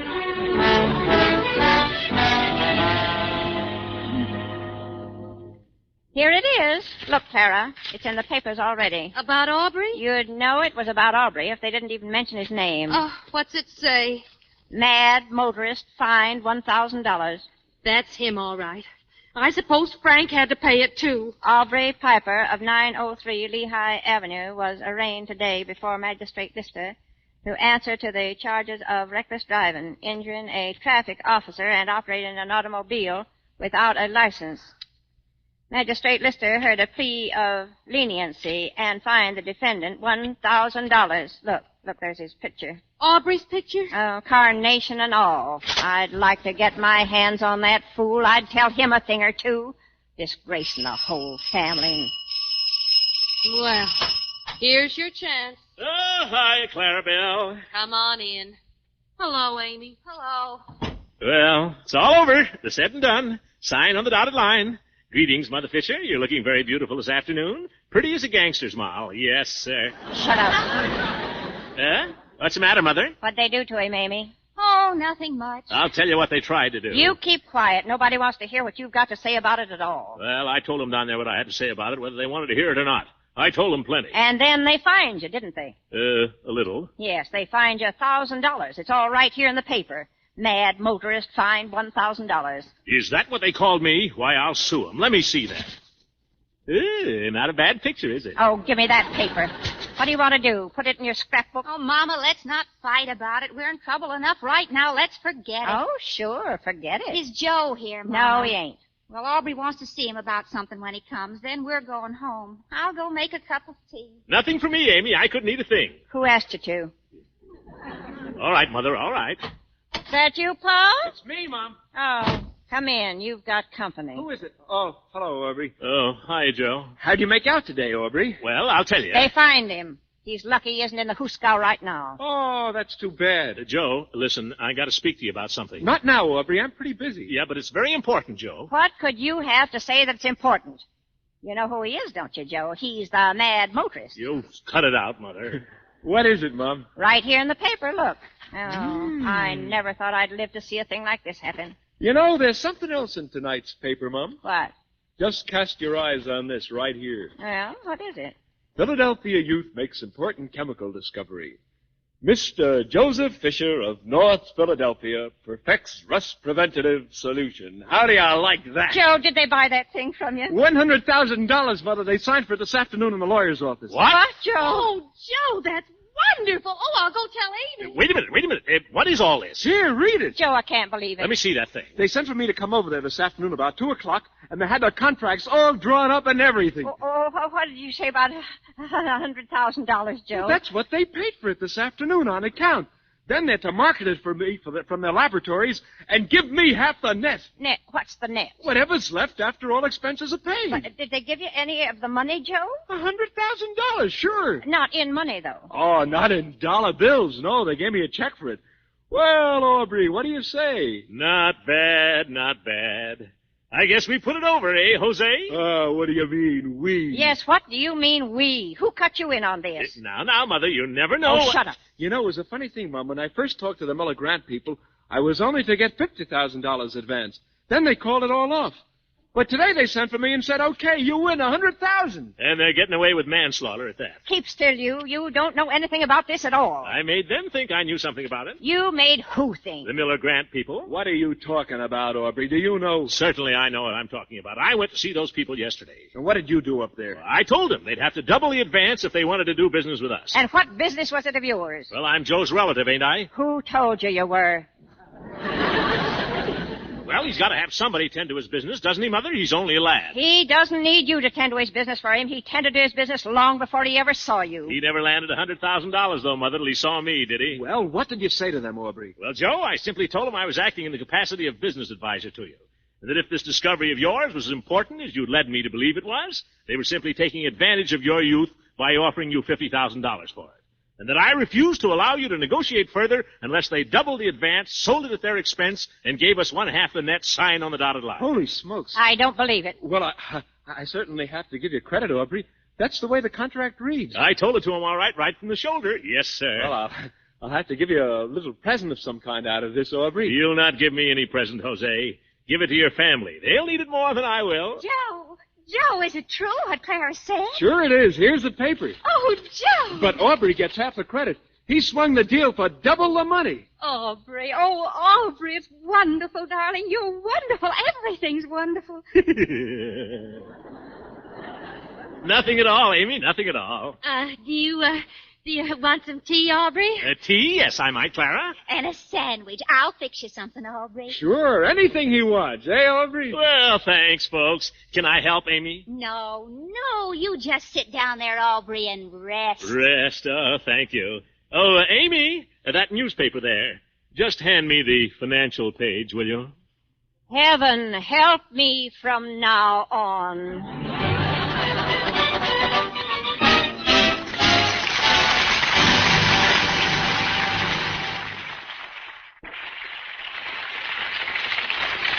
Ladies and gentlemen, next Sunday is the beginning of Boy Scout Week.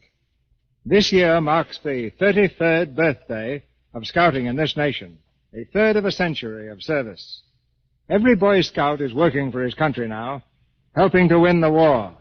And tonight we join millions of other Americans in saluting their great work.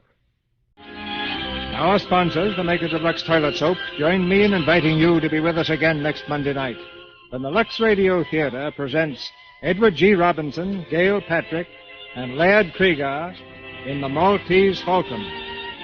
This is Cecil B. DeMille saying good night to you from Hollywood.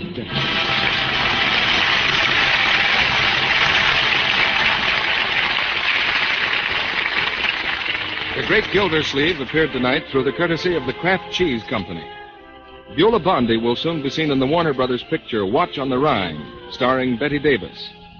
Heard in tonight's play were Paula Winslow as Clara, Jeff Corey as Joe, and Eddie Marr, Norman Field, Leo Cleary, Charles Kane, Arthur Q. Bryan, Ken Christie, Sharon Douglas, and Fred Mackay. Our music was directed by Louis Silvers. Well, dear listeners, we're in our final hour of the night together, and I, for one, enjoyed our time together. One last announcement before we dive into our last show for the night. The Sunny Drive-In out on Old Darby Road is showing a Hitchcock double feature tomorrow night. The Birds, that creepy 1963 film starring Rod Taylor and Tippi Hedren, and Rear Window, starring James Stewart and Grace Kelly from 1954. Classic tales of suspense from the master himself. So if you don't mind the heat, head out to Sunny Drive-In tomorrow evening. The movies start at dusk. Should be a great time. And now our last show of the program, The Great Adventure from Theatre Guild on the air once again. A famous English painter who lives in a reclusive life by himself with only his valet for company is cast adrift when the valet dies. As he hates publicity, the painter decides to assume the valet's identity, and what follows is his first real great adventure in the outside world. A fantastic tale with some really moving moments. I hope you enjoy it. Alright, I hope to see some of you tomorrow or Sunday at the Farmers Market at 6 in Maine, despite the heat. It was great staying up all night with you, dear listeners. I will see you again tomorrow night. I'm Greg, and you're listening to WOTR Radio. United States Steel, USS, the industrial family that serves the nation, presents the Theater Guild on the Air. Our stars, Alfred Lunt and Lynn Fontanne. The play, The Great Adventure, by Arnold Bennett. Produced on the air tonight by the Theater Guild, one of America's foremost theatrical producers. Every day, everywhere, you are served by products of steel. In your home, in your business, in your travel. The trademark of United States Steel, USS, on any steel product is your guide to quality steel.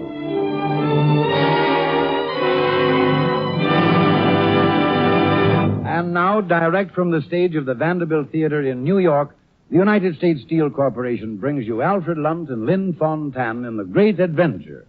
And here is Roger Pryor speaking for the Theater Guild.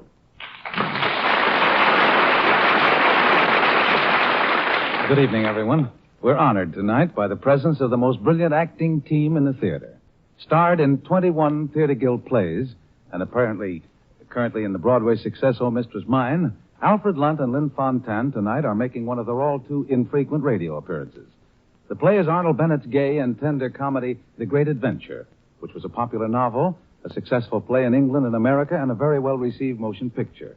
Let's raise the curtain now on the radio version of The Great Adventure, starring Alfred Lunt as Priam and Lynn Fontanne as Alice, and featuring Romney Brent as Oxford.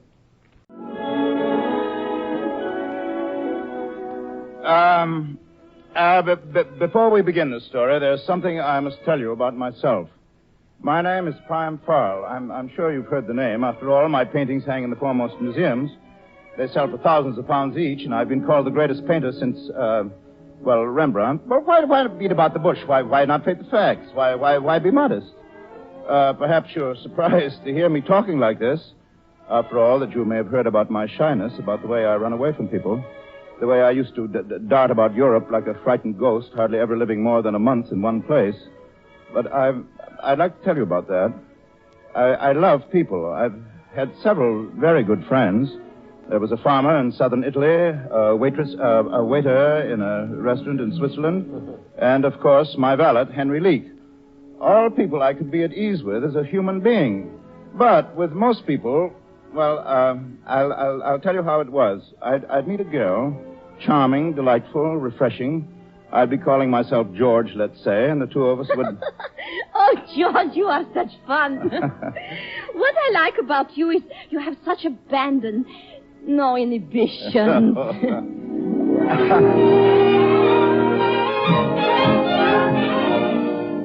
Well, what I mean is we'd have a fine time.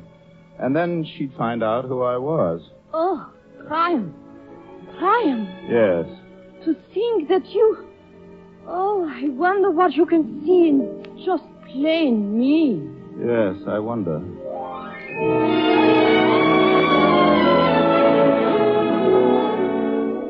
See, then the whole thing would be impossible. I'd feel like a monument being examined by tourists. And so I'd flee to the next town. Now, can you imagine this going on year after year? I kept sending my paintings to my agent in London. The checks came back larger and larger. But all that time, I was running from one European country to another. And finally, I did what I thought I'd never do. I fled back to my native England. I owned a house in London that had been closed for 20 years. Oh, I know it was reckless to return, and almost as soon as we'd unlocked the door, I could see the whispers passing down the street. There's something doing at 126. Look, at 126. It's him. It's him. It's him. It's he. But it was too late to draw back. And then it happened.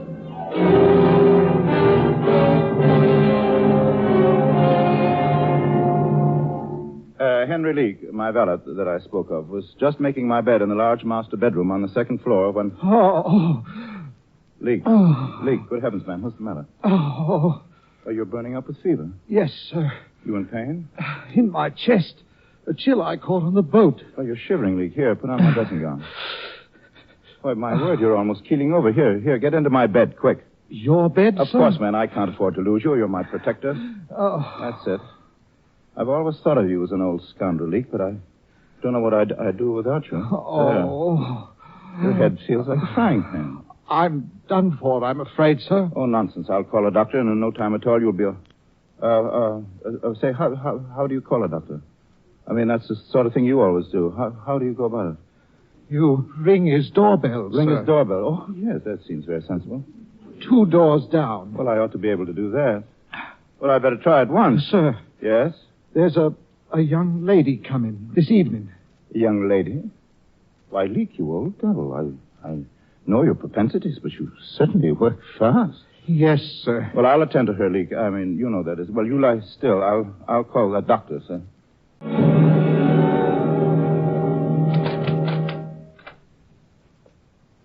Well, doctor? I'm sorry. What? Dead. Oh, no. Oh, no. No, that's impossible. I did all I could. Pneumonia. Oh, no, but this can't be. What am I going to do without him? What are you going to do without him? Oh, of course, don't you realize I'll be helpless, absolutely helpless? He and I, we were always together, and for 20 years. Yes, I know how you feel, my good man, but you'll find a position. What? Ask rather, what will England do without him? Now, look here. What will the world do without him? It's a tragic loss. I think there's a mistake. The man in that room. Well, I know. Triumphal, the greatest artist since Titian. Since Titian? You really think so? It's the opinion of every leading critic, isn't it? Well, yes, I suppose. Yes. I tell you, I would give anything in the world if I could have been in time to save that man. If I could have talked to him just once, face to face, and tell him the reverence I felt for his work. Reverence? Really? Now, I shall never have a chance to pay him that homage. Well, let's hope not. Huh? What was that? No, nothing at all, Doctor, nothing. Has Mr. Farl any living relatives? There's a cousin he hasn't seen for 30 years, Duncan Farl. They always hated each other. He lives in London? Well, he used to. Yes, he'll have to be informed. But I'll take care of everything. I know you're very upset. The registrar of deaths and the embalmer and the reporters. I know you won't want to be troubled with them, so I'll do... Doctor? Yes? There's something I'd better explain. Yes? The man in that room there. Yes? That man, Doctor, is...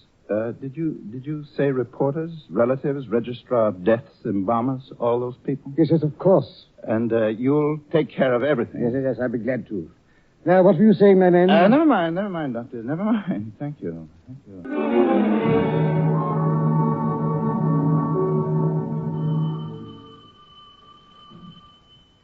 Yes? I am Duncan Farl, a solicitor, cousin to your late employer. You're League Cavallet, I presume. Well, Possibly my name is not very familiar to you. Oh, I've heard of you. I know about a fight of 30 years ago in which your teeth were loosened and you were bit and kicked. You're not very respectful. I'll ask you to remember that you're not my valet. I'll remember it with ease. That's enough, Leak.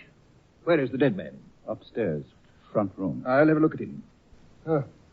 Nasty air. The house has been closed for over 20 years. I know. I'll have a look around. I'll call you if I need you, Leak.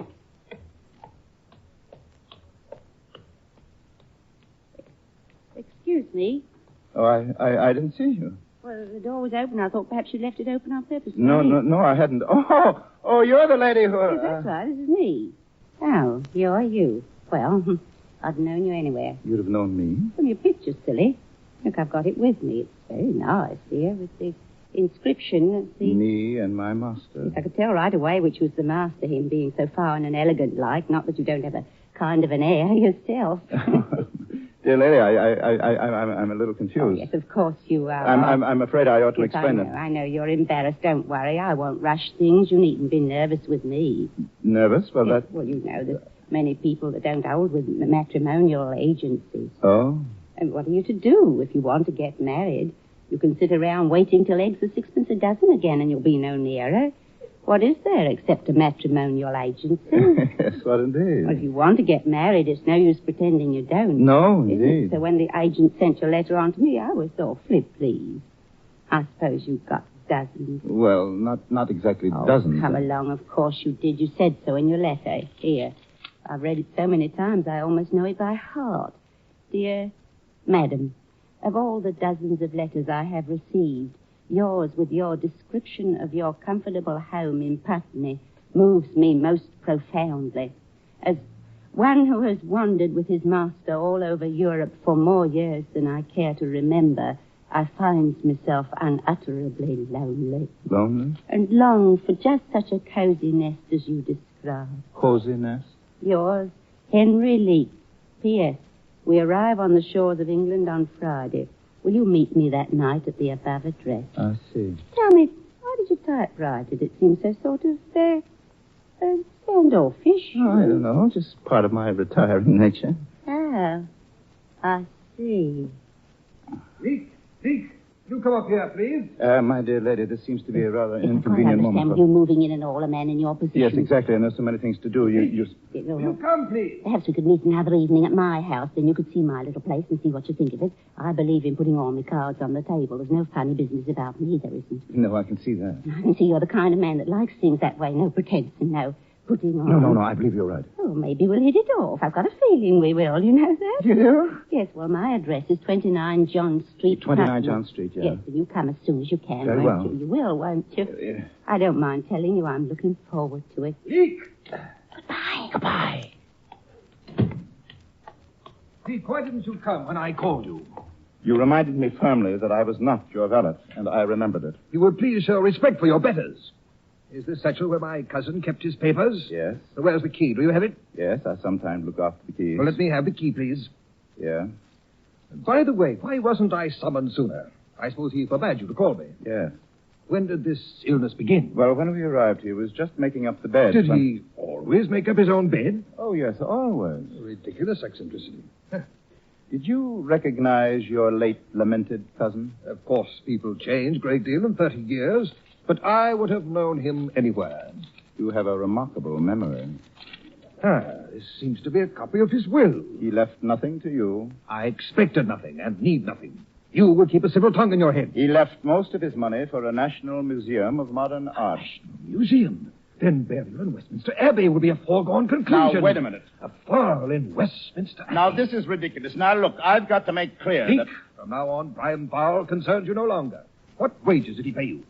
£400 a year. A good deal too much for you. Oh, you think so, do you? I shall pay you tomorrow morning a month's salary in lieu of notice. You will be out of this house by 9 a.m. But this is preposterous. Your services are no longer required. Well, I see by this will that you will receive an income for life of £200 a year. You're very lucky. Will you please have your bags ready first thing in the morning? I shall want to inspect them before you go. Daily Telegraph, artist to be buried in National Shrine. Daily Telegraph. Well, it's in the Gazette. Vermont's triumphal. It's in the Gazette. next morning early, I found myself walking along the street with a suitcase in my hand. The worldly possessions of Henry Leake. The city seemed to be going mad. Newsboys were shouting about Westminster Abbey, and everywhere doors and windows were being draped in black. I felt as if I was a ghost hunting my own last rites. What was I to do? I walked to Westminster Abbey, thinking I could see the dean and tell him the whole truth, but I was quickly... Get along there. Now move along. No loitering there. Now, look here. Now, you're making a mistake. I said move along. Triumphal is not Move along, dead. I said. Now, listen, you're burying a living man. You're burying me. You're burying me. Keep moving. Get along. Get along. I was pushed roughly away. I tried again at another entrance, but they called me a dangerous radical, and they hustled me on, and then I wandered into a small hotel. After all, I had to stay somewhere. But I was in a panic. Always Henry Leake had attended to such things. Well, I walked to the desk, and... shall I show you a room? Yes, perhaps. We have a lovely one, and such nice people stay here. Our speciality is quiet bridge evenings. Do you play bridge? Oh, no. Oh, no, not that. Sir? Oh, not that. Where are you going? I fled into the street, and then I left my bag at a railway station, and I wandered some more, aimlessly, confused, helpless. What was I to do? I kept feeling vaguely annoyed at Henry Leake for leaving me so unsecure, while he prepared to take his repose in Westminster Abbey.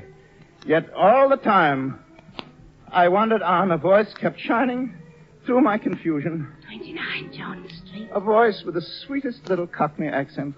Really enchanting. I never realized before how beautiful a Cockney accent could be. You'll come, won't you? I walked on. As soon as you can. I walked faster. Somehow I found my way to Putney. John Street. I found John Street. 29. And I found 29. Well, so you found your way here. Well, I am glad. Yes, I found my way. I recall that I promised to pay you a speedy visit. Well, it is nice of you to come so soon. Well, come in. With all you must be going, so I read about it in the paper. Oh, you know. So how could I help it? They say he was famous. though I never heard of him myself. You didn't? No. From the life he leads, he might just as well have been a traveling salesman. Not much fun. No. Well, here, I'll take your hat. How is it you could get away? Aren't they needing you? No. The fact is, I've been given the sack. Oh, well, I hope they paid you your months. Oh, yes, I got my month's wages. Also an inheritance, £200 a year. Oh, that is nice. Well, that's just about what I get from my brewery stock. Oh? Why, between the two of us, we could manage without... Well, I mustn't say that. I promised I wouldn't hurry things. Come and sit down, won't you? Oh, gladly. This is the parlor. Oh, yes? Well, I know it's not much, but it's cozy. Well, it has a feeling of... What? Of safety. That's what it is, safety. Oh, dear, you are funny. Imagine walking into someone's parlor and saying it looks safe. I feel as if the world is shut out. You looked frightened to death when I saw you standing at the door. Well, you don't look frightened anymore. Sit down, won't you? Have a cup of tea. I was just having mine. Well, it's very pleasant. Milk and sugar? Milk. No sugar. Well, if you like a good cup of tea, you'll get it here. Yeah, one of them sandwiches. Oh, thank you. Hey, not you. Oh, thank you very much. Yes, you don't act so much like a gentleman's gentleman. Oh, how do they act? Not very gentlemanly. Are you going to look for another position right away? Well, I hadn't thought of it. That's right. Why should you? You've been married before. No, I haven't. Well, I have. As I told you in my letter, I'm a widow. My husband died 4 years ago of appendicitis. Yes, it was caused by swallowing a bristle out of his toothbrush. Oh, no. Yes, it was found at the operation. And he left me with his house and the brewery shares.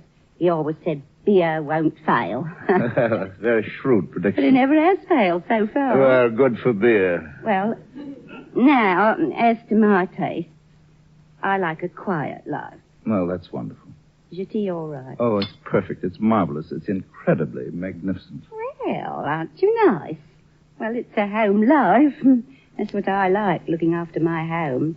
Did you think I was awfully forward going to a matrimonial agency? Why, no. Why should I? Oh, I don't know. Some people say if you go to an agency, you let yourself in for it.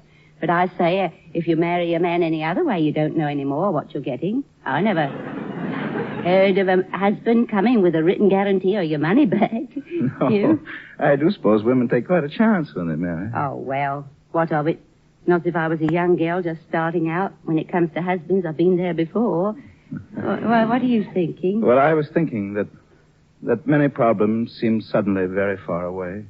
All those years on the continents, we were pursued and haunted by reporters and curiosity seekers, and now suddenly, well, that's all over. Yes, of course it is. In this house, I feel as if I'd reached the end of a long, weary journey. Oh, I am glad you feel that way. Oh, it's so comfortable and quiet. Yes, it is quiet here. I can't even hear those newsboys shouting. Well, I'll fix you another cup of tea. I know you'd like some. Yeah. More. You're right. Prime Far lies in repose, and soon he'll be forgotten in Westminster Abbey. There's such a fuss about all that. What difference does it make where a man is buried so long as it's decently done? That's what I always say. What do you always say? Well, I always say, what difference? Prime Far is dead. Yes. Sleep softly, Prime Far. And live, Henry Lee. That's right. That's the spirit. Live, Henry Lee.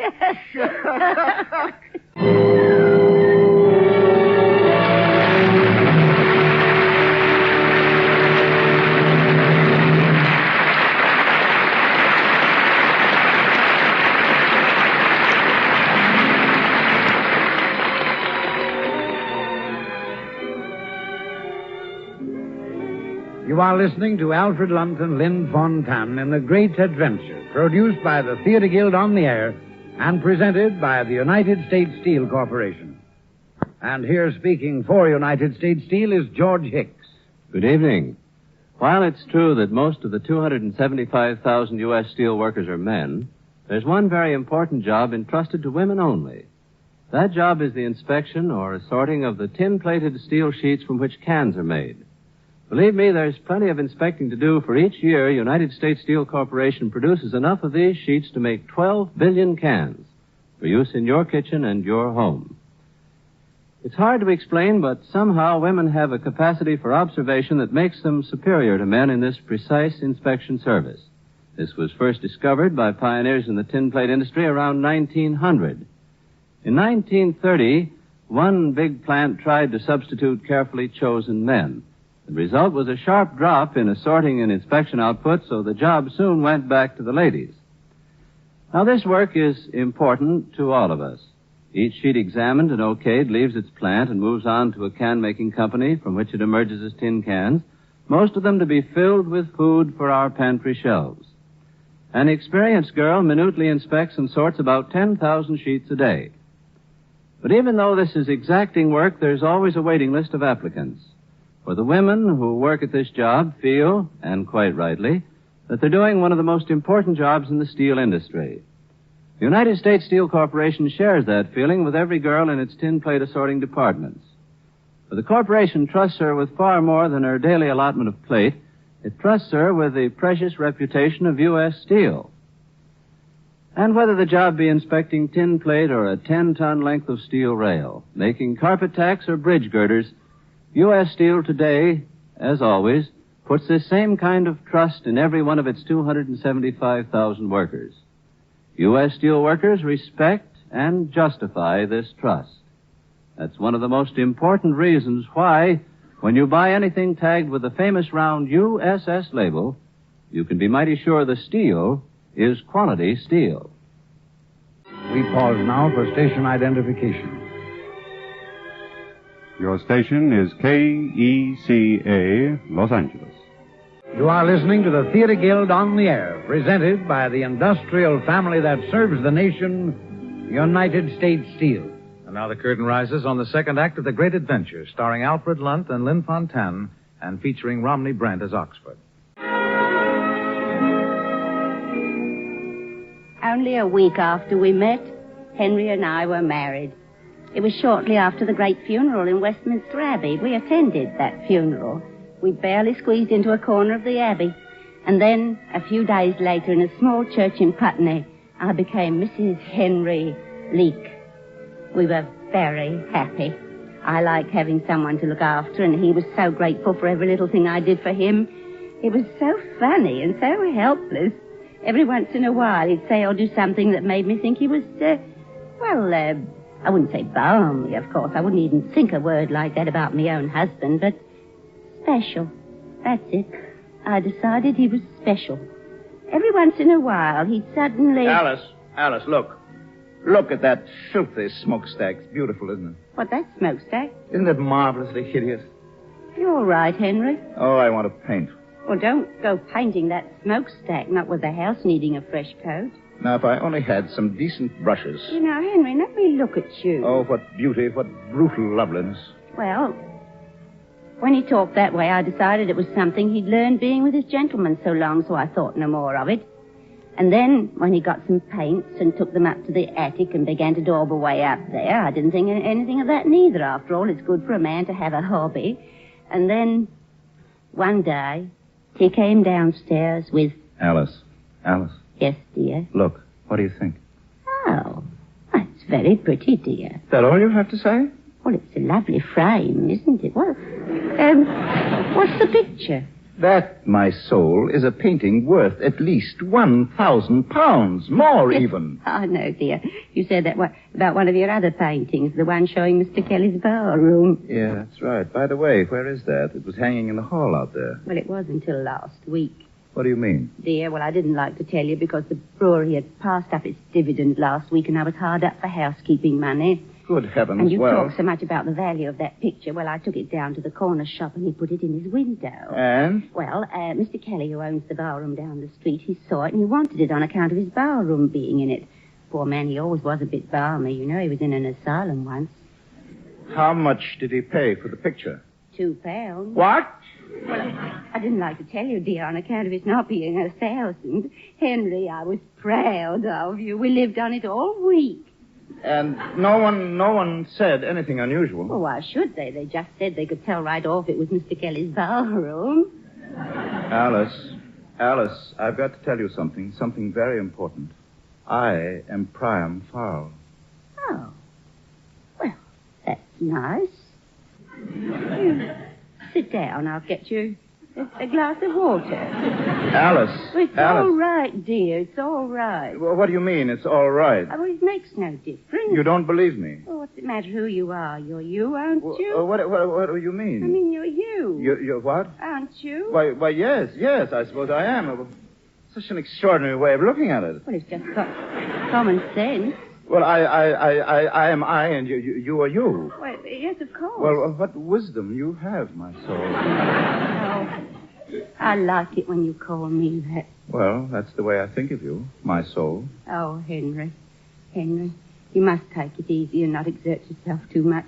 Oh, am I exerting myself? Yes, all this hard, deep thinking, it isn't good for you. Well, you may be right. I am I, and you are you, and nothing else matters. That's right, Henry, except a good cup of tea. Well, for a while after that, Henry was sort of nervous, but it soon passed over, and several times after we sold a picture to the corner shop for another £2. I was very proud. Henry was as happy as could be, sang as he worked. The months went by like a dream until one day when... Yes? Is this Mr. Henry Leeks? Yes. Are you Mrs. Leeks? That's right. Could I speak to your husband? Oh, he's up in the attic. Painting? That's right. I'm an art dealer. I'd like to talk to him about selling us some pictures. Oh, that's nice. Come in, Lloyd. Thank you. This way. I've bought several of your husband's paintings from the shop at the corner. Why doesn't he ever sign his work? Oh, he's shy. Henry! Yes, dear. I finally persuaded the shopkeeper to give me your husband's name and address. That's how I happened to find him. Oh, well, I'm sure he'll be very glad to see you. Does he do all his work up there in the attic? Oh, yes. All of it is good for him, and it keeps him quiet while I get the housework done. Oh. Henry. Yes? Here's a man for you, Henry, about your paintings. Oh? Well, how do you do, Mr. Leek? I'm delighted to meet you. I was interested in seeing whether we could buy a few pictures from you. Well, isn't that nice, Henry? Well, I have only a few, but... My word. That is magnificent. What's that? You like that? It's only a picture of me. I knew it at once, madam. A brilliant likeness. The spirit of it and the highlights on those sleeveless... My cooking sleeves. I don't know what possessed him to do me in my cooking sleeves. Well, that's you, my soul. It's pure genius. May I make an offer for it? No. Why not? Henry, the gentleman wants to make an offer. No, it's not for sale. No. I came prepared to spend and to pay cash. No, I'm sorry, no. £500? I'm sorry, it's not for sale. What? Did you say £500? £600 then. No, I'm not in the least disinterested. £100? It's not a matter of money. You'll have to understand. It's just that I prefer not... Henry, I haven't meant to tell you because I didn't want to worry you, but the brewery has passed up another dividend. Oh, Lord. So it's up to your painting. Beer has failed again. I see. Henry. I see. All right. You can do another picture of me. I'd much rather be done without me cooking sleeves. Will you take the money, madam? Here, will you count it? Oh, I'm too dizzy to count. You always go back with £600 in your pocket. In my business, madam. Why are you so interested in my portrait? You've never seen me before. Madam, your portrait happens to be one of the finest modern paintings I've ever laid eyes on. Well, thank you. That's very nice of you. Well, I better go and put this money under lock and key. Will you gentlemen excuse me? May I take this along now? Yes, I suppose so. Mr. Leek, I'd like to ask your opinion of a picture I brought with me. I bought it some years ago. One of my customers is interested in it at the moment. I'd like to see what you think of it. It's in this case here. It's by Prime Paul. There. Yes, that's a very clever work. Very clever. Something he painted in Italy, I believe. The background and color suggest Italy. Yes, possibly. Yes, of course, the style is quite different from yours. But, very, very different. But still, he had a somewhat similar feeling for color. You think so? Oh, somewhat. At what period did you paint it? What are you talking about? Signed? By you, Prime Paul. Now, look here. You said yourself that there was no similarity whatever in the style. I know. You seem to have tried very hard to change your style, Master, and in some ways you have. But still, there was once a well-known man who stood 7 feet tall. He shaved off his beard, dyed his hair, invented a very ingenious costume, and went to a fancy dress ball as Tom Thumb. Strange to say, his disguise was penetrated. Who are you? John Oxford. My old dealer. I'm delighted at last to meet you. After all these years of corresponding with you, never seeing you. It's a real pleasure. Now, look here. I can't explain this whole strange story to you. You mean Westminster Abbey? Yes. It's too complicated. It's too ridiculous. I'm sure it must be. But I want you to understand that I, Priam Farrell, now Henry Leake, am happy for the first time in my life. Please understand that and keep my secret, will you please? It's too late. Too late? I'm afraid I must ask you to testify as Priam Farrell. What on earth do you mean? A few months ago, I bought some paintings from a small dealer at 10 pounds each. They were undated and unsigned, but I examined the brushstrokes under a microscope, and I knew at once they were the work of Priam Farrell. I sold them as Farrell. You what? I guaranteed them as Farrell. I staked my reputation on it. I did rather well with them, too. I sold them to an American millionaire for 4,000 pounds each. You swindler! You owe me a fortune. And I'll be glad to pay you your share in return for your testimony. I don't know what you're talking about, but if you think you can get me to appear in a courtroom, you're mistaken. All my life I've spent fleeing from reporters, prying, foolish people, and now at last I've found peace and quiet. If you think even 20,000 pounds could get me into a courtroom, you're mistaken. Then we'll need a subpoena. You wouldn't dare. Mr. Farrell, I'm being sued for £1 million. What? My reputation, my life's work are at stake. Do you wonder I'm glad I found you?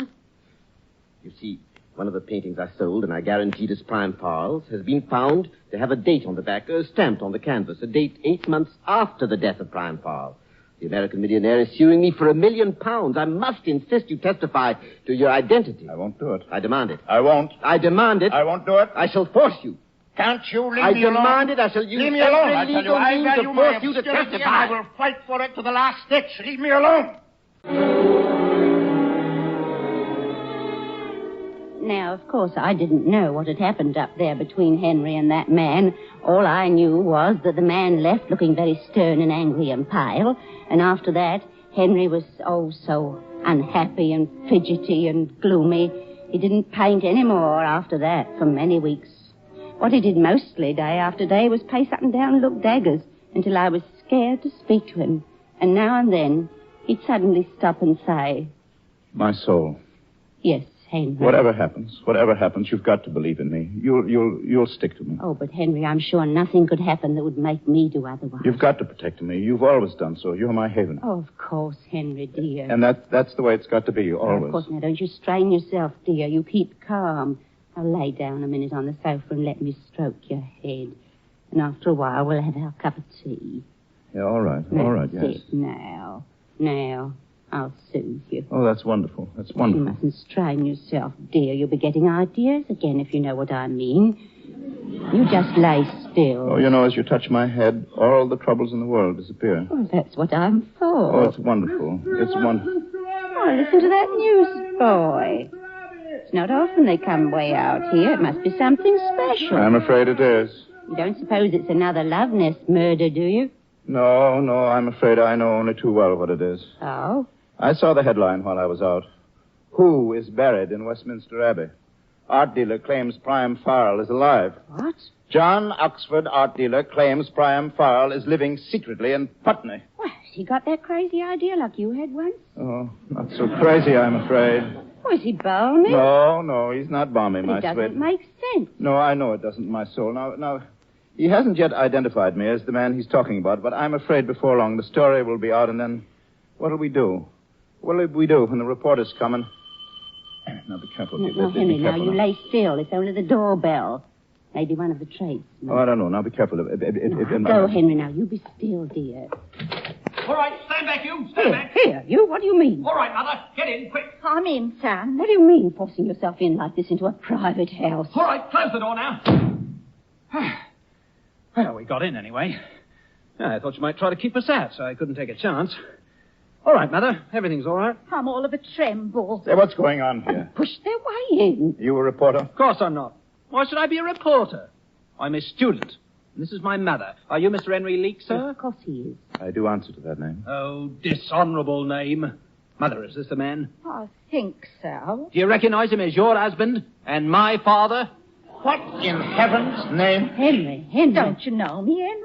And to think it was just 23 years ago next Tuesday that you walked out of the house so casual-like, never to return. Don't weep, Mother. He isn't worth it. even though he is me father. Young man, you show very little emotion at first beholding the author of your existence.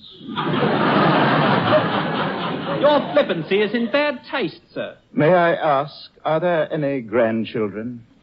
How many generations have I spawned on the spur of the moment? There are no grandchildren. Well, that's one thing to be thankful for. Is that all you have to say, Henry? Madam, I have never laid eyes on you before in my life. Hot brazenness. Do you deny that you're Henry Leake? Of course he doesn't. Then, Mother, show him the document. All right, I'll... Well, now, just a minute. Don't you think we'd better all sit down? This isn't something we can discuss all standing in the doorway. Now, come here. Let's sit down all nice and comfy. And after a while, we'll have a nice cup of tea. All right. Very kind of you. Now, you just sit here comfortably, Mrs. Leake. Thank you, Mrs. You can call me Mrs. Leake, too, if you like. I'm afraid you have no right to... Now, look here, you young puppy. I have a very strong inclination to thrash you. You wouldn't dare. Oh, wouldn't I? Mother, the document. Yes, here it is. Read for yourself. Mr. Henry Leake and Sarah Featherstone, spinster, registry office in Paddington. Why, how nice. This shows you were legally married, doesn't it? Well, of course. Which, I'm afraid, madam, you are not. Why, what do you mean? I've got one of these, too? Embossed in gold. Madam, I'm very sorry to have to put it bluntly, because I'm sure you were led innocently into a dreadful trap. But you must realize that no bigamous marriage can ever hold good. You squirt. In fact, bigamy is a crime. Oh, fiddle-dee-dee. Is that true, Henry? Of course it is. Well, there's a police station just over on Upper Richmond Road. If you step in there on your way back, if it gives you such pleasure to think of your father in jail. Madam, do you mean you intend to do nothing about this yourself? What on earth do you expect us to do? Well, in the first place, I expect you to make up to Mother for your desertion. Just 6 months before our son was born, Henry. And to atone financially for all the years she struggled alone. And what a struggle it's been, Henry. All by myself. Oh, I am sorry. I truly am. And I am, too.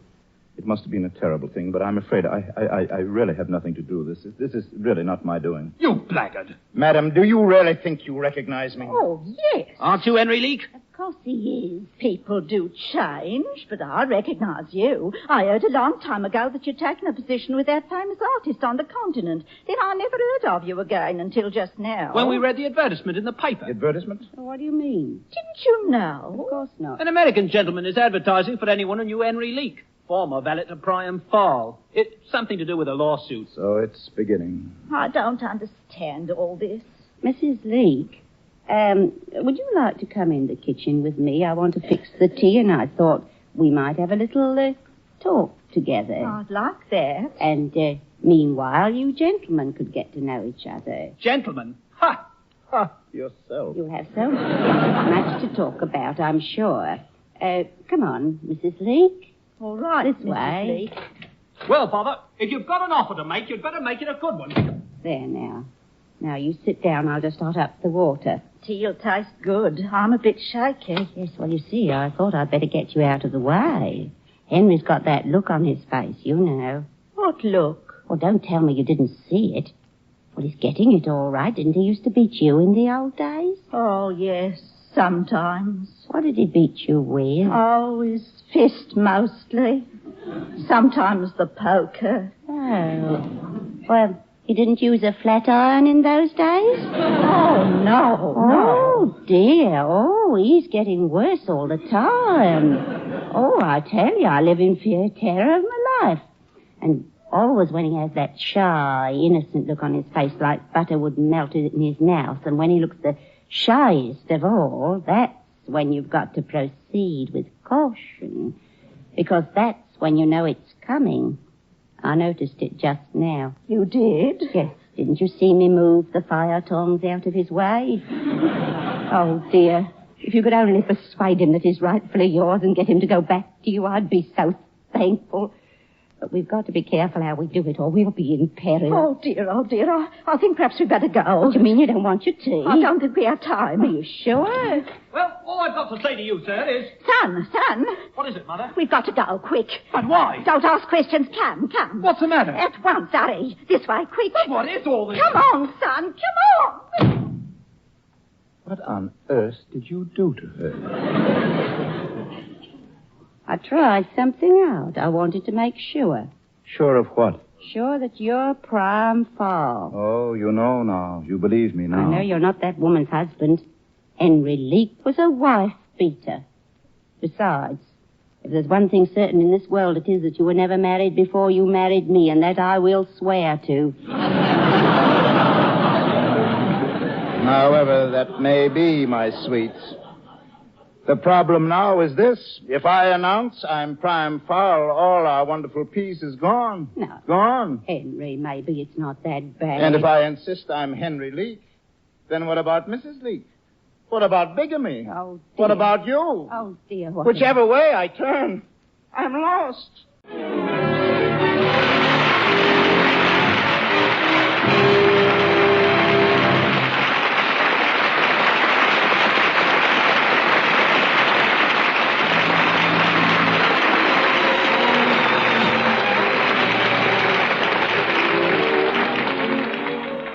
You are listening to Alfred Lunt and Lynn Fontanne in The Great Adventure, produced by the Theatre Guild on the Air and presented by the United States Steel Corporation. And here again, speaking for United States Steel, is George Hicks. The primary business of the United States Steel family, of course, is making steel. But on my visits to the plants, I've noticed that they also make a good many other things. And those other things are examples not only of the ingenuity of members of the United States Steel family, but also of their constant desire to serve the community in additional ways and to make more jobs for more men. For instance, the blast furnaces and open hearth furnaces in the mills generate tremendous amounts of heat while making steel. That heat used to be wasted. But today, in many United States Steel plants, the heat is used. It is used to make steam, which generates electric power, and that power helps to supply thousands of homes in neighboring communities. The utilities serving Pittsburgh, South Chicago, and Birmingham, for instance, get substantial amounts of electric power from their neighboring United States Steel plants. And in Gary, Indiana, Carnegie Illinois Steel Corporation produces enough surplus gas from its coke ovens to supply the community of 125,000 people with cooking and heating gas. In Birmingham, too, there's another example of an unexpected service. That is a soil conditioning material made of open hearth slag from the steel plants. For years, this slag had been a residue accumulation from steel making that was completely wasted. Then the scientists of the Tennessee Coal, Iron, and Railroad Company found that the slag from their open hearth furnaces, containing an unusually large amount of phosphorus and other elements, was good for certain types of soil. So today, TCI has a whole new department, making this soil conditioner and shipping it all over the South to improve crops. These activities are examples of how ingenuity has created new ways to serve the public. Another part in the story of the industrial family that serves the nation, United States Steel. You are listening to the Theatre Guild on the Air, presented by the United States Steel Corporation. And now the curtain rises on the third act of The Great Adventure, starring Alfred Lunt and Lynn Fontanne and featuring Romney Brent as Oxford. Well, the day came when I was served with a subpoena by the lawyers of John Oxford. The trial began. The world of art was in an uproar. The news vendors shouted the latest bulletins, reporters threw a sort of siege line around our house and camped there day and night. They disguised themselves as milkmen and butchers to force their way into the house, but Alice had them at bay. I said nothing. I spoke to no one, refused to make any statement. Here in this house, I had known the only real happiness I ever knew. Was I to throw it away for the squabbles of others? Finally, the trial began. Order! Order in the court! Are you sure you don't want to tell them all about it, dear, the whole story? And never have another moment's peace in my life? No, it's none of their business, no.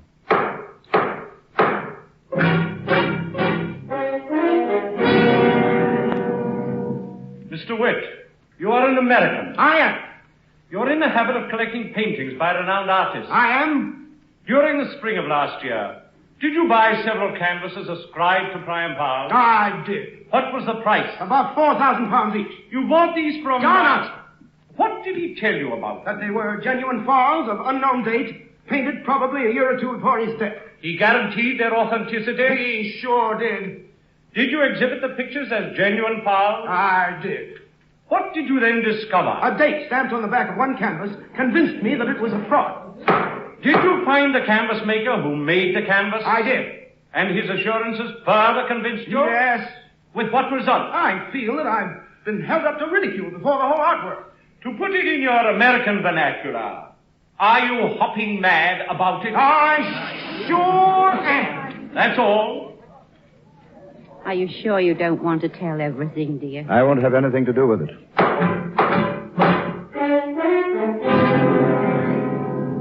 Dr. Freeman, you signed the death certificate for Priam Powell? I did. Was there ever any doubt in your mind as to whom you were attending? Of course not. Absolutely not. Don't you really want to tell, dear? I do not.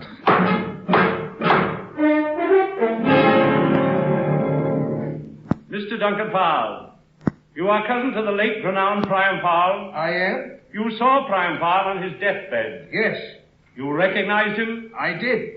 You knew Priam Powell from childhood, didn't you? Yes. In fact, hadn't you, as children, fought together? Yes, we had. Is there any way in which one might positively identify Priam Powell? There is. I remember during one fight his shirt was torn. And as we fought, I noticed 2 moles on his neck, very close together. Ah, thank you. Have you changed your mind, dear? I have not.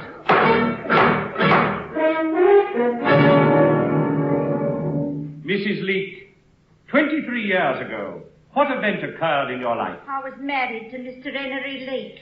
What other event occurred? He left me. Did you learn where he had gone? I learned he'd gone to the continent as valet to the famous artist, Mr. Powell. Can you identify Mr. Leake?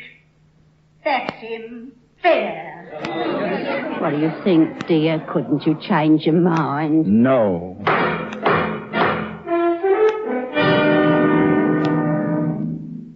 Mr. Leake, you've heard the other testimony presented here. I have. Will you give us your full name, please? Priam Farrell. What's that? Priam Farrell. Surely you've heard the name. Yet you answered just now to the name of Henry Leake. For almost 2 years, I've answered to that name. Yet you now tell us you are Priam Farrell? I do. Do you mean to tell us that Priam Farrell does not lie buried in Westminster Abbey? I do. Do you expect us to believe you? No. Don't you think your story is a trifle bizarre? I do. Don't you realize it casts grave aspersions on our national Valhalla and brings international embarrassment to the Empire? I do. And yet, you say that you are Priam Powell? Yes. Did you paint the pictures purchased by my client? I did. Do you assert, then, that they are genuine Powells? Yes. Mr. Leake, or Mr. Powell, or whatever other alias you wish to use at the moment, inasmuch as you calmly tell us you are Priam Powell, the great painter, I am sure you will be happy to open your collar and display the 2 moles referred to by Mr. Duncan Farr. I will not. Ah, you will not open your collar? Certainly not. I thought so. And why not? I am a free-born Englishman. There is no law among the English statutes that compels a man to open his collar in public. I stand on my rights in Magna Carta. Ever since the year 1215, every precedent in English jurisprudence argues that a man's moles are his own affair. I defy you to prove otherwise. I will not open my collar. I will not show you my moles. Well, the court took a recess. For 2 hours, the opposing lawyers argued with His Honor about a man's property rights in his own neck and collar band. The judge decided the privacy of an Englishman's collar is sacred and not to be violated. His moles are private domain. Order in the court, order in the court. The court reconvened. Dear. Yes? Oh, are you awfully unhappy? Awfully. I hate all this. I hate these people. They've destroyed our peace. Well, what have you decided to do? Well, I had to admit that I'm Priam Farrell. I had no choice. But I'll be hanged if I help them prove it. I loathe Priam Farrell. I want to be Henry Leake. The only real happiness I've ever known has been as Henry Leake. The very name Priam Farrell is a nightmare to me. Next witness, the so-called Mrs. Priam Powell. Beasts. Mrs. Priam Powell, to the stand, please. It's all right, dear. I don't mind. Well, ta-ta for now. Order. Swear to tell the truth, the whole truth, and nothing but the truth, self you God. I do? Alice, sat quietly in the witness box. I watched her. How could she be so calm, so serene? I couldn't understand. Mrs. Farr. The so-called Mrs. Farr. It is rather confusing, isn't it, sir? Madam, how did you meet your husband? Through a matrimonial agency. Do you think that's quite the nicest way to launch unholy wedlock? Well, if you're trying to tell me that I'm not nice, I don't think you're a gentleman. Every moment I kept my eyes glued on Alice. Why wasn't she resentful? Madam, I won't call you by name. In that way, I can spare you embarrassment. I'm not embarrassed. Haven't you been living under the name Mrs. Henry Leake? That's the name we were married under. Did you then marry a man living under a false name? Well, what's in a name? I married the right man, didn't I? Order! Then I began to realize a strange thing. Madam, when did you first begin to think of yourself as Mrs. Priam Farr? Last week. Not before then? Oh, no. I see. I began to realize that to Alice, it didn't matter. It didn't matter who or what I was. Are you enjoying your new role as Mrs. Priam Farr? Well, that's not a new role. That's who I am. Don't you find it more exciting than being Mrs. Henry Leake? Well, why should I? I'm married to the same man. Does your husband have 2 moles on his neck? Of course he has. Why does he refuse to reveal them? Perhaps he's not as proud of his moles as he was when he was a little boy. Isn't it true that you and your so-called husband are playing an assumed role to avoid criminal proceedings? Why should we? We've done nothing wrong. Nothing wrong! Madam, are you aware that you've been living with a man who is a bigamist? But you mean to say you believe all that? With a man who deserted his wife, his child, his obligation, and calmly married you in addition, in a ceremony which can only be called a fraud from beginning to end. A fraud? I've got my lines. Are you not aware that the paper you refer to is worth nothing in view of his previous marriage? No, stop. I'll open my column. The artist is always beaten. There you are, you moles.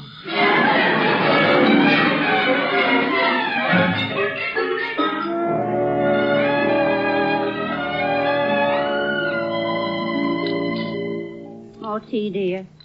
Oh, I'd love it. Oh, it's very soothing tea. Yes, nothing like a nice cup of tea. Well, I'm glad you feel better. Reminds me of our first tea here in the house together. Yes. That wonderful day. Oh, well, of course, this is a little different. By George, that crowd of people still milling around outside. I've disconnected the doorbell so they won't bother us too much. Our life isn't going to be quite the same, is it, my soul? I know. What made you change your mind and suddenly prove who you were? Well, I suddenly realized that the peace we found was not just in this house and in our names, but inside us. And I realized that to you it made no difference who I was. Well, why should it? You're you. Yes, of course, but that's such a simple piece of wisdom that it's hard for me to hammer it into my head. It won't make any real difference, though, will it? No. All we'll have to do is to change the crest on my writing paper. And even if we have to build a wall against the world, everything else will be the same now, won't it? Of course it will. Even though I'm disgustingly famous. Well, why not? And you won't mind if I'm really awfully rich. Oh, don't you worry about it, dear. And you'll even put up with it if to put it bluntly, if I should turn out to be a millionaire? We'll work it out, dear. Oh, my darling. Oh, how wonderful you are. Oh, how I do love you. Yeah, have another cup of tea. Well, I don't mind if I do.